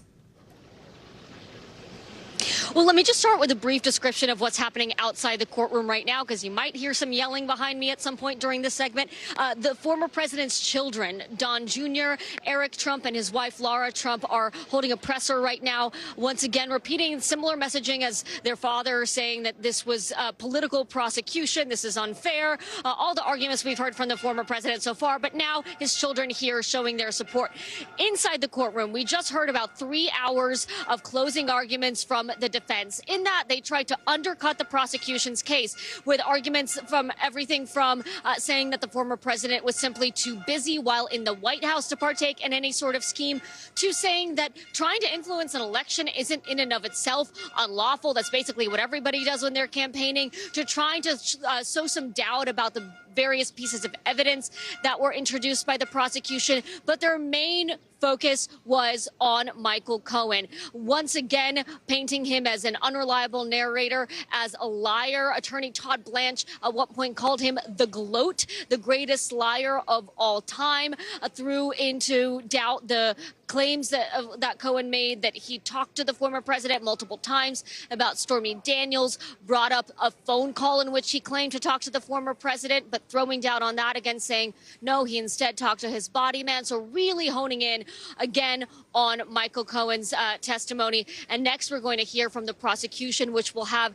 the task of reminding all of these jurors what they've seen over these many weeks, these many, many hours of testimony, and trying to make their final case over what we expect to be about 4.5 hours of arguments from the prosecution, guys. Dasha, once both sides finish, the judge will read out the jury instructions, which he submitted to both sides before the holiday weekend. So why is Trump's team now raising concerns about that part of the process? Well, so last week, just before we sort of left off for the holiday weekend, there was a big debate between the defense and the prosecution about what should and shouldn't be included in those instructions. The defense asked Judge Merchan to include certain instructions that Merchan kind of shot down or threw some skepticism on. The reason that jury instructions are so important, guys, is because it really lays out a roadmap for these jurors to follow, how they should view certain evidence, what things they should and shouldn't take into account as they're deliberating. So a really critical moment, those jury instructions, and of course both sides want certain things included that may or may not be a part of it. All right, NBC News correspondent Dasha Burns there outside the courthouse for us. Dasha, thanks as always. We have with us now NBC News legal analyst Angela Senadella. It's great to have you on set with us, Angela. So let's start with the prosecution's closing arguments, which will begin shortly after this lunch break. The burden of proof really lies with them. So what are the key points they need to drive home to the jurors? You're right. They do have the burden of proof, which is very difficult in any case. Now here, they need to focus on this concept of reasonable deductions from the evidence. And what I mean by that is they need to show that we don't need a signed statement from Donald Trump that he was committing a conspiracy, that he was behind all of this. They just need to infer intent from all of the evidence. So not just from Michael Cohen's testimony, which we know has been eviscerated based on its credibility, but that all the evidence together in totality shows that Donald Trump is the one who benefited from all this, that his signatures are on all the checks, that we have multiple people testifying that he was a micromanager and really on top of all the money. So putting those pieces together likely means that he should be convicted. Which is interesting because I feel like the star witness is really actually all these documents, right? And the defense has to prove reasonable doubt. We heard from them 3 hours a day. Angela, was the mission accomplished? I mean, did they prove that these internal documents were not falsified? Morgan, that's a great question and one the jury will be deciding, not necessarily, but I do think they provided a very compelling, competitive narrative. And as Vicki just said, the prosecution has the burden of proof. So where this really benefits the defense is that when they get into juror deliberations, if they are just throwing their hands up and they're like, we don't know who to believe. Do we believe Cohen? Do we believe Trump's team? This story is just too complex. Automatically, that goes to the defense. So that's where the defense has the advantage. And possibly for a hung jury, right? So here we go. We have Trump. He didn't actually take the stand, even though he said that he would. In the jury instructions, is there anywhere where the judge would refer to that, or would the jurors take that into account in some way? So the jurors actually really cannot. It's part of our Fifth Amendment right, our constitutional protection, to not be criticized legally if we decide not to talk. You can't incriminate yourself, but also that can't be held against you that you're not talking. So the judge will actually instruct the jury to not consider that. But of course, you know, jurors make their own decisions. So in their own head, they could certainly be thinking, why didn't we hear from Donald Trump? And we've heard that jurors have been listening really intently. Have you had a chance to kind of see their reactions while all this testimony was taking place? I mean, I've certainly heard what their reactions seem to be, but you can never read. If people are nodding along, who knows what they're thinking? Now, we will find out soon. NBC News legal analyst Angela Senadella. Thank you so much, Angela. Thanks, Angela. Well, supermodel Christy Brinkley is opening up for the very first time about her cancer diagnosis as well as her treatment. In fact, just earlier this year in an Instagram post, she announced she was diagnosed with skin cancer. In a Today Show exclusive, the 70-year-old explains how she first discovered the disease. Talk about this skin cancer diagnosis, because it was a bit of a scare, and it was really surely just a pure coincidence that you discovered it. Yes, and you know what? It's Skin Cancer Awareness Month. We're starting summer, and it's just time to remind everybody to really use your sunblock and a hat. And get a checkup, because I wasn't even scheduled for a checkup. I was actually accompanying my daughter to the dermatologist, and I was in the room, and he had this little magnifying glass out, and he's looking at a couple things that she was worried about. And I thought, you know, there is that little spot right on the side of my head, right here. I don't know if you can see. They did such a great job. And I thought, should I say anything? It's not my appointment. And then right at the very end, as he was putting away his little thing, I said, before you put that away, do you think you could just look at this? And he looked and he goes, we've got to do a biopsy immediately. Wow. This is something. And then the biopsy came back cancer, and then they got a great surgeon, a great plastic surgeon to stitch it up, and they took care of it. And luckily, my hair grows in that direction. But the scar is barely You can't even noticeable see. They do a already. beautiful job. So it's really important to get checked. Yeah, we're glad we covered that. Well, you can watch the rest of Brinkley's exclusive interview with Today co-anchor Savannah Guthrie and Hoda Kotb at today.com. Well, it looks like the summer box office is off to a kind of a lukewarm start. Warner Brothers' Furiosa was the lowest grossing #1 film over Memorial Day weekend since 1995's Casper. Furiosa hedged just barely ahead of Sony's The Garfield movie. Yeah, and traditionally Memorial Day, it's a pretty big weekend for moviegoers. So does this sort of spell trouble, bigger trouble for the film industry? Joining us now, entertainment journalist and host of the Baker Show podcast, Baker Machado. Baker, it's good to see you. Break down the numbers we're just talking about here at the box office this past weekend. I mean, how does this ultimately compare to Memorial Day weekends of the past? Yeah, Morgan, Vicky, everybody seemed to want to do something else this Memorial Day weekend than go to the movies. As you mentioned, this was the worst box office performance we've seen over Memorial Day weekend in almost 30 years. Furiosa, the latest in George Miller's Mad Max franchise, just brought in a paltry $32 million over the 4-day weekend. It barely edged out the Garfield movie. And that $32 million figure, as Vicky was mentioning, the worst film to top the box office since 1995 over Memorial Day weekend, when Casper debuted to just $22.5 million. Now, we knew the numbers for Furiosa were likely going to be low. The expectation was it was likely going to bring in maybe $40 to $45 million this weekend. But this film cost $168 million to make. So this is a huge financial loss for Warner Brothers. It also has a 90% rating on Rotten Tomatoes, so those who have seen it are really, really liking it. This is all the more stunning, guys, when you look at the last two Memorial Day weekends, when we had the Little Mermaid last year, which brought in $118 million domestically, and the year before that, we had Top Gun Maverick bring in $160 million over Memorial Day weekend. Both of those films really sort of brought the film industry back from the pandemic. This year, we haven't had a single movie open to $100 million domestically this year. So really, we're in uncharted territory, as this has not been a kind year for the box office. That's Not a fascinating, and I'm single glad. movie. Yeah, and to Baker, here you mentioned that the pandemic. I was wondering, like, is this a pandemic hangover? But now that I think about it, I can't think of the last movie I saw in an actual theater. I can, and it was Top Gun Maverick. But we do want to see Furiosa. That looks so good, so we're going to try to add some to the coffers there. But we'll talk about the poor performance, and, you know, what do you attribute all of this to? Is it putting pressure on Hollywood and the theaters? Yeah, Vicky, there's kind of a couple factors here. Yeah, the strike is still playing a role here. A lot of the big summer blockbusters we were hoping to see this year, like the new Mission Impossible movie and Disney's new Lion King film, Mufasa, those have all been pushed later. Mufasa is now going to be airing over the holidays instead of the summer, and Mission Impossible will be coming out next year.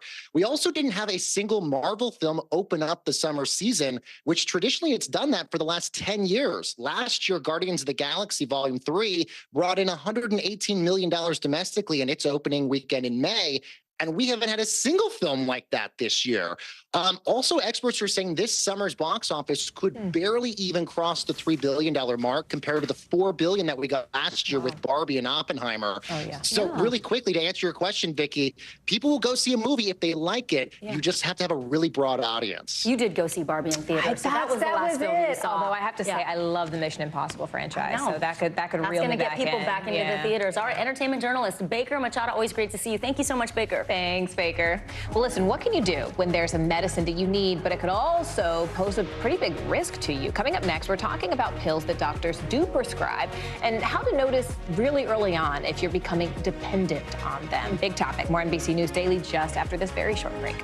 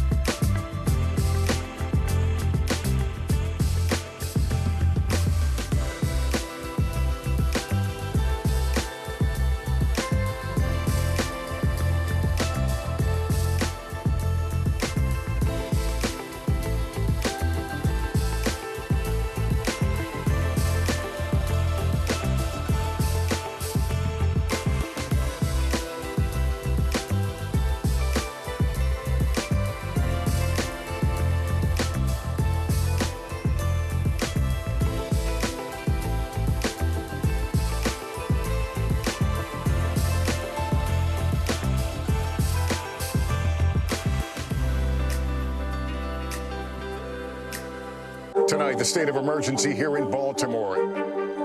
How is it that traffic was stopped in time? State law enforcement officers, they undoubtedly save lives. Should people be concerned about the safety of flying today? Closer to the Gaza border.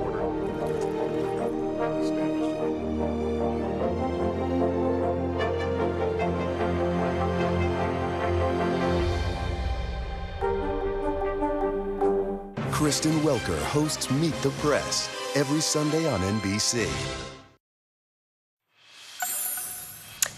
The Louisiana legislature passed a bill last week classifying two popular abortion pills, mifepristone and misoprostol, as controlled dangerous substances. Now, that new designation indicates the drugs can become addictive if they're abused. It also means doctors would need a specific license to prescribe them.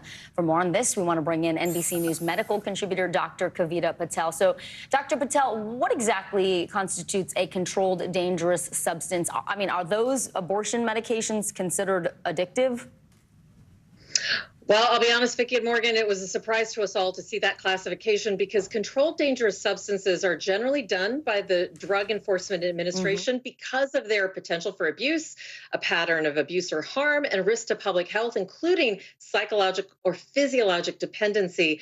We don't see any of those with misoprostol or mifepristone, so it was a change from what we think of as a controlled substance. You know, speaking of which, I mean, if these drugs are allegedly so dangerous, I mean, why would a doctor prescribe them in the first place? I mean, what are they commonly used to treat? Yeah, it's a great question. So look, even though there are risks to any controlled substance, we do use them. And there is a classification system. We can talk about that in a second. But we do use these to treat very common things such as insomnia. We also use it for anxiety disorder and for pain control. Those are just three examples of several that we can use controlled substances. We just do them with a little bit of additional guidance and a little bit of judiciousness. We don't just prescribe them for anyone at any setting, but in targeted areas. You know, Dr. Patel, if your doctor does prescribe a drug like oxycodone, for example, which is traditionally more understood as a dangerous controlled substance, how do you make sure that you're taking it safely? Yeah, absolutely. And so controlled substances go from kind of a 1 to 5 scale, 1 being the most high abuse potential. Think of things like LSD in that category, Vicki and Morgan. And then Schedule 5 are the least potential for abuse. And the thing that's probably the most common that people will know in this area is something called dextromorphan. So this is dextromethorphan, sorry, that's what we use in cough medicines in some cases. So any of these substances, though, have that potential, and you should be using them according to the prescription. One thing I like to do with patients is also to talk to them about where to store it. I know myself, sometimes I put things on a shelf and I don't think about it. We want to make sure that this is not anywhere near where anyone can get it. I tell people not to put it in the bathroom. I tell them to find a special cabinet behind a lock so that nobody can get to it unintentionally. And then I tell people to think about what to do if they don't need all of them. Sometimes with pain medications, we don't need all of them. I didn't after I had my C-section, and I needed to understand how to safely dispose of them. Don't flush them down the toilet, for example. So I go over kind of soup to nuts with what to do with these substances because they're dangerous for a reason, but they are prescribed also for a reason. So there's safe uses, but there's also safe ways to get rid of them. And make sure that you also know, I make sure everyone has that poison control center number handy, because let's say someone accidentally overdoses or takes one they're not supposed to, you want to be able to help them as quickly as possible and call poison control.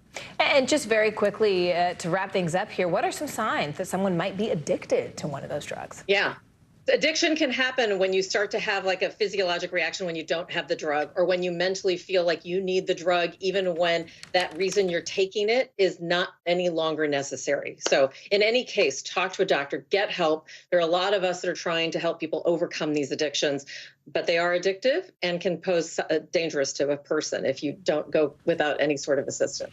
All right, Dr. Kavita Patel. Dr. Patel, as always, thank you so much. Always great advice. Stay with us. Much more news ahead. You're watching NBC News Daily.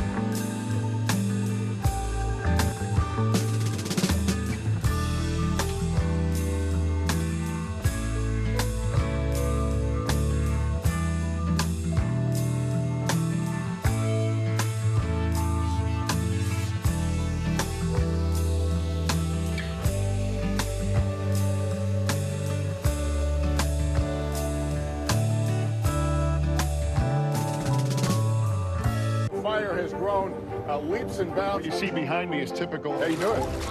Pretty bad.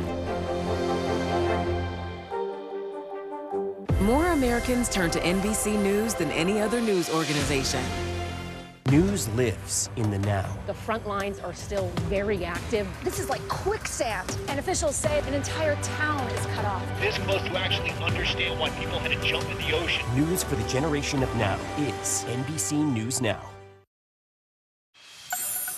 All right, so one of the most traditional breads from the Jewish community is the babka, and it originated back in the early 19th century in Eastern Europe and can now be found in bakery shelves pretty much everywhere. And it is so delicious, whatever you put into it. As we celebrate Jewish heritage this month, today's show co-host Al Roker takes us inside the New York bakery that is putting its own spin on this sweet treat. Chocolate babka, that's their specialty. Love that babka. A quintessential scene from the hit television show Seinfeld, centering around the traditional Jewish twisted bread filled with a decadent chocolate or cinnamon filling. It's our last one. Was one of your favorite Seinfeld episodes the babka episode? Absolutely. I'm looking behind you. You got rolls, you got pretzels, you got cookies, you got Danish. We want you to feel like you're surrounded by the carbs when you come in here. And to people who come here for the first time, it's a really special experience. Gotti Pellick, owner of Bread's Bakery, aims to evoke childhood nostalgia through baked goods, drawing inspiration from his upbringing in a Jewish household. We all have those memories of our mother bringing a fresh loaf of bread that's still a little bit warm. There's something about it that's alluring to all of us. Founded in 2013, the bakery gained thousands of loyal patrons with its signature chocolate babka, now a New York City culinary staple. Of course, you got the babka that built breads. Yes. You've got croissants, you've got baguettes. I always say that Breads is the most democratic place on earth. People vote every day with what they take and what they eat. And if they love it, we'll make more of it. And if they don't eat it, we'll stop making it. I needed to see how this oft-discussed delicacy comes together. Gotti kindly agreeing to let me in on the action. How many loaves of babka do you make a day? Thousands. Literally thousands of babkas. Literally thousands? Yeah. Wow. It's a lot of babka. This is where the babka happens. And this is the babka master. This is the man who has made more babka than anyone on the planet. What's your name, sir? Idan. So we're going to roll this out onto the table. Okay. And now Ying is going to help me just spread the Nutella. Okay. Oh, Nutella. I always say it's New York's worst kept secret is that the chocolate we use is Nutella. All right, Al, grab that spatula. Okay. Spread the love. Can you spread the love tonight? How long did it take you to learn how to do this? This is my first day today. Next, a generous layer of dark chocolate chips. Don't skip on the chip. We're going to start rolling this up. So basically going to cut along those. Perfect. Now I'm going to show you how to braid these. Okay. So just as long as these layers are facing up, you're good. Okay. My baby babka. And now we're going to go a little bit quicker. Something very satisfying about this. Say out of all of our guests, I think Al is proving to be the best babka braider here. You do what you love. And who doesn't love babka? But for the Bread's Bakery team, sweet satisfaction extends far beyond a perfectly baked pastry. I'm most proud of the community that we created. And there are so many people for whom this became a special place where they celebrate the little joys of life. We're living in turbulent times. And here at this bakery, you've got challah bread, you've got Middle Eastern pastries, you've got French tarts. It would seem to me that if you could get people around a table and sample each other's cuisine, we might have a little less of this. I think that's right. And we all have about the same desires to raise our children, to give more to our children than we had. I think these are universal truths There is a shared passion and a shared positive mission. It seems that all the turbulence just melts away. Wow. Al Roker, NBC News. Now I'm hungry. I know, that was awesome. Well, here's what's trending right now. Controversial MLB umpire Angel Hernandez is retiring after more than 30 years in the game. He was a polarizing figure in the sport, with both players and fans objecting to various calls that he made behind the plate and on the field. Hernandez umpired his last game on May 9th and says he plans to spend more time with his family. Well, Home Alone fans can at long last live out their dreams of owning Kevin McAllister's iconic house. Yeah, we grew up on that movie. Now, while the house doesn't come with all of the traps we saw, it does feature a basketball court and a movie theater, and has hit the market starting at $5.5 million. The previous owners of that home purchased the home back in 2012 for $1.58 million. What? That's it? $1.58 million. And now it's going for $5 million. They must have done some upgrades. It briefly as an Airbnb. Oh, I remember that. Beautiful. Yeah, really. Wow, I'd like to see the inside. Yeah, I'm really curious. All right, I'm Morgan Radford. I'm Vicki Wynn. You're watching NBC News Daily.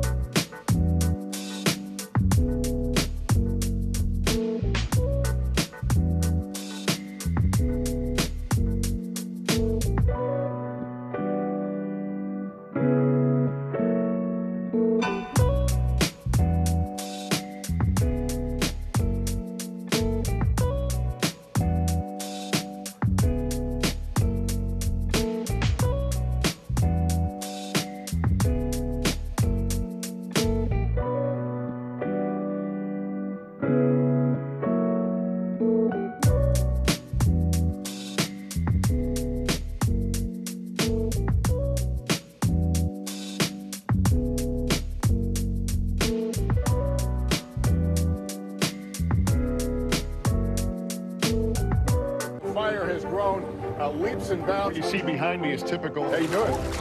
Pretty bad. More Americans turn to NBC News than any other news organization. Good morning begins with hope and optimism, a chance to start fresh.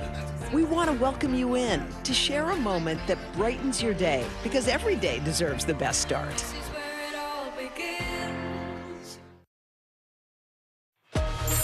Hello, everyone. I'm Kate Snow. And I'm Zinklea Samoa. NBC News Daily starts right now.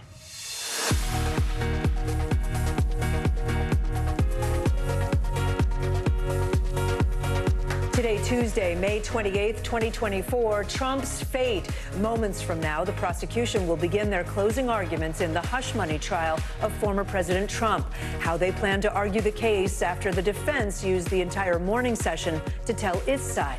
On the offensive, Israeli tanks spotted in the center of the southern Gazan city of Rafah. It's one of the last places for Palestinian refugees, and it appears to now be under attack. Plus, what we're now learning about the deadly fire at a Palestinian tent camp that killed 45 people. Cutting the risk, the new research encouraging parents to feed their babies peanuts. How it could possibly prevent a major allergy later in life. Plus, new wheels. If you're in the market for a new car, well, you already know, folks, prices are rising. What experts now advise you do as dealerships stock up on new rides.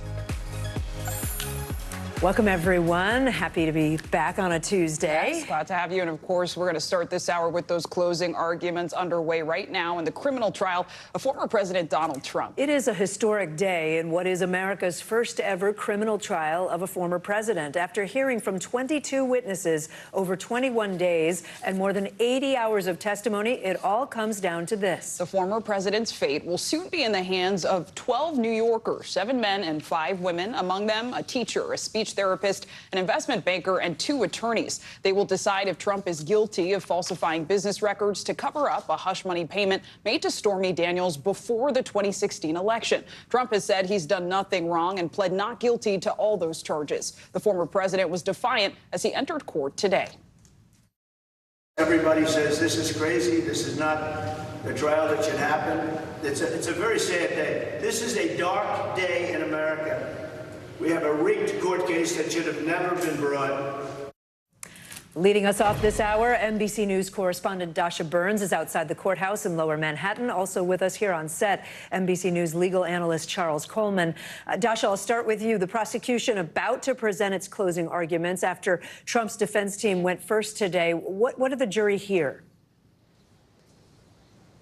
So the defense team, particularly defense lawyer Todd Blanche, who argued these closing statements, he tried to poke holes in the prosecution's case in a number of ways. Everything from arguing that the former president was simply too busy in the White House to participate in any sort of scheme, to claiming that the National Enquirer is a publication that couldn't possibly influence an election, to saying, well, look, influencing an election is not actually a crime. Every campaign tries to influence the outcome in a number of ways. But their main focus was the key witness, Michael Cohen. Todd Blanche at one point calling Cohen the gloat, the greatest liar of all time. He also played a part of a podcast from Michael Cohen where he was heard screaming, using really a very different tone than anything that the jury heard from him inside of the courtroom. So again, the key argument from the defense is saying, hey, you cannot focus on the story that Michael Cohen told when you're making this decision because he is simply unreliable. Now look for the prosecution as they take their turn to argue in front of the jury to refute that argument and say, look, we have Michael Cohen, yes, but also all of these corroborating documents. The challenge, guys, for both the defense and the prosecution is what you laid out in the introduction there. This jury, these 12 individuals have sat through so many hours of testimony, so many witnesses in a case that really is quite complicated. It involves documents. It involves really nuanced aspects of the law. And this is the day for both of these teams to clarify and make their final case. Yeah, and Charles, let's dovetail off of that, right? Dasha touched on it. The prosecution has this Herculean task of essentially synthesizing 3 weeks worth of evidence and arguments. How do they do that without overwhelming the jury, first of all? But also, they've already said it's likely going to take around 4 hours, right? Well, I think that the attorneys in this case are experienced enough to understand that you can't take all day with respect to trying to present the jury with a closing argument, particularly now that you're starting after lunch.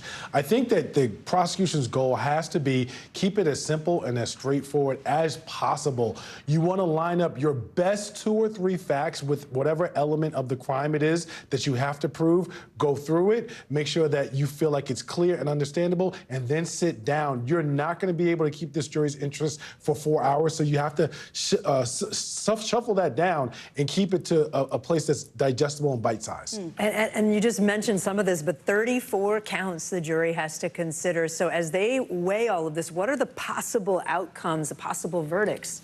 Well, I think that you could see a number of different things, Kate. I think you could see an outright conviction. I think that on most of the 34 counts with respect to the improper business records, you will likely find that they'll fall in the same vein because their argument is that they're connected to the same scheme. And so if you believe part of it, then it's hard to understand why you would find him guilty on some of those entries and not on the others. You could, right? But it's possible. Theoretically, the jury could find him guilty on certain things and not others. Correct. And then, of course, the scenario that the defense is hoping for is that you have at least one juror who is convinced that there's reasonable doubt that they're willing to hold out, and you can basically trigger a mistrial because of a hung jury. All right, Charles Coleman, Dasha Burns, thank you both. Well, millions of people from Texas to Oklahoma are bracing for yet another round of dangerous weather. Authorities say at least 24 people have now died after a dangerous storm system ripped through the heartland over the holiday weekend. That includes 5 deaths alone here in Kentucky, where you can see what used to be homes now reduced to rubble. Let's bring in NBC News correspondent Maggie Vespa in Kentucky. So, Maggie, we understand families are now getting a chance to assess the damage, but walk us through what you're seeing out there. I mean, we're seeing incredible damage once again, and I know this all feels like it's kind of starting to blend together. It's just storm after storm, but I mean, when you see scenes like this is someone's life, guys. And I mean, look at this. You can see just like the tile from the bathroom here. You can see the framing of the house. We'll kind of walk this way over toward the kitchen on the other end. It's almost like we're walking parallel with the hallway of the home. And if we can just push past me here, you can see the cabinets in the kitchen island, and the fridge is open. My photographer pointed out you can see mayonnaise inside the fridge. Like, some things are left completely as is. They're pristine. Others are torn to shreds. The people who were here rode out the storm, are unharmed. They walked away, thankfully. I talked to a 17-year-old girl nearby who rode out the storm with her boyfriend's family in their basement. Keep in mind, these were nighttime tornadoes. Here's her description of how quickly it came through and what it sounded like.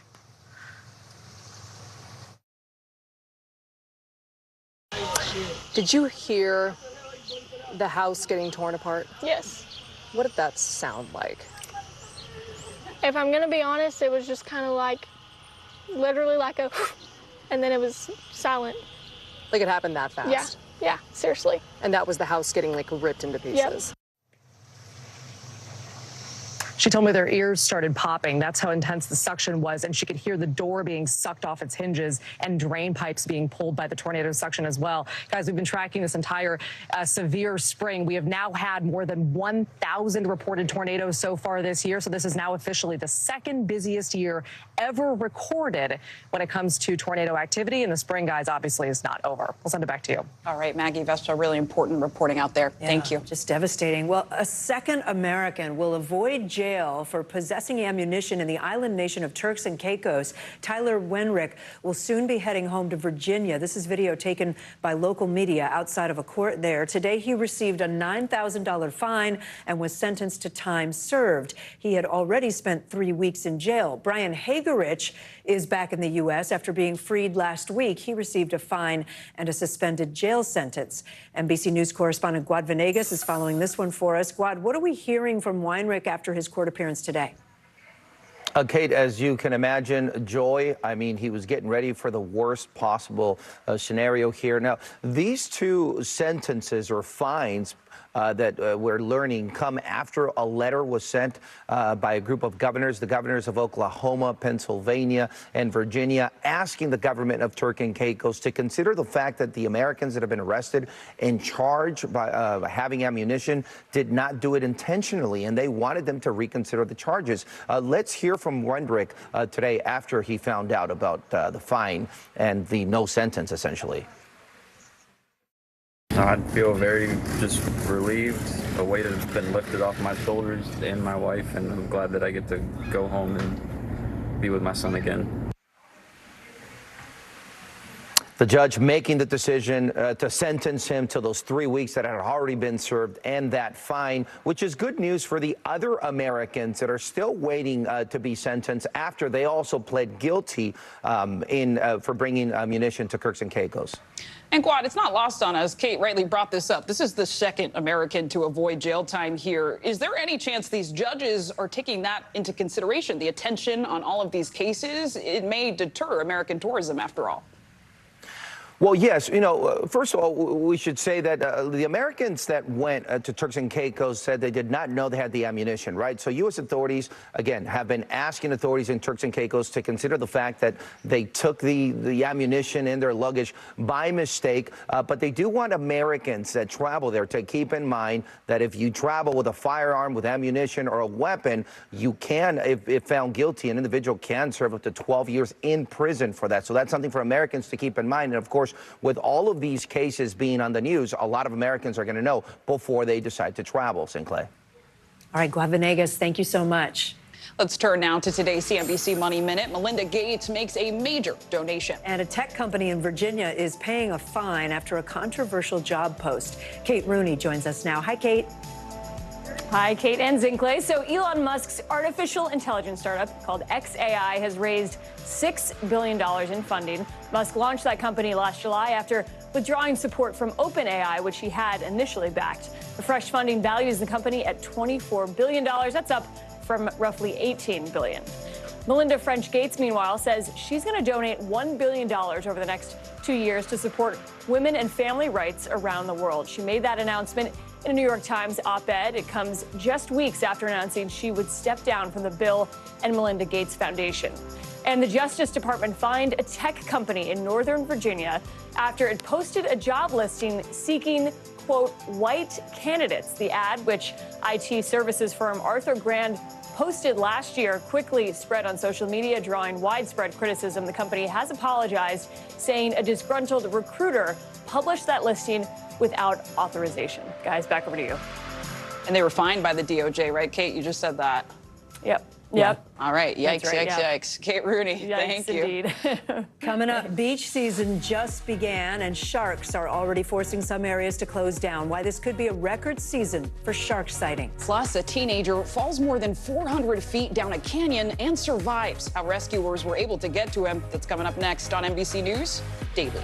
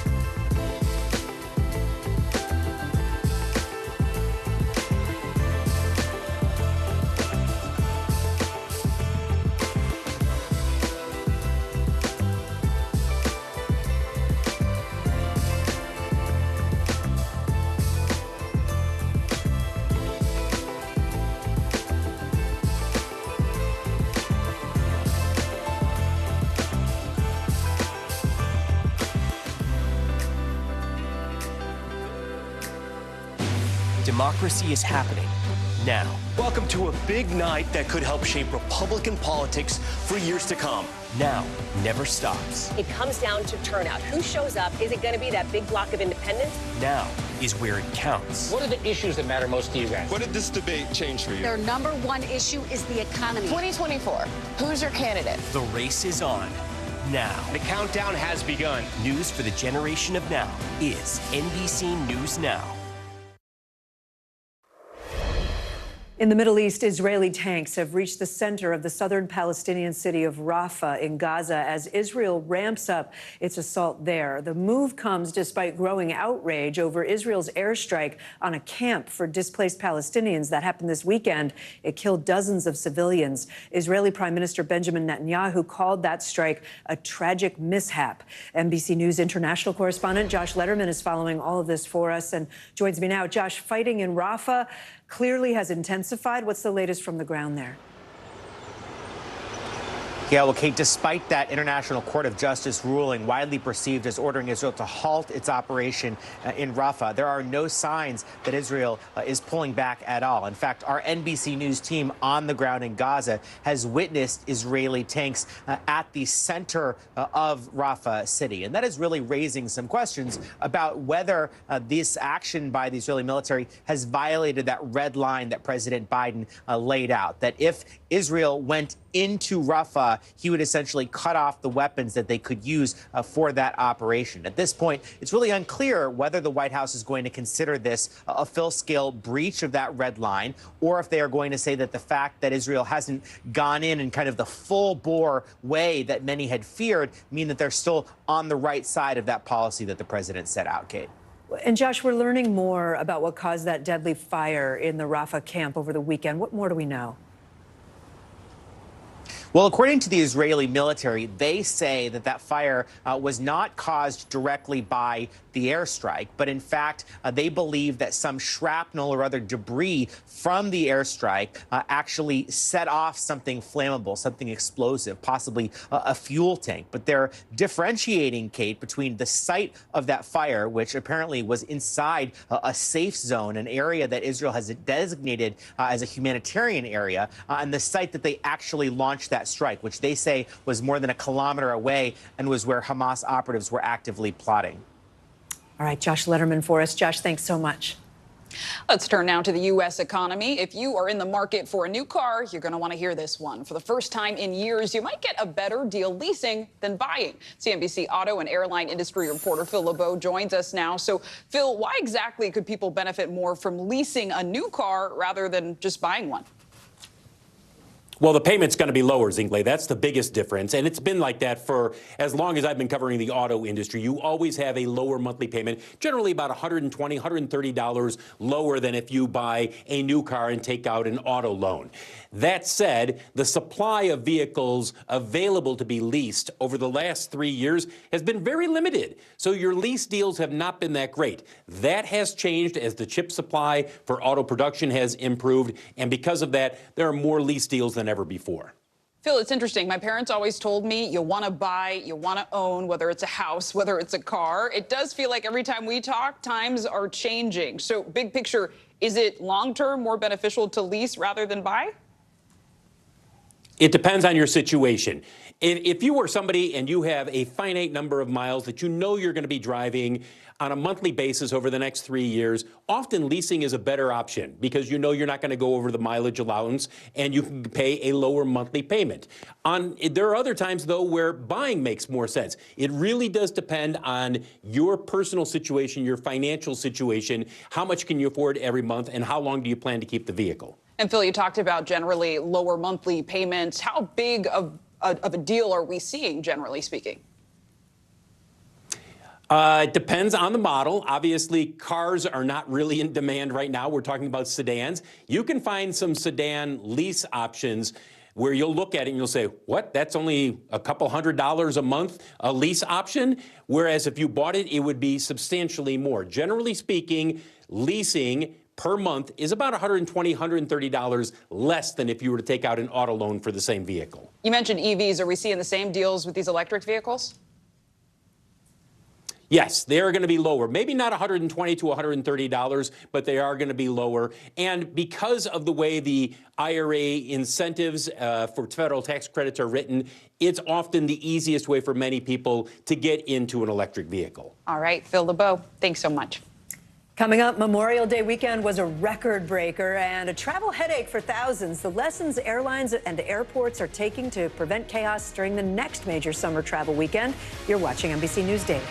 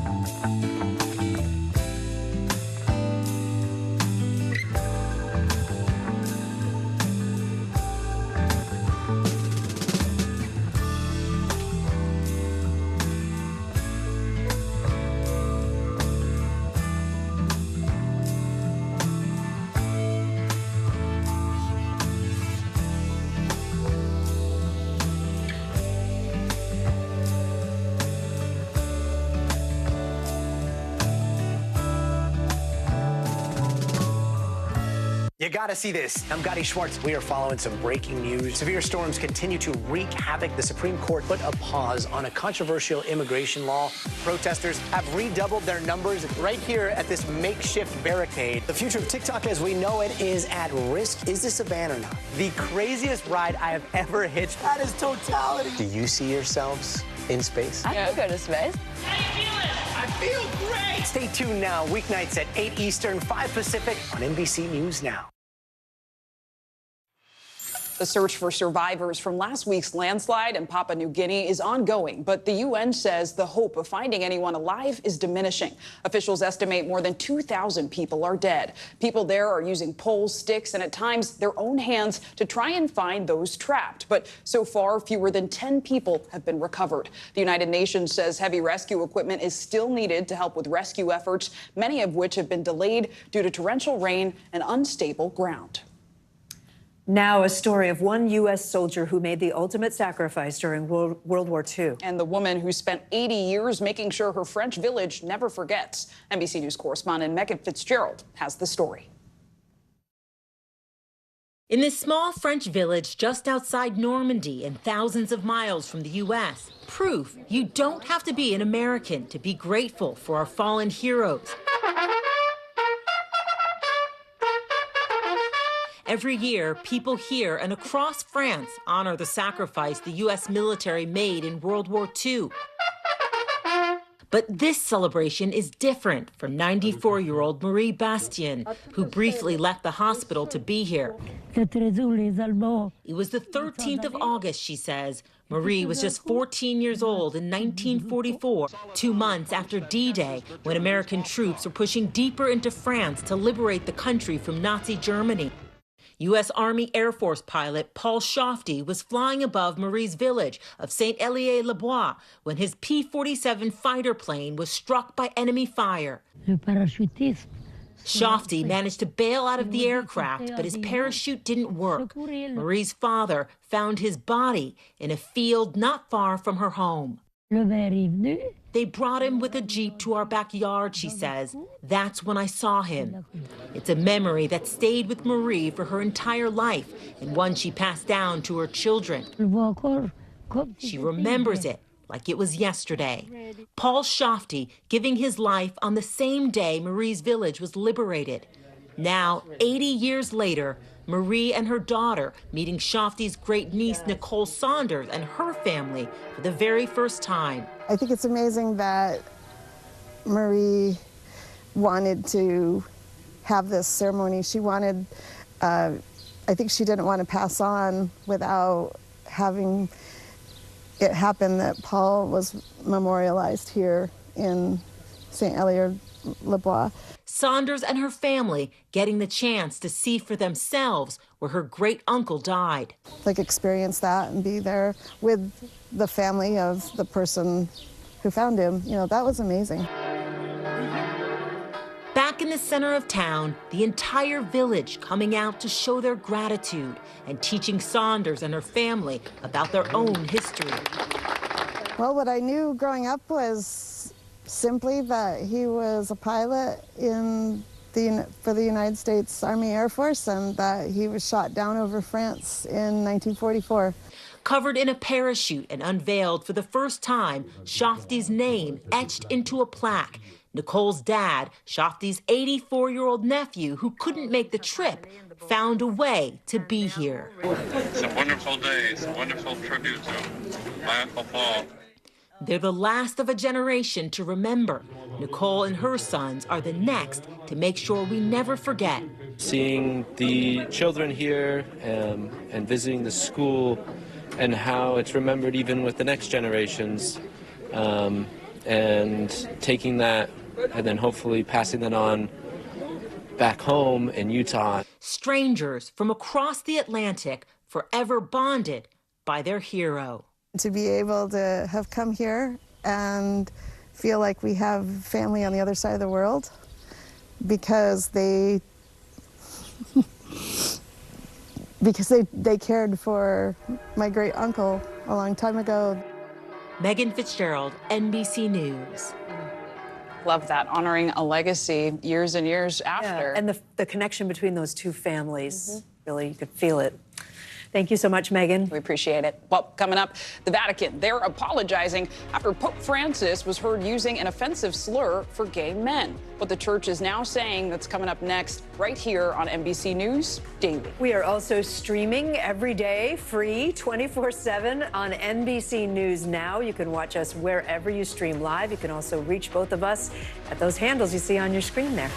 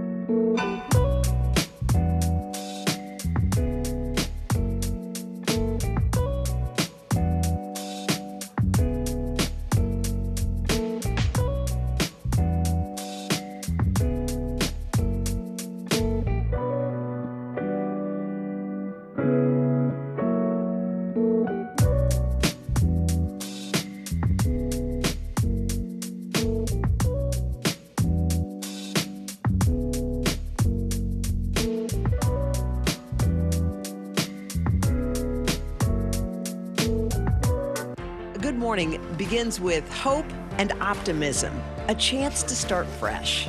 We want to welcome you in to share a moment that brightens your day, because every day deserves the best start. Now is raw. How hard is it to see it like this? Our house is no longer here, but we are here. Now is real. Let's break down what we know and then the big questions still outstanding. News for the generation of now is NBC News Now. Bottom of the hour now. Here are some of the stories making headlines on NBC News Daily. The Vatican is apologizing after Pope Francis used an offensive slur for gay men during a discussion with bishops. The reported comment came at an assembly discussing the issue of admitting gay men into seminaries. The Vatican said in a statement that the Pope, quote, never intended to offend or express himself in homophobic terms, and he extends his apologies to those who were offended. A 19-year-old in Washington state is remarkably doing okay after falling 400 feet down a canyon. Officials say he was walking on a steep portion of a washed-out trail on Saturday when he slid down the river below. A team of deputies and firefighters used a rope and harness attached nearby to a nearby bridge to rescue him. Fortunately, he only has minor injuries. And a home made famous in the movies has officially hit the market. You can now purchase the house seen in the iconic film Home Alone, where, of course, Kevin McAllister was once left behind while his family took that trip to Paris. The home is located in the Chicago suburbs and is plenty roomy, 9,000 square feet. The price just as big, just over $5.2 million. I'll start saving up. Well, Kate, Memorial Day weekend may be over, but travelers are still dealing with some issues. Severe storms delayed or canceled more than 1,200 flights in Dallas today. Dallas-Fort Worth is the third busiest airport in the world. And now airlines and airports are gearing up for the next big summer holiday, July 4th. NBC News correspondent Priya Sridhar is at the world's busiest airport, Hartsfield-Jackson in Atlanta. So, Priya, you've been there for a while. How are things looking today after this holiday weekend? Hey guys, yeah, you mentioned it's the world's busiest airport, and this weekend just shattered records when it came to travel. AAA projected it was going to be the busiest Memorial Day weekend for travel in the past 20 years, and TSA saw the most number of passengers going through their TSA checkpoints ever on Friday at nearly 3 million people. Here at the Atlanta airport, records were also broken. They saw the most number of passengers going through security checkpoints on Thursday at around 111,000. And Friday was a close second with around 110,000. But as you mentioned, those severe storm systems that we saw just battering the Midwest and then moving towards the East Coast caused a significant number of delays and cancellations. Actually, 20,000 delays in total between Saturday and Monday and almost 1,000 cancellations. The hardest hit areas were New York City, where the FAA issued a ground stop at both LaGuardia and Newark yesterday. Almost 40% of the flights, outbound flights there, were delayed. So today we're still seeing that ripple effect happen, guys. So Priya, it really sounds like weather has been the biggest offender here. I wonder, are the biggest airports and airlines, what are their lessons from this holiday weekend in preparation for July 4th? Absolutely. Well, everyone is saying that these really significant Memorial Day travel numbers are an indication that this is going to be a very strong outlook when it comes to the summer travel season. We're expecting to break records with 277 million people traveling between June 1st and August 31st. So certainly TSA will be staffing up when it comes to these holidays, creating extra security lines, as they did this past Memorial Day weekend. It seems like every single holiday we've just been breaking records. That record that was broken on Friday, it beat the Sunday after Thanksgiving last year. So we can anticipate that that could happen again come July 4th, guys. All right, Priya Sridhar, thanks so much. Police are investigating a string of violent incidents at East Coast beaches this Memorial Day weekend. In one shore town, a 15-year-old girl was shot and killed, while several others were injured in stabbings. NBC's Erin McLaughlin shows us what happened. A Memorial Day weekend of violence at beach communities from Virginia to Massachusetts. In Ocean City, New Jersey, beachgoers sent running for their lives after a 15-year-old boy was stabbed at the popular summer destination. That boy rushed to the hospital and is expected to survive, but authorities are still searching for a suspect. Less than 70 miles up the Jersey shore, false reports of a shooting sending people scrambling. And in Wildwood, police overwhelmed by what authorities call civil unrest. The city shutting down its boardwalk, temporarily instituting a state of emergency to restore order. Several people arrested, and a curfew remains in place. In Virginia Beach, the holiday weekend violence turning deadly. A 15-year-old girl gunned down outside a summer carnival after a fight broke out in the parking lot. Another man injured. I overhear people talking about all sorts of fights and whatnot occurring. So I'm standing out there, and not even 2 minutes after that, I hear gunshots and people scurrying toward me. And on the other side of the road, more gunshots. And in Massachusetts, a man stabbed during a massive brawl at Boston's Carson Beach. Police say as many as 100 people were involved, scattering when authorities arrived. Just hours before, officials giving a press conference at that beach, discussing how they plan to address violence there this summer. We usually have dedicated patrols right here at Carson M Street Beach. We're doing that this summer at Castle Island, both from the public health and safety side. The string of incidents pointing to what experts say is an uptick in violent crime during the summer months. Research shows that when the temperatures go up, temperaments go up, and then we see more violence because people are more aggressive when the temperatures go up. A weekend meant to mark the unofficial start of summer, marked too by tragedy. Erin McLaughlin, NBC News. Shark season is starting early this year. Several popular beaches across the country were closed over Memorial Day weekend after sharks were spotted, and experts say that trend is likely to continue through the summer. NBC News correspondent Sam Brock has a warning for anyone heading to the ocean. We have, of course, talked about shark incidents so frequently in recent years, you might think that they're way up. Well, the reality when you look into the numbers is that, yes, unprovoked attacks are up slightly. There are about 69 globally per year now. That's a little bit more than we've seen in recent years. But the bigger cause for concern right now, two things. One, on the West Coast, a closure of a beach in San Clemente because a surfer was bumped off his board by a shark. And then here on the East Coast, the New England Aquarium warning that right now is the time white sharks are migrating to the Northeast, and they want swimmers to be on the lookout. As beachgoers across the country begin to soak up the warmer weather on the sand and in the sea. Yeah, we're at the beach for the start of the summer, right? Marine experts have fresh warnings about the rare but potential dangers that could be lurking beneath the water. Right before the holiday weekend, a flag from the New England Aquarium urging the public to be aware of their surroundings after reports of multiple marine mammals found with white shark bites off of Massachusetts coastline. It is very much a wild environment anytime you're entering the ocean. Unprovoked shark attacks and fatalities are up worldwide. The U.S. had 36 such attacks last year, accounting for more than half of the 69 incidents across the globe, and a jump from the average of 63 the previous 5 years. If you are swimming in an area where there are large sharks feeding on large prey items, you know there's an element of risk. The state of Florida experienced 16 unprovoked shark bites in 2023, at least double any other state. Swim near the lifeguard because we can tell you what's going on, what's safe around that area. Earlier this month, researchers captured footage of a rare white shark swimming about 30 miles off the coast of Alabama, the first known sighting in that area recorded by scientists. Groups like OSearch have been tagging sharks for research purposes and also for real-time updates about the predator's whereabouts. Last month, 2 white sharks pinged off the Atlantic coast of Florida, the sharks appearing to head north for the summer season. Water has sharks in it, but I mean, we've been swimming here for years. I think everybody will be safe this summer. While in New York, drones now deployed to spot sharks from above in the hopes of taking a bite out of potential attacks. Last month, 24-year-old Marlon Wakeman was bitten by 2 sharks in a marina in the Bahamas after slipping off a fishing boat into the water. He grabbed my left leg, kind of pulled me into the water, and at that point, my head went underwater. He's since recovered from his injuries, but Wakeman knows how lucky he is to be alive. They can and will kill you. I got very lucky. As for the figures from a year ago, fatalities actually doubled from 5 to 10, but there's more there behind the numbers. Typically, marine experts say that there's fluctuations from year to year, and then a cluster of those deaths did happen to be at a place where white sharks aggregate in Australia. So this could have been more of a statistical anomaly. In Miami, Sam Brock, NBC News. Back to you.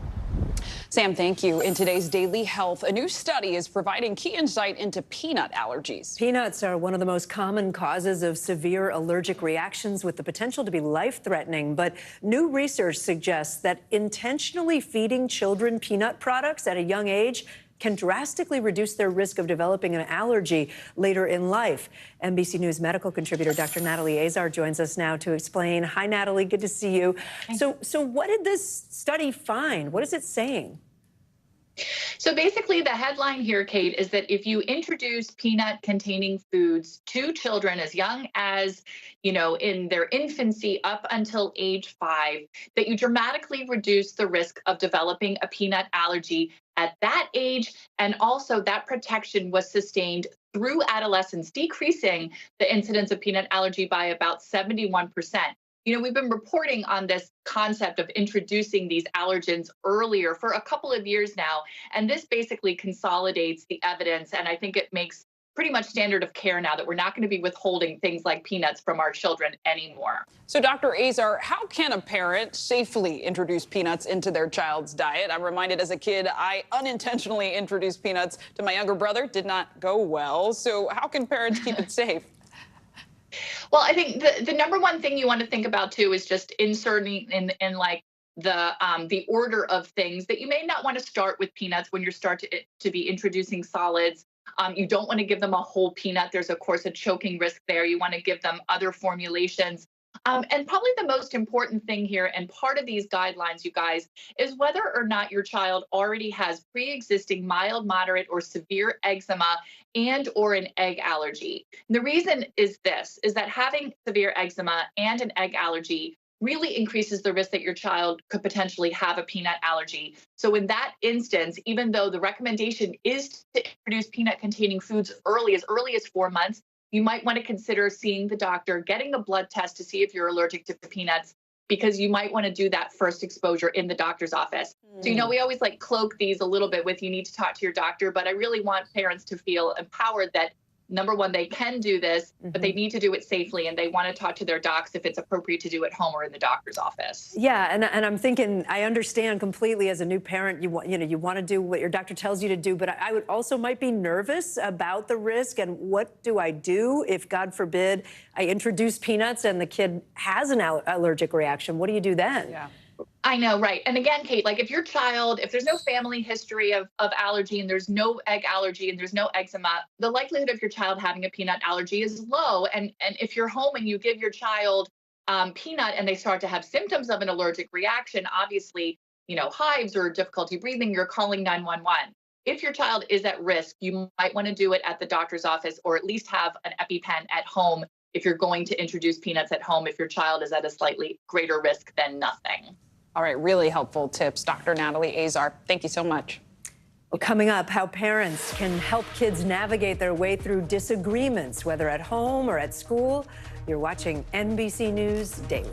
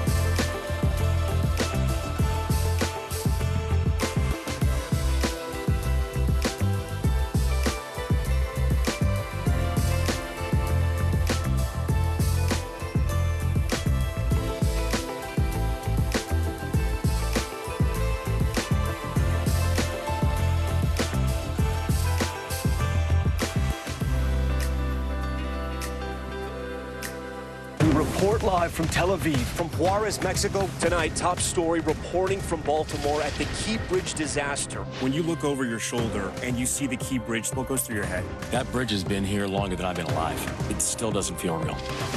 Hundreds of Israelis have gathered to demonstrate. What do the people in Gaza, do you think, what do they need most? A place where Palestinians and Israelis have found common ground. Every night, it's your news playlist. Top Story with Tom Yamas. Streaming weeknights at 7 on NBC News Now.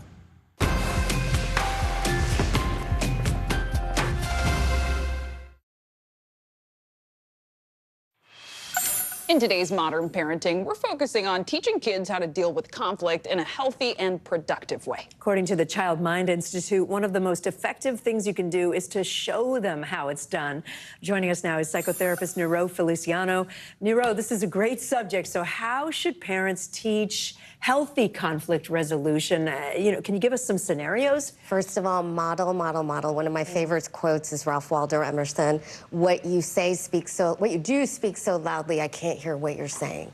So we have to, at home, are we yelling at people? Are we name calling? Are we apologizing when we can? They're looking at that first. What kids learn is more caught than taught.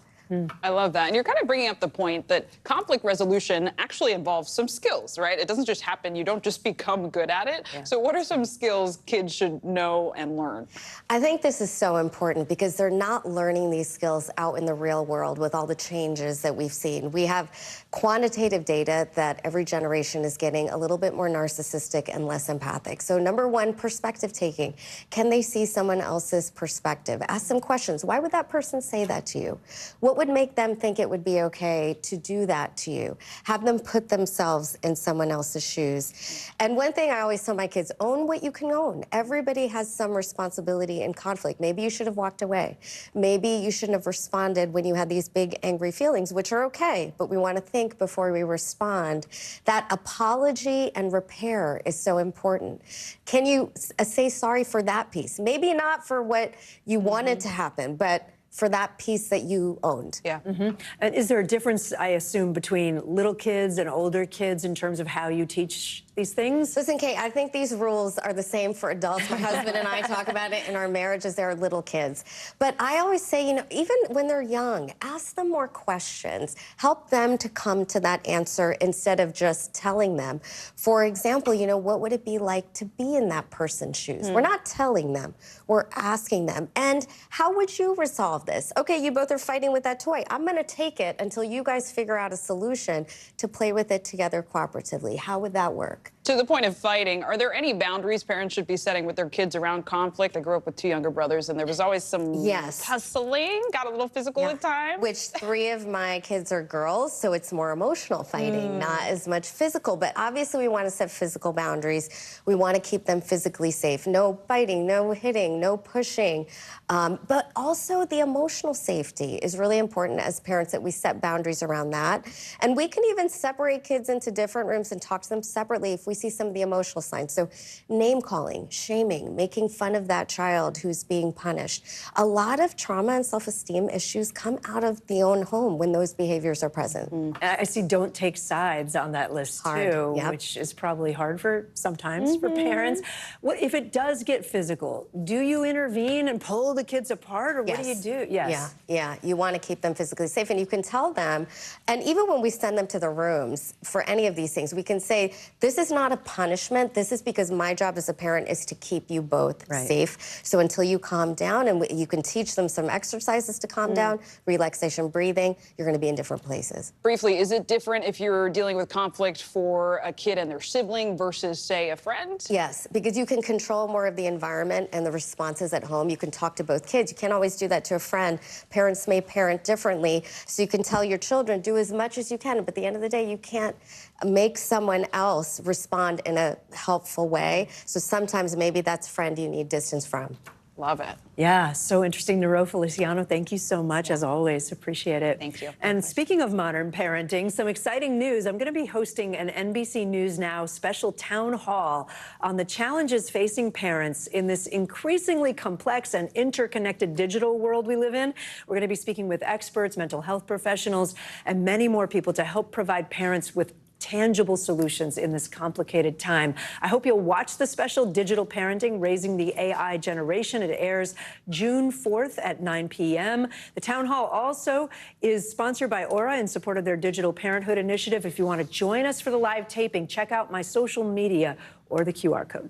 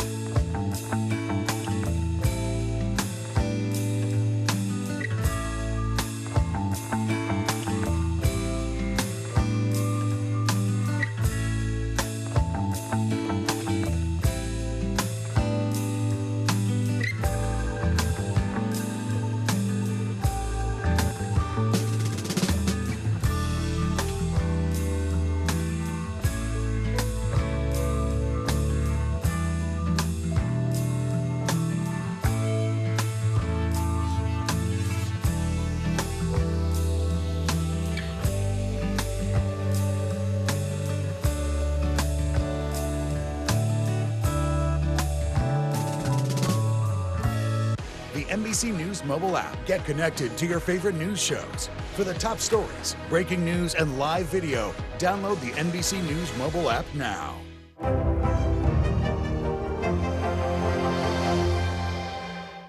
Good morning begins with hope and optimism, a chance to start fresh.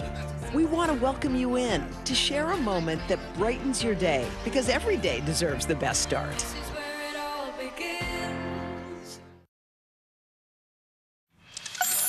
Well, May is Jewish American Heritage Month, so today we're spotlighting a culinary tradition. The sweet, gooey, and delicious chocolate babka. The Today Show's Al Roker paid a visit to the team at New York's Bread's Bakery to learn more about their spin on the beloved classic.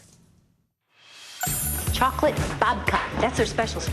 Love that babka. A quintessential scene from the hit television show Seinfeld, centering around the traditional Jewish twisted bread filled with a decadent chocolate or cinnamon filling. It's our last one. Was one of your favorite Seinfeld episodes the babka episode? Absolutely. I'm looking behind you. You got rolls, you got pretzels, you got cookies, you got Danish. We want you to feel like you're surrounded by the carbs when you come in here. And to people who come here for the first time, it's a really special experience. Gotti Pellick, owner of Bread's Bakery, aims to evoke childhood nostalgia through baked goods, drawing inspiration from his upbringing in a Jewish household.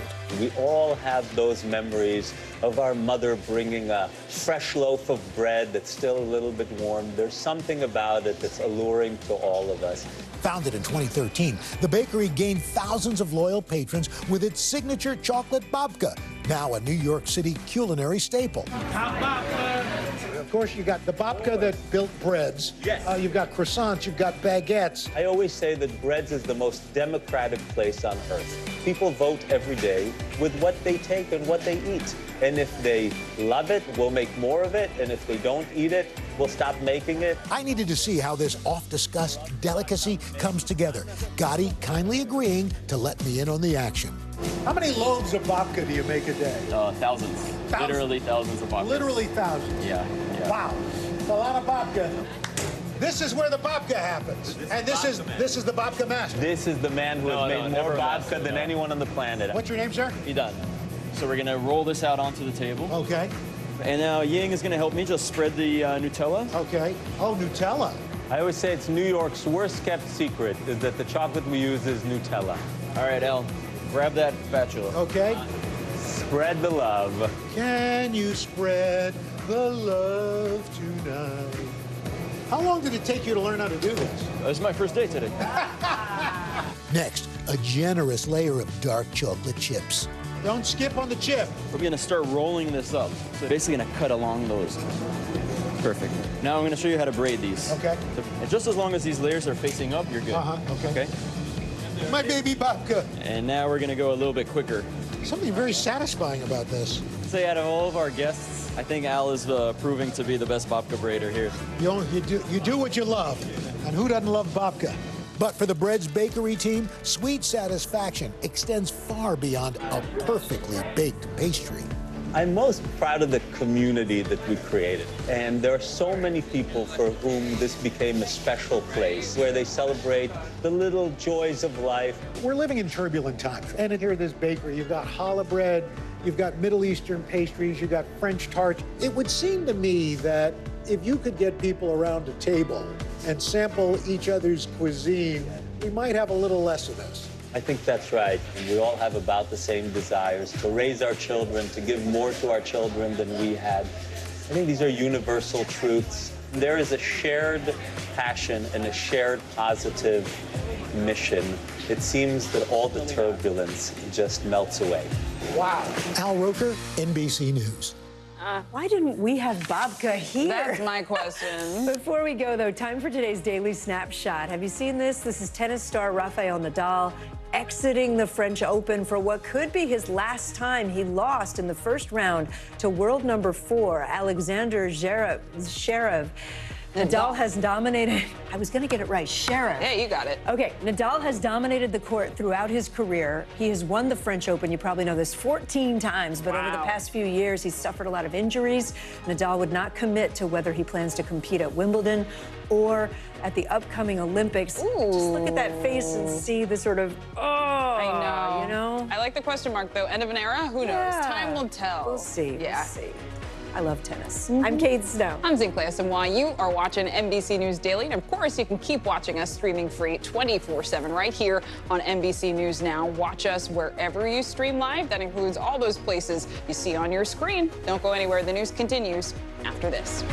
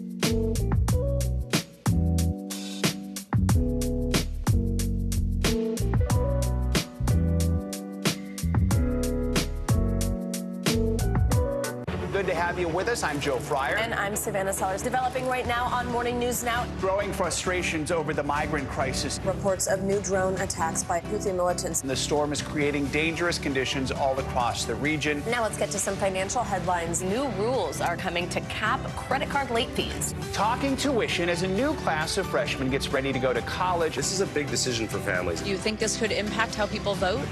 100%. Morning News Now, streaming weekdays at 7. Hi, everyone. I'm Zinclair Samoa. And I'm Kate Snow. NBC News Daily starts right now.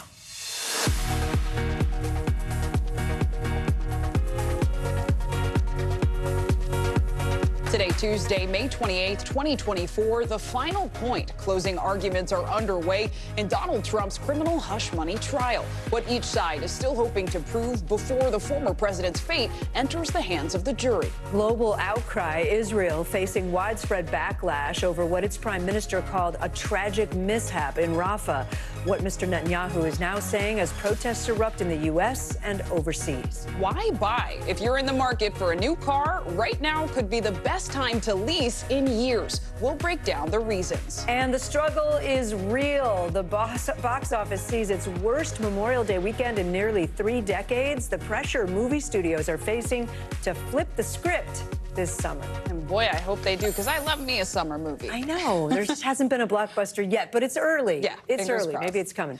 We begin this hour, though, with closing arguments happening today in the criminal trial of former President Donald Trump. It is an historic day in what is America's first ever criminal trial of a former president. The defense has spent almost 3 hours presenting their case, and the prosecution is delivering what they say could be a 4.5-hour closing argument. The former president's fate will soon be in the hands of the 12 New Yorkers, 7 men and 5 women, among them a teacher, a speech therapist, an investment banker, and 2 attorneys. They will decide if Trump is guilty of falsifying business records to cover up a hush money payment made to Stormy Daniels before the 2016 election.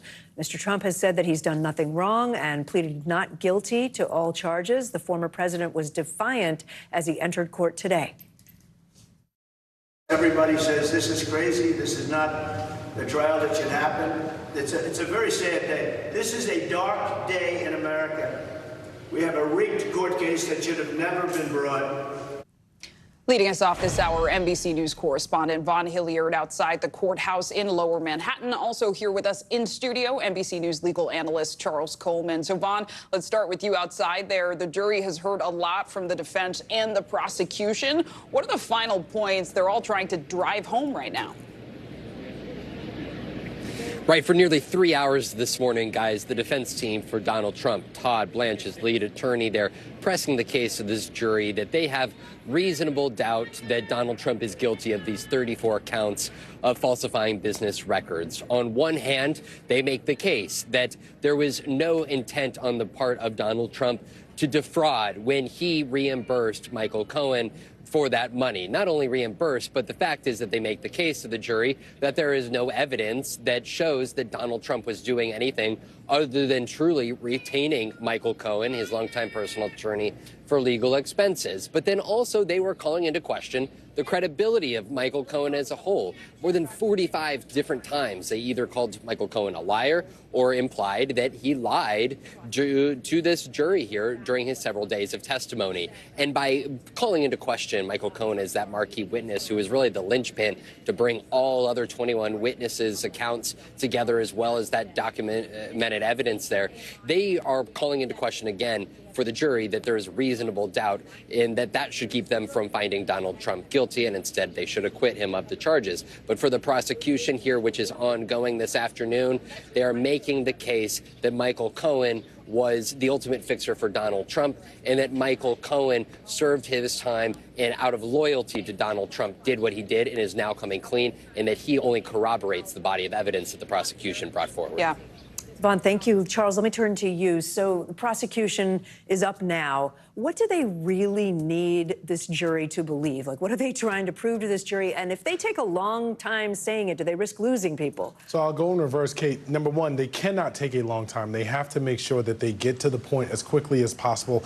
But they also have to understand that they have a high burden of proof. They have to establish that Donald Trump caused these business records to be falsified, number one, and that he did it because he was trying to influence the election. That's the most straightforward way that we could couch that. So what the defense is trying to do is focus on the notion of intent, meaning the reasons why, and call that into question for reasonable doubt. And Charles, the jury is considering 34 counts here. Walk us through the possible outcomes in terms of a verdict and the potential for a hung jury. Sure.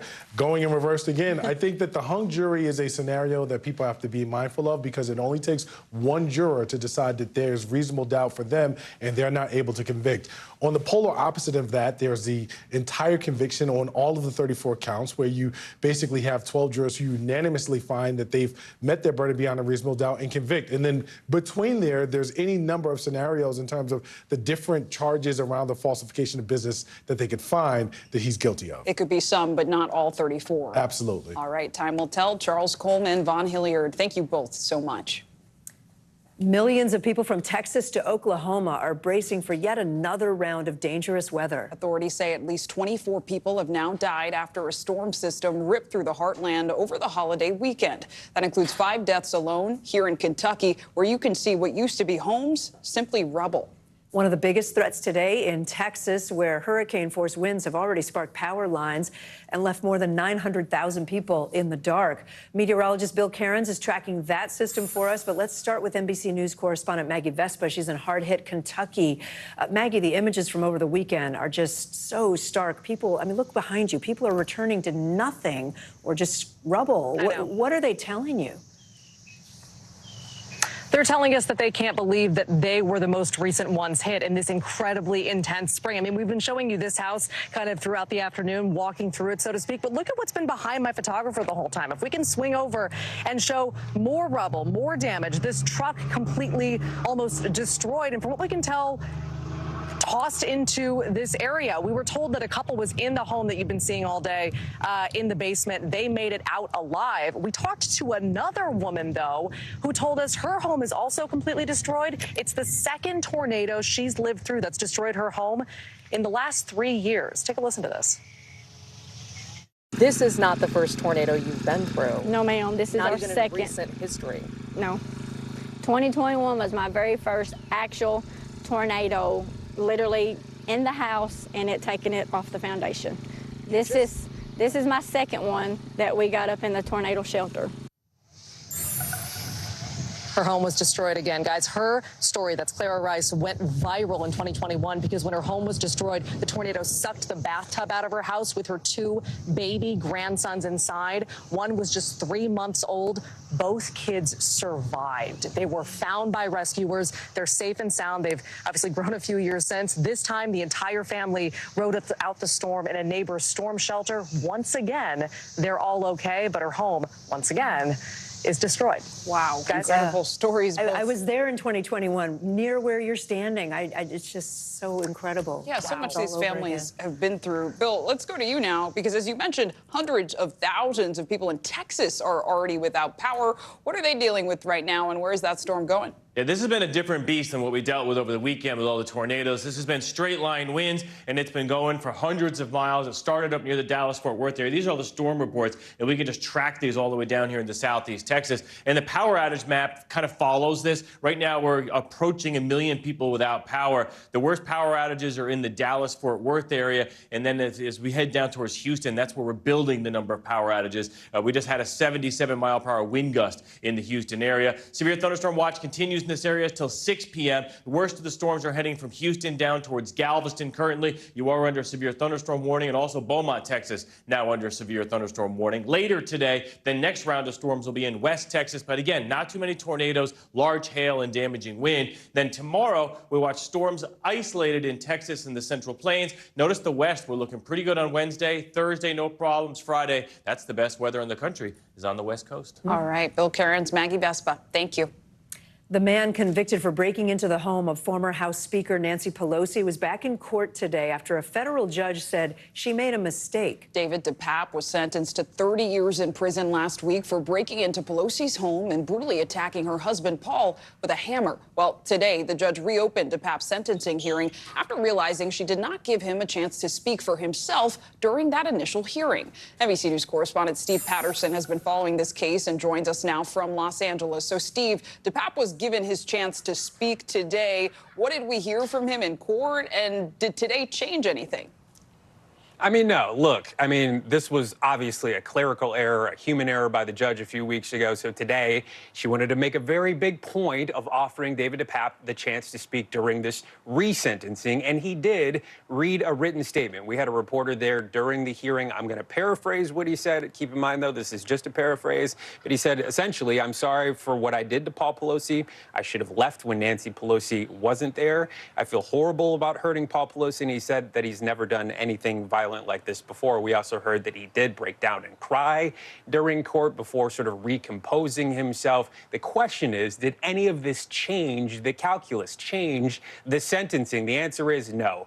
The same sentence that he got a few weeks ago, 30 years in federal prison for both the assault on Paul Pelosi, the attempted kidnapping of Nancy Pelosi, did not change a thing. It could open us up, though, to an appeal in the next few months or weeks. Guys. And DePape is still facing separate state charges, right? So what's the latest in that? Yeah, very serious charges, 5 in total: attempted murder, aggravated burglary, elder abuse. All of that starts tomorrow with opening statements. There is, though, a hearing, though, with prosecutors trying to add more charges and the defense team trying to add the double jeopardy stipulation that is protected by the state, to say that we've already heard some of these arguments in federal court. We shouldn't also hear them in state court. Will it change anything? Probably not. Guys? All right, Steve Patterson from L.A., thanks so much. Time now for today's CNBC Money Minute, a $4.4 billion deal from T-Mobile. And a piece of Christmas magic could be yours, but you might need to steal Buzz's life savings. Kate Rogers joins us now. Hey, Kate. Hey, Kate and Zinkley. T-Mobile will acquire most of U.S. Cellular's wireless operations for $4.4 billion. The phone carrier said the deal would allow it to improve its coverage in rural areas. U.S. Cellular said it will keep 70% of its wireless spectrum and towers in the deal and allow its customers to keep their existing plans or switch to a T-Mobile plan. Just weeks after disbanding its previous safety board, OpenAI created a safety and security committee headed by CEO Sam Altman. The company said in a blog post the group, which will include other senior executives, will evaluate OpenAI's processes and safeguards and give recommendations to the board. It comes as the ChatGPT developer announced it started training its new model. And a lucky Home Alone fan could own the famed house in the Chicago suburbs. According to a Zillow listing, it's up for sale for the first time since 2012, but be ready to shell out $5.25 million for it. The home was previously listed on Airbnb in 2021 for an exclusive one-night stay. That is quite a bit of change for that house. Back over to you. Sure is. I've always wondered where that was, though, the suburbs of Chicago. Yeah, who knew? Yeah. Kate Rogers, thank you. Thanks. Well, coming up, it was a record-setting weekend of travel. So what could that mean for your summer getaway plans? Plus, what the family of a murdered soap opera star reveals about the actor's final moments. You're watching NBC News Daily.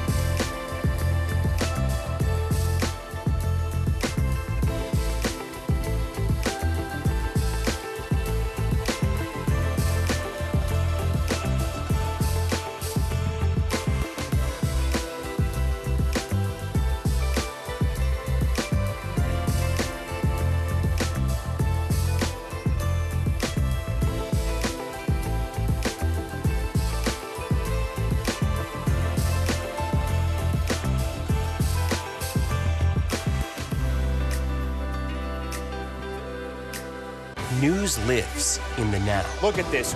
You can't even see anything anymore. Let's break down what we know. You gotta see this. News for the generation of now is NBC News Now.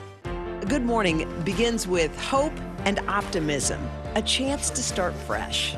We want to welcome you in to share a moment that brightens your day, because every day deserves the best start. News for the generation of now is NBC News Now. The severe storms we mentioned earlier in the show are having an impact on travel today following the Memorial Day weekend. Hundreds of flights have been delayed or canceled in Dallas, Texas. Weather also had a big impact on holiday yesterday.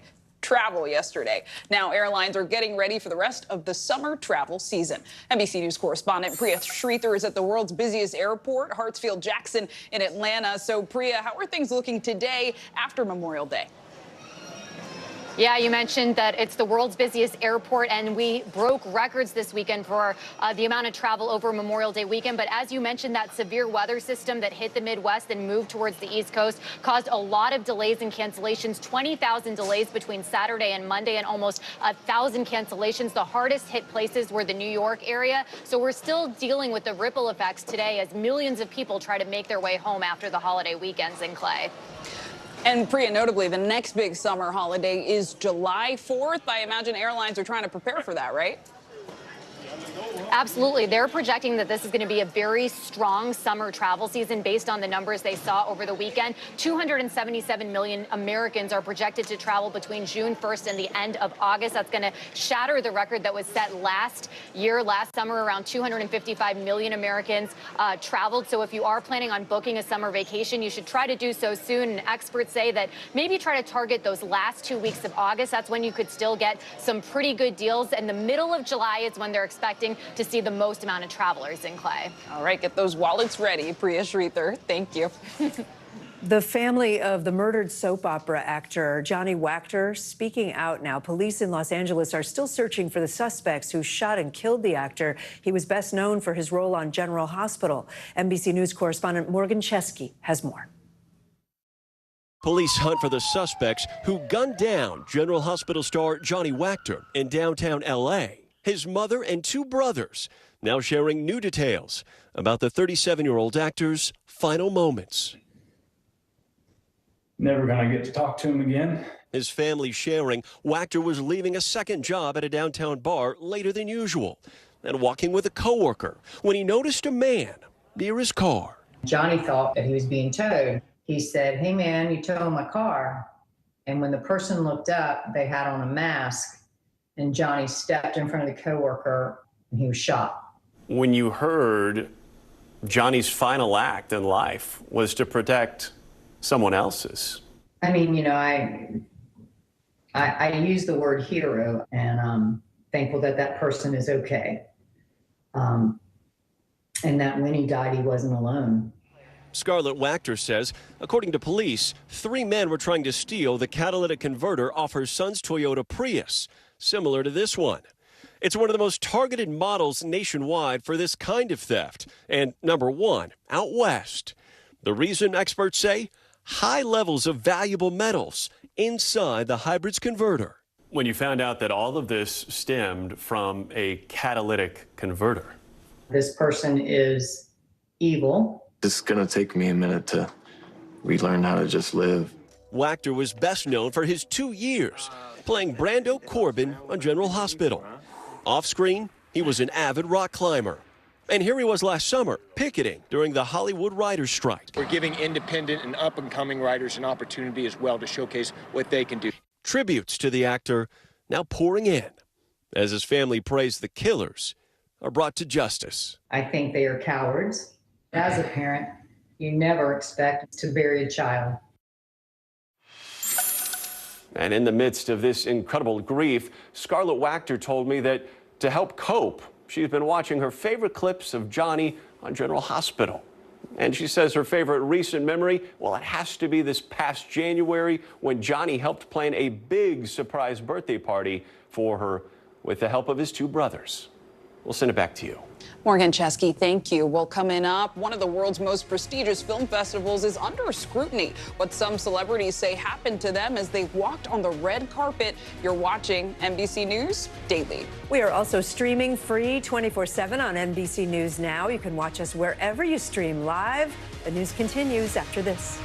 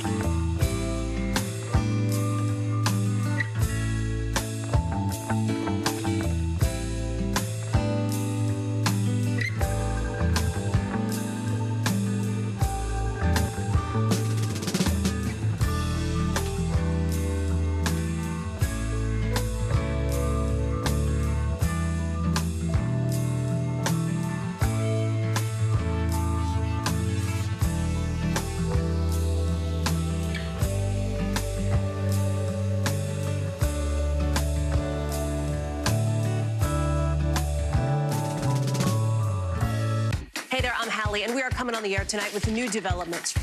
Let's talk about the implications on women's health and then the political fallout. Start with what this law actually will and won't do.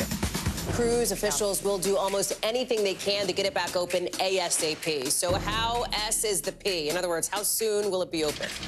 I could keep talking till the Eiffel Tower starts sparkling. Now you've laid down the gauntlet, so we have to continue to speak until it starts to sparkle. It's sparkling. It's happening.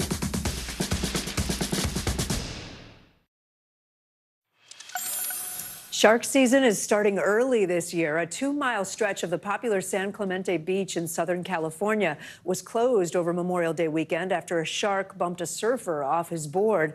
Meanwhile, the New England Aquarium had this warning for the public after reports of multiple marine animals with shark bites off the Massachusetts coastline. It is very much a wild environment anytime you're entering the ocean. If you are swimming in an area where there are large sharks feeding on large prey items, you know there's an element of risk. Although they are rare, the U.S. saw 36 shark attacks last year. That's more than half of the total number of attacks worldwide. Experts say to reduce your risk, swim near lifeguards and with a friend, stay close to the shore, avoid excess splashing, and avoid wearing anything shiny like jewelry. Well, Kate, residents of a quiet California island are locking horns over deer. The animals are causing an ecological threat to the island, but there's a difference of opinion on how to solve the problem. NBC News correspondent Dana Griffin explains. Catalina Island's charming coastal town, population 3,300, attracts more than 1 million visitors each year to take in relaxing small town vibes in rolling hills. Located just 26 miles off the coast of California, most people reach Catalina by ferry. Today, we're getting a guided tour of what ecologists say is a concerning threat to the island's ecological future: mule deer. The deer were brought to the island for hunting about 100 years ago and have overpopulated to nearly 2,000, according to the Catalina Island Conservancy. This is the uninhabited interior of the island, where Conservancy officials say deer have wreaked havoc on the ecosystem by eating native plants, which makes room for invasive dry grasses to grow that could become a fire hazard. Unfortunately, recent events like those that took place in Lahaina, Hawaii, are a really stark reminder of the importance of proactive conservation efforts, and that's what we're doing here. Lauren Dinhard is the island's senior director of conservation. She pointed out examples along our journey. This is one of the plants that the deer don't eat, and even though it's green right now, it's soon going to turn all into this. This is going to be a plant that could catch on fire very, very easily. In parts of the island, the Conservancy built these exclosures to keep deer away from those vital plants that capture much needed moisture. Wow. So this is a lot different from what we saw outside of this. Here, there are noticeably bigger and more diverse plants. They smell like grape Jolly Ranchers. That does smell like a Jolly Rancher. No wonder they're called deer candy. Yeah, exactly. Experts say the rest of the island could look like this if the deer were gone. It would just be one action that changes the fate of the island forever. But the action they want to take includes shooting deer from helicopters. Several other communities have completed or are considering similar moves that have caused growing debate, like the feral hogs in South Carolina that have caused millions in damages to homes, riverbanks, and golf courses, and Idaho's wolf population that have killed cattle and profits from ranchers. In Catalina, residents say the deer have become part of their community and believe killing them is inhumane. If somebody's out there hiking and they're going to shoot from helicopters, how are you going to protect those people? The life of a plant is never going to be more important to me than the life of a living creature. If approved, Conservancy officials have said that hunting would occur in the interior of the island away from people. It's uncomfortable, but humans are responsible for this situation. Dr. Winston Vickers, who has been involved in other eradication programs, says the most humane way is the quickest. We sometimes have to grow up and put on our big person pants and do the things that are difficult. The California Department of Fish and Wildlife will ultimately decide if the Conservancy can kill the deer. In a statement to NBC News, CDFW says it is waiting for additional submissions from the Conservancy before any decision on issuing the permit is made. Hunting is allowed on the island 6 months out of the year, but officials say it's still not enough to tackle the issue. Opponents have suggested sterilization and transporting the deer off island, but Conservancy officials say trying to catch them could trigger capture myopathy. Capture myopathy is a disease. It creates a condition where they essentially get so stressed out, they can die from it. It's a really painful and stressful death. The deer may have captured the hearts of residents, but in a world of accelerated climate change, these cute four-legged friends will likely be sacrificed to preserve the island for generations to come. Dana Griffin, NBC News. Still ahead for us, we are celebrating Jewish American Heritage Month, how one bakery is putting a sweet twist on a beloved classic. It's going to make you hungry.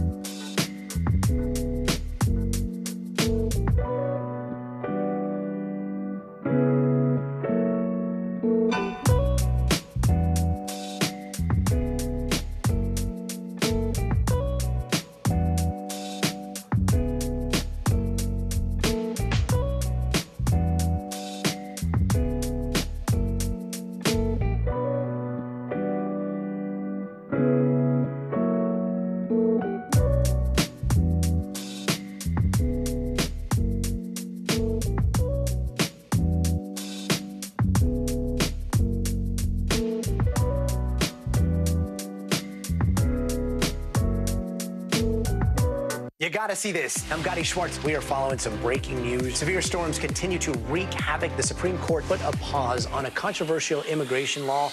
Protesters have redoubled their numbers right here at this makeshift barricade. The future of TikTok as we know it is at risk. Is this a ban or not? The craziest ride I have ever hitched. That is totality. Do you see yourselves in space? I could go to space. I feel great. Stay tuned now, weeknights at 8 Eastern, 5 Pacific on NBC News Now.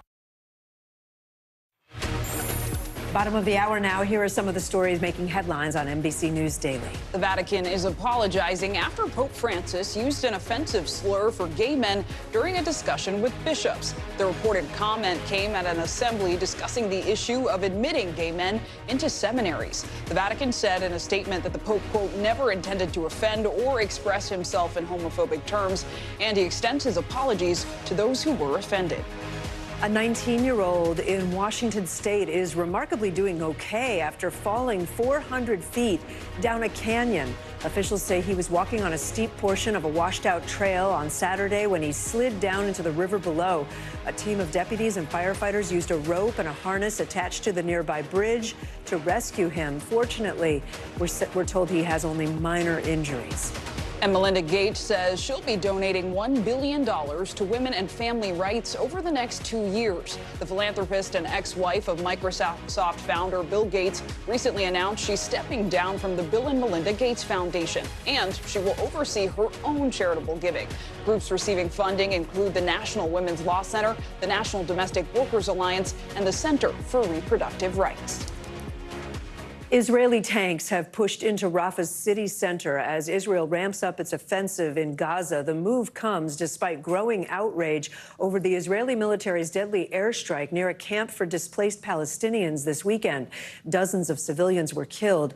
Israeli Prime Minister Benjamin Netanyahu called that strike a tragic mishap. NBC News International correspondent Josh Letterman is following all of this and joining me now. Josh, fighting in Rafah clearly is getting worse. What's the latest from on the ground there? Well, it's getting more intense for sure, Kate. Our NBC News team on the ground in the Gaza Strip has now seen Israeli tanks in the center of Rafah city. And that is really raising some questions about whether the Israeli military at this point has violated that red line that President Biden set out a while back, where he said he would not tolerate a major Israeli ground incursion into Rafah. At this point, though, the State Department seems to be suggesting they're not viewing it that way, saying today that Israel has the right to go after Hamas, including in Rafah, and that appears to be what they're doing at this point in time. And Josh, we're learning more also about what caused that deadly fire in the Rafah camp this weekend. What do we know now? Well, Israel's military now says that its munitions alone would not have caused that fire. Instead, what they are saying is that they struck a Hamas site that was more than a kilometer away from that civilian area where there were so many casualties. They say that some shrapnel from the airstrike likely ignited a fuel tank or other explosive that was in that civilian area, and they say they regret the fact that that happened, Kate. And Josh, U.S. aid deliveries to Gaza by sea are currently suspended, I understand, because of damage to that temporary floating pier that was created. What more do we know? Well, we know that there was some significant weather that apparently caused part of that causeway that was installed by the U.S. military to be so badly damaged that they have had to suspend deliveries through that venue. Now, we know that the UN is hoping to get it back up and running within about a week or so, but this has just been one problem after another. There were several U.S. Navy boats that became unmoored and ran ashore. There were several troops who were actually injured during a non-combat incident while they were working on that floating pier. And so obviously this has been an immense logistical and safety challenge, Kate. All right, Josh Letterman for us. Josh, thanks so much. Well, a red carpet uproar at the Cannes Film Festival. A number of stars, including singer Kelly Rowland, faced off with a security guard there. The confrontations have gone viral, with one incident even appearing to become physical. NBC News correspondent Stephen Romo shares what went down. Drama at the Cannes Film Festival this year in France, playing out not on the silver screen, but on the red carpet. The woman knows what happened.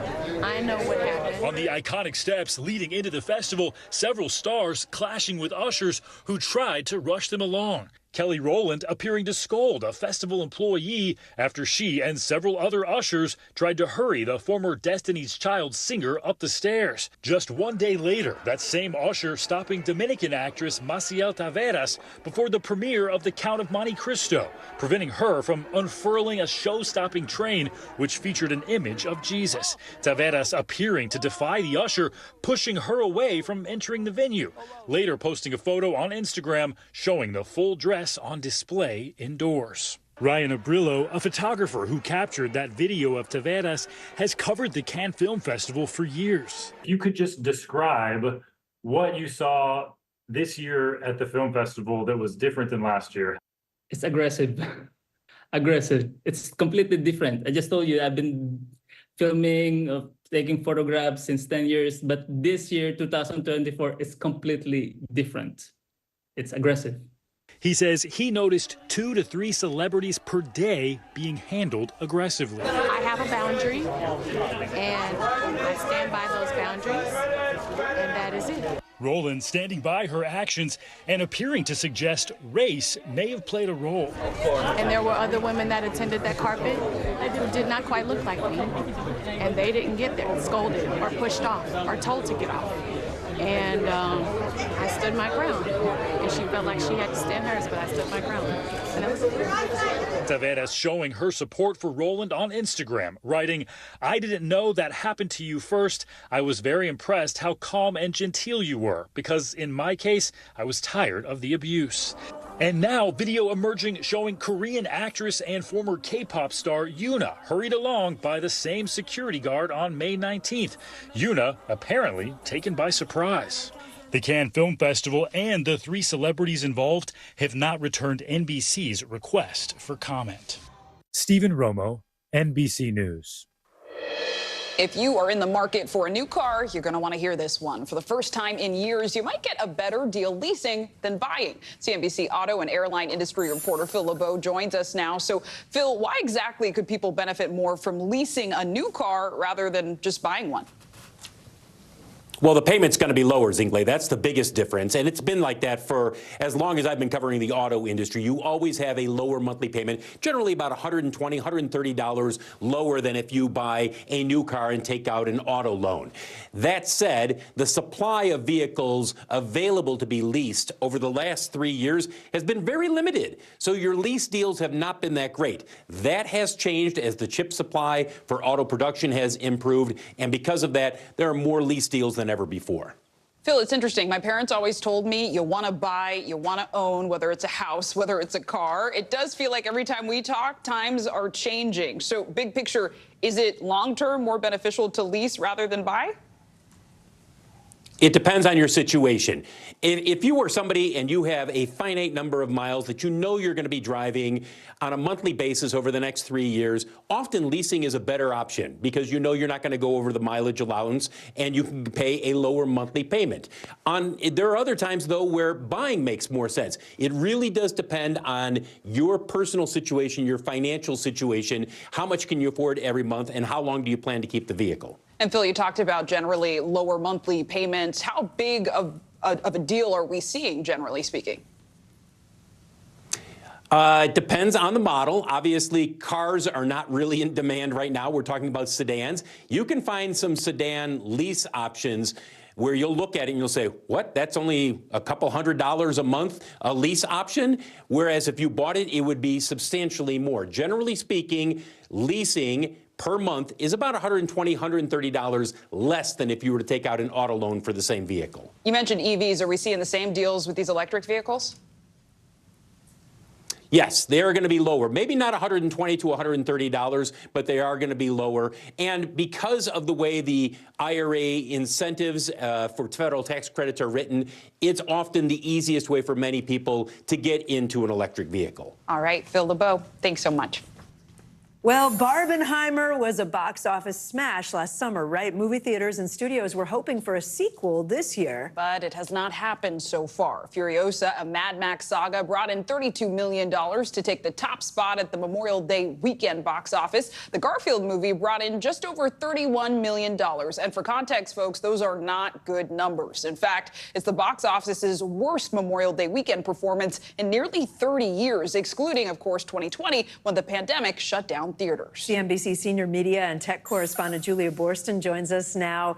All right, Julia, so last year, The Little Mermaid raked in $118 million on Memorial Day weekend. What is behind what we just showed, those big price drops? Well, look, it's a combination of factors here, including the fact that last summer we had the writers and actors strikes, and that caused delays that we are really feeling right now. They were major films like a Mission Impossible sequel that was set to come out this summer, along with a prequel to The Lion King. And those were the kinds of big films, franchise films, familiar names that everyone thought they could rely on. Another factor at play here is we didn't have a Marvel movie at the beginning of May that typically kicks off the summer box office season, gets people into theaters so then they can then watch trailers, which brings them back. Watch the trailers and, of course, stay for the end of the credits with those Marvel movies. Always. Julia, what are some of the notable studios are banking on for this summer? Well, speaking of Marvel, Disney has a couple of big movies that are expected to draw audiences, including a sequel to Inside Out from Pixar, as well as a Deadpool versus Wolverine, which is highly anticipated. And then Universal, which is CNBC's parent company, NBC's parent company, has a couple big films coming out in July, including Despicable Me 4. My kids are very excited about that one, as well as Twisters. So many sequels. Yes, right? Yes, it's true. Julia, thank you. Still ahead, tributes pouring in for basketball legend Bill Walton, how he's being remembered on and off the court. You're watching NBC News Daily.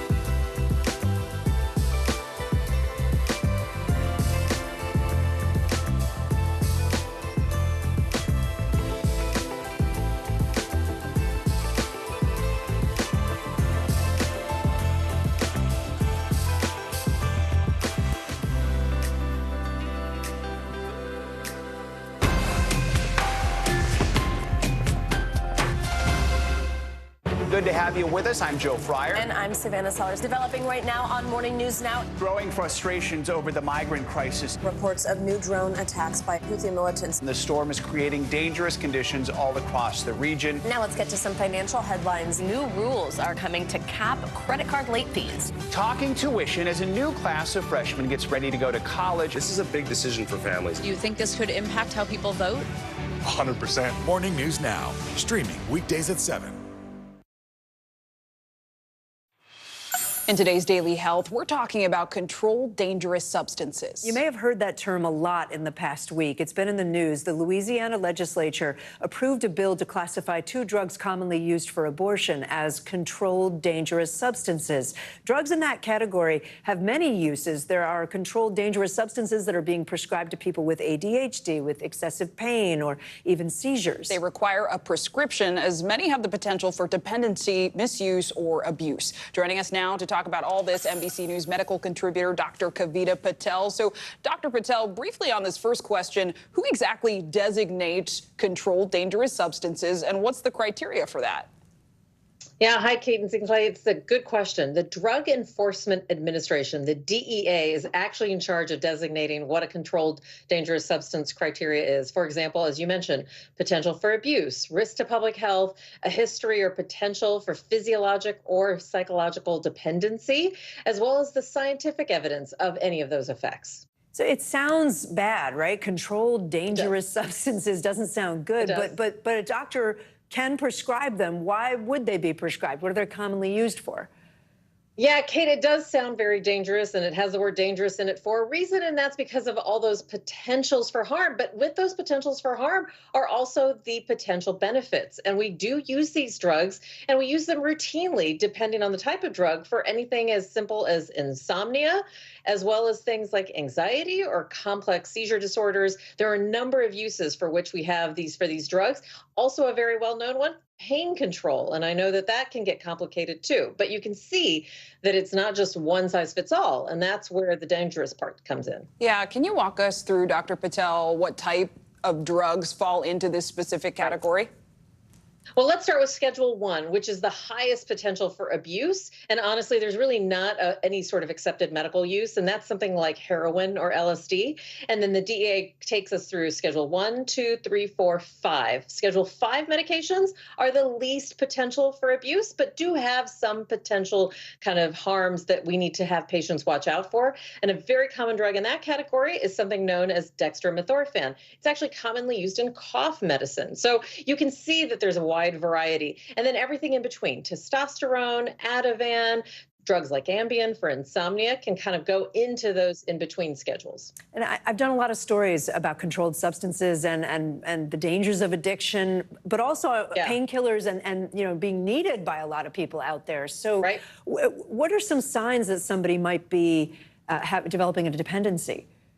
Yeah, Kate, a great question. So a couple of signs are physiologic signs. Sometimes when people think they might not have access to a drug, they can actually sense their heart racing. They can actually feel different when they think about not getting a drug. That is a warning sign that you could have had a dependency to that drug, no matter what the drug is, but especially with the pain medication. And then there are other signs of dependency, such as taking more than what's prescribed. So most of the time we give very time-limited amounts of pain medication, and you will have some patients that say, this was not enough. And in that case, talk with your healthcare professional, because that can be a sign of dependency as well. Yeah, really helpful tips. And of course, if your provider prescribes that, you can always ask some important questions. Dr. Patel, thank you. Thank you. Tributes are pouring in today for former NBA star broadcaster Bill Walton. The basketball icon died from cancer on Monday. He was 71 years old. Walton rose to fame as a college and pro basketball player, then as a sports broadcaster, beloved by players and fans alike. NBC's Kaylee Hartung takes a look back at his legacy. Maybe I'll just strip down right here. Bill is taking his shirt off. As eccentric off the court as he was dominant on it. Walton rolled off the pick beautifully. Bill Walton was larger than life in more ways than just his nearly 7-foot height. Overnight, the Celtics honoring their former star after capturing the Eastern Conference title with a sweep of the Pacers. One of the greatest Celtics of all time. This is dedicated to Bill. With a shock of red hair and a broad smile, he always radiated positivity, and you never knew quite what he'd say or do. This is called a glockenspiel, okay? Take a bite out of it while it's lit. While it's lit? Say, oh, I'm kidding. In the early 70s, the Southern California native was the country's top college player at UCLA under coaching icon John Wooden, winning 2 national titles together.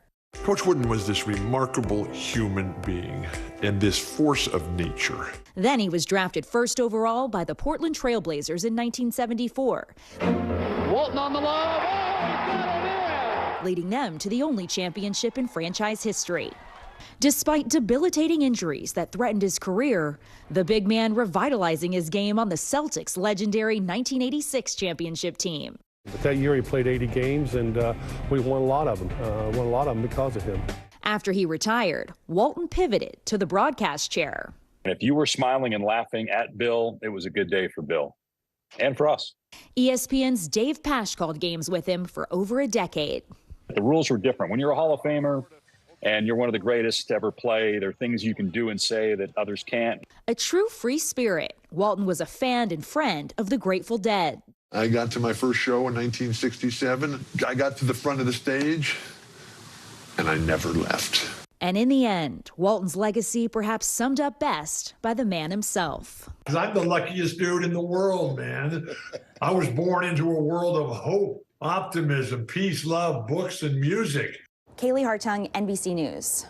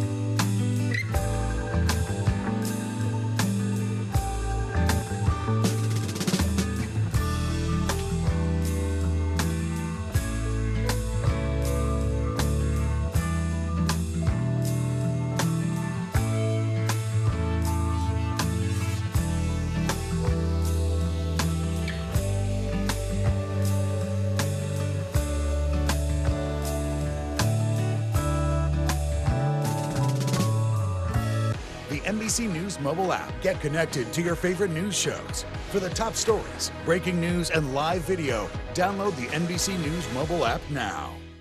Good morning begins with hope and optimism, a chance to start fresh. We want to welcome you in to share a moment that brightens your day, because every day deserves the best start.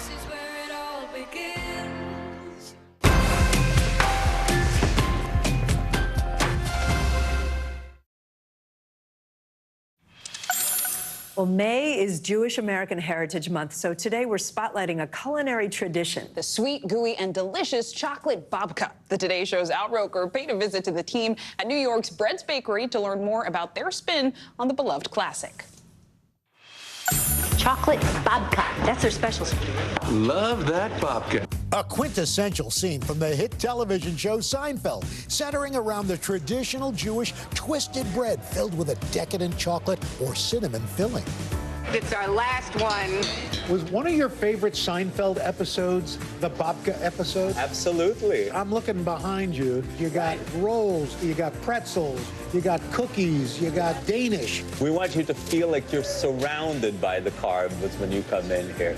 And to people who come here for the first time, it's a really special experience. Gotti Pellick, owner of Bread's Bakery, aims to evoke childhood nostalgia through baked goods, drawing inspiration from his upbringing in a Jewish household. We all have those memories of our mother bringing a fresh loaf of bread that's still a little bit warm. There's something about it that's alluring to all of us. Founded in 2013, the bakery gained thousands of loyal patrons with its signature chocolate babka, now a New York City culinary staple. Of course, you got the babka that built breads. Yes. You've got croissants, you've got baguettes. I always say that Bread's is the most democratic place on earth. People vote every day with what they take and what they eat. And if they love it, we'll make more of it. And if they don't eat it, we'll stop making it. I needed to see how this oft-discussed delicacy comes together. Gotti kindly agreeing to let me in on the action. How many loaves of babka do you make a day? Thousands. Literally thousands of babka. Literally thousands. Yeah. Wow. It's a lot of babka. This is where the babka happens. And this is the babka master. This is the man who has made more babka than anyone on the planet. What's your name, sir? Idan. So we're going to roll this out onto the table. Okay. And now Ying is going to help me just spread the Nutella. Okay. Oh, Nutella. I always say it's New York's worst kept secret is that the chocolate we use is Nutella. All right, Al, grab that spatula. Okay. Spread the love. Can you spread the love tonight? How long did it take you to learn how to do this? This is my first day today. Next, a generous layer of dark chocolate chips. Don't skip on the chip. We're going to start rolling this up. So basically going to cut along those. Perfect. Now I'm going to show you how to braid these. Okay. So, and just as long as these layers are facing up, you're good. Okay. My baby babka. And now we're going to go a little bit quicker. Something very satisfying about this. Say out of all of our guests, I think Al is proving to be the best babka braider here. You do what you love. And who doesn't love babka? But for the Bread's Bakery team, sweet satisfaction extends far beyond a perfectly baked pastry. I'm most proud of the community that we created. And there are so many people for whom this became a special place where they celebrate the little joys of life. We're living in turbulent times. And here at this bakery, you've got challah bread, you've got Middle Eastern pastries, you've got French tarts. It would seem to me that if you could get people around a table and sample each other's cuisine, we might have a little less of this. I think that's right. And we all have about the same desires to raise our children, to give more to our children than we had. I think these are universal truths. There is a shared passion and a shared positive mission. It seems that all the turbulence just melts away. Wow. Al Roker, NBC News. Why didn't we have babka here? That's my question. Before we go, though, time for today's Daily Snapshot. Have you seen this? This is tennis star Rafael Nadal exiting the French Open for what could be his last time. He lost in the first round to world number 4, Alexander Zverev. Nadal has dominated. I was going to get it right. Sheriff. Yeah, you got it. Okay, Nadal has dominated the court throughout his career. He has won the French Open, you probably know this, 14 times, but over the past few years, he's suffered a lot of injuries. Nadal would not commit to whether he plans to compete at Wimbledon or at the upcoming Olympics. Ooh. Just look at that face and see the sort of, I know. You know? I like the question mark, though. End of an era? Who knows? Time will tell. We'll see. Yeah. We'll see. I love tennis. I'm Kate Snow. I'm Sinclair Samoa. You are watching NBC News Daily. And of course, you can keep watching us streaming free 24/7 right here on NBC News Now. Watch us wherever you stream live. That includes all those places you see on your screen. Don't go anywhere. The news continues after this.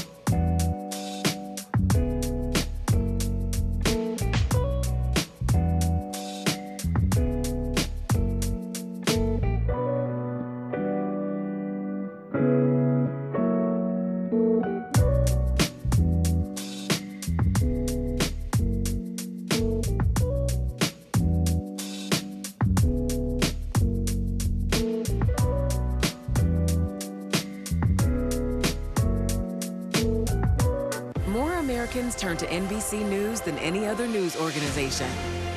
News lives in the now. The front lines are still very active. This is like quicksand, and officials say an entire town is cut off. This close to actually understand why people had to jump in the ocean. News for the generation of now is NBC News Now. Fire has grown leaps and bounds. What you see behind me is typical. How you doing? Pretty bad.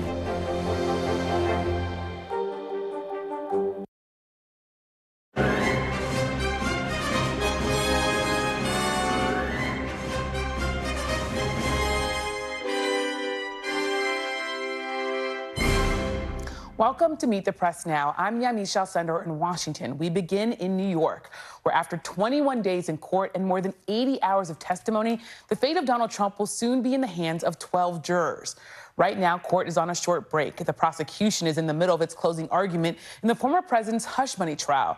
The district attorney's office hopes to convince the jury that Donald Trump tried to influence the 2016 election by hiding hush money payments to adult film star Stormy Daniels. So far in his closing argument, prosecutor Joshua Steinglass acknowledged Michael Cohen's credibility issues. He told jurors, quote, "We didn't pick him up at the witness store," but Steinglass is imploring the jury to remember that this case is about Donald Trump and not Michael Cohen. Steinglass also conceded that some of Stormy Daniels' testimony was, quote, cringeworthy, but that the story of her alleged affair was the motive outlined in this case. That comes in response to Donald Trump's attorney, Todd Blanche, who has delivered his closing arguments, speaking for nearly 3 hours earlier today. Blanche presented jurors with what he said were 10 reasons why they should have reasonable doubt in the case, telling jurors that the prosecution did not meet its burden of proof. He also said that there was, quote, not a shred of evidence Trump intended to cover up the hush money payments. Blanche focused much of his attention on the prosecution's two star witnesses, Stormy Daniels, whom he accused of trying to extort Trump, and Michael Cohen, depicting him as vindictive and untrustworthy. Blanche played audio of Cohen screaming during one of his podcasts, calling him the MVP of liars and the GLOAT, greatest liar of all time. Outside the courthouse, Donald Trump's adult sons and daughter-in-law spoke to the press, with Don Jr. echoing many of Trump attorneys' attacks on Cohen's credibility. I think Todd Blanche summed it up best. If there was an MVP, if there was a GOAT of liars, it is Michael Cohen. Michael Cohen is the embodiment of reasonable doubt. And this entire case hinges on someone who has quite literally lied to every single person and body he's ever been in front of. He's lied before, I believe it's every branch of Congress. He's lied before his wife. He's lied to bankers. He's lied to all of you in the press. And he's actually lied to that very jury. And yet, he's the only person of relevance that this entire case hinges on. The prosecution is expected to finish summations this evening. We expect the jury will get their instructions tomorrow morning. And then deliberations will begin on those 34 felony counts of falsifying business records. Joining me now outside the Manhattan courthouse is NBC News' Yasmin Vasugan. Also with me, our panel of legal experts, Chuck Rosenberg, former U.S. attorney and senior FBI official, and now an NBC News legal analyst. Danny Savalos, a criminal defense attorney and also an NBC News legal analyst, and trial attorney Misty Maris. Thank you all for being here. So, Yasmin, you're there. You've been covering this trial for a long time now. The prosecution's arguments are underway. What have we heard from Joshua Steinglass so far? Feels like a real long time this afternoon, I got to say, listening to these closing arguments, 2 hours and 45 minutes or so for Todd Blanche's closing arguments in the defense.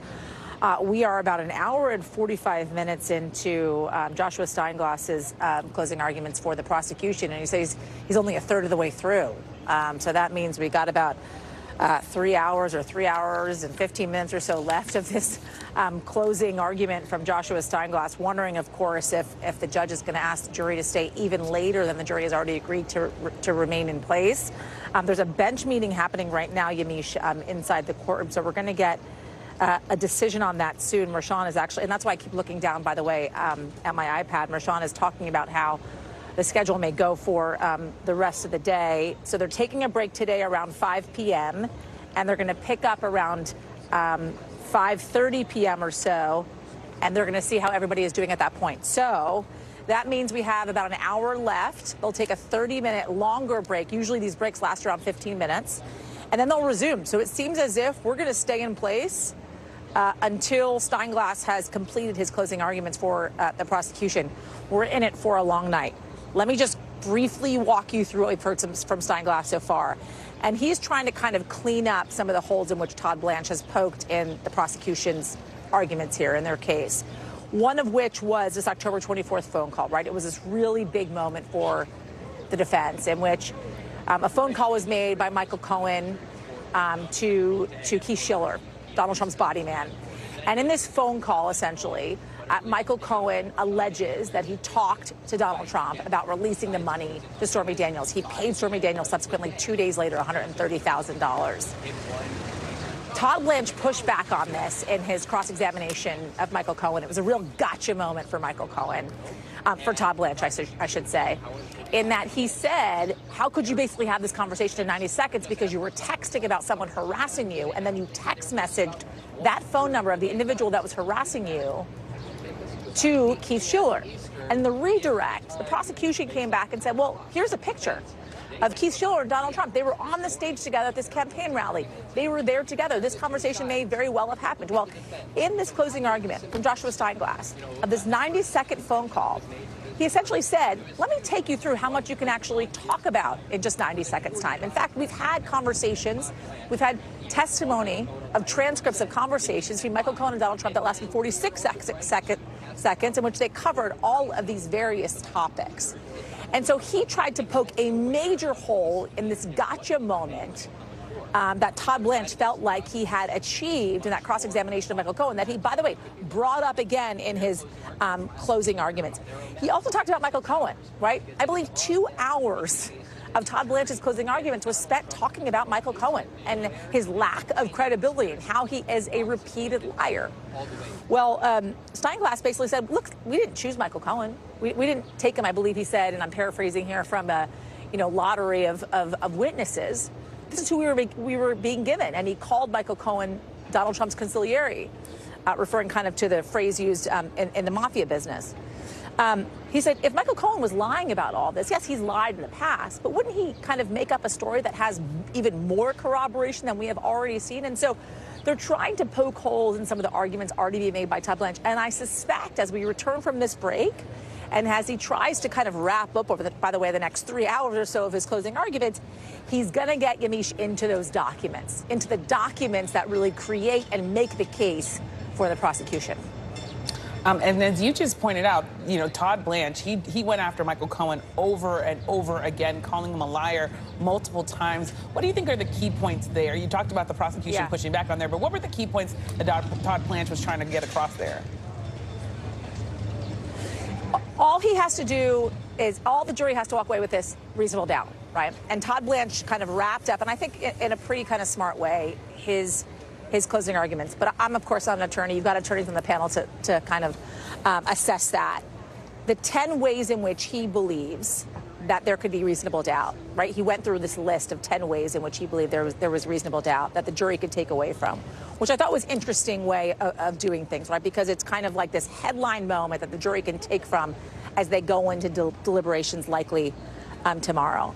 But he really spent the majority of time, and it's not something that we were surprised by, in chipping away at Michael Cohen's credibility, as he has, by the way, through this entire trial. I mean, it's not a joke when we say, despite the fact that Donald Trump is the defendant in this case, Michael Cohen is as well, it seems, with the way that Todd Blanche is presenting this defense. Also, chipping away at Stormy Daniels' credibility and how she has, and we've heard this before from Todd Blanche, how she has an axe to grind, how this was extortion.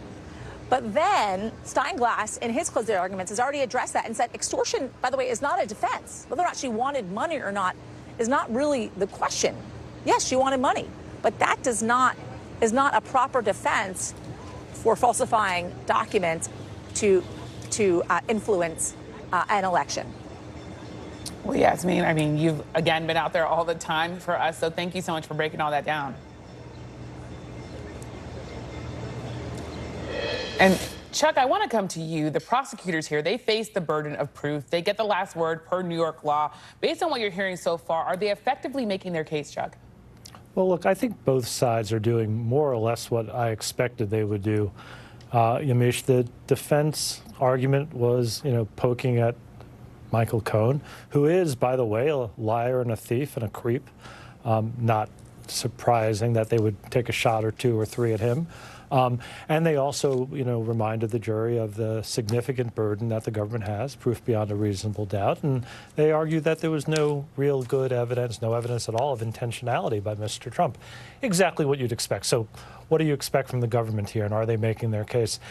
They are taking the narrative that they promised in opening statement, and which they adduced through many scores of documents and 20 witnesses, and explaining the narrative in detail to the jury. It's exactly what I would expect them to do.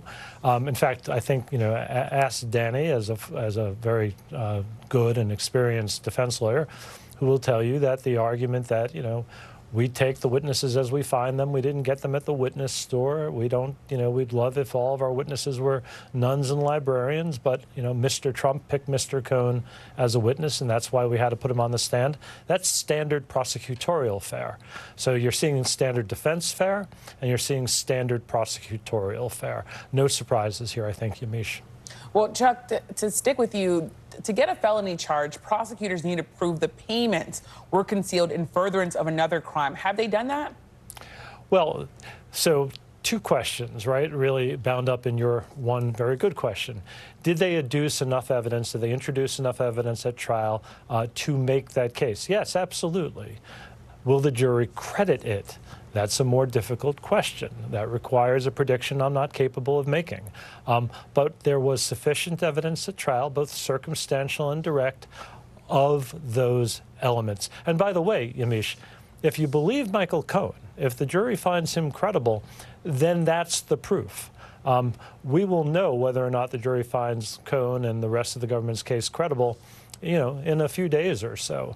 But was there sufficient evidence to support a conviction? I think there was. And Misty, I want to come to you. Joshua Steinglass, he called Stormy Daniels' story messy, cringeworthy, as we noted. But I wonder, what do you make of the fact that he said very clearly she was the motive, she is the motive in this case? Do you think he made that argument? He's making that argument because it gives the prosecution a narrative, and juries like to hear the story.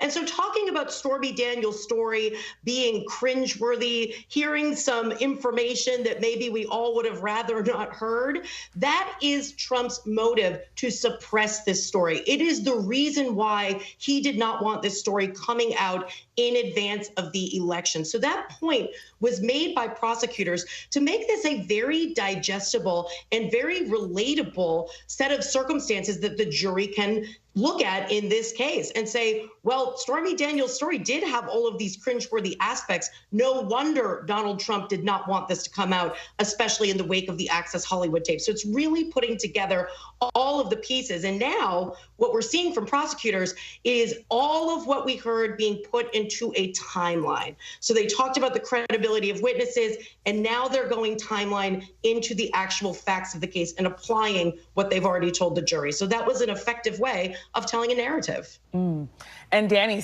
Joshua Steinglass here, he argued that the jury doesn't have to believe Michael Cohen to find a conspiracy. That's after Todd Blanche repeatedly attacked Michael Cohen's credibility. Just here's some of what he just said. And this, of course, is Todd Blanche talking about Michael Cohen. He said, you should want and expect more than the testimony of Michael Cohen. Cohen lied to you. He's literally the MVP of liars. Michael Cohen is the GOAT. He's literally the greatest liar of all time. Was that an effective strategy by Todd Blanche to continue to talk about Michael Cohen, to make that such a key part of his argument and forcing the prosecution to relitigate his credibility? It's effective only in the sense that it is the exact same argument that defense attorneys have used with cooperating witness types like Michael Cohen for centuries. I mean, that is the game. The game is the prosecution uses a cooperating witness who has dubious credibility, and the reason for that is that it's usually another criminal who's doing criminal things with the criminal defendant. And then the defense rails against this particular witness, calls him a liar over and over again. And then the prosecution says, well, the reason this witness isn't perfect is that he's the witness who did bad things with the defendant. This has been going on for literally hundreds of years. I'm not kidding. And cooperating witnesses like Michael Cohen are used because they work. And so the defense can make some headway by pointing out that the cooperating witness type is a liar, has a motive to lie. And in fact, Michael Cohen is kind of a little different than other cooperating witnesses in the sense that there isn't a traditional plea agreement that you can exploit as a defense attorney and say, you're lying here to give the prosecution what they want, so they give you what you want, which is a sentence reduction. That's not really present here. But in all other aspects, this is what happens all the time. Anytime the prosecution uses someone who has some questionable credibility. It's no surprise. None of the arguments about Cohen are a surprise, either from the defense or from the prosecution. What the defense is hoping they can do is get the jury to say, you know, Michael Cohen is such an awful witness, we're going to disregard everything. But the prosecution is correctly pointing out that Michael Cohen's testimony is supported by corroborating evidence, things like documents that don't lie. Well, Chuck, it's interesting, as you and Danny have both pointed out, and Missy has pointed out, that this is sort of standard for people who are used to watching prosecutions and defenses make their case before juries. But the prosecution here is also arguing that the same qualities the defense is really urging are bad, the same ones that they're saying make Michael Cohen not credible, they're the same qualities that made former President Trump choose him as his fixer. What's your reaction to that? Can the prosecution really both say, yeah, he might have credibility issues, but also we're here because Donald Trump put him here? Well, that's exactly right. He does have credibility issues. I mean, he's a convicted felon. He's a convicted perjurer. Not the guy you would want, you know, holding your backdoor key if you were away for a couple of weeks. All that said, Yamish, this, as Danny explained, happens all the time in courts around the United States every day. Who is around when crimes are committed? And the answer is criminals. In this case, one alleged criminal, Mr. Trump, is on trial, and another convicted criminal, Michael Cohen, is testifying at the trial. So can the government say both that Michael Cohen has credibility problems, but he's telling the truth here and you ought to believe him? Absolutely. That's exactly what they've done. And by the way, the reason, ladies and gentlemen of the jury, that you can believe him is because he's corroborated by 19 other witnesses and scores of documents. And also, ladies and gentlemen of the jury, by the way, use your common sense. Understand what happened here. Look holistically at the whole story. Mr. Trump had sex with an adult film actress. She was going to tell the story right before the election. He wanted to kill that story. And they created a scheme with Michael Cohen as an essential part of it to do exactly that. And Danny, we've been talking a lot about Michael Cohen, but there was also a big part of Todd Blanche's argument to the jury, and that was really playing down the Access Hollywood tape and the impact it would have, saying that Donald Trump, it wasn't a doomsday event. Was Todd Blanche maybe too dismissive of the impact of the Hollywood Access tape, given what's on that tape? Part of the job of defense counsel, especially in closing, is to be dismissive of all aspects of the prosecution's case. There's so many elements that a defense will look at and just say, that's no big deal. They have to, because that's the defense's role. The defense isn't building anything. The defense is just chipping away. They're pot-shotting. And in a way, this format in New York, in state court, where the defense goes first, is more challenging because you are in advance pot-shotting at what you don't know yet is coming, but you're sure is going to be coming up in the prosecution's closing. In federal court, for example, the prosecution goes first and last. So you, as the defendant, at least get a preview and can react to what they're arguing. But look, that's what you do as a defense attorney, is you minimize the evidence of the prosecution, because often the only evidence in the case is the prosecution's evidence. Often the defense introduces zero evidence, zero testimony. So that is your role, to look at the evidence and say, that's all you got? That's not a big deal. And sometimes, you know, look, as a defense attorney, you lose some objectivity. So does the prosecution, because you are living in these facts. And sometimes that argument may sound very hollow to an objective jury or an outside observer. But as a defense attorney, you're living in it. And after a while, you start thinking all of the case is lousy, just as the prosecution, in their minds, are thinking, we have a killer case here. Well, Missy, I want to ask you something else about the arguments that Todd Blanche are making, and that is that he was asking the jury to believe David Pecker, but not believe Michael Cohen. Is that a mistake? It becomes difficult because the whole aspect of this case is that it is a conspiracy. So it's a meeting of the minds to falsify business records in order to cover up these illegal campaign contributions. So saying one is not credible, but the other is credible could always be something that's problematic. However, now there's been such a strong focus by the prosecution on the October 2015 meeting where the three come together and talk about catching and killing stories, amplifying stories that are negative for Trump's other politicians in his sphere, amplifying those stories and catching and killing stories that are negative for him. And the prosecution is saying you have to look at every fact through this prism. So if the jury does buy that, then that would be the way to establish that intent and not have to be so reliant on Michael Cohen. And talking about Michael Cohen, Chuck, I want to give you the last thought here. The prosecution says that they still have hours to go in their closing argument. Could there be an issue here for jurors? Oh, I think so. But look, Yamiche, my opinion on this is sort of a product of my bias. I practiced as a federal prosecutor in the Eastern District of Virginia. A lot of folks know it as the rocket docket. I might have begged in a case like this for 30 minutes to close and be given 20. And so I do think there's a law of diminishing marginal returns.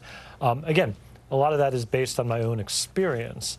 But, you know, the jurors have sat through weeks of trial, almost 24 witnesses, you know, as I said, scores, if not hundreds of documents. They get it.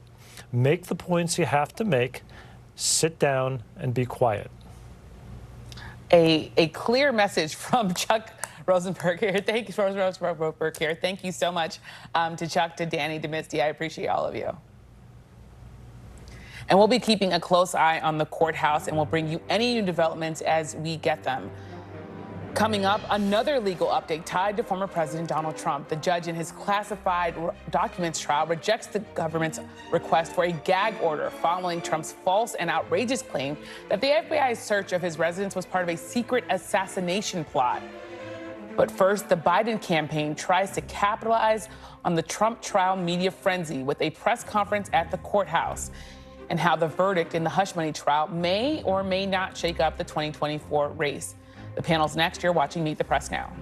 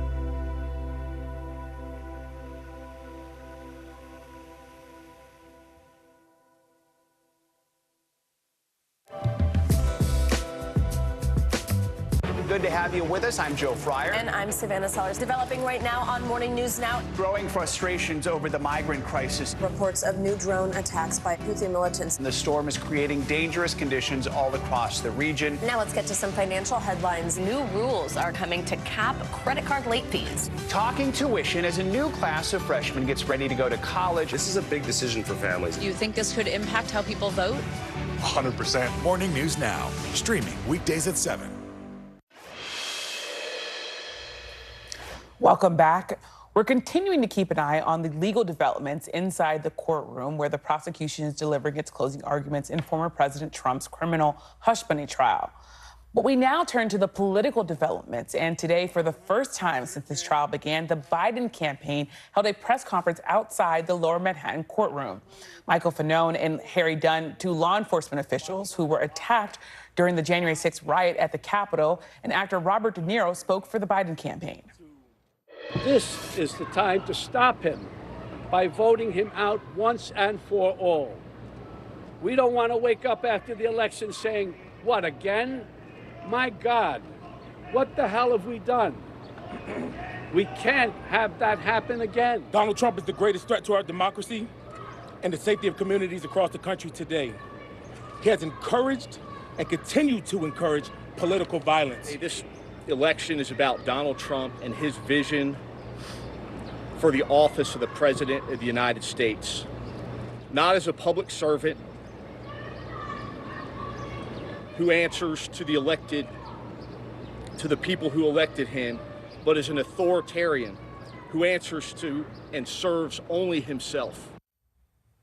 The Biden campaign press conference comes in the wake of NBC News reporting that the Biden campaign was considering a change in strategy and a more aggressive posture after the trial. The Trump campaign responded to the Biden press conference, calling it a sign of desperation. Joining me now on set is Deepa Shivaram. She's a White House correspondent for NPR. Susan Page, Washington bureau chief for USA Today. Maria Teresa Cremar, president and CEO of Voto Latino and an NBC News contributor, and Republican strategist Lance Tover. So thank you all for being here. Deepa, I want to start with you. It was a really interesting scene to see the Biden campaign try to come and capitalize on this trial coverage. What's their logic here, since they stayed away from this for so long? Yeah, they had stayed away from it so long, and then we see Robert De Niro outside the courthouse. The first time that they're kind of weighing in on this. I think it was really interesting because they didn't just comment on the fact that Trump has been, in the middle of this trial. This wasn't really about Trump. They really tried to make that hard pivot to this is about democracy, right? Bringing in these officers from January 6th, making that the focus of their kind of counterpoint to all of this, because we know that that is something that voters, specifically Democratic voters, do have a lot of concerns about. So they're trying to draw attention to their own issues by staging this kind of press conference outside the courthouse. But it was really notable because they haven't really weighed in this far, as you said. And I was talking to the Biden campaign today, and an official there told me that they really wanted to make sure that they capitalized sort of on the coverage of this, that they wanted to make this case. But do you think they really got out of it what they wanted, given that they came with these politically overt sort of figures, even though, they're actors, they're law enforcement, but they also are people who have been very outwardly talking in the Democratic Party? It's hard to say. I mean, I think we'll have to see how much that kind of holds traction with folks as this goes forward. I think a lot of voters I speak to are certainly not super clued into this trial day in and day out. It's not something that they're very much paying attention to. But I will say, like I said before, that argument about democracy, threats to democracy, bringing up January 6th, I think as folks tune in more to the election as the months go on, we're about 5 months out now, that is something that people really stop and do remember. Oh, do you remember, what it felt like on January 6th, what it looked like on January 6th? Yeah. Reminding folks of that is something that when I speak to voters out on the road, like they really do remember that. And I cover Nevada a lot. We were talking about this outside. I remember talking to a lot of voters there, even back in 2022, saying, I'm voting Democrat for the first time because I'm concerned about a peaceful transfer of power. So that's very top of mind for a lot of voters I speak to. Susan, what did you make of this decision by the Biden campaign? I think they're very concerned about what they're calling Trump amnesia. And that is the idea that Americans who were distressed by elements of Trump's presidency have kind of forgotten the things they didn't like and remembered the things they didn't like. I'm thinking even of the USA Today Suffolk University poll. In our last poll, we asked, did you approve of the job Donald Trump did as president? And he got a higher approval rating than he ever got during his actual presidency. So I think they're trying to remind people, think hard about this before you remember it in the kind of a soft focus, what Donald Trump's presidency was like for you. Maria Teresa, what do you make of the timing of this? They could have waited a couple days later when we will likely probably have a verdict, though we don't know how long it's going to take the jury to deliberate, but they wanted to do it now. I think part of it, folks are concerned with the verdict. And this allows you to talk about the importance of democracy going into an election, because let's not forget, the reason that there was no red wave in large part was, yes, abortion was on the ballot, but also you had everybody tuning in over the summer about when they were talking about the January 6th committee hearings. And that reminded people what the ballot was. So I think we're going to see a little bit more of that. We're going to see people reminding of the anxiety that people felt when they woke up in the morning. And this is the challenge that the campaign has right now, is that the economy is revving for many, but there's also a lot of folks with the gig economy, second jobs, where the economy is not delivering in places like Nevada and Arizona. And so for them, they're under the impression that maybe it was better under Trump. And so they're going to see, what I'm looking for is that you're going to see them a reminder that democracy is on the ballot. We're working along the economy. But at the end of the day, who made you feel safer when you went to bed at night? And Lance, I'm going to play some sound from you, because right after Robert De Niro and these law enforcement officials walked away from those mics, the Trump campaign came right up. Take a listen to what they said. After months of saying the politics had nothing to do with this trial, they showed up and made a campaign event out of a Lower Manhattan trial day for President Trump. This is all politics. If you don't think this is politics, then why did the Democrats wheel out a retread like Robert De Niro to try to change the subject? Now, the Biden campaign told me we knew that they were going to attack us for being overly political, being a witch hunt. We made the consideration that we still want to come out today and do this. But it was a risk that they took, because now you could have someone like Jason Miller come out and say this is all connected. What do you make of this, Lance? I've talked to a number of Republican strategists today, political type people, and they're all scratching their heads saying, what were the Biden people thinking? Donald Trump has been very effective for the last few weeks saying this is a politically charged trial. It is a Biden trial. It is run by the Democrats.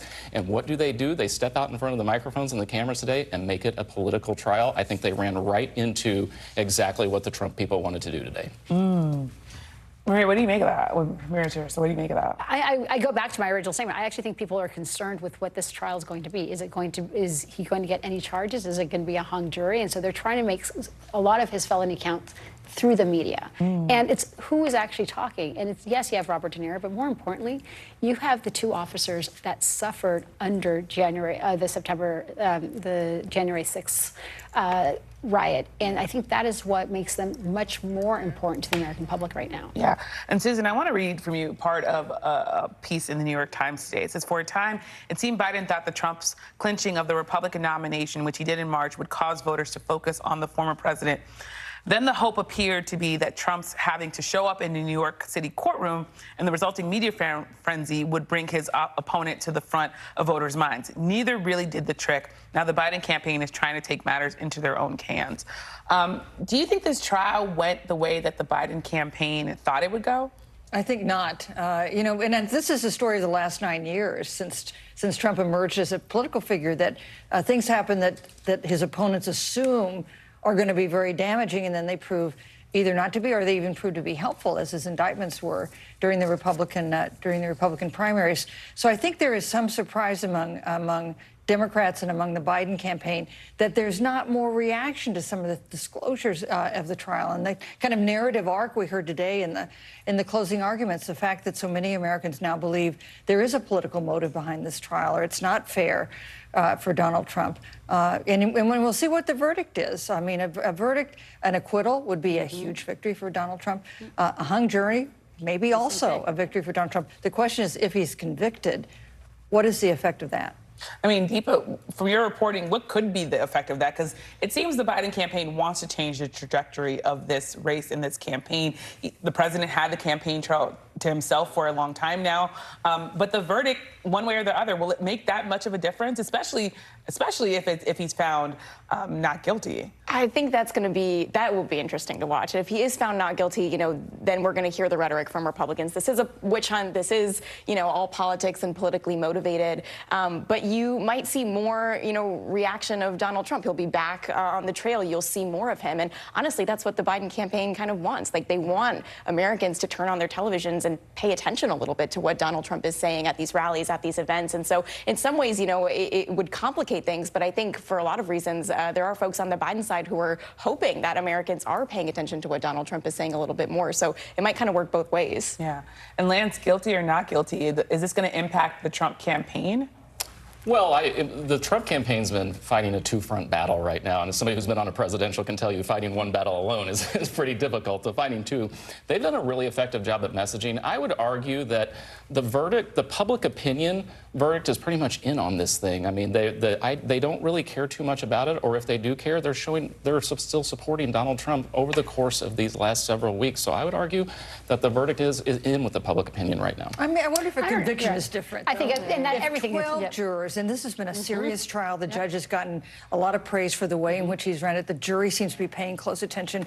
If all 12 jurors agree on a conviction, maybe that has an effect, not with the core Trump supporters, but with some of the swing voters that will determine this election. And they've indicated that. They've indicated, a lot of the voters saying, well, we'll vote for Trump except if he has a conviction, because then all of a sudden it is coming out of the political space and back into that of jurisdiction, making sure that at the end of the day it was done lawfully of what they decided. So I think that's right. Well, thank you so much, Deepa, to Susan, to Maria Teresa, and to Lance. A lot to talk about, and we'll have a lot more to talk about, I'm sure, in the coming days.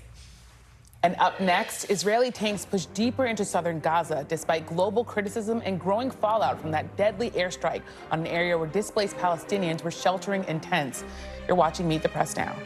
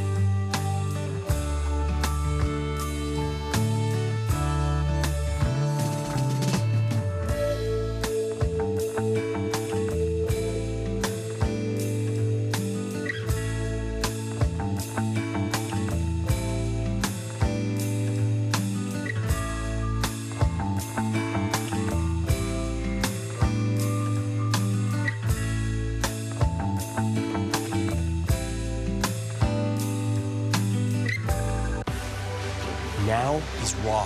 How hard is it to see it like this? Our house is no longer here, but we are here. Now is real. Let's break down what we know and then the big questions still outstanding. News for the generation of now is NBC News Now.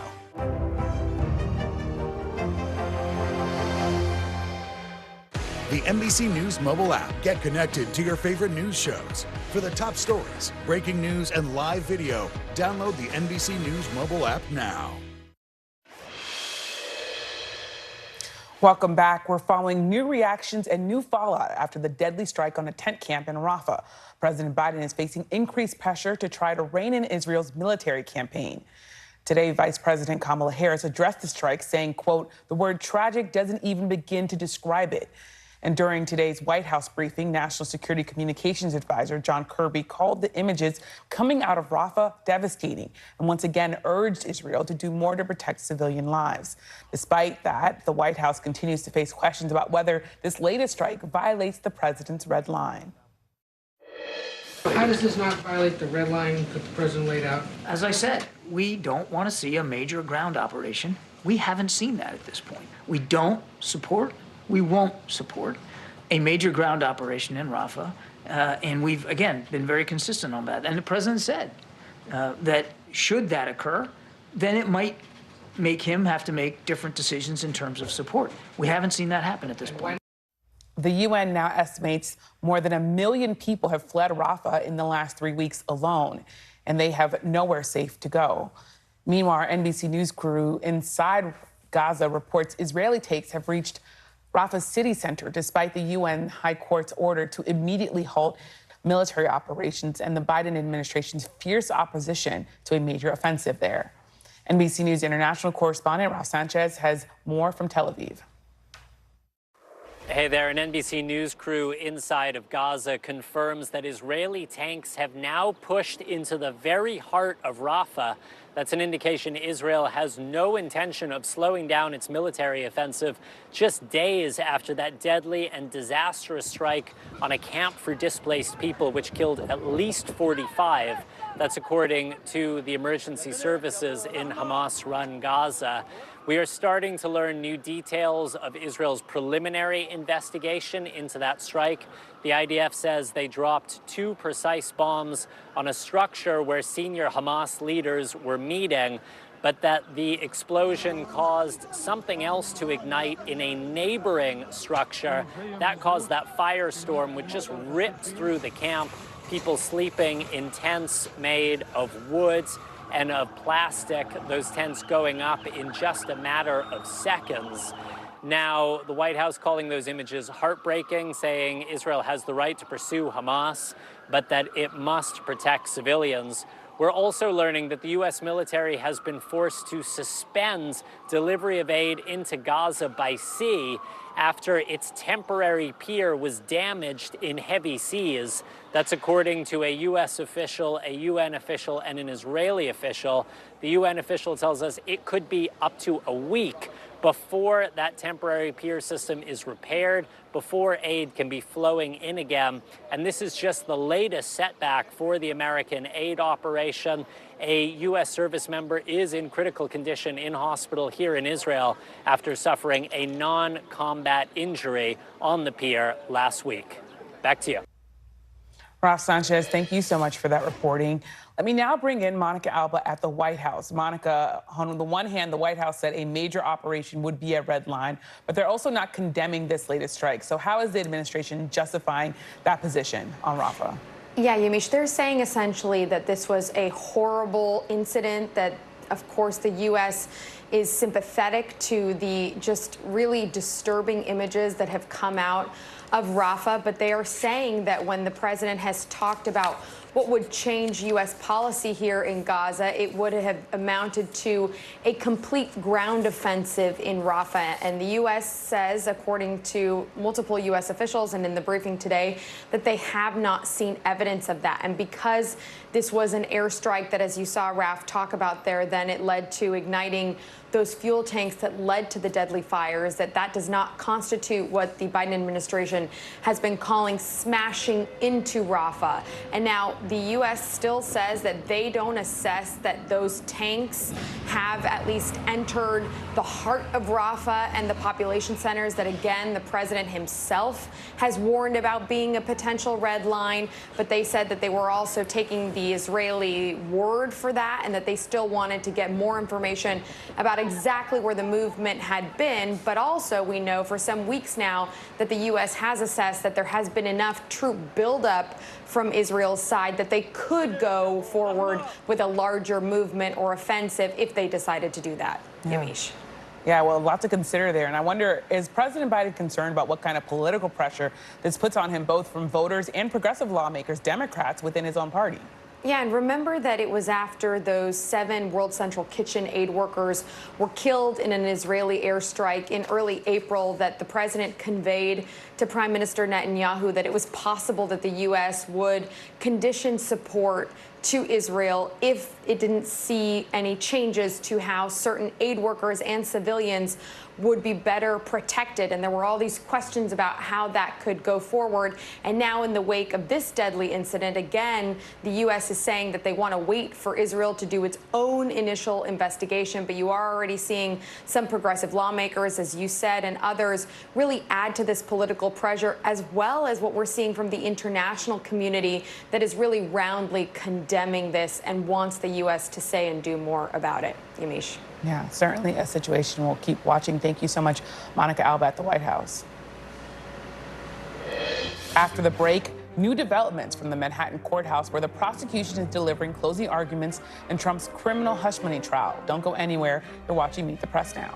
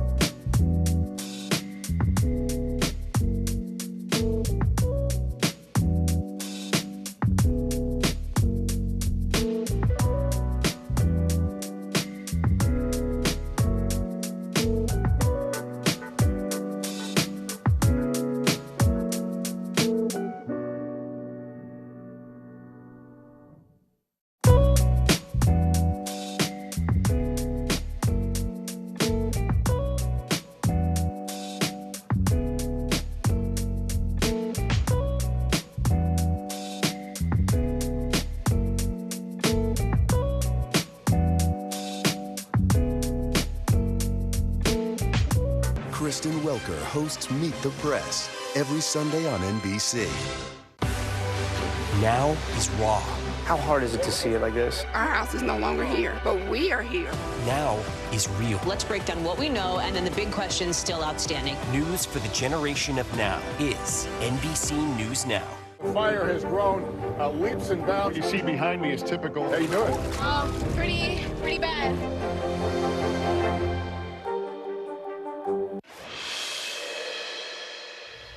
Welcome back. Let's turn back to the very latest from the courthouse in Lower Manhattan. The district attorney's office is getting ready to wrap up its closing arguments in former President Trump's hush money trial. Joining me now is NBC News' Dasha Burns. So, Dasha, catch us up on the latest here. Where's the prosecution as it's continuing its closing arguments? So, Yamiche, I was just inside the courtroom in the overflow room listening to Joshua Steinglass present those closing arguments. He is really going into minute detail, going over text messages, going over emails, phone logs, making sure that the jury remembers that everything that they heard from these witnesses is corroborated, or most of it is corroborated by documentary evidence. Right now, he was just going over the critical Access Hollywood tape. The reason he reminds jurors is this is important is it sets up the stakes for the Trump campaign, the mindset for Trump, the RNC, and his team at the time that the Access Hollywood tape was leaked. And that's the time when they were starting to deal with Stormy Daniels and her story, raising the stakes to make sure that story did not get out before the election. So he's going over all of that and making sure that the jury understands exactly where the campaign was at. He hasn't fully gotten into the Stormy Daniels story yet. He's about a third of the way through his arguments, which means we still have several hours to go here. As you talk through the fact that we have several more hours to go here, I wonder if you could say anything about NBC News reporting, because we're all looking at this Google Doc and all looking at all of these different reports from where people can see the jury. How is this playing as this has gone on and on and on? Well, according to some of our colleagues in the courtroom, the jury is getting maybe a little bit sleepy. One juror looking up at the ceiling, sort of craning her neck. It's been a very long day, and it's possible it's going to extend later into this evening. There were a couple of moments where things were getting pretty animated. At one point, Steinglass was trying to refute the defense's argument that that one phone call that Michael Cohen made in October to Trump's body man, Keith Schiller, that was about 90-some seconds. The defense says he didn't have time in that phone call to talk to Schiller about his own personal issue with some kid harassing him and to talk to the former president. Well, Steinglass did a little bit of a performance. He had a sort of fake phone call where he very slowly, not in a rushed fashion, dressed as though he were Michael Cohen, Keith Schiller, saying, hey, this kid is harassing me. Oh, by the way, can I talk to the boss? He basically recounted what a conversation could be that included a conversation with the former president that lasted 49 seconds. So some theater engaging jurors, but a lot of minute detail right now, Yamiche. Yeah, well, Dasha, thank you so much for all your reporting.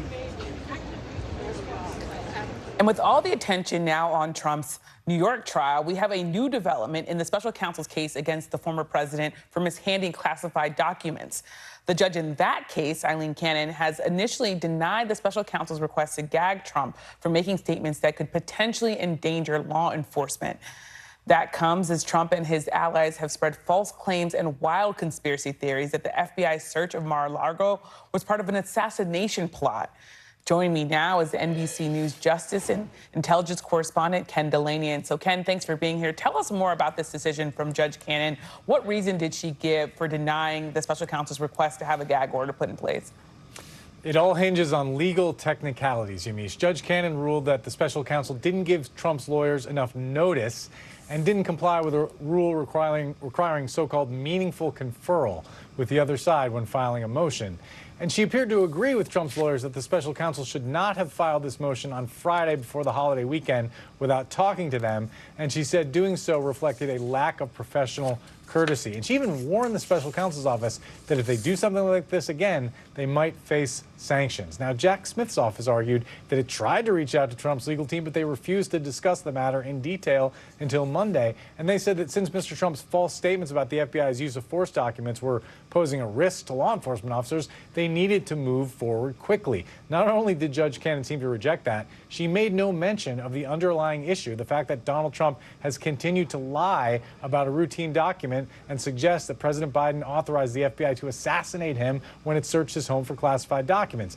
As you know, Yamiche, the FBI timed its search to take place when Trump was not there, and the document in question simply stated that FBI agents have a right to defend themselves when threatened. That same document, by the way, was included in the paperwork when the FBI searched President Biden's home looking for classified documents, Yamiche. Well, now that this order is in place, and does this special counsel have any recourse if former President Trump continues to share this use of force conspiracy? The judge dismissed the motion without prejudice, and that means they can refile it. She also dismissed a motion by the defense asking her to punish the special counsel. So look, the special counsel can absolutely refile this motion, but the question is whether that office will decide it's worth doing given Cannon's ruling, whether they have a chance of winning. It was pretty telling that Judge Cannon seemed more worried about legal technicalities than whether a criminal defendant in her courtroom is acting in a way that puts law enforcement officers at risk. Yamiche. Ken Delaney, thank you so much for breaking all that down. In the other trial, we should say in the other case, because there's no trial yet, but in the other case. Still to come, the very latest out of Ohio, where lawmakers have convened a special session amid a partisan fight over getting President Biden on the general election ballot in November. We're live in Columbus with the very latest. You're watching Meet the Press Now.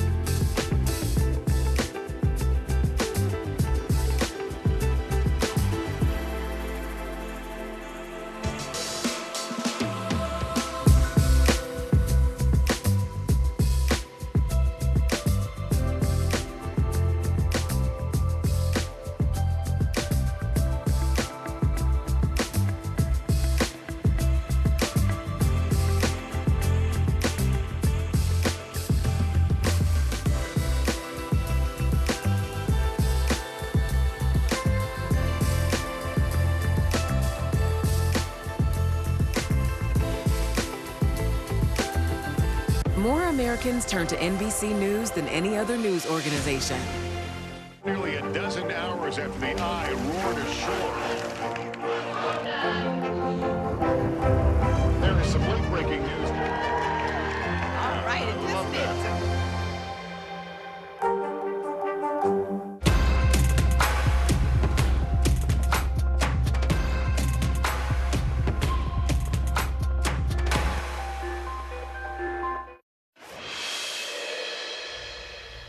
Welcome back. President Biden clinched the Democratic presidential nomination months ago. But as of right now, his name isn't on the ballot in Ohio. That's because his nomination isn't officially official until delegates meet at the Democratic National Convention. But the convention isn't scheduled until after Ohio's deadline to get on the ballot. Today, Ohio lawmakers are convening in Columbus after Republican Governor Mike DeWine called for a rare special session to attempt to resolve the issue. To be sure, this situation isn't unprecedented.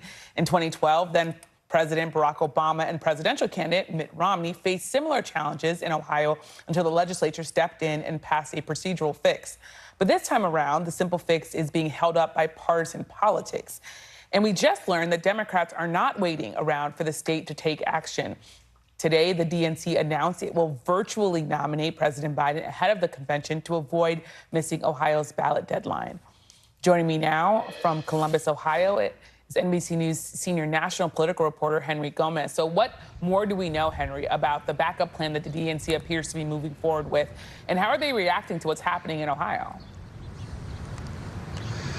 Well, Yamiche, what happened here is the DNC and the Biden campaign, they took a look at this Republican-dominated legislature in Ohio, and they realized they couldn't expect any favors from them, or let alone favors. They couldn't expect them to simply do what they've done in the past, and that's put President Biden on the ballot, since he's going to be his party's nominee.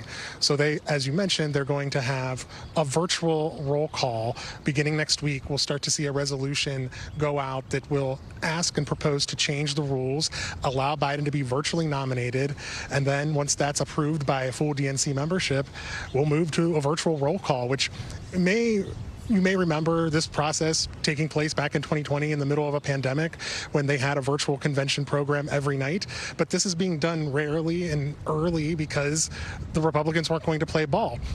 So it really has been a stalemate here. You mentioned partisan politics at play, and that's absolutely what's gummed up the works here. And now we're just waiting to see if the DNC process can carry out and if it stands here with the Republican officials in Ohio. And this is such an interesting situation. You talk about the fact that the Republicans weren't willing to play ball. So are the Republicans off the hook now? And what were they asking for in exchange for putting President Biden's name on the ballot? Well, Governor Mike DeWine, who called this special session that we're at this week, he has said in a statement that was just put out about an hour or two ago that the Republicans in the legislature aren't off the hook. He still expects to see legislation from them by the end of the week on his desk. And DeWine and the Republicans want two things out of this special session. They do want the provision that will ease the deadline for Biden and put him on the ballot, but they also want legislation that would ban foreign money in state ballot initiative campaigns, as well as some other procedural campaign finance moves that Democrats feel are very onerous to citizen-led initiatives and ballot campaigns. This is what the Republicans say they needed in exchange for doing this favor for Biden. Senate Republican President Matt Huffman talked about how his members didn't want to go back to their districts and explain that they basically created the environment for Biden to get on the ballot without having something tangible in return. So that's really what's been at play. Deep partisan politics at its root, and Democrats have said that these provisions that are being added are poison pills, that they're not necessary, that federal law already bans foreign money in these state campaigns that we're talking about, and that this is only being done to exact some sort of price for something that's been done by both parties without rancor or without really any sort of special attention or note over the last few years that it's happened. Well, certainly an interesting situation, especially as you have a Republican governor forcing essentially a Republican-led legislature to do their job. So thank you so much, Henry, for your reporting. Thank you. And we're back tomorrow with more Meet the Press Now. The news continues with Hallie Jackson right now.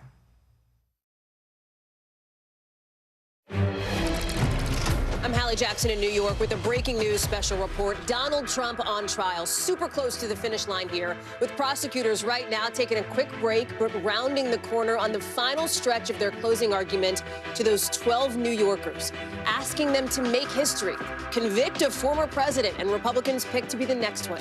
I want to show you here Mr. Trump and one of the breaks we've gotten on this very long day so far. So far, 6 hours of closings in a case that centers around these 34 felony counts that Mr. Trump lied on business records to cover up alleged hush money payments to former adult film star Stormy Daniels for an affair that Mr. Trump denies. Now, prosecutors say this is election interference, but it's the defense who spoke first, setting up their argument in 3 big buckets, if you will, and the prosecution had an answer for all of it. So here's the Reader's Digest version. First, you had Trump defense attorney Todd Blanche saying, wait a second, you can't convict Donald Trump because those documents are not lies, they're legal retainers to former Trump fixer Michael Cohen. Prosecutors say, well, no, those documents are illegal, part of a literal mountain of evidence. The defense painting one picture of who Mr. Trump is, this guy who's way too busy to be part of a scheme like this. They say, after all, he was the president. The prosecution, in its response, reminding the jury this didn't just start with that 2017 meeting at the White House. This began years before with schemes to, in their words, catch and kill stories to help him get elected. So it all comes down to this guy, Michael Cohen, right here.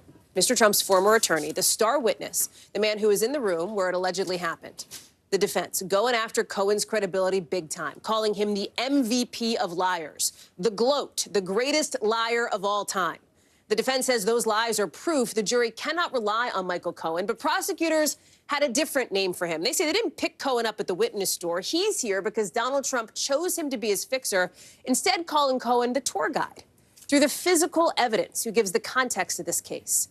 Now, through all of this, you had this split screen moment outside court as this was happening inside, because outside you had the Biden campaign sending a very famous surrogate of sorts, Robert De Niro, in for this split screen moment. Look at this. De Niro, we're about to show you at one point, getting into it with Trump supporters. Then you had later Mr. Trump's son trying to light things up himself. We're going to get there in a second. But for the next 25 minutes, we will wrap up this trial, breaking down these closing arguments as they happen and asking now, what is next? Our team of reporters and legal and political experts are here to break it down. I want to start with Rahema Ellis, who is outside court. So real quick, Rahema, just timing-wise, it is 5:01 Eastern right now. What's the status with court still going on as we speak?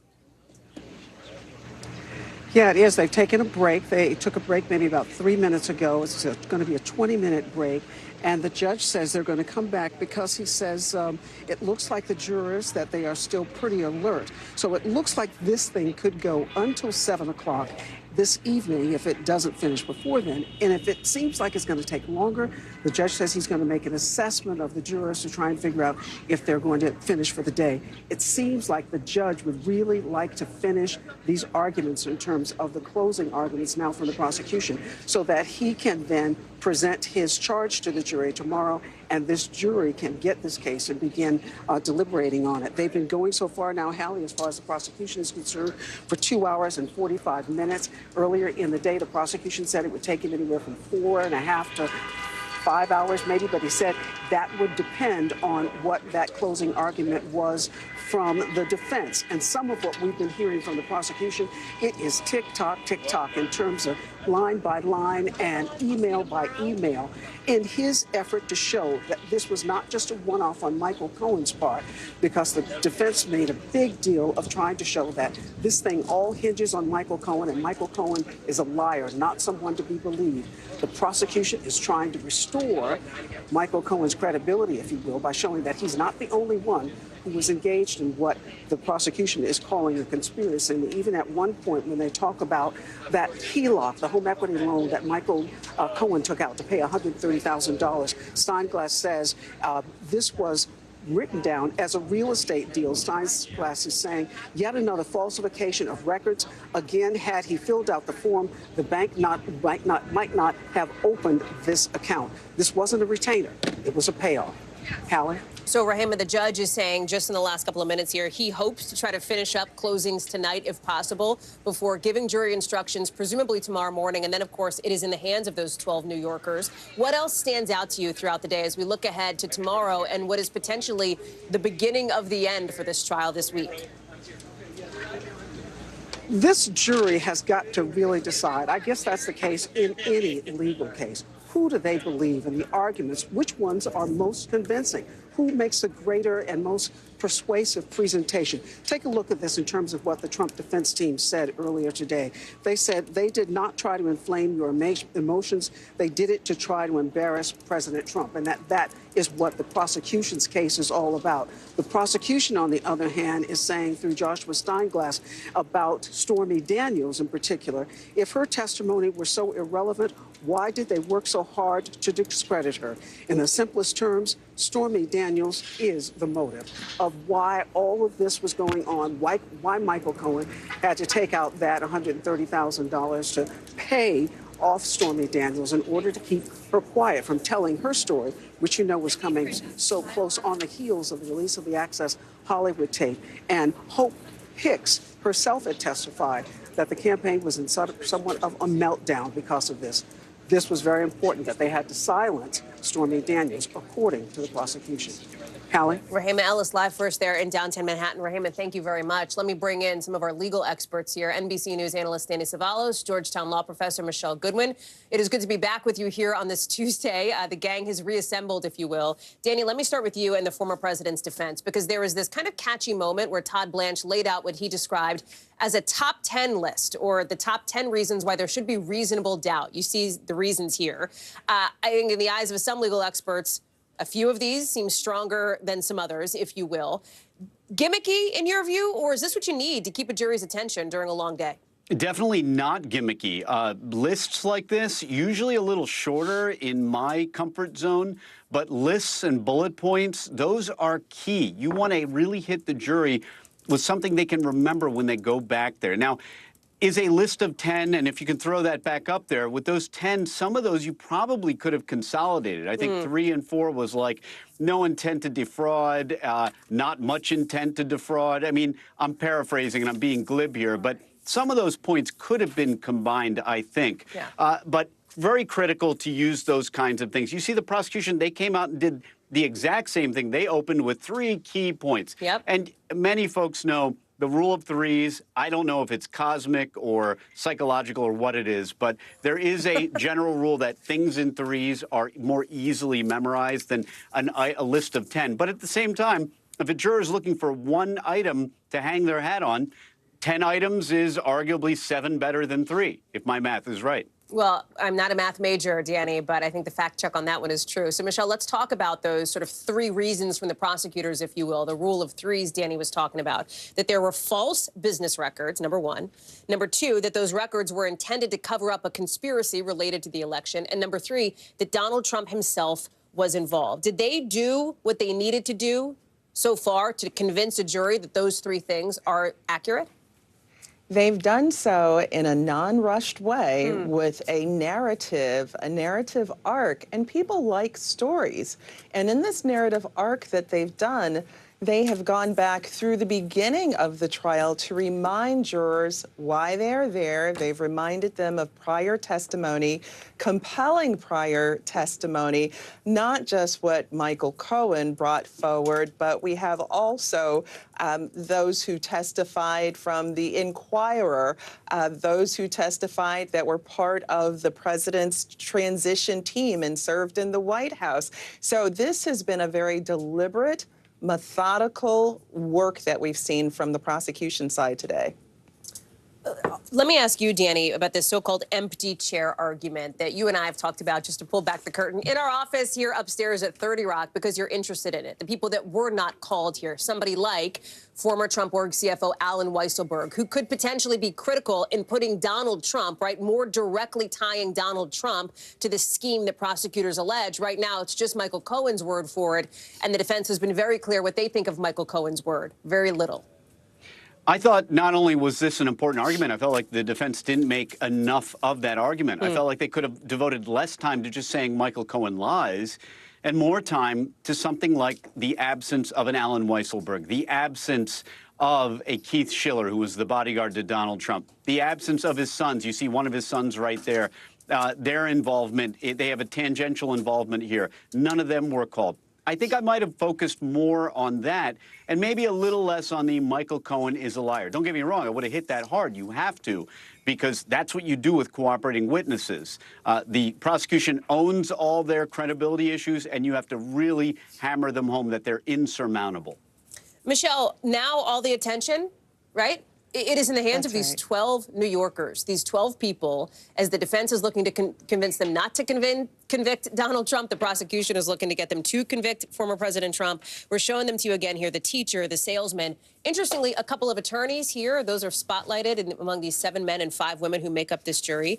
Could you see the ways, Michelle, that both sides were maybe trying to tailor their arguments to the jury specifically? We talked about some of the rhetorical flourishes, the top 10, the top 3, et cetera. What else? That's right. Well, in trying to paint Michael Cohen and spending so much time as a person who is untrustworthy, that he has no credibility, that this is a political witch hunt, is something that plays in the year of an election. So that's what the defense was trying to do, albeit they have been scrambling his defense attorneys across multiple investigations and multiple indictments. On the other hand, what the prosecution has tried to do is to relay that what this is about something that nobody can be above the law with, that nobody can falsify business records, and most importantly, Americans can't be duped in the time of an election. And this is what the former president was trying to do. He was trying to act fraudulently such that Americans couldn't get a fair chance at who they wanted to elect in 2016. Michelle Goodwin, Danny Savalos, thank you very much. 5:11 Eastern time here in New York, with that trial happening just several blocks, about a mile or so far downtown in Manhattan here. We will see what happens at 7 p.m. That is the next pivot point for Judge Merchan. I want to bring in two people who know the former president well, his former attorneys, Michael Vanderveen and Bill Brennan. Good to have you both. Bill, thank you for joining us here on set. Michael, I'm sure we'll see you tomorrow. That is my hope. Bill, let me start with you. Would you feel confident, based on what you heard from Todd Blanche, that you got the job done if you were him today?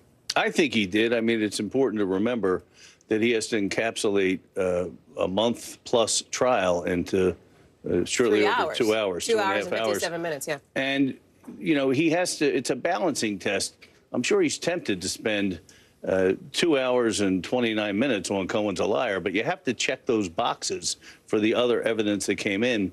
And I heard Danny say, you know, about the missing witness, which is important issue.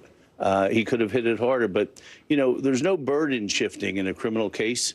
The prosecution is not supposed to be able to get up and say, well, they could have called him. But if you really hit it too much with Judge Merchan, he may give them a little more than they should have. So I think Mr. Blanche did a good job at balancing the equities here. But in my opinion, it really does come down to Cohen.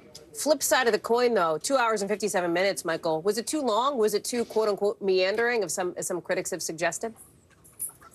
Well, you know, that really depends upon each case and what the lawyer in the courtroom is seeing. Blanche's experience at giving closings, and, you know, we all like to hear ourselves talk. So it's quite possible that he was reading the jury and figured he could keep going long. You know, it's interesting for the client to sit there and hear the closing from your defense. You feel great. When Steinglass jumps up and starts his closing, it's a completely different feeling in that courtroom. You say something funny, Michael. You say for the client to sit there and listen to the defense. It is not just any client. It is Donald Trump. It is the former president of the United States, and it is somebody who really cares, who really gives a damn about the way that his attorneys represent him. Bill, you know this well. Michael, I know you know this well, too. Give us a sense of how you think Blanche did as it relates to the conversations he might be having with Mr. Trump now, right? The closings are over or about to be over here. Because I wonder how much of what you heard was Todd Blanche making a case to the jury, those 12 men and women, and how much was Todd Blanche making a case to the one defendant sitting at the table behind him? I would say that anything said to one particular person, in this case, Mr. Trump, was de minimis. Mr. Blanche is a professional. He did a spectacular job defending Mr. Trump in this case.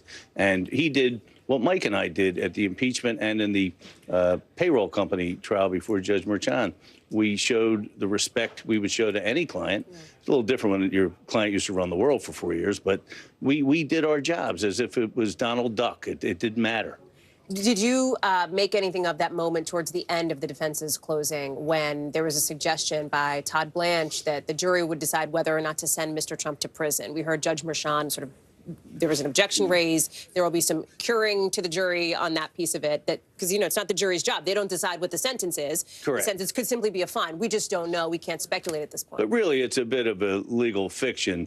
On the one hand, you say, well, it's not within the province of the jury to worry about penalty. There's a charge that says, you know, make your decision not to avoid an unpleasant duty or to show favor. That's all great. Everybody sitting in that jury box knows that in a criminal case, it could result in prison time. So if he said it, it was most likely in the heat of passion, inadvertent. And to tell them that he could face prison is nothing they don't know already. Michael, to you here, because the prosecution is still going. We have heard now from Mr. Steinglass for several hours. There is a suggestion they're going to go till 7 o'clock once the jury gets back in the room, kind of see where they are and go from there. It is obviously the rule in this particular courtroom, in this court, that prosecution gets the last word, right? So the jury is left with the words of the prosecutor. Mr. Trump clearly does not like that based on his Truth Social post. That's just the way it goes. If you're sitting at that defense table with him, are you hearing anything from the prosecution that's giving you cause to be nervous? Are you hearing anything where you're going, man, that's a good point, and we just couldn't combat it? Well, I'll tell you, first of all, Josh Steinglass is a tremendous closer. I've sat and I've listened to him close, so he really knows what he's doing. He had a lot of time, 5 days to prepare this closing. And the thing about closings is, you know the case cold by the time you close. You know everything that was allowed in, and you know everything that was not allowed in. And that is really crucial to the closing. But I think that sitting there, the defense is really in a position where they're just waiting for it to wrap up. You know, they know what he's going to say. Steinglass has said everything they thought he was going to say, and they're just waiting for this to wrap up, get the instructions, get their verdict. You say get the instructions like it's simply a box to check. I know you know how important that is. Explain to our viewers. The jury instructions could be critical here tomorrow morning. Sure, the jury instructions are absolutely critical because they're the law. And when the judge instructs the jury, he tells them how to take the facts of this case and apply the law to them. And I know that he was very careful when I closed in front of him, and he was very careful today to say, I'm the guy who instructs the jury. I don't want you folks talking about the law.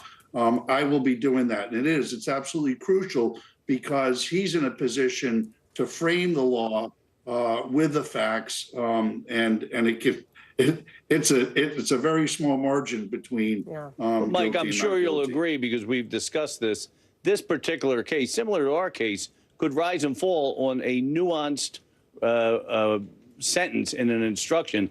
It's not like, you know, robbery is an unlawful taking or murder.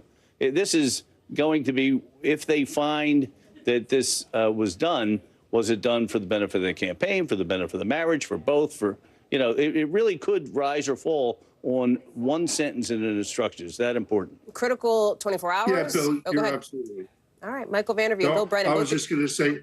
Not shocking to hear both of you in agreement, I would say. I appreciate you both being with us. Thank you so much. Lots to discuss in this very important 48 hours, obviously, in this trial. Thank you both. I want to get to the politics now with Dasha Burns, who covers all things Trump campaign. She is live for us in downtown Manhattan. What was interesting here, Dasha, we noted it at the top of the show, this split screen moment, because as all this drama is unfolding inside of court during closing arguments, as our guests have just talked through, outside court, you had the Biden campaign getting more aggressive than we've seen them, really this whole trial, bringing out this idea of this sort of high-profile surrogates, Robert De Niro, former Capitol Police officer, current Harry Dunn, who was running for Congress unsuccessfully. And I should note here, too, I'm being told by our team that court is now back in session, so we'll look from notes from inside the room. But, Dasha, talk us through that piece of it here, how you see the politics of it. Well, look, the Biden campaign, according to reporting from our colleagues Mike Memley, Monica Alba, and Natasha Korecki, they have felt handcuffed by this trial. It has sucked up so much of the oxygen, and we know that they have been planning to get more aggressive after the trial. Of course, the trial is not over, but this was a big media moment that they tried to take advantage of to set up that contrast, making the argument via Robert De Niro and some Capitol Police officers that were there on January 6th that the former President Trump is a threat to democracy. And then on the other side, you had the Trump folks. You had his spokespeople and also his son, Don Jr., and Eric Trump, and his wife, Laura Trump, who's now one of the co-chairwoman of the RNC, come out here and give their side of the story, saying, look, this is political persecution. We've, of course, heard that before, that this is election interference. And you have both of those camps outside of the courtroom. Meanwhile, the legal stuff that's actually going to impact, the future of the former president is going on inside the court. Really interesting split screen, Hallie. There's also this question, and everybody wants to know it. How does this trial affect the presidential campaign, the race for the White House now, as we are closing in on the first debate on both the Republican and the Democratic conventions? It's kind of a question mark, candidly, because you poll people about how they feel about a hypothetical. Yeah. It's one thing. You poll people about something that actually happens, like once we do eventually get a verdict, it's another. But there are some interesting signals here as it relates to independence. So we're looking at these numbers here. We're showing them on screen, Dasha. And I want to point people to the very last row there, independent voters. If Donald Trump is convicted, would you be more or less likely to vote for Donald Trump? 23% of them say they'd be less likely to do so. Now, this is critical because we know that these margins are going to be very close in this race in November. So, a few percentage points here or there could swing it. Is the Trump campaign sweating this at all?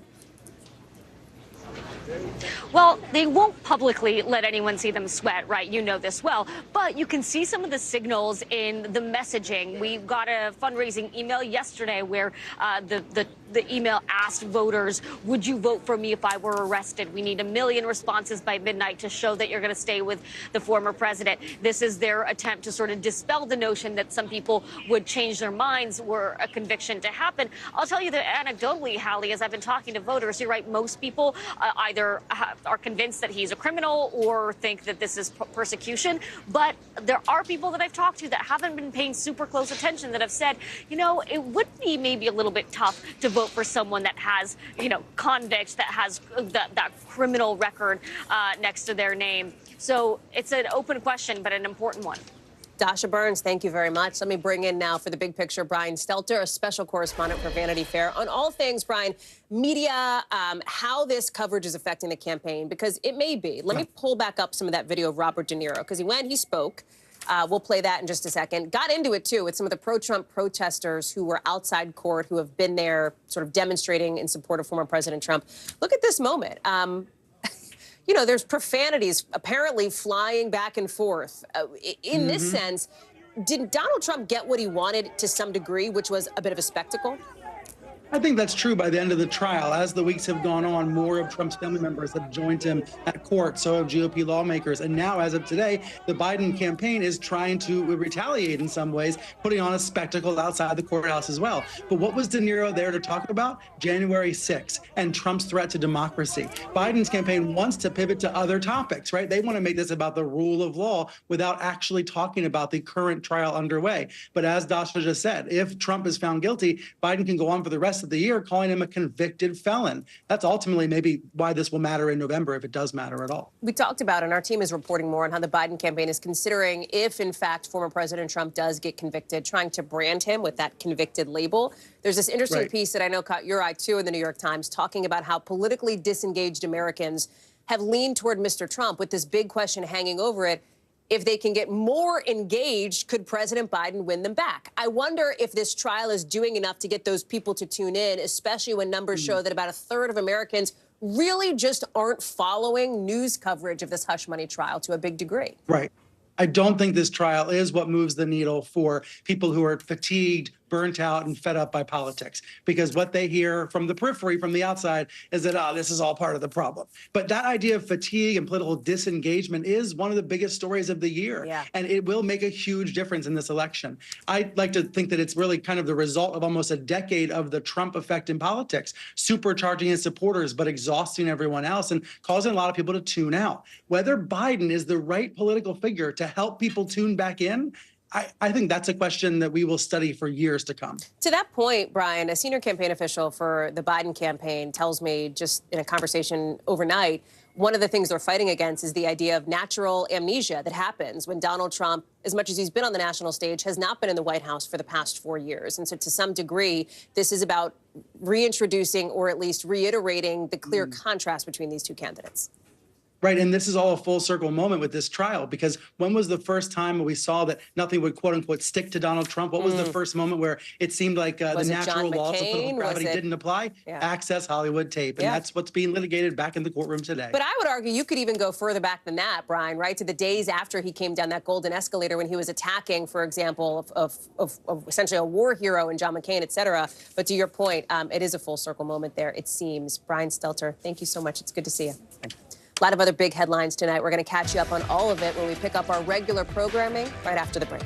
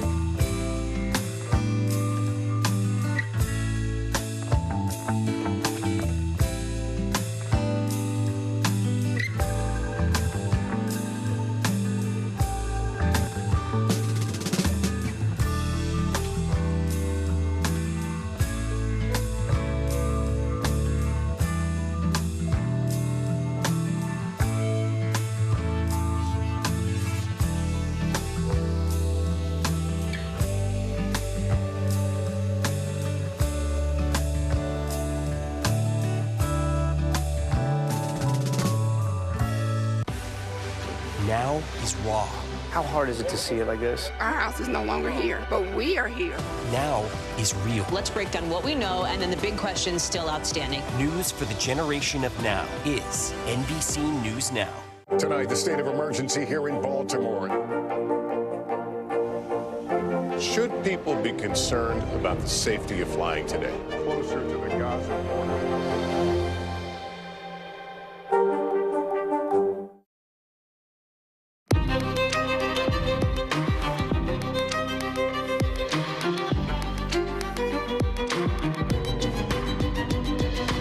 We're coming on the air tonight with new pressure on the White House to answer what exactly does and does not qualify as crossing the president's red line in the Middle East, as Israeli forces go deeper into Gaza than they've ever been, just days after a strike killed dozens. We're live in the region. Plus, Dallas basically underwater as this cluster of storms moves through the south. Look at this. We've got a reporter on the ground in an area that's been slammed by this. Plus, the Vatican sending out a rare apology after the Pope reportedly used a homophobic slur. Why some people are shocked, given his track record on inclusivity with the LGBTQ+ community. Then a new AI frontier, why the makers of ChatGPT say their newest model could rival the intelligence of humans. Get ready, that's later in the show.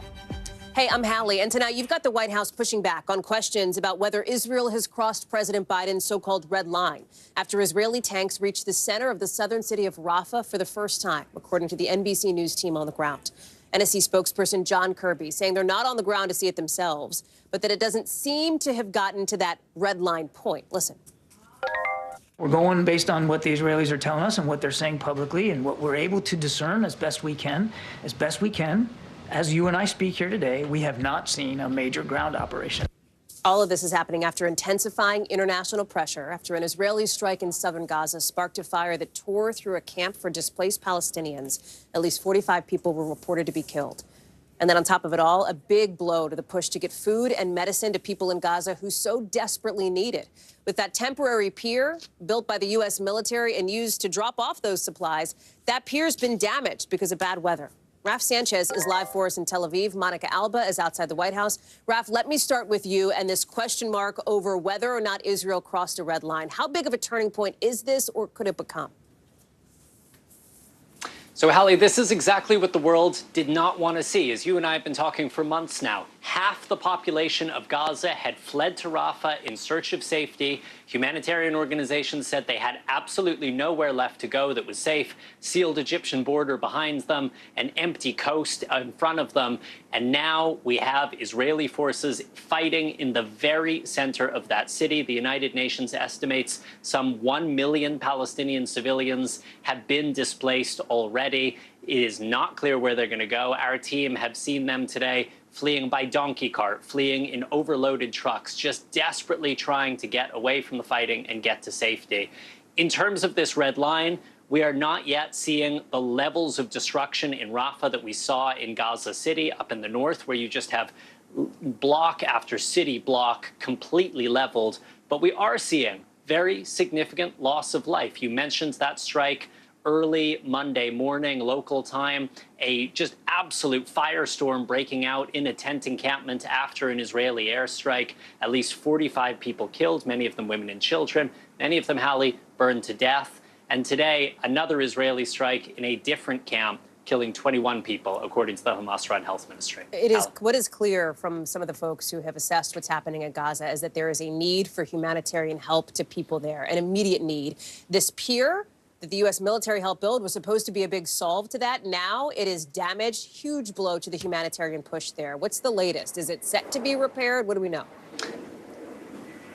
So the Pentagon is saying tonight, Hallie, that it will take at least a week to repair. And exactly as you said, this is a real setback at a time when the international community is fighting to fend off famine, especially in northern Gaza.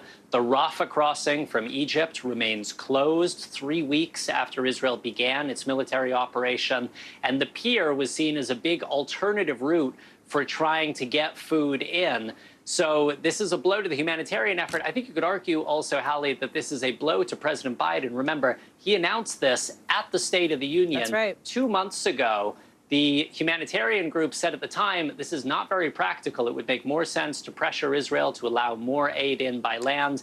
The The U.S. went ahead. It took 2 months to set up. And this pier has only been functioning for 2 weeks before what looks like pretty catastrophic damage. And now this week, at least, needed of repairs. Raf Sanchez live for us in Tel Aviv. Raf, we're glad to have you there. Thank you. That brings us to Monica Alba, who's posted up outside the White House. What was interesting here, Monica, I think there was a lot of a big spotlight on this discussion today between John Kirby, the NSC spokesperson, and reporters who are pressing him about why Sunday's strike, the tanks in Rafah, et cetera, do not cross this red line. We played it in the introduction to this discussion.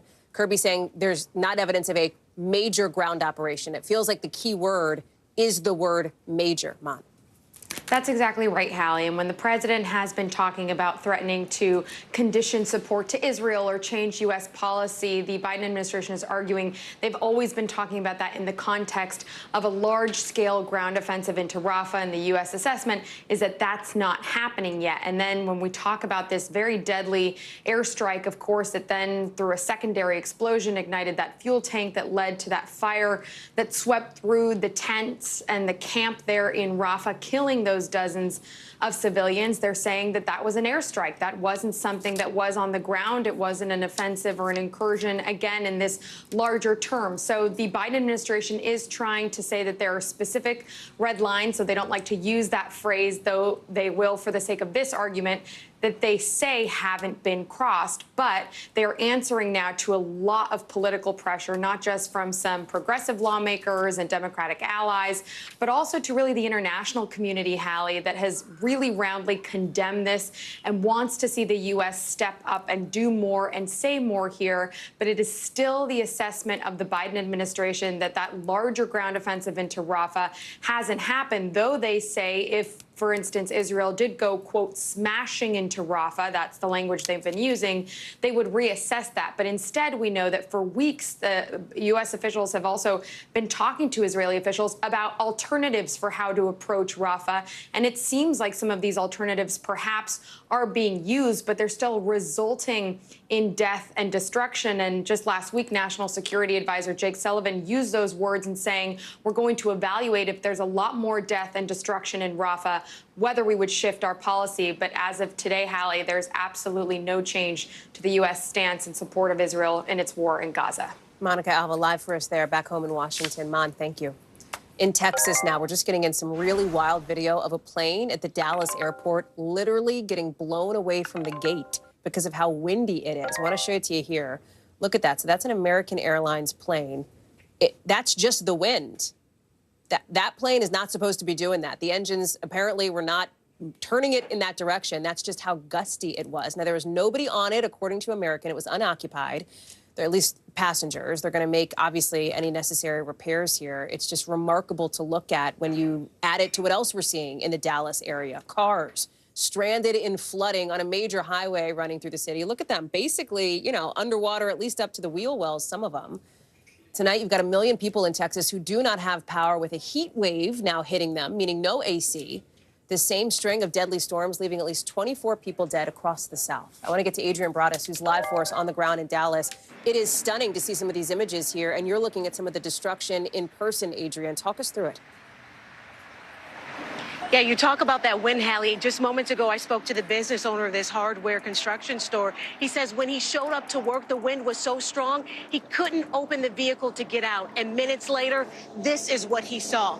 Parts of the roof ripped out, but that's not all. That wind gust up to 77 miles per hour sent debris scattering across this parking lot. The lights that used to be above are now on the ground. And some of the folks in this area say they've seen some of the darkest days in the last week. As you can see, that old tree back there was uprooted from the bottom. I'm guessing by lightning or whatever the situation may be. As you can see, it kind of takes its uproot through the entire house. It's a really big tree. But so yeah, that's first steps are gonna be getting everything removed and really just trying to get it to handle it the best way we can. And what's next, Hallie? Cleanup. They will pick up lights and other debris like this, but it's important to underscore this is the second busiest start of the tornado season on record. Hallie? It's remarkable. Adrian Broadus, thank you for being there. Appreciate you being on the ground.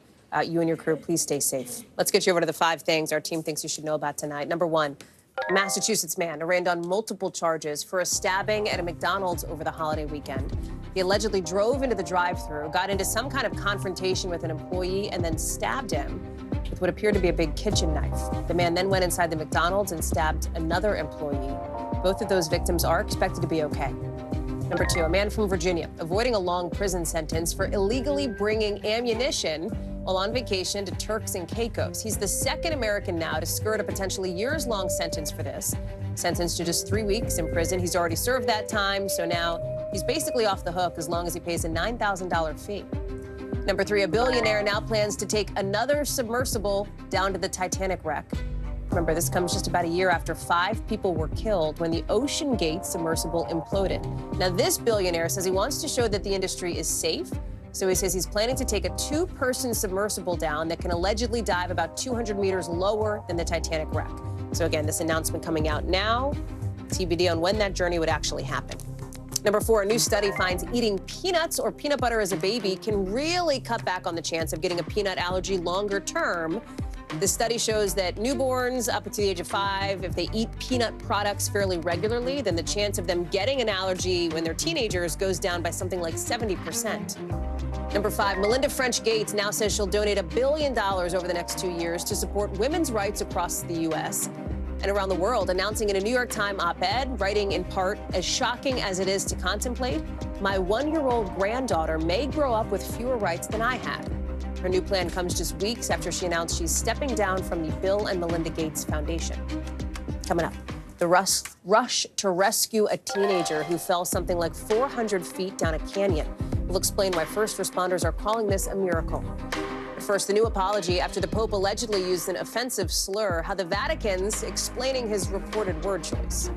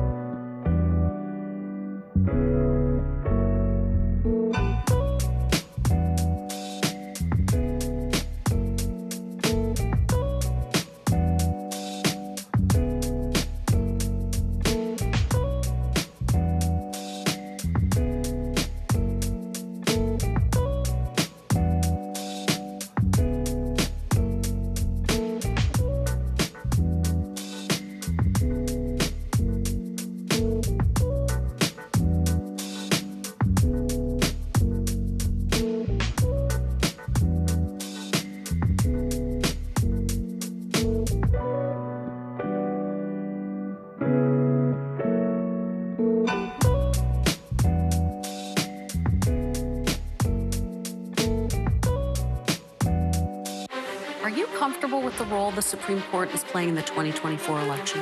Is there not more that Israel can do to help the humanitarian crisis? Should abortion be the #1 issue in 2024?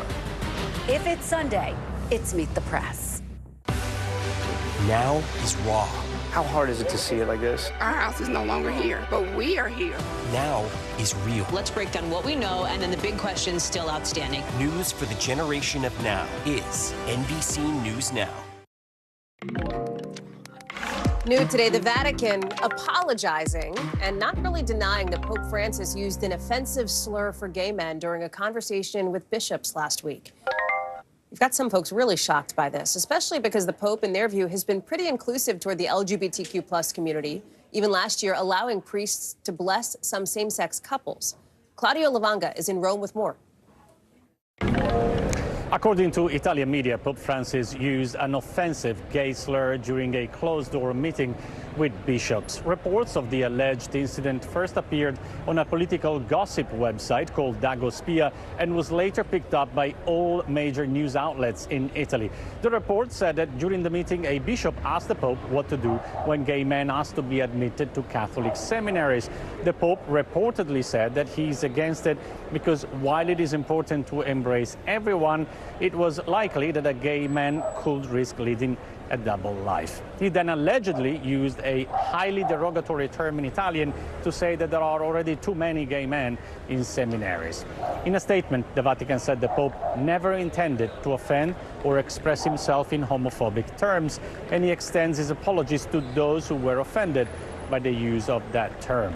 Well, according to Italian media, several bishops defended the Pope by saying that he used the term jokingly and claimed that as an Argentinian who speaks Italian as a second language, he did not fully understand how offensive that word is.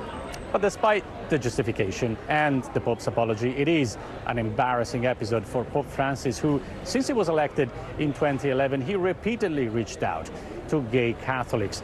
Now, one of his first and still most famous quotes is what he said on a flight back from Brazil only weeks after he was elected. He said, when it comes to homosexuality, who am I to judge?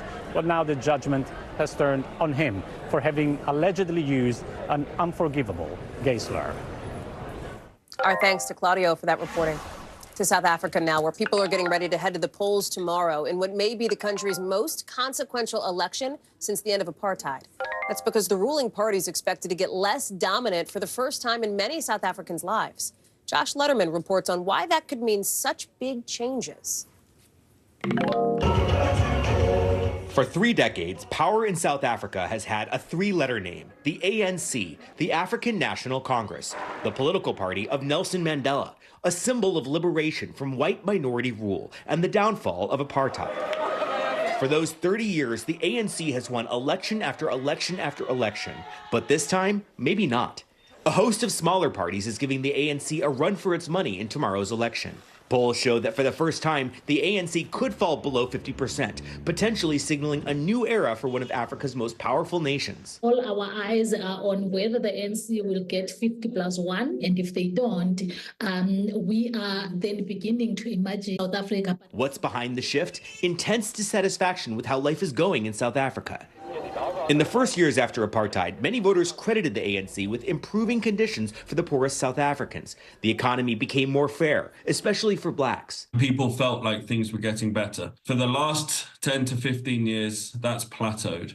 And so there has been real rise in frustration with the government. It's easy to see why. Unemployment is hovering around an astounding 32%, the highest in the world. An energy crisis has triggered rolling blackouts across the country, and the ANC blamed for failing to rein in corruption and runaway violent crime. And then there's the issue of race and lingering inequality. I think one important fact we haven't really transcended, the issue of race as a country.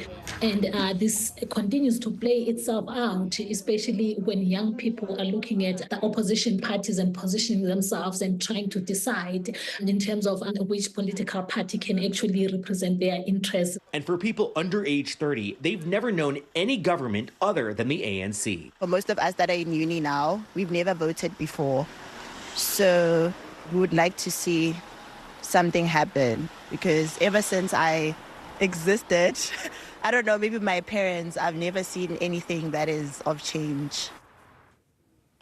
Josh Letterman is joining us now. So Josh, what happens if the ANC were to fall short of 50%? Well, it wouldn't be game over for the party necessarily, Hallie, because they are still likely to be the largest vote getter, right? They'd have what we call a plurality. And so the most likely thing that would happen next is the ANC would have to negotiate with one or more of those smaller parties to form a coalition. Now, that could significantly affect how the ANC is able to govern going forward. And it also would likely open up the floodgates to more political competition in the future, with a lot of voters saying, look, we understand the ANC has this this huge legacy and history associated with liberation, but now we know that there are other parties that we can choose from as well. Now, after the voters go to the polls tomorrow, we're not expecting to get the full and final official results until Sunday, but based on the early projections that should start to come out, we will likely know which way this race is going to go within the next day or two. Hallie? Josh Letterman, thank you for watching all of it. Appreciate it. NBC News covers hundreds of stories every day. And because it can be tough to read or watch or listen to them all, our bureau teams have done it for you. This is what they tell us is going down in their regions in a segment we call The Local. Out of our Western Bureau, a teen rescued after falling like 400 feet down a canyon in Washington State. Look at this. You see some of the video, or pictures at least. Crews are using this rope and a harness. They scaled the bridge, brought him up. Somehow only got some scrapes. The teen's expected to be okay.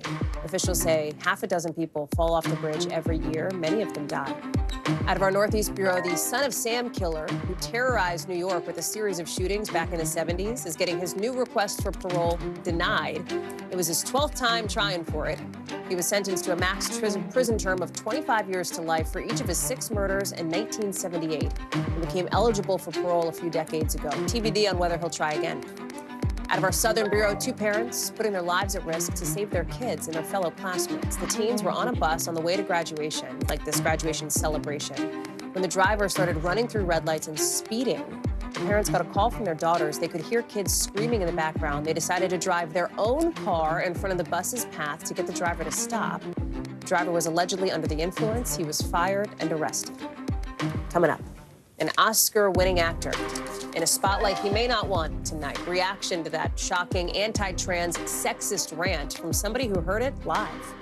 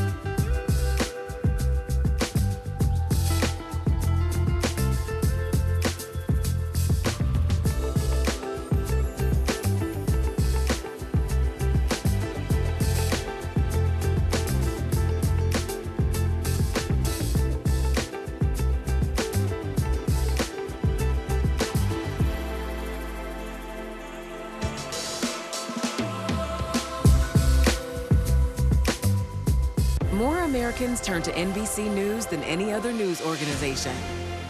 We report live from Tel Aviv. From Juarez, Mexico, top story reporting from Baltimore. Every weeknight, it's your news playlist. Top Story with Tom Llamas, streaming weeknights at 7 on NBC News Now.